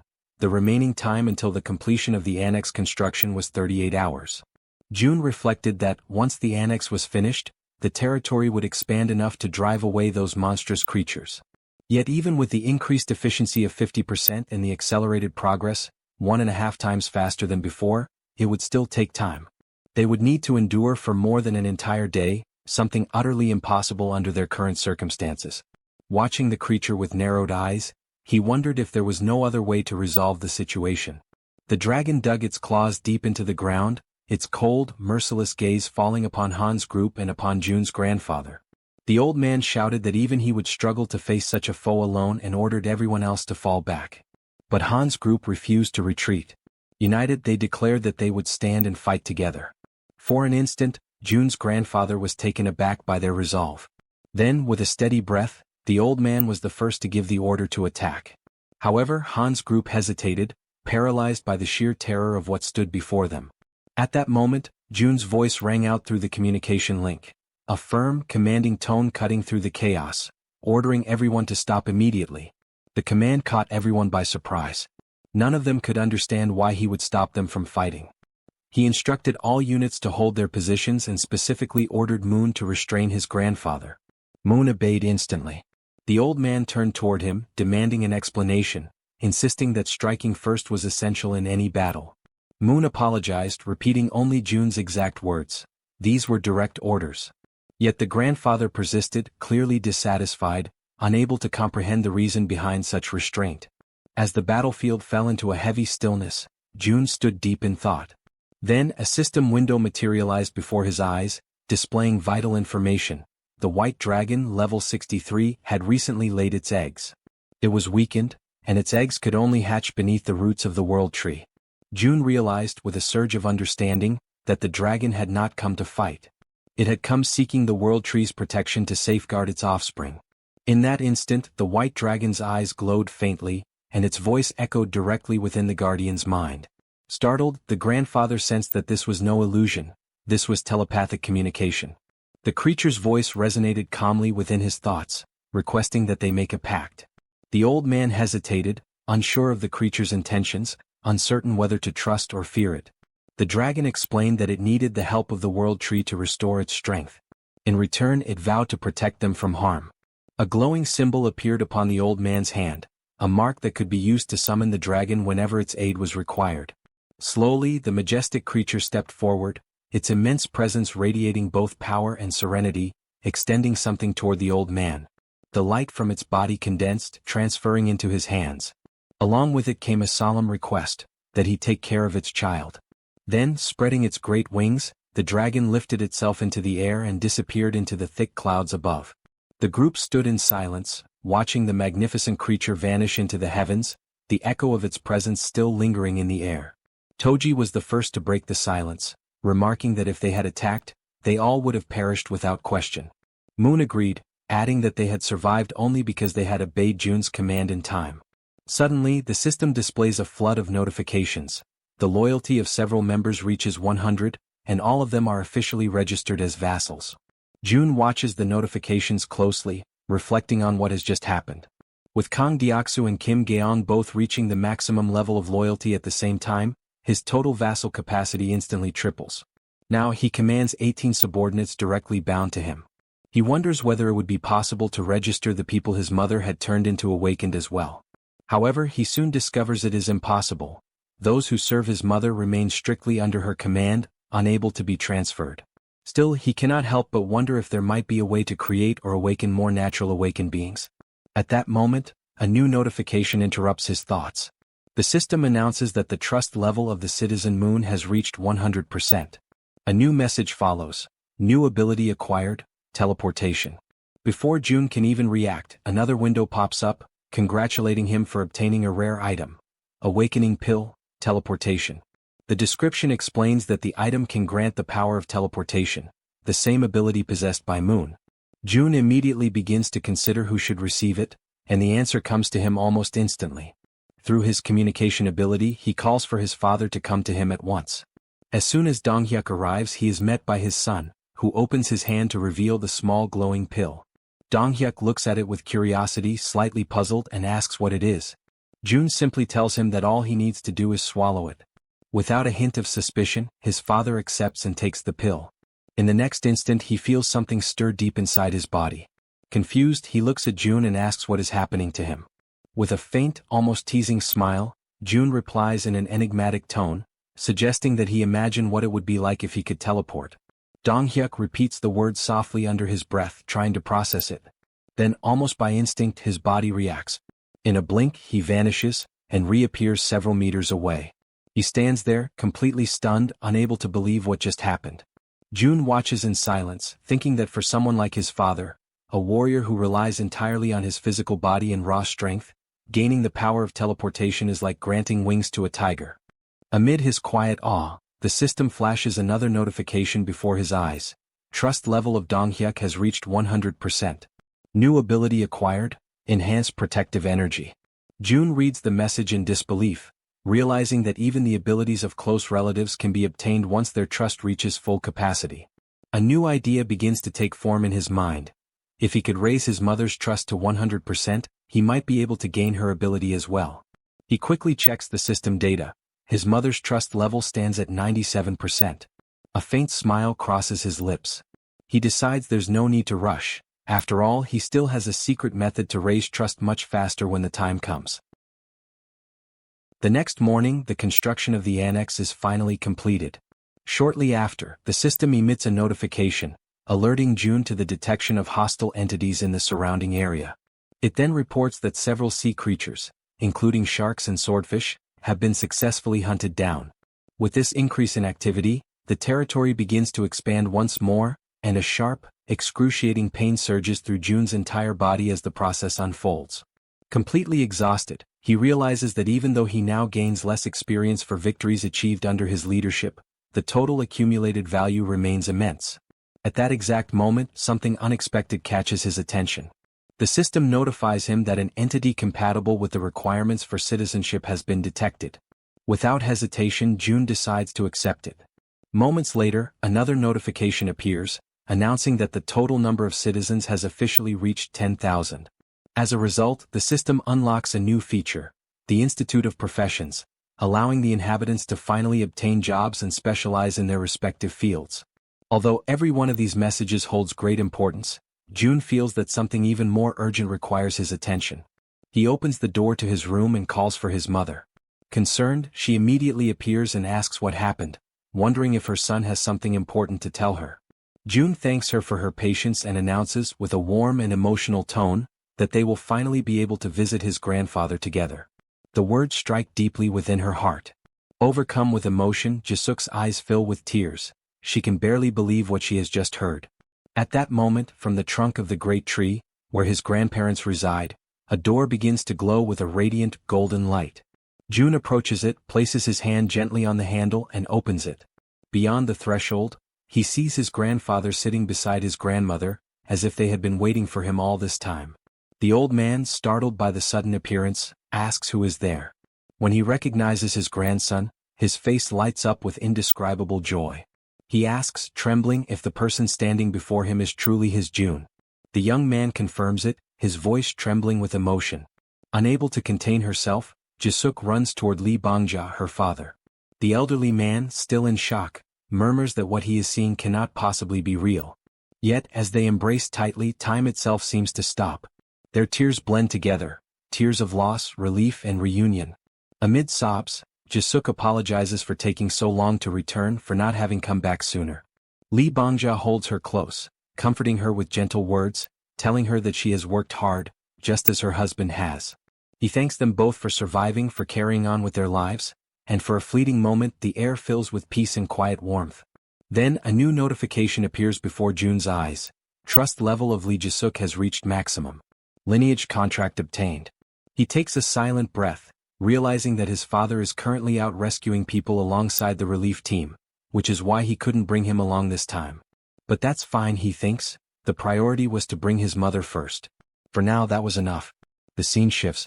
Lee Bangja is watering the plants, moving with slow and careful motions. His grandson approaches him, curious, and asks whether the world tree had grown around the house naturally. The old man nods, saying that even he had been astonished when he first saw it. Jun then asks about the water and electricity, wondering how they managed to live since the massive tree has altered the entire structure. The grandfather explains that they have been surviving using the generator's power and water from the tank. However, he adds with a weary sigh that their resources are running out, and the gas in particular had already been depleted not long ago. Jun, filled with quiet confidence, replies that he can fix that. He stands up, focuses his mind and channels his power, and right before his grandfather's eyes, the water reservoir begins to refill on its own. The sight leaves the old man completely speechless. Jun calmly tells him that he personally restored the water supply and also recharged both the generator and the gas system. Lee Bangja, still struggling to comprehend what he just witnessed, praises his grandson's extraordinary ability, his voice trembling with admiration. Jun considers explaining the complex system of skills and vassal contracts to him but realizes that it would be too overwhelming to understand all at once. He decides instead that he will teach him little by little. Then Jun begins to climb the stairs toward his grandfather. As he ascends, his gaze sharpens and he quietly activates one of his most powerful abilities, the absolute eye. Carefully observing the space where his mother and grandmother are, Jun focuses his gaze in that direction, channeling his concentration entirely toward them. Then, as he stretches out his hand, the system emits a sudden notification: teleportation. In an instant, his surroundings distort, and he materializes inside the world tree, appearing precisely at the spot where Jae-suk and his grandmother are resting. He immediately realizes that he can use teleportation while keeping his absolute eye activated, and the potential of this combination fills him with excitement and anticipation. His mother, startled by his sudden appearance, asks why he is no longer on the rooftop, and also inquires where his grandfather has gone. Jun calmly explains that his grandfather is still working and then asks how his grandmother is doing. Jae-suk answers that the elderly woman simply looks as if she is peacefully sleeping. Suddenly, the system projects a new message before his eyes: summon the spirit beast, cost 10 billion wons. Jun is completely taken aback by what he reads. His eyes widen in disbelief as he realizes that the button to summon a spirit beast worth 10 billion has been unlocked. A powerful wave of excitement and disbelief washes over him. Without hesitation, driven by pure instinct, he presses the button. The system immediately confirms his action. 10 billion wons have been spent for the summoning of the spirit beast. And at that very moment, an intense light bursts forth in front of them, illuminating the entire room with a radiant glow. Jun, maintaining a steady and reassuring voice, tells his mother to remain calm and not be afraid. At the center of that blinding light, a shape begins to emerge. Jun narrows his eyes and observes as a delicate figure slowly takes form. It is a sleeping fairy. Her body shimmers faintly, and after a few moments she gently opens her eyes, as though awakening from a deep slumber. Jae-suk, still bewildered by what she is seeing, asks what that creature is. Jun explains patiently that it is a spiritual being, a creature he has just summoned, one of the unique powers granted to him by the system. At that exact moment, Lee Bangja enters the room. Jae-suk turns to him in surprise and asks why he came back so soon. The old man replies that Jun has already resolved all the problems. Then he approaches his sleeping wife and extends his trembling hand toward her, wanting to touch her face. The fairy, noticing his movement, slips gently from Jun's arms and flies forward, positioning herself right in front of the old man. Concentrating deeply, she spreads her wings, and a radiant aura begins to glow around Lee Bangja's hand. The light expands, surrounding the fairy's small body, as if drawing the old man's power into her own. A new notification immediately appears before Jun. Fairy's level has increased. Natural regeneration rate of the territory, plus 100%. Lee Bangja, however, is overcome with anger when he realizes that the creature has absorbed part of his energy. He clenches his fists, his voice trembling with frustration. But before he can speak, something extraordinary happens. His wife begins to stir. Slowly, the grandmother opens her eyes. The old man freezes completely, his anger dissolving into sheer disbelief. He stands motionless, unable to comprehend what he is witnessing. Yet, the elderly woman gazes at him with calmness and warmth. With a faint, gentle smile, she asks why he is looking at her as if he has just seen a ghost. The grandmother raises a trembling hand to her mouth, utterly confused and unable to comprehend what is happening around her. Exhaustion quickly overtakes her frail body, and she lies back down upon the bed, her eyes fluttering as her strength fades once more. The grandfather, overwhelmed by panic and despair, cries out her name in disbelief, his voice breaking as he pleads for her to regain consciousness. Convinced that the little fairy is somehow responsible for what has just happened, he turns his gaze toward the small creature and demands that she try again, that she use her power to reverse whatever she has done. The tiny fairy, however, closes her eyes in silence, unmoving, her glowing wings dimming slightly. Her quiet refusal only deepens his desperation, and he shouts once more, ordering her to attempt it again. At that moment, June steps forward and intervenes, speaking in a calm but firm tone as he asks his grandfather to steady himself.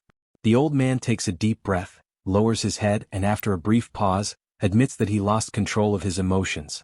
With a trembling voice he apologizes. June approaches him slowly and explains that the fairy's energy level is still very low. He advises his grandfather to provide her with vitality regularly so that as she continues to absorb energy, she will gradually evolve and her power will increase over time. The stronger she becomes, the longer his grandmother will be able to remain awake and conscious. The old man listens attentively, his face softening as relief slowly replaces his anguish. As June observes the scene, his thoughts drift. He begins to reflect that the summoning of magical creatures might not be entirely random. After all, the fairy seems deeply connected to the world tree. If that connection truly exists, then each summoning must serve a specific purpose and follow its own hidden conditions. Even though he cannot yet discern what those conditions are, he finds comfort in knowing that for now the important thing is that his grandmother can awaken again, even if only for short periods. Soon after, he grows restless and tells his grandfather that he is going to rest for a while in his room. The old man simply nods in understanding, asking him to call if he needs anything. June walks away quietly and once inside his room, he sits down and opens the system interface. A new notification materializes before his eyes. Citizen Shim Take Jaehyeon has died. June's expression darkens. He immediately assumes that the message refers to one of the citizens recently relocated to the new annex built near the apartment complexes. Despite the relentless efforts of the rescue teams, hundreds of people have already perished, and many more will soon follow. Inwardly, June reflects that he wishes he could move all those people to a safer place, but everyone is exhausted, stretched to their absolute limit, without a single moment of rest. People are dying everywhere, some torn apart by monsters, others trapped inside their own homes, fighting desperately for survival.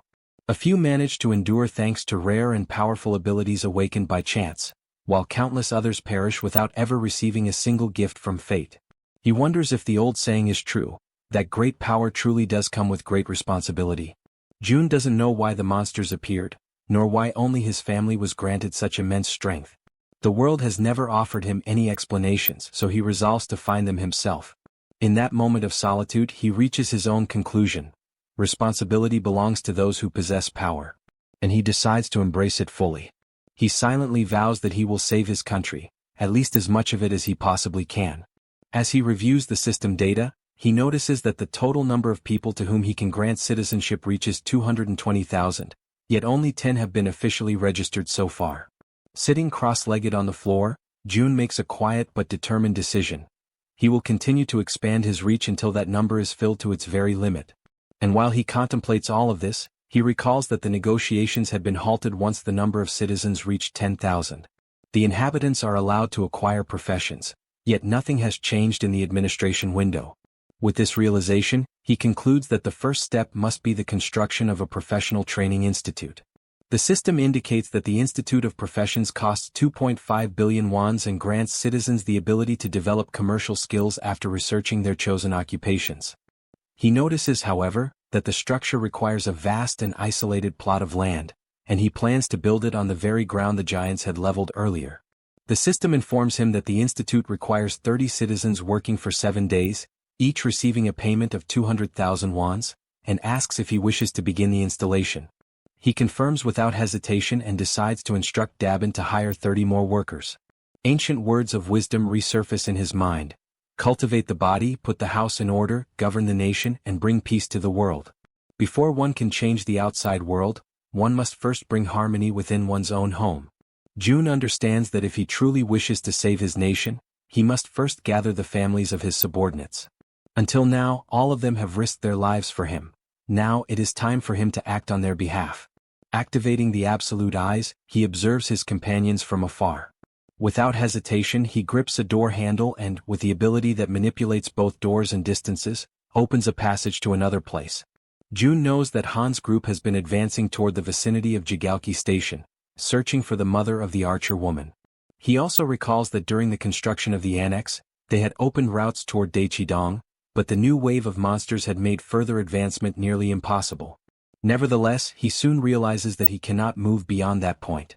Even so, he decides to take action. He activates the communication ability and summons everyone to gather. Moments later, Moon appears running toward him, surprised to see him there. It is their first meeting after a long time. Jun smiles, and Moon immediately understands that the power which annihilated the monsters had indeed been his. Soon after, Han approaches, surveying the surroundings carefully. She asks if that place now belongs to Jun's territory, to which he calmly confirms, but adds that this is not the only reason the group has gathered there. He explains that the monstrous wave has made travel to Daechidong extremely dangerous. However, now that the new annex is complete, everything has changed. He assures them that they will be able to reach Daechidong, the place where the archer woman's family lives, before the day is over.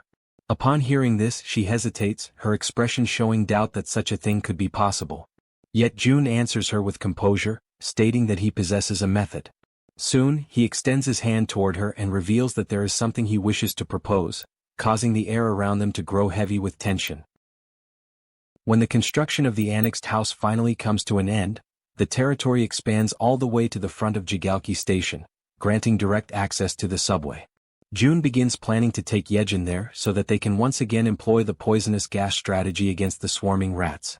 He also notes that he will ask Dabin to strengthen the workforce at the Professional Institute's laboratory. Soon, all the preparations are completed. The only thing left is to put the plan into motion. Jaehyeon then focuses her mind, forming a connection with the rats and sending them to explore the passageways between Jaehyeon Station and Siadeskim. As she observes the tunnels through their senses, she realizes that if she had been sent there alone, the result would have been disastrous. Jun contemplates the situation and concludes that it is far worse than he anticipated, as he initially believed that with the monster waves gathering mostly on the surface, the underground area would be nearly empty. Yet it no longer matters. In an enclosed space, everything will eventually be consumed by Hiren's poisonous mist. At that moment, the system begins to emit notifications announcing successful hunts, depositing wands as rewards into their account. Another notification follows shortly after, confirming the extermination of a dark race, with additional funds credited as compensation. Jun feels a deep sense of satisfaction, for the amount is significant. The bounties earned from monsters slain by Hiren's toxic mist are steadily increasing, largely due to the power she inherited from her mother, the ability known as poisonous mist. The system displays that Hiren has now reached level 34, possessing 94 points of trust and 100 of loyalty. Upon signing the Oath of Allegiance, she earns the title of Knight, which in turn enhances the rewards she receives. But Hiren is not the only one to undergo transformation. Jaehyeon's title of Knight evolves into that of Baroness. Although the experience multipliers and general conditions remain the same, the effect of loyalty on her overall statistics grows immensely. What once influenced only her physical strength now extends to all attributes, and with twice the magnitude. Moreover, Jaehyeon acquires a new ability called Enhancement, through which her improved rats now move at a much faster pace and become significantly harder to destroy. By the time their operation through the tunnel concludes, Hiren announces that the entire subway line has been successfully cleared. Observing their progress, Jun realizes that he should not limit his loyalty contracts to just those two. Instead, he should extend the proposal to everyone. With that in mind, he turns toward Han's team and presents his idea. They listen carefully and after some consideration, all agree to his terms. As a result, Han, the female archer, and Riller each obtain the title of Baron, while Yeonju ascends to a higher rank, that of Viscountess. The difference between a Baron and a Viscount is of great importance. Vassals who attain the title of Viscount gain an additional 3 slots for follower registration. Consequently, the number of vassals under Yeonju's command rises to 21. At that very moment, the system issues another notification. Toji has awakened a skill with 100% efficiency, Legion of Steel, an evolved ability derived from his title as knight. He can now summon not only enchanted armor but also steel golems, entities that follow his commands without hesitation, advancing mercilessly against the enemy. With the golems clearing a path ahead and the allies maintaining formation, Toji decides to seize the opportunity and push forward. The offensive begins in earnest as the group charges ahead, confronting the monsters that appear in their way. Amid a flurry of coordinated attacks and fierce defenses, they continue their advance until Han finally announces that they have reached Exit 2 of Jigalki Station.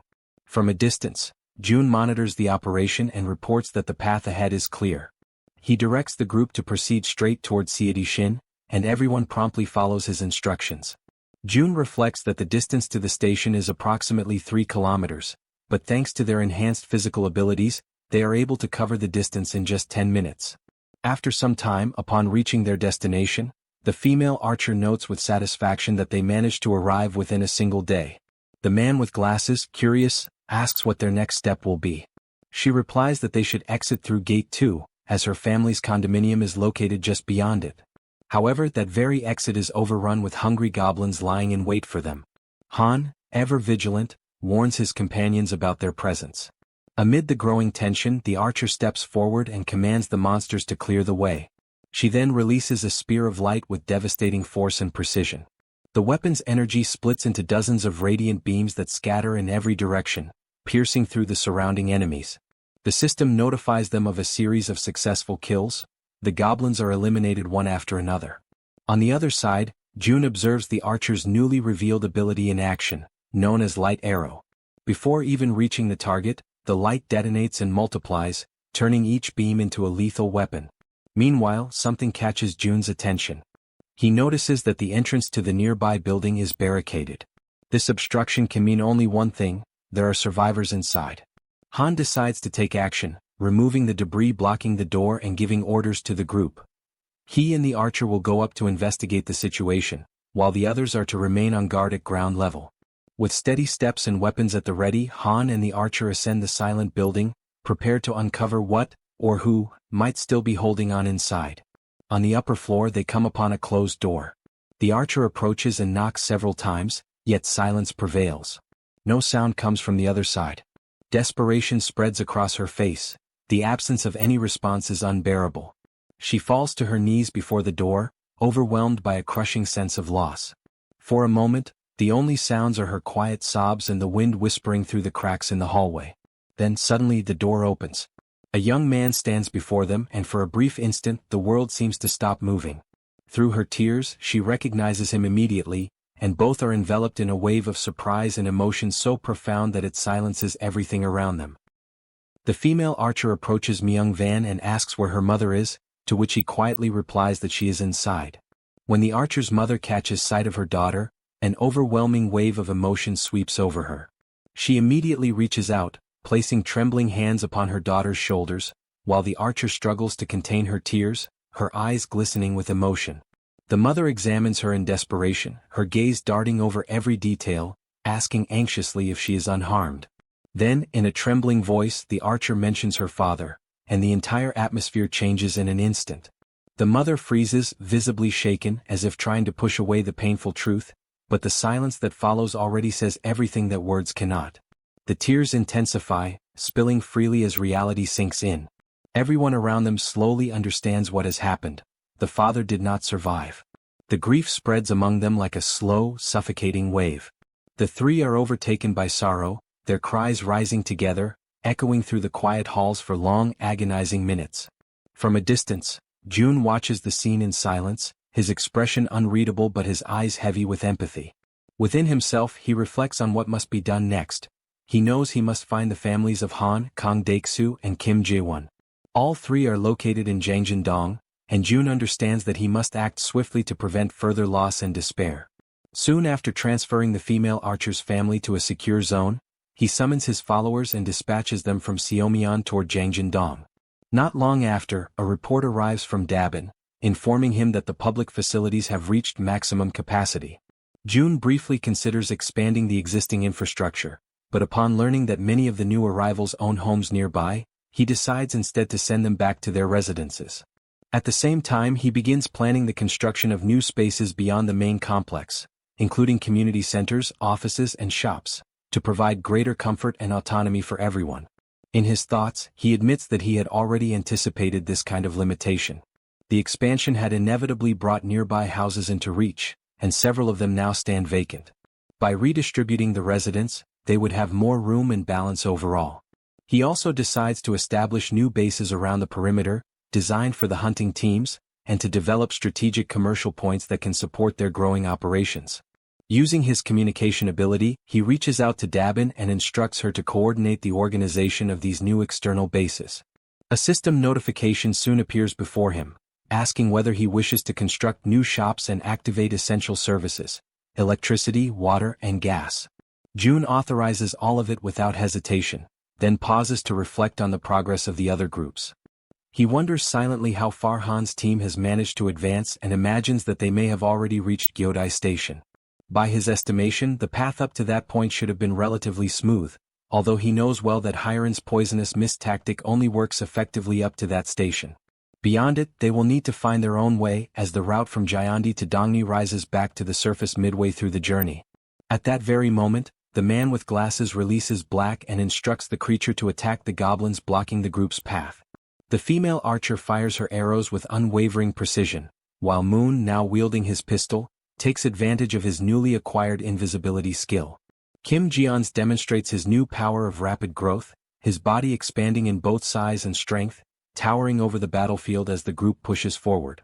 Han's group now proves to be many times more powerful than before. Under Toji's precise and tactical leadership, they move with coordinated purpose, maintaining formation as they advance. Han instructs everyone to make use of the terrain's natural cover, moving forward while minimizing unnecessary confrontations and conserving their strength for what lies ahead. After some time, the group gradually slows its pace until it comes to a complete halt. Before them stretches the site of a ruined city, a desolate landscape where collapsed structures and massive chunks of debris block what once was a road. Han kneels, examining the obstacle closely. The pile of wreckage rises to the height of a 3-story building, forming a barrier that seems almost insurmountable at first glance. From a distance, June watches through his surveillance system, quietly reflecting on the scene. For a group whose average age is around 35, such an obstacle should not present an impossible challenge, he reasons. The real concern lies not in climbing over it, but in understanding what, or who, could have caused such catastrophic destruction in the first place.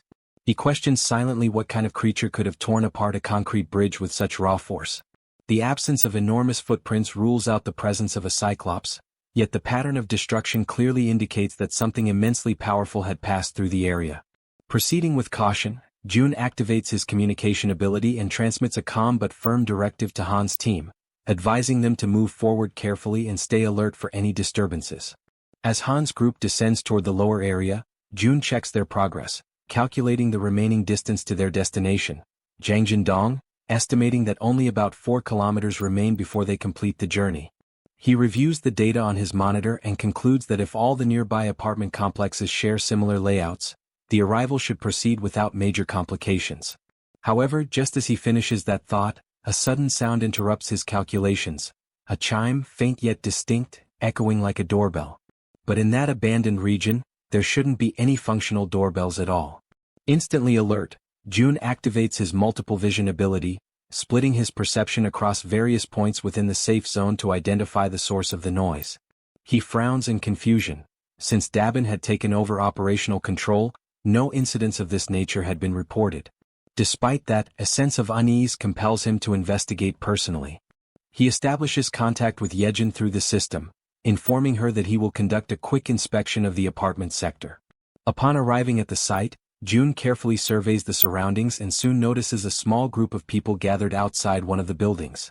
The newcomers seem to be engaged in a cautious conversation, murmuring among themselves as they try to confirm whether they have arrived at the correct residence. Moments later, the door opens, and the group freezes in surprise as June himself steps into view. At that instant, the system issues a notification. The trust levels of the citizens have increased. June's curiosity deepens at the sight of this unexpected message. The mere act of seeing him has somehow strengthened their confidence. A tense silence lingers for several seconds before one of the men steps forward hesitantly. With a respectful yet urgent tone, he makes a request, one that, while simple, catches June completely off guard. The man asks if June could lend them weapons. Dressed in black, he explains that they do not intend to stay within the so-called safe zone. His group, he says, plans to leave soon and needs the armaments to defend themselves on their journey. The man tells June that the group intends to leave. June, uncertain, asks if they plan to hunt monsters, but the man denies it. He clarifies that their goal is different. They want to go out in order to try to rescue their families, and they ask if June can help them in any way. June pauses for a moment. Inside, he recognizes that these men are just like him. Men who spend their nights awake, haunted by worry for their families, going over every possible scenario again and again until the moment they finally decide that they must take action on their own. Driven by desperation, they come to him. June then says that he cannot help them with everything. The man nods, resigned to that reality. However, June extends his hand and summons an item. He explains that he can at least give them weapons because if the group intends to rescue their families, they will need them. The weapons begin to materialize in front of the men, forming slowly out of thin light. The man expresses his gratitude, saying he has no idea how he could ever repay the favor. June responds that he has a proposal for the group. The man asks what it is.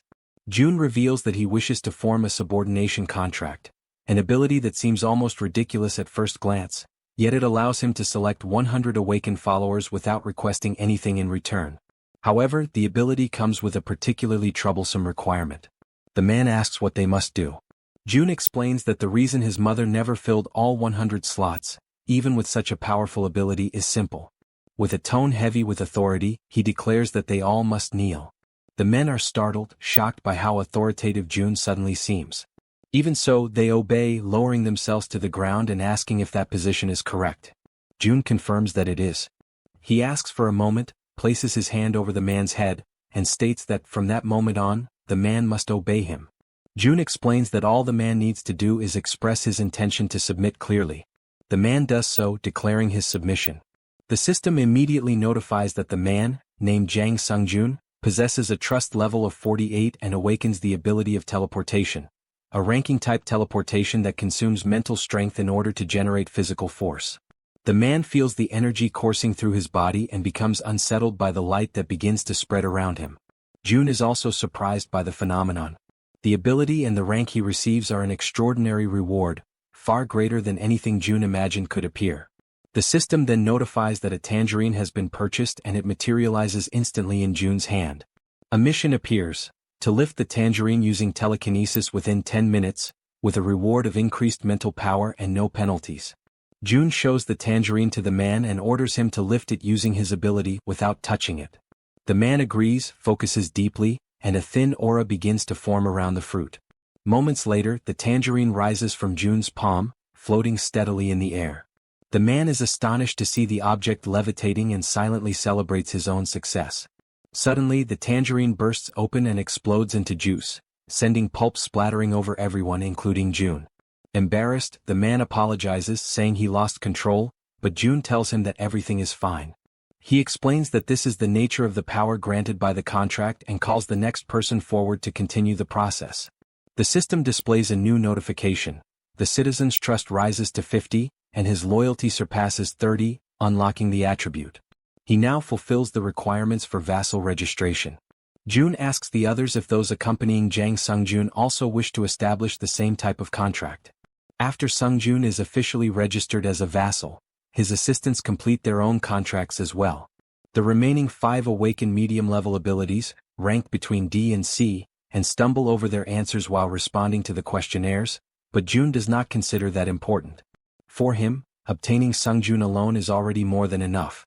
Now that the man is properly registered as a vassal, June can at last provide basic support. June then asks the man where his family is located. He confirms, it is the apartment complex in Yeongdong. June wishes the group good luck and watches as the men head off on their own path. Immediately afterward, he feels it is time to return as well, and he teleports back to the inside of the enormous tree, where the rat girl waits for him. He enters with a smile and announces that he has returned, but quickly notices the tense expression on her face. The girl tells him that the situation has turned bad. At the exact moment June comes back, she explains that at the location where Han currently is, a gigantic monster has just appeared, a two-headed ogre level 45, emerging right in front of the group. June immediately activates his long-range vision ability and sees the colossal creature. He recognizes instantly that this is the monster responsible for destroying the bridge, a mystery no one had been able to solve until now. Han's group attempts to resist. Black, the young man with glasses, launches direct attacks against the ogre. Moon teleports around the enemy, using his invisibility as well, firing his pistol at the monster's face with precision and cold focus. Toji summons his army of obedient marionettes, ordering them to strike the ogre at its feet without hesitation. However, the ogre responds with sheer brutality. With a single powerful kick, it sends all of Toji's marionettes flying. Even after receiving so many attacks, the monster remains practically unharmed. Toji realizes that the creature barely reacts to any of the blows. Han watches the scene, understanding the difficulty they face, and concludes that they must somehow create even a small opening. At that moment, the system notifies a command for a summoning. Barbel is called. The summoned creature crashes into the ogre with overwhelming force, knocking it down and pinning it to the ground. The strike comes directly from June's intervention. Using his communication ability, June sends a message to the group, apologizing for taking so long to act. The group, relieved and encouraged as they see the ogre finally brought down, reacts with renewed hope. June then declares, through the same ability, that from this moment on he will provide full support to all of them. Everyone watches the ogre kneeling on the ground, its massive frame trembling as dust settles around it. Togi remains frozen in disbelief, repeating inwardly the same question over and over, whether they truly managed to bring the creature down. Although their attack struck the monster directly and with overwhelming force, the system still has not displayed any notification confirming its defeat. That single missing message makes everything clear. The battle is far from finished. From a distance, June warns the entire group, urging everyone to remain fully alert, because the ogre is still alive and continues resisting with terrifying endurance. June then turns toward the Werbear woman, asking if she has the ability to slow the creature's movements even for a moment. She hesitates, uncertain whether she can manage such a feat in her current state, but ultimately she decides to try. With determination, she rushes toward the ogre and activates the healer. A warm, golden aura immediately envelopes her entire body, reinforcing her strength and vitality. June observes every detail with sharp focus and summons another item. A barrage of bullets materializes and begins striking the ogre repeatedly. The continuous impacts batter the creature's senses, leaving it disoriented. Seizing that crucial opening, the Werbear woman pushes forward with all her strength and manages to unbalance the monster, forcing it down to its knees once again. Recognizing the perfect opportunity, June signals to the archer. The archer raises his bow, aiming carefully, and channels all of his focus into a single attempt, concentrating intensely to achieve maximum accuracy. Sensing danger, the ogre reacts violently. It grabs a car with only one hand and lifts it as if it weighed nothing. In a sudden burst of motion, the monster hurls the vehicle toward the group with tremendous force. The abrupt attack catches the archer off guard for an instant, but his arrow is already in flight. Both the car and the projectile race forward, one propelled by brute strength, the other by precision. The arrow collides with the incoming vehicle, triggering a massive explosion that sends other nearby cars flying through the air in all directions. In that chaotic moment, June gives the command for the Werbear to attack.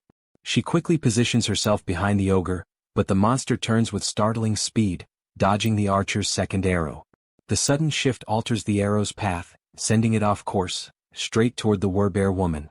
The archer watches in shock as the projectile strikes her directly, despair overwhelming him. From afar, June witnesses everything with horror, feeling the same cold dread he felt the last time he nearly lost someone important to him. He forces his mind to search frantically for any solution. He begs the system inwardly, pleading for any method, any possibility, to save the injured woman. The golden light surrounding the Werbear intensifies, glowing brighter and brighter as everyone watches anxiously, especially the archer, who appears on the verge of breaking. Suddenly, a presence manifests behind the group.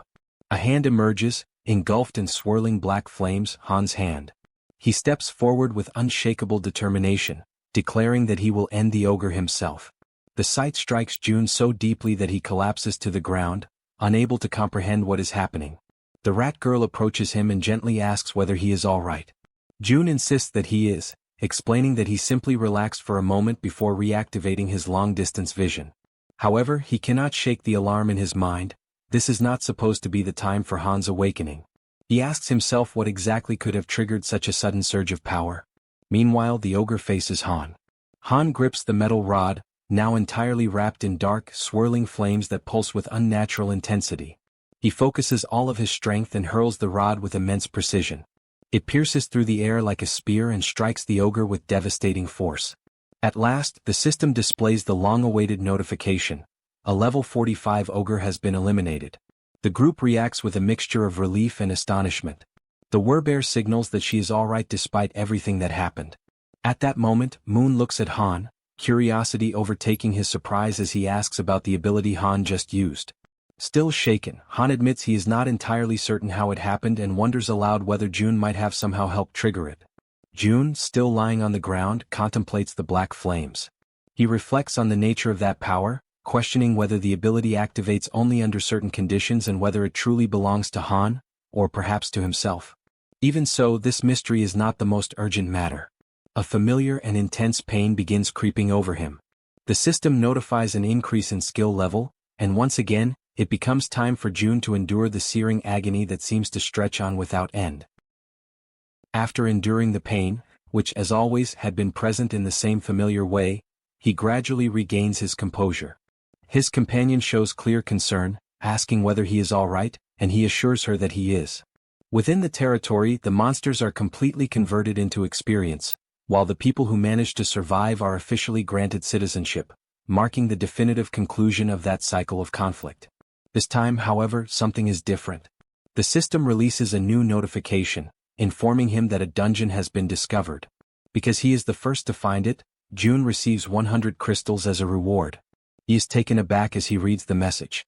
If crystals are being awarded as a prize, then the location is very likely connected to that resource in some way. The indicated location lies behind the apartment complex, roughly halfway up the mountainside.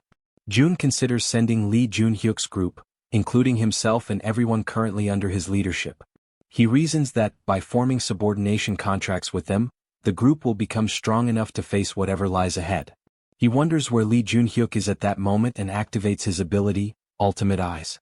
Through it, he sees that they are surrounded by dead orcs, and that Lee Junhyuk himself is staring at the scene in confusion, clearly questioning how the orcs died so suddenly. June reflects that the territory has expanded and that the monsters that had been targeted for hunting were swept away by the reach of his influence. Soon after, he contacts the group through his communication ability, calling them back. They are confused, unable to fully grasp what is happening. Even so, June asks them to bring their guests and return to his home, explaining that there is something important he needs to request. After issuing the call, Jaehyeon and June also return to the apartment using the absolute gate. Since Han's group is close to reaching its destination, Jaehyeon's role finally comes to an end. June acknowledges how hard she has worked and tells her that she can finally rest, as everything within her reach has already been accomplished. He assures her that if anything happens he will inform her immediately, but for now she should return home and rest with her family.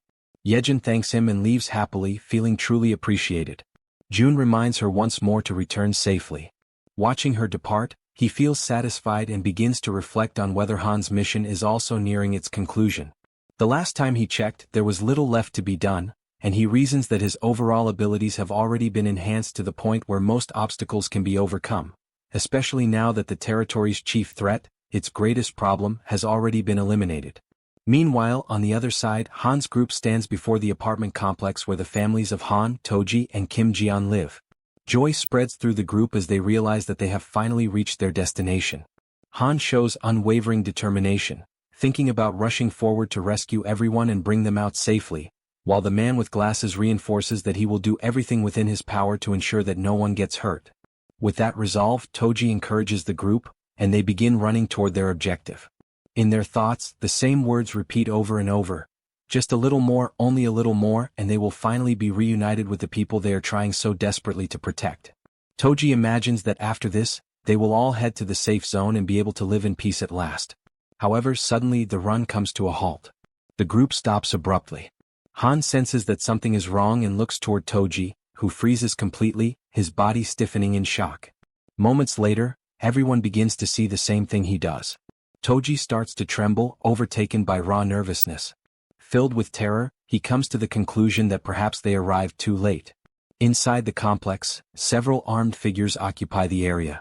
There are black orcs of level 3, and another of level 35, along with many others. All of them are large, powerful, and imposing. The group remains motionless, staring at that devastating scene unfolding before their eyes. At the same time, on the other side, June understands what this means. High-level monsters in the range of the 30s have appeared in the underground parking area, and the chance that anyone in that apartment complex has survived is practically non-existent. The exception only confirms a horrifying truth. The families of Han, Toji, and Kim Ji-yeon are the direct targets of this invasion. Overcome by rage and anguish, June reacts without hesitation. He issues a clear command for all enemies ahead to be eliminated. Toji responds immediately, sending his warriors clad in armor straight toward the orcs. As the battle begins, the woman observes the scene from a distance and notices Han once again surrounded by an intense aura. His new ability, now further refined and strengthened, manifests with its full force. While Toji's warriors engage the orcs in direct combat, Han's energy begins to take shape, drawing the enemy's attention. That energy spreads violently, striking the orcs without the slightest mercy. Han becomes completely engulfed by that overwhelming power. For him, that moment clearly marks the true beginning of the battle. Everyone prepares to attack. Han is the most visibly tense. He grips the iron bar tightly, his body steady, his mind filled with determination and absolute confidence in what he is doing. Ahead, the orcs watch the group attentively, but their reaction is abruptly interrupted by two precise gunshots, fired from the weapon of the man with glasses, while Toji follows everything at very close range. Without any hesitation, Toji also advances. His blows strike the orcs in front of him with direct brutality, without mercy and without leaving any room for retreat. From a distance, June summons an artifact. The artifact projects itself rapidly into the center of the conflict and begins to strike the orcs continuously. While maintaining control over the summoning, June analyzes the situation. The ranks of the common black orcs are no match for Han's group, which has grown stronger over time. The real danger lies with the black orcs of the warrior class. They are different from the enemies of the plains, tougher, stronger, and more lethal. June communicates with the group, asking them to maintain formation and to be extra cautious with the armored orcs. At that same moment, one of the enemies raises an arrow and aims it toward someone in the rear line. Upon noticing this, June is struck with shock. The arrow flies straight toward the healer, who does not notice the attack approaching. June tries to warn her, but it is already too late. The arrow pierces straight through the center of the healer's body before she can react. The impact paralyzes her. The entire group turns to watch the scene, unable to look away from that sudden disaster. The arrow has deeply pierced the healer's body, causing such intense pain that it steals her breath. Han loses his concentration. The shock of seeing his companion in that state breaks his focus for an instant. Now June quickly analyzes the situation. The enemy has struck exactly at the team's weakest point. He understands the severity of the blow, knowing that even if healing is applied, its effect will be limited, and that from that moment on, the group can no longer fully rely on the support of Kim De-jong. He reflects that the Werbear woman possesses high regeneration and can endure for a while, but if the fight drags on, the battle will soon turn against the group. The battle has already begun, and its outcome is starting to take shape. Escape is still a possibility, perhaps the last chance. However, June's thoughts are interrupted when he realizes that Han is completely unfocused and an orc is preparing to attack him. June tries to warn him, but at that exact moment, another arrow cuts through the air. What happens next surprises him. The healer reacts, stating that she is still fine, and the arrow is removed from her body. Witnessing that scene, Han's determination solidifies. He understands that they will only discover the ending if they continue fighting. Driven by this feeling, he advances once more. He grips the iron bar with all his strength and attacks without mercy. From a distance, June reflects that the correct procedure would be to order the group's immediate retreat. However, he decides to let himself be carried away by the moment. Overcome by rage, he demands that the status window be opened. He decides to act for everyone in the group, for Han, for Toji, and for the man with glasses. He demands from the system that all of them reach level 40. The notification appears immediately, informing him that to reach level 40, 1 billion is required for each level acquired. June accepts the cost without hesitation. The system confirms the elevation of everyone to level 40. At that same instant, a new energy runs through the bodies of the combatants. They are quickly informed by June that the group's level has been increased. From afar, June maintains control over everything within his reach, coordinating the situation. Without delay, everyone charges into the attack once more. More than 10 million are consumed just to strengthen them in that moment, but that does not matter. The orcs continue advancing with terrifying resilience, seeming almost unbeatable. The entities that obey Toji spring into action. One of them reaches an orc, and the blow is decisive, severing its head in a single motion. June quickly reflects that, up to that point, with the accumulated money, they have managed to reclaim the territories that had been expanded. The resources are sufficient to cover personal consumption of electricity, gas, and water, in addition to the construction of new facilities.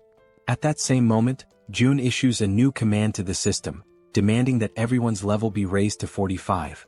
The notification confirms that Han Yeonju and Kang Dae-soo have reached level 45. June accepts the cost without remorse. For him, this amount is not a problem when it is used to strengthen Han's team in the face of an enemy that shows no sign of retreat. The battle continues for a long period of time. June causes the female archer, Moon and Kim Dae-jung to raise their levels. The system notifies that all three reach level 40. The remaining members of the group also have their levels adjusted to 40, ensuring that everyone remains at that threshold or above it. Among them all, three stand out for their combat efficiency. Han, Toji, and the Werbear woman reach level 45. This is the same level as the two-headed twin ogre. Three combatants now possess strength equivalent to monsters of that caliber. As they begin to fully unleash their power, it does not take long before the only ones still standing on the battlefield are the members of Han's group. After the battle, the group moves forward and comes upon a corridor. It is a dark passage, shrouded in silence and tension. Han and the woman accompanying him observe the place carefully. Even so, they continue advancing, always guided by their objectives. Whether it is raining or not makes no difference. They move forward without hesitation.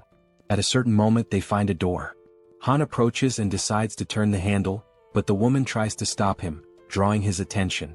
He, however, shows no interest in retreating and opens the door to the room. Upon entering, they notice footprints and marks scattered everywhere. While Han remains inside the room, the other members of the group wait outside. Inside the room, knives and bloodstains are found. Han remains motionless, showing no visible reaction.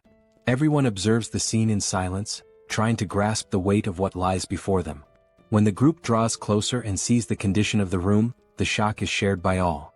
Soon after, Han finds another door and for the first time hesitates. Instead, he turns toward the group and signals that they should move forward together. His condition is visibly weakened, yet he still insists that he is fine. The female archer approaches to comfort him, wrapping him in an embrace and encouraging him to cry. He, however, maintains that this was something he had already expected. More than once he repeats that he is fine, trying to convince not only the others but himself as well. Amid the situation, the man with glasses sits down on the floor, unable to remain standing. Toji confirms with him whether this is truly what it appears to be, and the confirmation comes in silence and acceptance. On the other side, June watches everything closely. He reflects on the group's failure. Despite having fought with all their strength, they are completely alone in that world. June questions whether it is truly possible to save a country when he cannot even save the people standing right in front of him. At that moment, Han observes that no traces of blood are found in the houses. The possibility that they may still be alive somewhere cannot be ruled out. These words do not come from just anyone but from Han himself, and for that reason no one is able to respond immediately. Han reinforces that there is still no need to abandon hope. Then he checks whether June is present and asks him to call them over for a moment, expressing the need to rest for a while. Shortly afterward, the system notifies the summoning of the vassals. In the very next instant, Han's group appears in June's apartment, all of them visibly worn down by the situation. Thoughts continue to flow endlessly through June's mind. He wonders whether his own ambition caused him to arrive too late, and whether an earlier rescue could have changed the outcome. Han reaffirms his intention to rest for some time, but June remains in a complete state of shock over what happened to the families of the group. He repeatedly asks himself whether he could have saved them. When he analyzes the situation coldly, he concludes that his parents and his grandfather survived by their own merit and that even without his intervention, they would have been safe. June realizes that no one says anything, yet he feels as though he is being silently reprimanded for that result. He begins to see himself as responsible for the loss of the families, acknowledging that everything is the result of his greed. Crushed by that weight, Jun admits to Han that everything happened because of his ambition. The words come out as he cries, completely shaken. He acknowledges that, because of his choices, he lost the opportunity to save the families they loved. Regret consumes him and he states sincerely that he is truly sorry. Throughout the entire moment, Han shows no expression. Then he turns toward him and steps closer, observing Jun in that state of vulnerability. Jun apologizes repeatedly, overwhelmed by guilt. Han calls him by name and states that it is not his fault. Jun begins to cry even harder, trying to say something. However, Han interrupts him, asking Jun to lift his head and look around. He emphasizes that everyone there, without exception, was saved thanks to Jun's ability. Han states that being able to live without worrying about food, clean water, or monsters is a direct consequence of what Jun did. He reminds him that it would have been impossible to save Moon's grandmother and the Archer woman's family if Jun had not been there. Without him, they would not even have been able to confirm whether their families were alive or dead, much less have the chance to take revenge on those responsible for so much pain. In that brief silence, Jun notices how much Han endures everything just to appear fine. Even so, Han continues, stating that ordinary people like them would never have defeated those monsters without using their own strength, and that strength was made possible by Jun. A little embarrassed, even though there is no reason for it, Jun tries to say something but Han goes on. There is a lot of sadness in the world, he explains, but those sorrows do not deliberately choose someone. He stresses that Jun does not need to take responsibility for everything and that the fault lies with the world, not with him. For them, it is already enough that Jun simply remains there like a huge tree, creating shade where people can finally rest for real. Han laughs as he finishes speaking. At that moment, Jun realizes that he is more resilient and mature than he had imagined. He understands that he should be the one comforting others, yet it is he who is receiving support. His thoughts are interrupted when someone calls his name. It is Toji who asks him to cheer up, while the man with glasses also speaks up, expressing his gratitude. The Archer woman encourages him to hold on, and Moon makes it clear that without Jun he would never have managed to save his grandmother. The healer adds that she would also have died back then if he had not saved her, while the Werbear woman states that she would probably have gone insane without his help. One by one, everyone leaves, repeating words of thanks directed at Jun. Feels strange to him. He has always acted of his own free will, seeing help as a fair exchange. Even so, everyone calls him a savior and Jun questions whether he deserves that title. Han's words echo in his mind, being just a huge tree. He decides to try to be that. He decides to become the huge tree Han described. Until then, the goal of saving all of South Korea had existed only because the power he received seemed like too great a burden without a purpose. He did not desire it desperately, nor was he sure he could fully devote himself to it. He merely believed that he could continue hunting monsters, evolving his abilities and expanding his territory. Now he abandons the grand objective of saving all of South Korea. Instead, he decides to become a huge tree, a place where people who enter under his shade can rest. At that very moment, the system notifies that the trust of the citizen Han reaches 100%, granting Jun the throwing ability. At the same time, the loyalty of Kim Dae-jung also reaches the maximum value and is officially registered as a vassal. As a result, Jun's vassal limit increases. Shortly after Han's group leaves, Lee returns to the house accompanied by several people. He explains that Jun had asked him to bring everyone, which is why they came together. The door opens, revealing Jun, who thanks everyone for coming. Lee reacts immediately, stating that there is no need for thanks and asking what request Jun wanted to make. Jun asks that everyone head to another place first. He makes it clear that only vassals may enter his house, while the others must remain near the door. As soon as they cross the entrance, surprise spreads through the group. Lee states that this place is their home. The red-haired girl shows disbelief at what she sees. The system notifies that Lee's trust increases, along with her loyalty. The same happens with Shin, whose trust and loyalty also rise. Jun confirms to himself that, as expected, the most direct way to increase trust is to clearly demonstrate his ability. Next, he announces that, from that moment on, he will present his proposal. Lee shows readiness to listen. Jun begins by saying that he wants everyone there to sign a contract with him. The group reacts with a certain amount of suspicion toward the idea of a contract, but even so, acceptance happens immediately. They kneel while June raises his hand over them.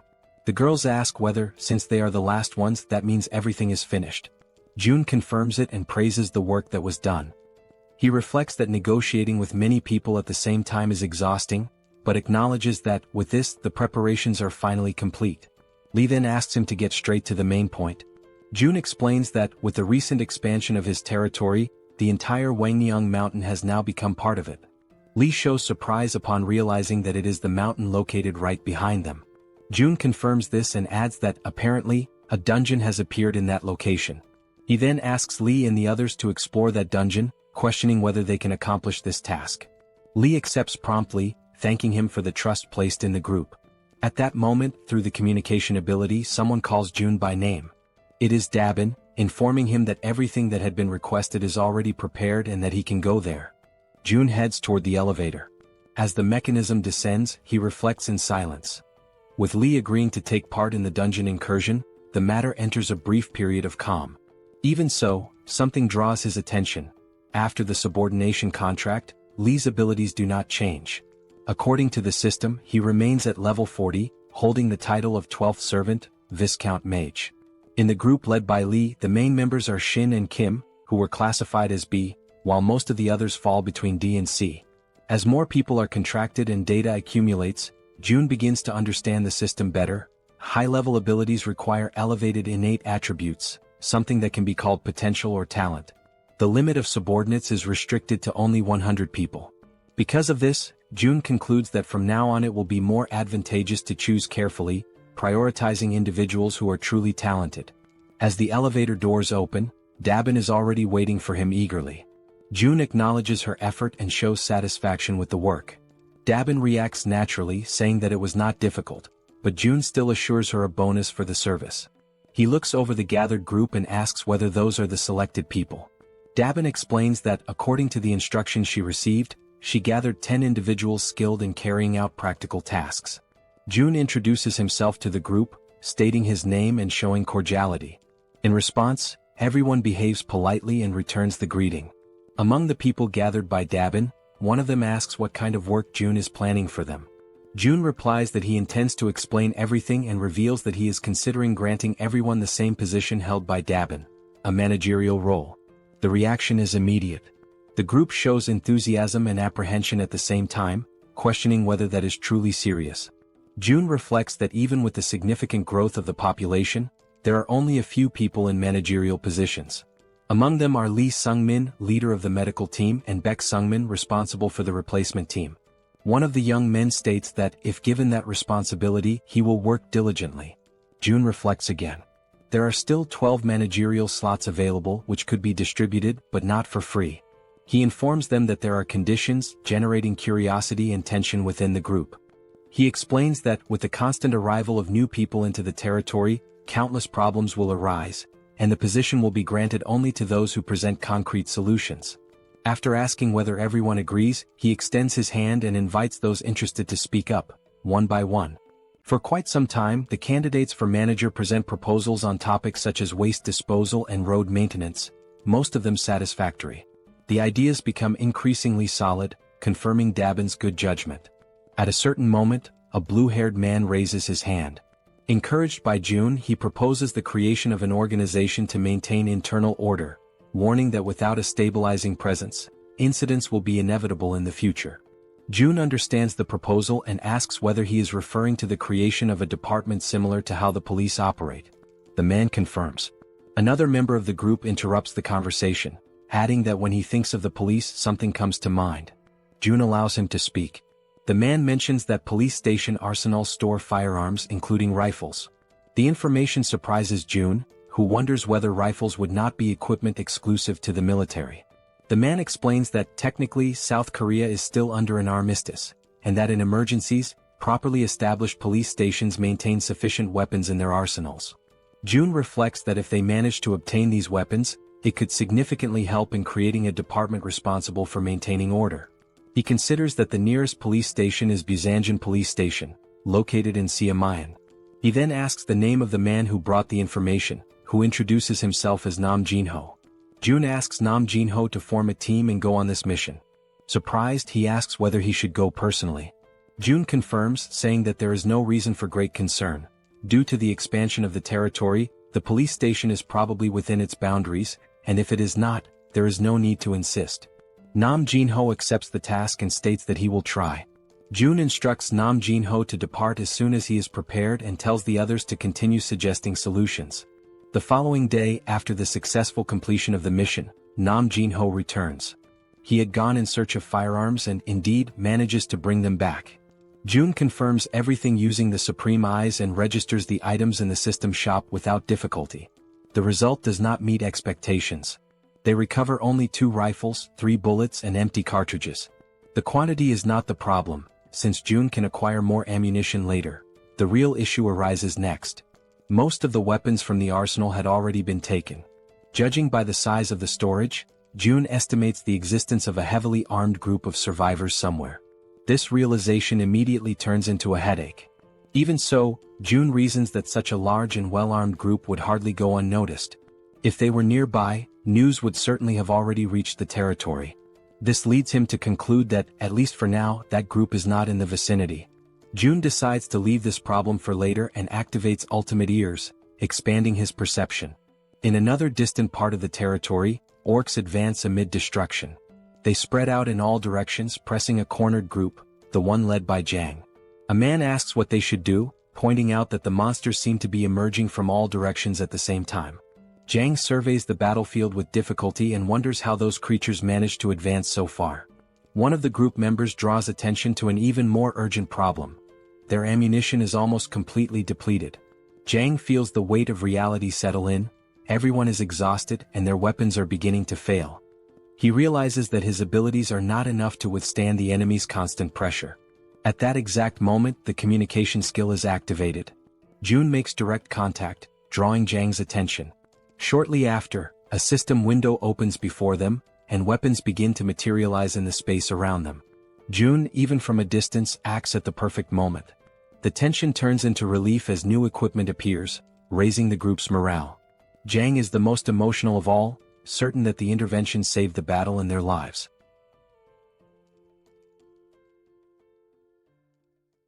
Jang immediately grabs a pistol and prepares to fire. He checks whether everyone is ready. The group responds affirmatively, showing complete readiness for the attack. Without hesitation, he gives the signal to advance. The group rushes toward the goblins, who are startled when they realize the group's unexpected presence. Showing no mercy, the group unleashes a barrage of gunfire. The bullets strike the goblins in succession, knocking them down one after another. The sound of gunshots does not cease. They keep firing without rest, pressing the enemy relentlessly. Overcome by fear and unable to react under the continuous assault, the goblins panic and flee. Jang feels his confidence grow as he notices the enemy's retreat and believes the group is capable of winning. With morale high, he reinforces the intention to move forward and rescue the captured families. June observes the entire scene from a distance, using his ability. The system notifies him of the hunt of yet another orc and the addition of wands to his wallet. As he watches the massacre, June reflects on the true power of a rifle. Even without the use of special abilities, relying solely on firearms, the horde of common monsters is completely crushed. He concludes that by mastering even the basics of firearm production, it is possible to generate enough destructive power to deal with enemies of this level. Because of that, he understands that Jang's group will not face major difficulties for quite some time and decides to entrust them with the remainder of the mission. His thoughts then turn to the other group. Lee's group finally reaches its destination. The system announces the discovery of a dungeon called Lizard Man Swamp. Lee positions himself at the entrance, while everyone notices that the interior is completely flooded. Heinkan shows concern, judging that advancing in that state seems impossible. Lee, however, remains calm. Using his water control ability, he shapes the liquid ahead, creating a solid path resembling a bridge. With the passage opened, he checks whether everyone is ready and leads the group into the dungeon. The system then notifies that this is the group's first entry into that location, granting double experience and rewards, since it is an unknown dungeon filled with unpredictable dangers. June had provided rifles to both Jang's group and Lee's group. As a result, Lee's group also possesses considerable firepower, indicating that clearing the dungeon should not be impossible. Still, June is intrigued by an item of information displayed by the system alongside the dungeon's formation. 0 out of 10. At first, he assumes it refers to a capacity limit, but soon realizes that this hypothesis does not seem correct. He decides that the answer will only come after completing the dungeon. Inside, Heinken observes that the water stretches all the way down, giving the sensation of being inside a massive aquarium. The red-haired girl agrees with the impression, comparing the place to underwater tunnels. At that moment, something draws Heinken's attention. He notices movement ahead and identifies enemies approaching. Based on their position, he calculates the exact direction and alerts the group. 3 enemies emerge, advancing straight toward them. Everyone prepares, alert to the imminent danger, while doubt arises about how those creatures are able to move underwater. Soon, the enemies reveal themselves as high-level lizard men with long, sharp fangs. Lee reacts immediately, positioning himself to defend the group while attacking at the same time. In a swift motion, he eliminates one of the enemies. The group is informed that only 2 remain and begins an intense offensive, firing their rifles even underwater. The projectiles cut through the liquid and strike the creatures, but the difficulty is evident. The lizard men move with extreme ease in that environment, making the shots less accurate. One of the members comments that if they could force them out of the water, the situation would become far more favorable. As the confrontation continues, Lee takes full control of the situation. He declares that water is his domain and orders concentrated fire. Next, he manipulates the surrounding flow, opening a large empty space in the middle of the water. Through that opening, the gunfire becomes precise and lethal, striking the enemies directly.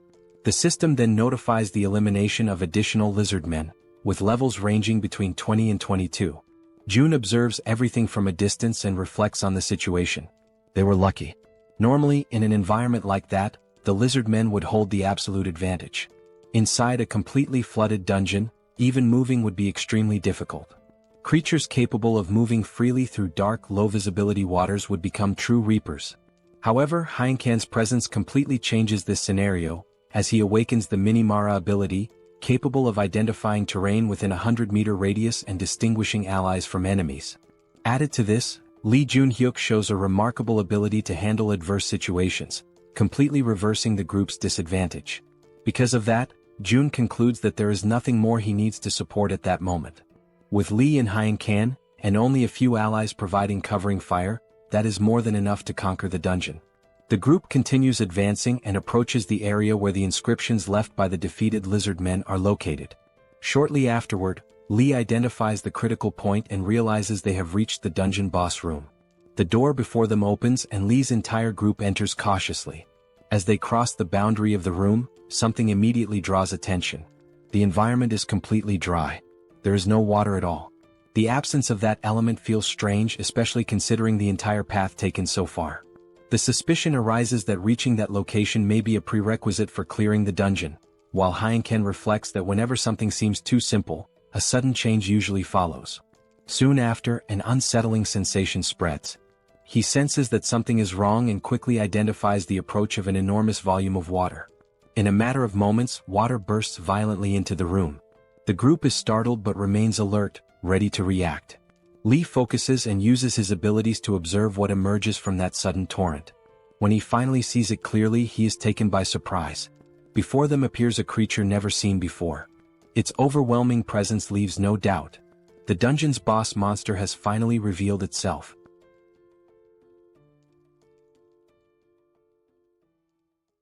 The group faces the creature that emerges before them.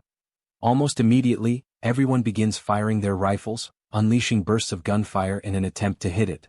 However, the creature reacts by forming a shield of water in front of itself, completely blocking the attacks and preventing the shots from reaching it.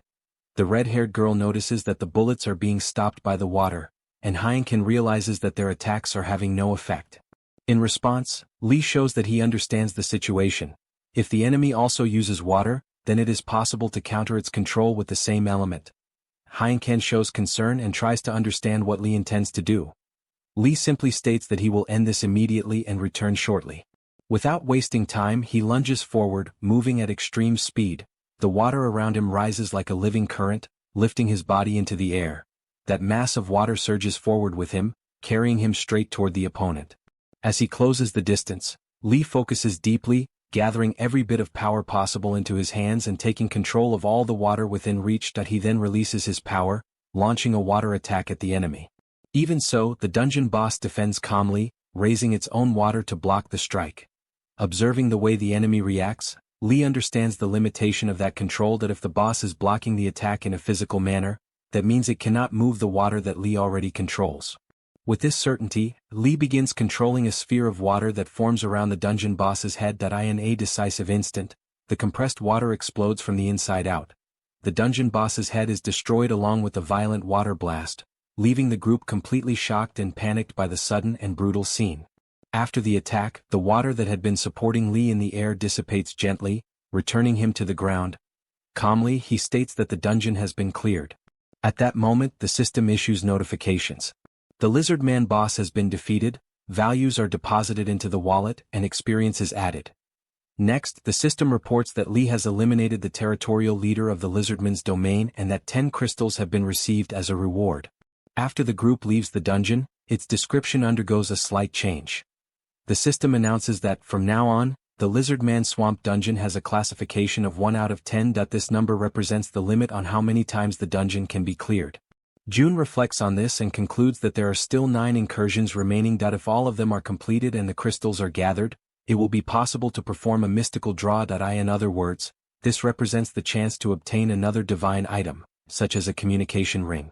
Using the communication skill, June contacts Lee and checks on his current condition. Lee responds that, although he is a bit tired, he is fine.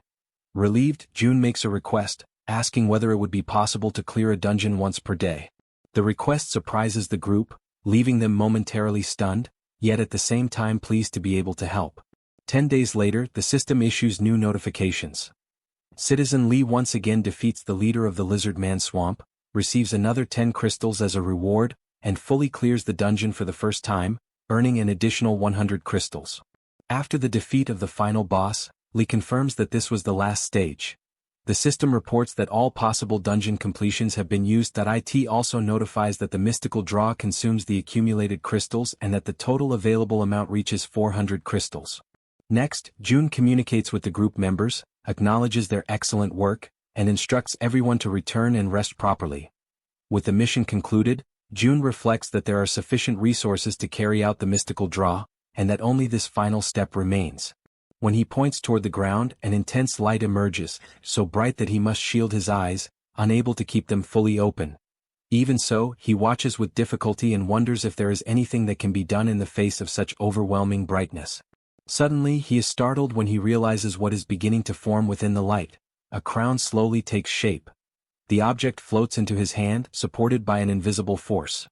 The system then notifies him that it is a special crown which, when equipped, doubles all effects granted to citizens. June perceives that 6 benefits are active: resource increase, trust power, tax collection, base salary, economic subsidy, and professional effect. And by wearing the crown, all of them are doubled, amplifying their effects twofold. June finds it uncomfortable to wear, but acknowledges that the benefits make it worthwhile and decides to use the crown continuously within his territory. Since he rarely leaves home, he places the crown on his head and feels a refreshing energy flow through his mind, like a gentle current passing through his body. Upon opening the system window, June realizes that the tax collection downtime has ended and that, at level 2, he can fully activate the crown, doubling efficiency and increasing the tax rate from 10 to 20%. Shortly afterward, the system notifies him that an enormous amount of won has been deposited into his wallet through tax collection. He is shocked to find that the amount configuration reaches approximately 15 billion won, indicating that the citizens hold around 75 billion in total. June realizes that far more money is in circulation than he had imagined, which explains the increase in shop sales and indicates a significant rise in the citizens' purchasing power. To him, this is a positive development, as it shows that the citizens' wealth and stability are increasing. Now, with the crown in hand, June concludes that he must level up quickly and expand the number of item categories available in the shop. At that moment, his thoughts are interrupted when he hears voices in the distance, announcing that the group has returned. The person calling out to June, stating that they have come back, opens the door. Standing before him is Jang's group, who explain that they have come to return the items that had been borrowed. June shows gratitude for the effort of having come in person to return the belongings. Jang, in turn, emphasizes that they felt it was their obligation to do so. Upon noticing the object on June's head, he shows curiosity, and June quickly removes the crown, treating the situation as something of no importance. He then congratulates Jang on the recent victory, referring to the safe reunion with his family. Jang states that the rescue was only possible thanks to June and that, without the swift arrival, he might never have seen his family again, considering the immediate supply of weapons a true miracle. June, however, attributes the credit to the group itself, stating that he merely provided support and that it was they who saved their own families. Jang admits that they were desperate for that opportunity and takes the moment to once again express his gratitude. The members of the group follow the gesture, showing their recognition as well. June simply reinforces that he is satisfied to have been able to help them. Shortly afterward, the system issues a notification informing that the trust and loyalty of the citizen Jang have increased. After some time talking, Jang's group says their farewells and departs together with their families. Next, the returned items are organized once again in the shop. While checking whether everything has truly been returned, June is caught off guard by a system alarm. He finds it strange as he does not immediately notice the alert and recognizes that something like this has never happened before. The alarm intensifies, accompanied by countless successive notifications, which report, one after another, the deaths of several citizens. June stands frozen before the notifications, completely beside himself. He tries to understand what is happening and realizes that, in a single instant, more than 10 people have died, something unprecedented until then. With urgency, June begins navigating through the system in search of answers. Soon, a notification appears. A low-level vampire, level 18, has been hunted, and an amount of wands has been added to the resource wallet. On the ground, bodies lie scattered, people drowned in their own blood. At the center of the massacre, a girl pleads for help, but a zombie restrains her from behind while others slowly approach, closing in around her. The creature holding her opens its mouth, revealing sharp fangs, and bites her violently. The pain is so intense that it leaves her completely unresponsive. Moments later, the other zombies surge forward, attacking her together and tearing her body apart without the slightest hesitation. The red-haired vampire, who commands the group, allows everyone to feed freely. To him, that place is a true gold mine. He recalls finding the safe zone purely by chance, when a transparent wall blocked his path. That moment he was surprised by an offer of something called citizenship, which he accepted without a second thought. Upon entering, he was shocked by what he found. Wherever he looked, there was food in abundance, not only in great quantity but also of exceptional quality. Compared to what he hunted outside, the efficiency of that place was incomparably greater. He realizes that if he devours everything and continues to grow, he could become a powerful vampire, perhaps even comparable to that bastard who discarded him as useless. Soon he will reach an intermediate level. Still, merely being equal is not enough.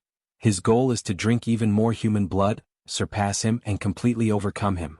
To achieve this, not only he but his entire swarm must grow stronger. At his current stage as a low-level player, he can command a minimum of only 5 vampires. One of them died during the hunt, but that does not concern him. The area is infested with humans and creating another minimum-level vampire will not be difficult. As soon as he reaches the medium level, his subordinates will gradually evolve into lower-level vampires. When they begin creating even weaker vampires as if reproducing, the hive will grow exponentially. Then he will devour all the humans in the region without distinction and, finally, go after the one he hates so deeply. When that moment comes, he will have enough strength to defeat him and carry out his blood-soaked revenge. Suddenly, something catches his attention. He senses a new presence and turns around, convinced it is just another prey. His vampires immediately ready themselves and rush forward. However, in the blink of an eye, everything changes. The red-haired vampire is left in shock, completely stunned and unable to react. Without any warning, without a fight or resistance, his entire swarm collapses to the ground, annihilated in a single instant. He tries to understand what just happened, but his mind refuses to accept reality. Even so, one thing becomes clear: that human is a monster, something impossible to comprehend at his current level. Fear overwhelms him, and the only option that comes to mind is to flee. Standing before him is June, staring at him without the slightest trace of mercy, his face serious and devoid of any emotion. The system activates and an invisible hand forms from June's arm, surging forward to tighten around the vampire's neck. The enemy's body is lifted into the air, strangled as he desperately tries to beg for mercy, unheard. He understands that he will die there, a hollow and meaningless death, without even managing to take revenge. His body is eventually thrown to the ground, where he falls gasping, struggling to catch his breath. From that moment on, June makes it clear that he will only remain alive if he answers the questions as best as possible. As he listens to the explanation of how he entered that territory with such ease, June feels a headache beginning to form. The system message that granted citizenship made no mention of humans, and that contradiction starts to raise new suspicions. June reflects that he never imagined citizenship could also be granted to monsters, much less to creatures that feed on humans. He continues the interrogation and discovers that the red-haired vampire was originally an ordinary human. His transformation began after being bitten by a vampire named Sanghyok. June connects this information to the granting of citizenship and concludes that the human origin may have been the determining factor that allowed the system to accept him. Urged to continue, the vampire reports that during the few days he existed as a lowest-level vampire, his memories were confused and fragmented. Only after consuming humans did he evolve into a lower-level vampire. June understands that the vampiric hierarchy is rigid. The lowest levels resemble beasts, guided almost entirely by instinct, retaining only the minimal intelligence necessary to follow orders. Lower-level vampires, on the other hand, gradually regain consciousness and a sense of human identity, in addition to acquiring the ability to create and command a swarm. June then focuses on Sanghyok and seeks to understand his position within this hierarchy, where it becomes clear that he was a mid-level vampire. He reflects that Jaehyeon, the red-haired vampire, is currently a low-level vampire at level 28. From this, he deduces that an intermediate-level vampire must be, at the very least, above that threshold. He concludes that the hierarchy extends to high levels, implying that the most powerful vampires must possess extremely elevated levels. Finally, June pauses on one last point. He fixes his gaze on Gal Sungil, his expression turning cold and oppressive, and without looking away, demands to know where Sanghyok is, making it clear that this answer will be decisive. Gal Sungil, seized by fear, informs that he is inside a condominium located in Daeongdong. June understands the situation and orders him to wait and endure. In desperation, Gal Sungil offers to personally guide him to the one responsible. He screams and begs for divine punishment to fall upon the bastard he considers the root of everything. At that moment, the system notifies that the loyalty of the citizen Gal Sungil increases. This loyalty is born purely from the instinct to survive, regardless of what may happen next. To June's eyes, this is repulsive. Whether human or not, there is no need for the loyalty of a monster that devoured its own citizens. June states that he has already heard everything he needs to know and concludes that he has no intention of taking him in. Even so, the system displays a mission with the objective of killing Sanghyok within a 24-hour limit, offering a small amount of experience as a reward. In case of failure, the penalty is death. As the mission is created, June questions why Gal Sungil does not do it himself, making it clear that he has no intention of sparing him either. He then orders that Sanghyok himself be the one to go there and kill that wretch. Panicking, the vampire asks for time and begs to drink human blood, claiming that without reaching at least an intermediate level, defeating someone like Sanghyok would be impossible. June responds coldly that if Gal Sungil so much as touches a human being, his head will explode instantly. Frightened, the vampire retreats, fully understanding the warning. June realizes that the mission borders on a death sentence, yet he cannot allow a man driven by desperation to attack innocent people. He then purchases an M16 with 100 rounds, which materializes in front of Gal Sungil. June reflects that perhaps he should plant a bit of hope in him. He states that he is giving him a single chance, a chance to take revenge on the one who turned him into what he is now. Faced with this, Gal Sungil accepts and declares that he will do his best. June orders him to exterminate all vampires and warns him that if the weapon is used against anyone else, he will be killed immediately. After confirming that he understands, June orders him to run at once. Next, June contacts Jaehyeon asking whether she can hear him. He informs her that there is a man he wants her to track using a rat and asks her to go to his house as quickly as possible. June reflects that if a monster threatens humans, the only response is extermination, and decides to form a team to eliminate the vampires. A short while later, Dabin arrives with the rescue team. Together they clean up the horrific scene. Dabin reports that the team is ready, but that they were unable to find anything confirming the victims' identities or families. June concludes that, in this case, there is nothing to be done. He reflects that this tragedy would never have occurred if the vampires had been filtered out from the beginning. At that moment, flames form in June's hands. As the fire spreads through the area, June vows to carry out vengeance in the victim's name and asks them to rest in peace. He then burns the bodies, bringing an end to that scene of horror. Meanwhile, inside a condominium, Gal Sungil runs through the corridors holding the M16, firing non-stop at every vampire that appears before him.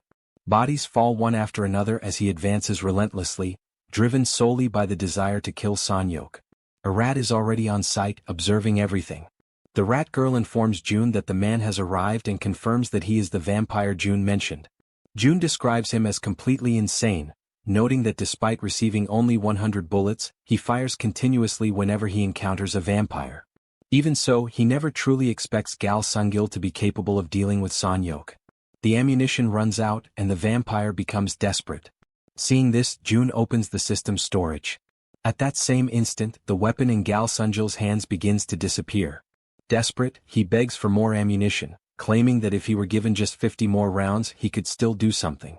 Before he can finish, a cold command interrupts him, ordering him to shut up.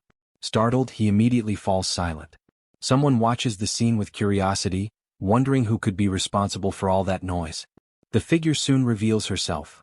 A young vampire appears, commenting that she did not expect to find him there and noting that even after being expelled, he still came back.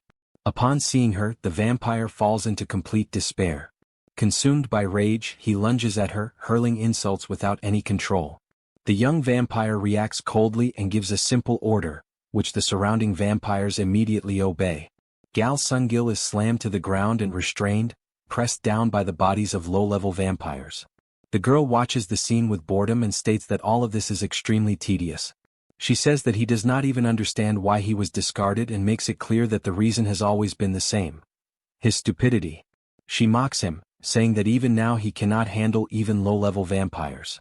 Gal Sungil responds with curses, spitting words filled with hatred, completely out of his mind. The vampire demands that he be honest. She points to the marks on the walls and the earlier noise, saying she wondered where he found the courage to come back. She then notices something wrong and asks where he hid the weapon he brought with him. In response, Gal Sungil spits in her face and resumes insulting her. The vampire states that this is exactly why idiots do not live long. Without hesitation, she gives the final order. The vampires advance immediately. Gal Sungil screams in pure terror as they attack him. His blood begins to gush out, spreading across the floor, bringing to an end the inevitable fate of someone who never had a chance from the very beginning. His body remains sprawled on the ground, and the vampires continue hovering over it. As the vampires devour the body, they sense something strange. Those feeding on Gal Sungil begin to scream, as if experiencing intense pain. They clutch their own heads, which continue to emit smoke. The girl watches in surprise, commenting that their nutritional condition is better than she had expected, and admits that she did not know her subordinates were capable of evolving like this. The transformation intensifies and denser smoke begins to envelop them.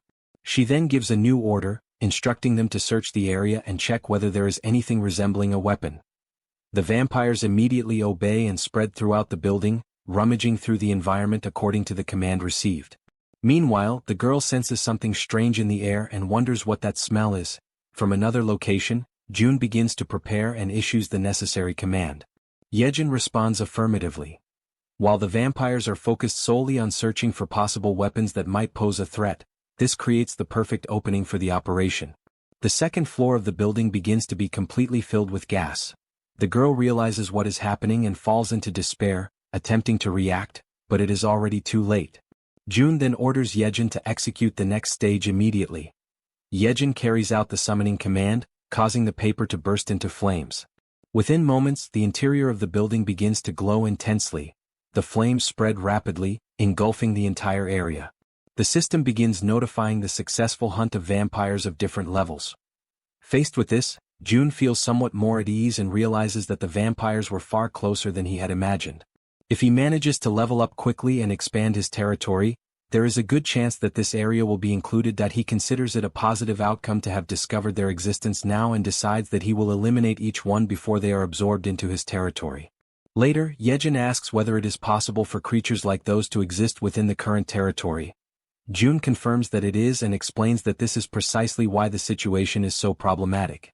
As a result, Jaehyeon suggests imposing general sanctions or assigning some kind of restriction to everyone. June immediately rejects the idea, stating that it would be far too extreme. He reasons that if people who are not vampires are included in these sanctions, resentment will be inevitable. Jaehyeon understands the point. June reflects that such actions would cost him public support and could create unnecessary chaos. Furthermore, even with direct intervention, there is a limit to what he can do alone. He thinks that it would be ideal if there were a way to classify citizens according to their tendencies. At that moment, the system notifies that the total number of citizens has reached 30,000. Upon reaching this threshold, the achievement system is unlocked. Faced with the system window, June wonders what exactly this achievement system is. The sudden notification surprises him, which does not go unnoticed by Jaehyeon, who asks whether something happened. The system then explains how achievements function. By creating a specific achievement, it becomes possible to grant a title whose effect can be defined by the administrator. June accesses the achievement settings, and the system requests that he define the achievement's content. He defines that the achievement will be triggered if someone kills a person with citizenship. The system confirms that the content configuration has been completed and requests the definition of the title and the effects granted upon completion. June asks whether he can remove a title whenever he wants. The system confirms this, and he concludes that this will allow him to personally handle inappropriate cases. He defines the title's name as Assassin. The effects include an 80% reduction to all attributes, both hands sealed, and the appearance of an assassin's mark on the forehead. The system informs him that both the cost to define the achievement and the cost to grant the title upon completion are high. June decides to proceed with the configuration. The system confirms that the achievement setup has been completed. June reflects that his greatest concern has been resolved. Just as with murder, he can now punish most violent crimes through the achievement system, labeling criminals with titles visible to everyone. He realizes that this is not limited solely to punishments. It will also be possible to create positive achievements, such as something similar to a monster hunter. Jaehyeon comments that she had been thinking of another alternative. She suggests sending a direct notice requesting that the vampires voluntarily come forward. But June responds that he has just found a solution. Jaehyeon appears visibly relieved and comments that she does not know exactly what he did, but states that June is truly incredible. June thanks her, visibly embarrassed. He realizes that he had been absorbed in his work, and upon noticing Jaehyeon's beauty, he becomes briefly flustered and nervous. Before he can fully regain his composure, someone approaches and announces that they received the message and came as soon as they saw it. June responds that the door is open and asks the person to come in. The door opens, revealing a presence indispensable when it comes to dealing with large numbers of monsters. Even before the vampire extermination operation, June already knew that he needed to contact Jaehyeon. He then asks them to wait a moment, stating that before continuing, there is something that needs to be done first. Meanwhile, inside the condominium, several vampires are seated around a table. At the center of the room, one of them announces that everyone must listen carefully and informs them that Shin Saren is dead. Shock spreads instantly, and the vampires turn toward one another in alarm. One of them questions whether this is related to the traces of an explosion on the first floor. The vampire occupying the center, Sanyok, confirms that the entire corridor on the first floor has been destroyed. He adds that the low-level vampires nearby heard gunshots, indicating that it was most likely the work of those bastards. Another vampire reacts with fury, asking whether he is referring to the damned police. The response comes directly, yes. One of them states that because they were spared for a time, the humans forgot their place and argues that they should be killed immediately and their weapons seized. Another vampire intervenes, saying that the situation is more complex, since the enemies have firearms and a direct confrontation would be dangerous. The bald vampire agrees, stating that the sudden attack and the knowledge of their base raise many doubts. Sanyok reflects that they were aware of the vampire's existence, but a full-scale attack like that raises many questions. He wonders how the base was discovered and why the attack was carried out so suddenly. There are many things he cannot understand. The vampires interrupt his thoughts, urging him to make the call. He states that despite the uncertainties, what needs to be done does not change. They will attack. A female vampire reacts with enthusiasm, while another declares that this time they will wipe out every last one without exception. The leader explains that they will not confront them head-on in order to reduce casualties. The strategy is to exploit the enemy's limited supplies by infiltrating and bringing them down from within. The leader begins to assign responsibilities, but is abruptly interrupted. He turns around, confused, and asks what is happening. At that same instant, the door latch moves violently, followed by a dull thud that echoes through the room. Sanyok remains facing the door as he asks what is happening. On the other side, amid violent coughing, the creature at the door manages to warn that it is dangerous. with great difficulty and coughing without pause, he forces the door open and insists that everyone must leave immediately. The vampire inside the room questions the reason, but he replies that there is no time for explanations and orders them to get out at once. Through his coughing, his final words are almost lost as he mutters about a cursed rat. At that very moment, the rat appears and leaps forward.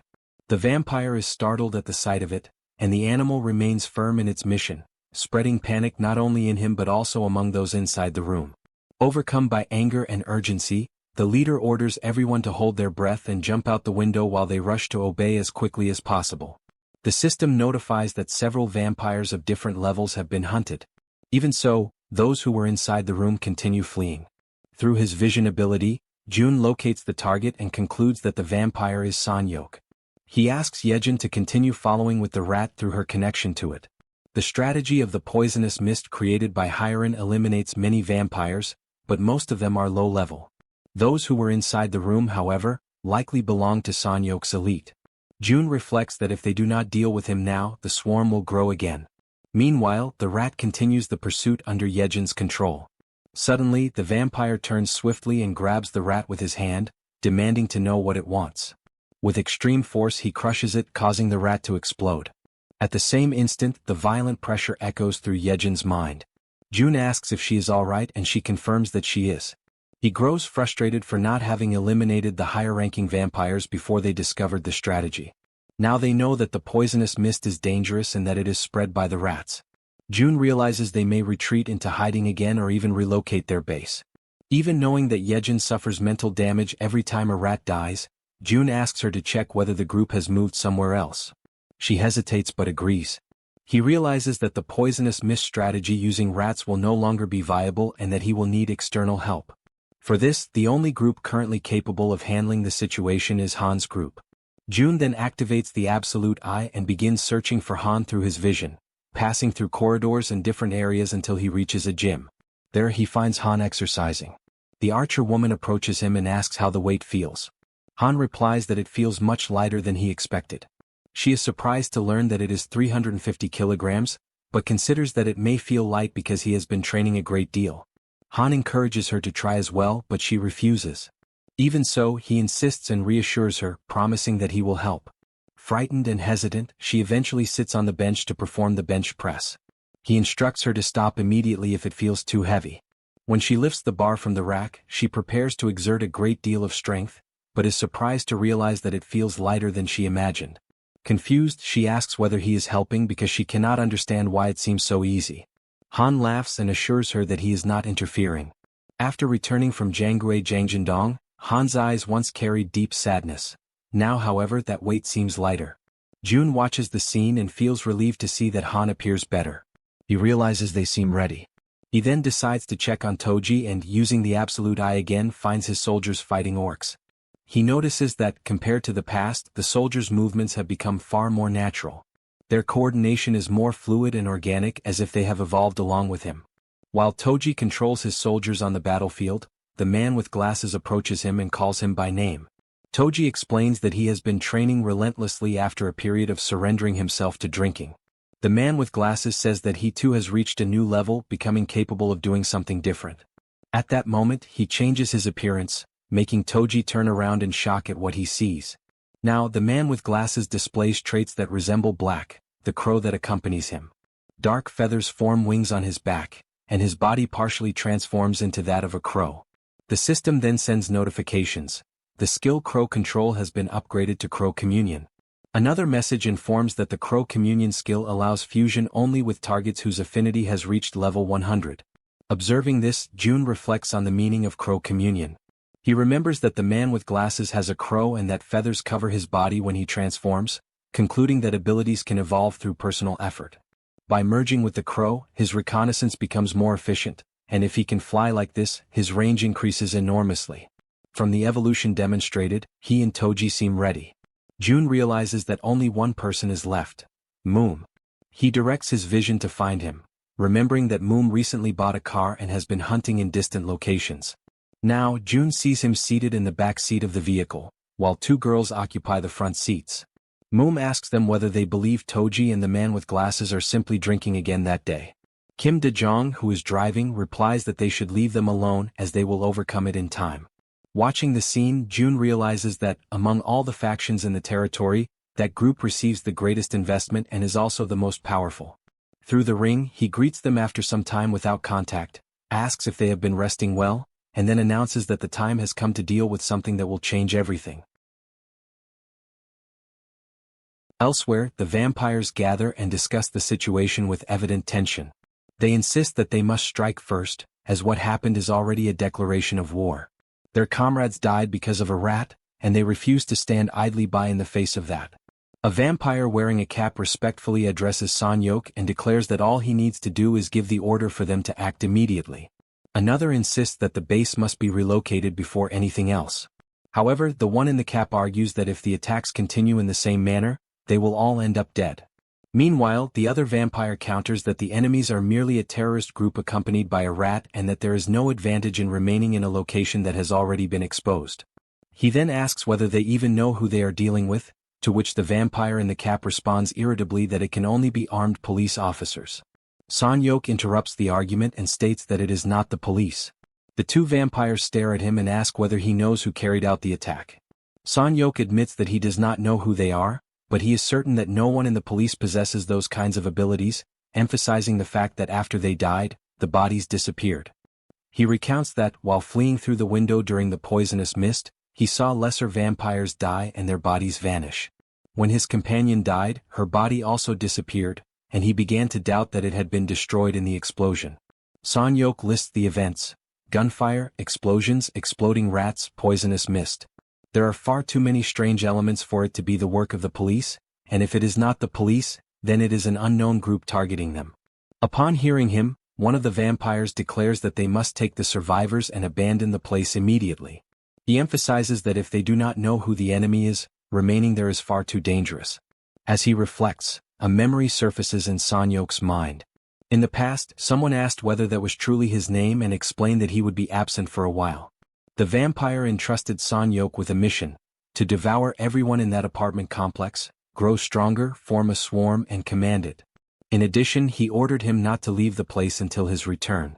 Son-hyuk expressed gratitude for the mission but questioned what he should do if something happened while his superior was away. The vampire praised his caution, then revealed where he would be staying and said that, if danger arose requiring his presence, Son-hyuk should seek him out. The memory fades and Son-hyuk utters the name Song Ji-won, stating that he is the fastest among them. Song Ji-won asks what he wants him to do.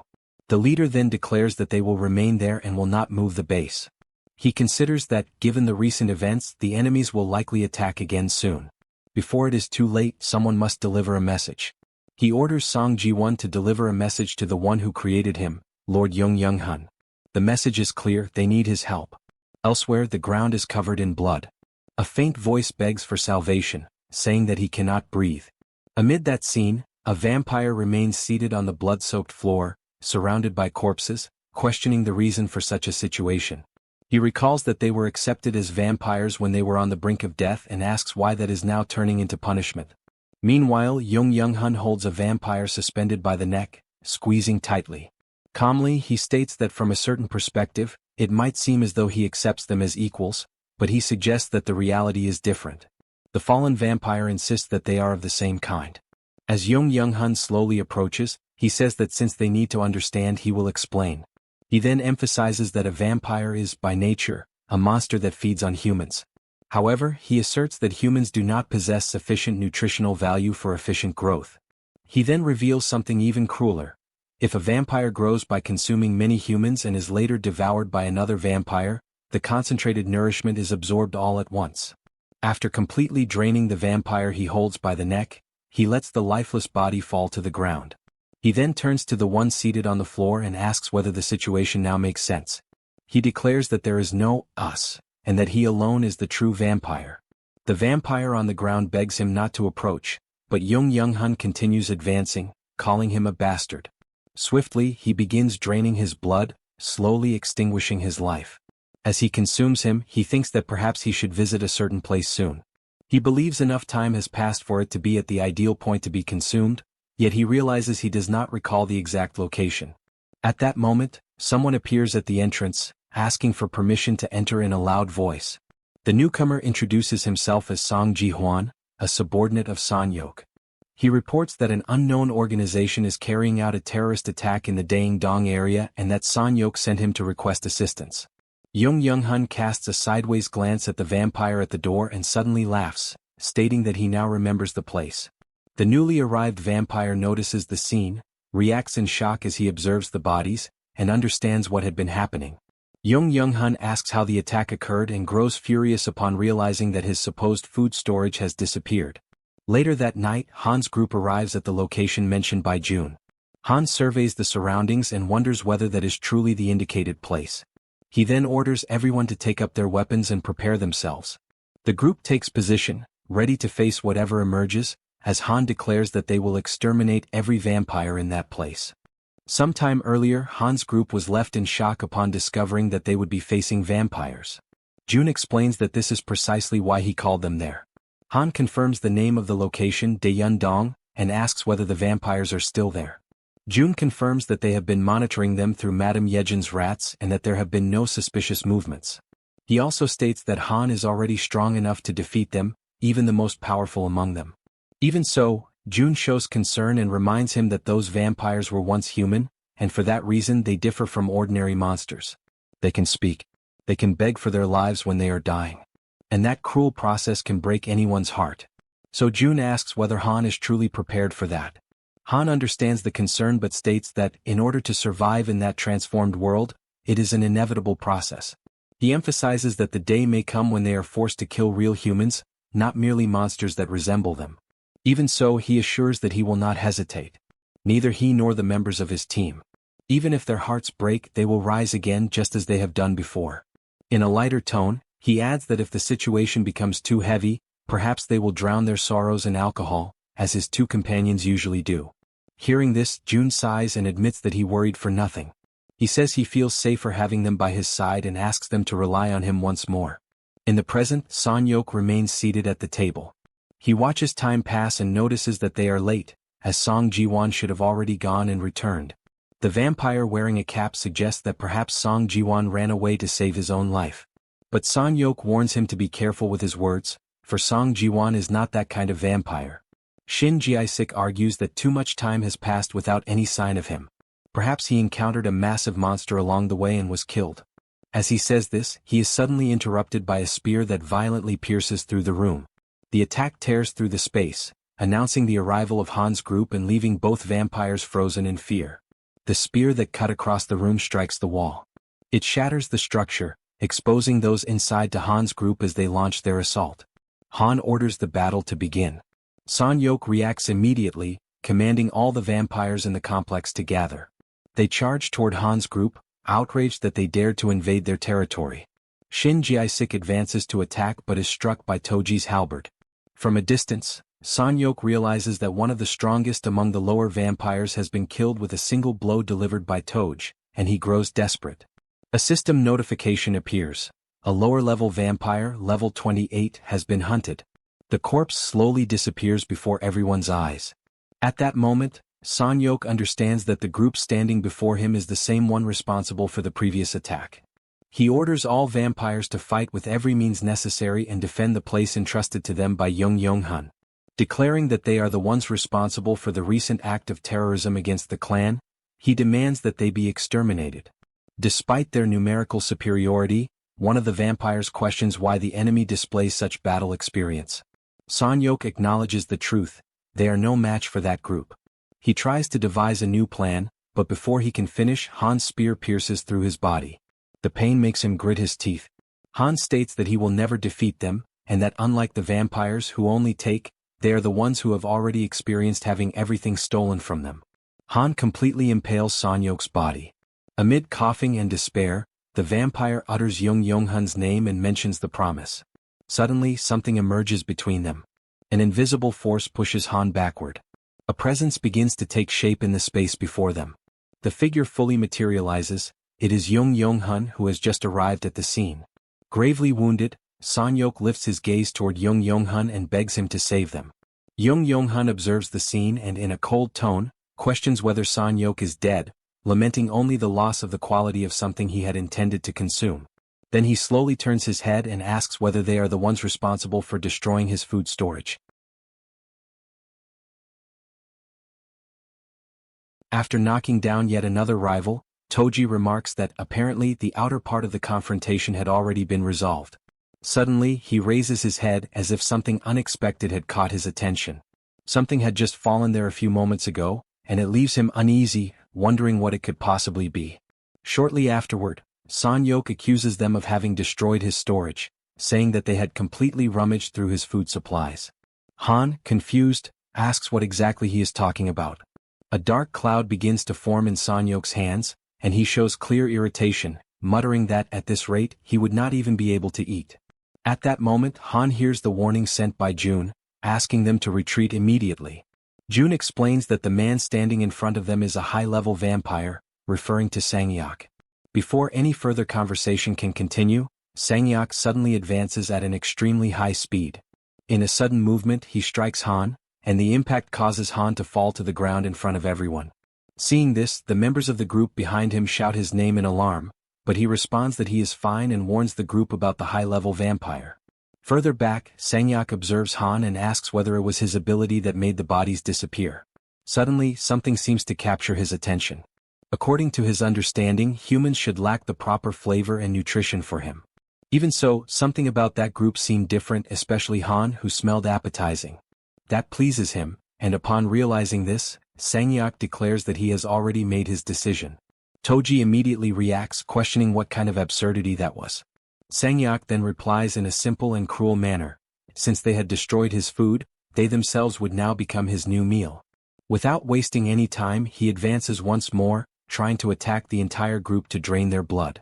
During the attack, one of his strikes hits Toji. His eyes become visible through the opening of his armor as he stares at what is happening, confused. Soon after, he panics and screams desperately. Before the attack can fully reach him, however, someone appears at great speed. His partner grabs him and pulls him out of the path of the blow, saving him at the last instant. Sang-yok watches the scene and lets out a curious sound. Observing this, Sang-yok asks whether that man was also capable of using teleportation. Irritated, Toji calls him a bastard. Then he turns to his troops and orders them to get up. Seeing this, Sang-yok begins to laugh. To him, the whole situation was extremely amusing. Without hesitation, Toji orders them to advance, and his subordinates immediately prepare to attack, charging toward the vampire. Sang-yok, however, remains calm and states that with toys like those, Toji did not stand the slightest chance.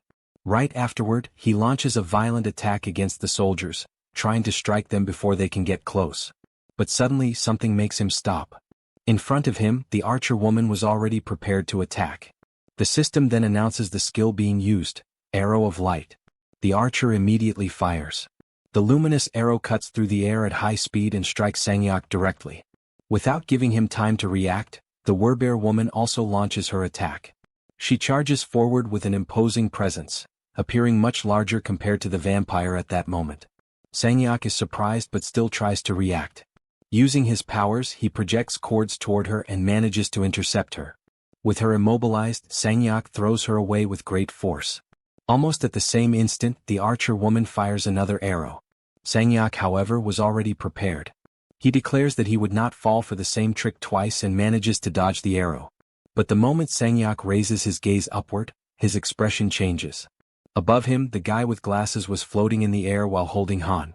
Now Han was positioned above him, gripping his spear and aiming directly at Sang-yok. Concentrating all his strength into that single attack, Han prepares the final strike.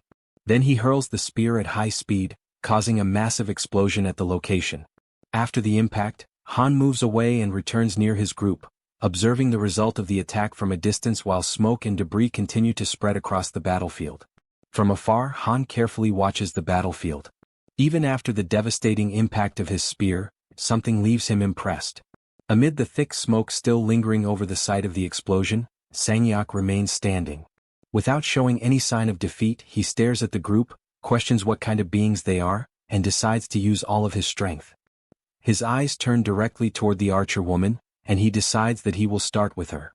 With cold and absolute conviction, he declares that she will be the first to die.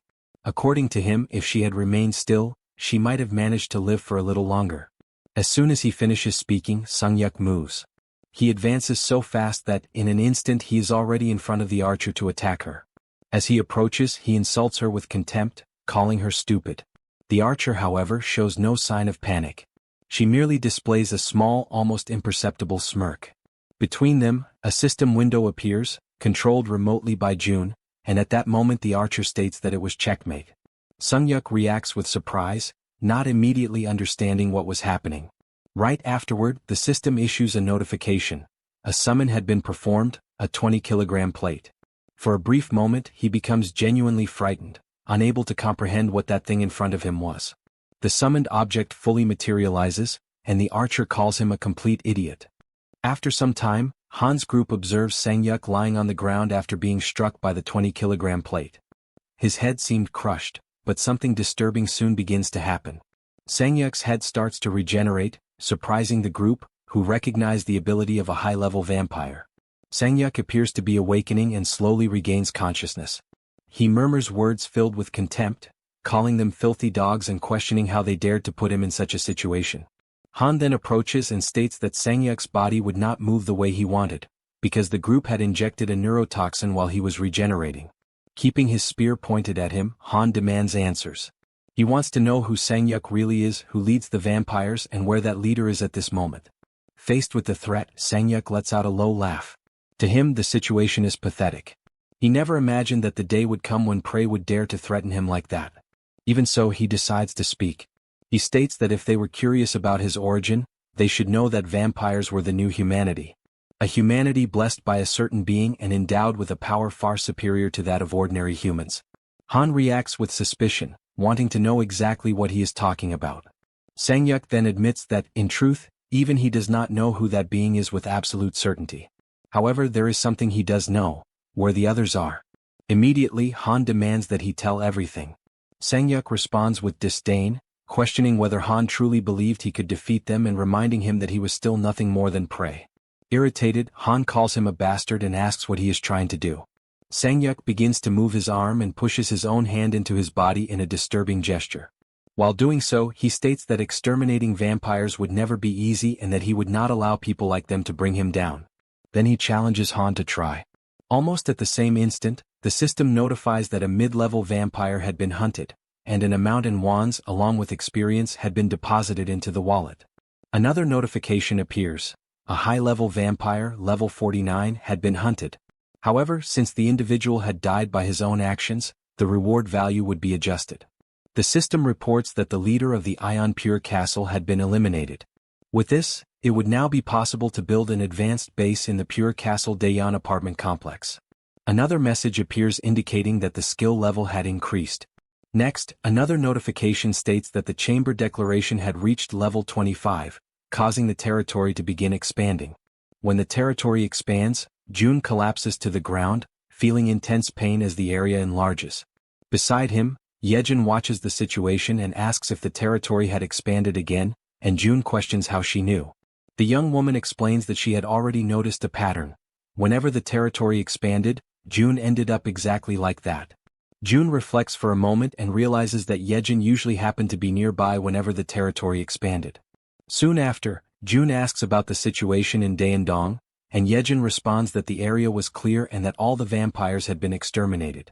At that moment, however, June hears something through his communication ability. On the other side, Han reports that they had finished searching the complex, but he does not believe there are any survivors. June replies that this was exactly what they had expected and then asks the team to retreat and rest. After ending the communication, he turns to Jaehyeon and says that she had worked hard and could return now. She agrees and begins to walk away. But before leaving, she calls his name.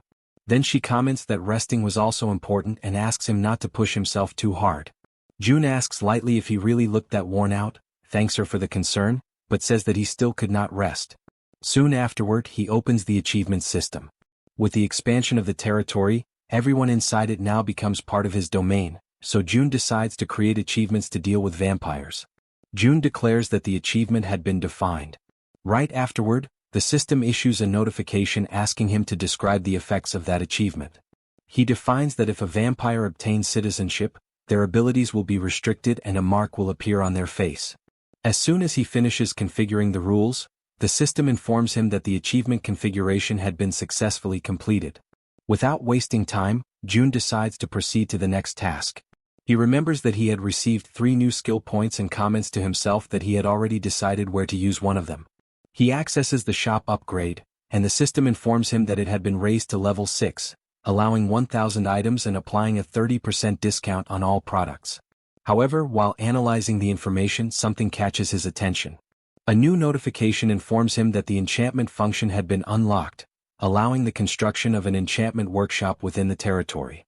Jun frowns, surprised by the enchantment notification, and accesses construction mode. The system presents the details of the new structure. The enchantment workshop would allow equipment to be upgraded or grant magical effects to them.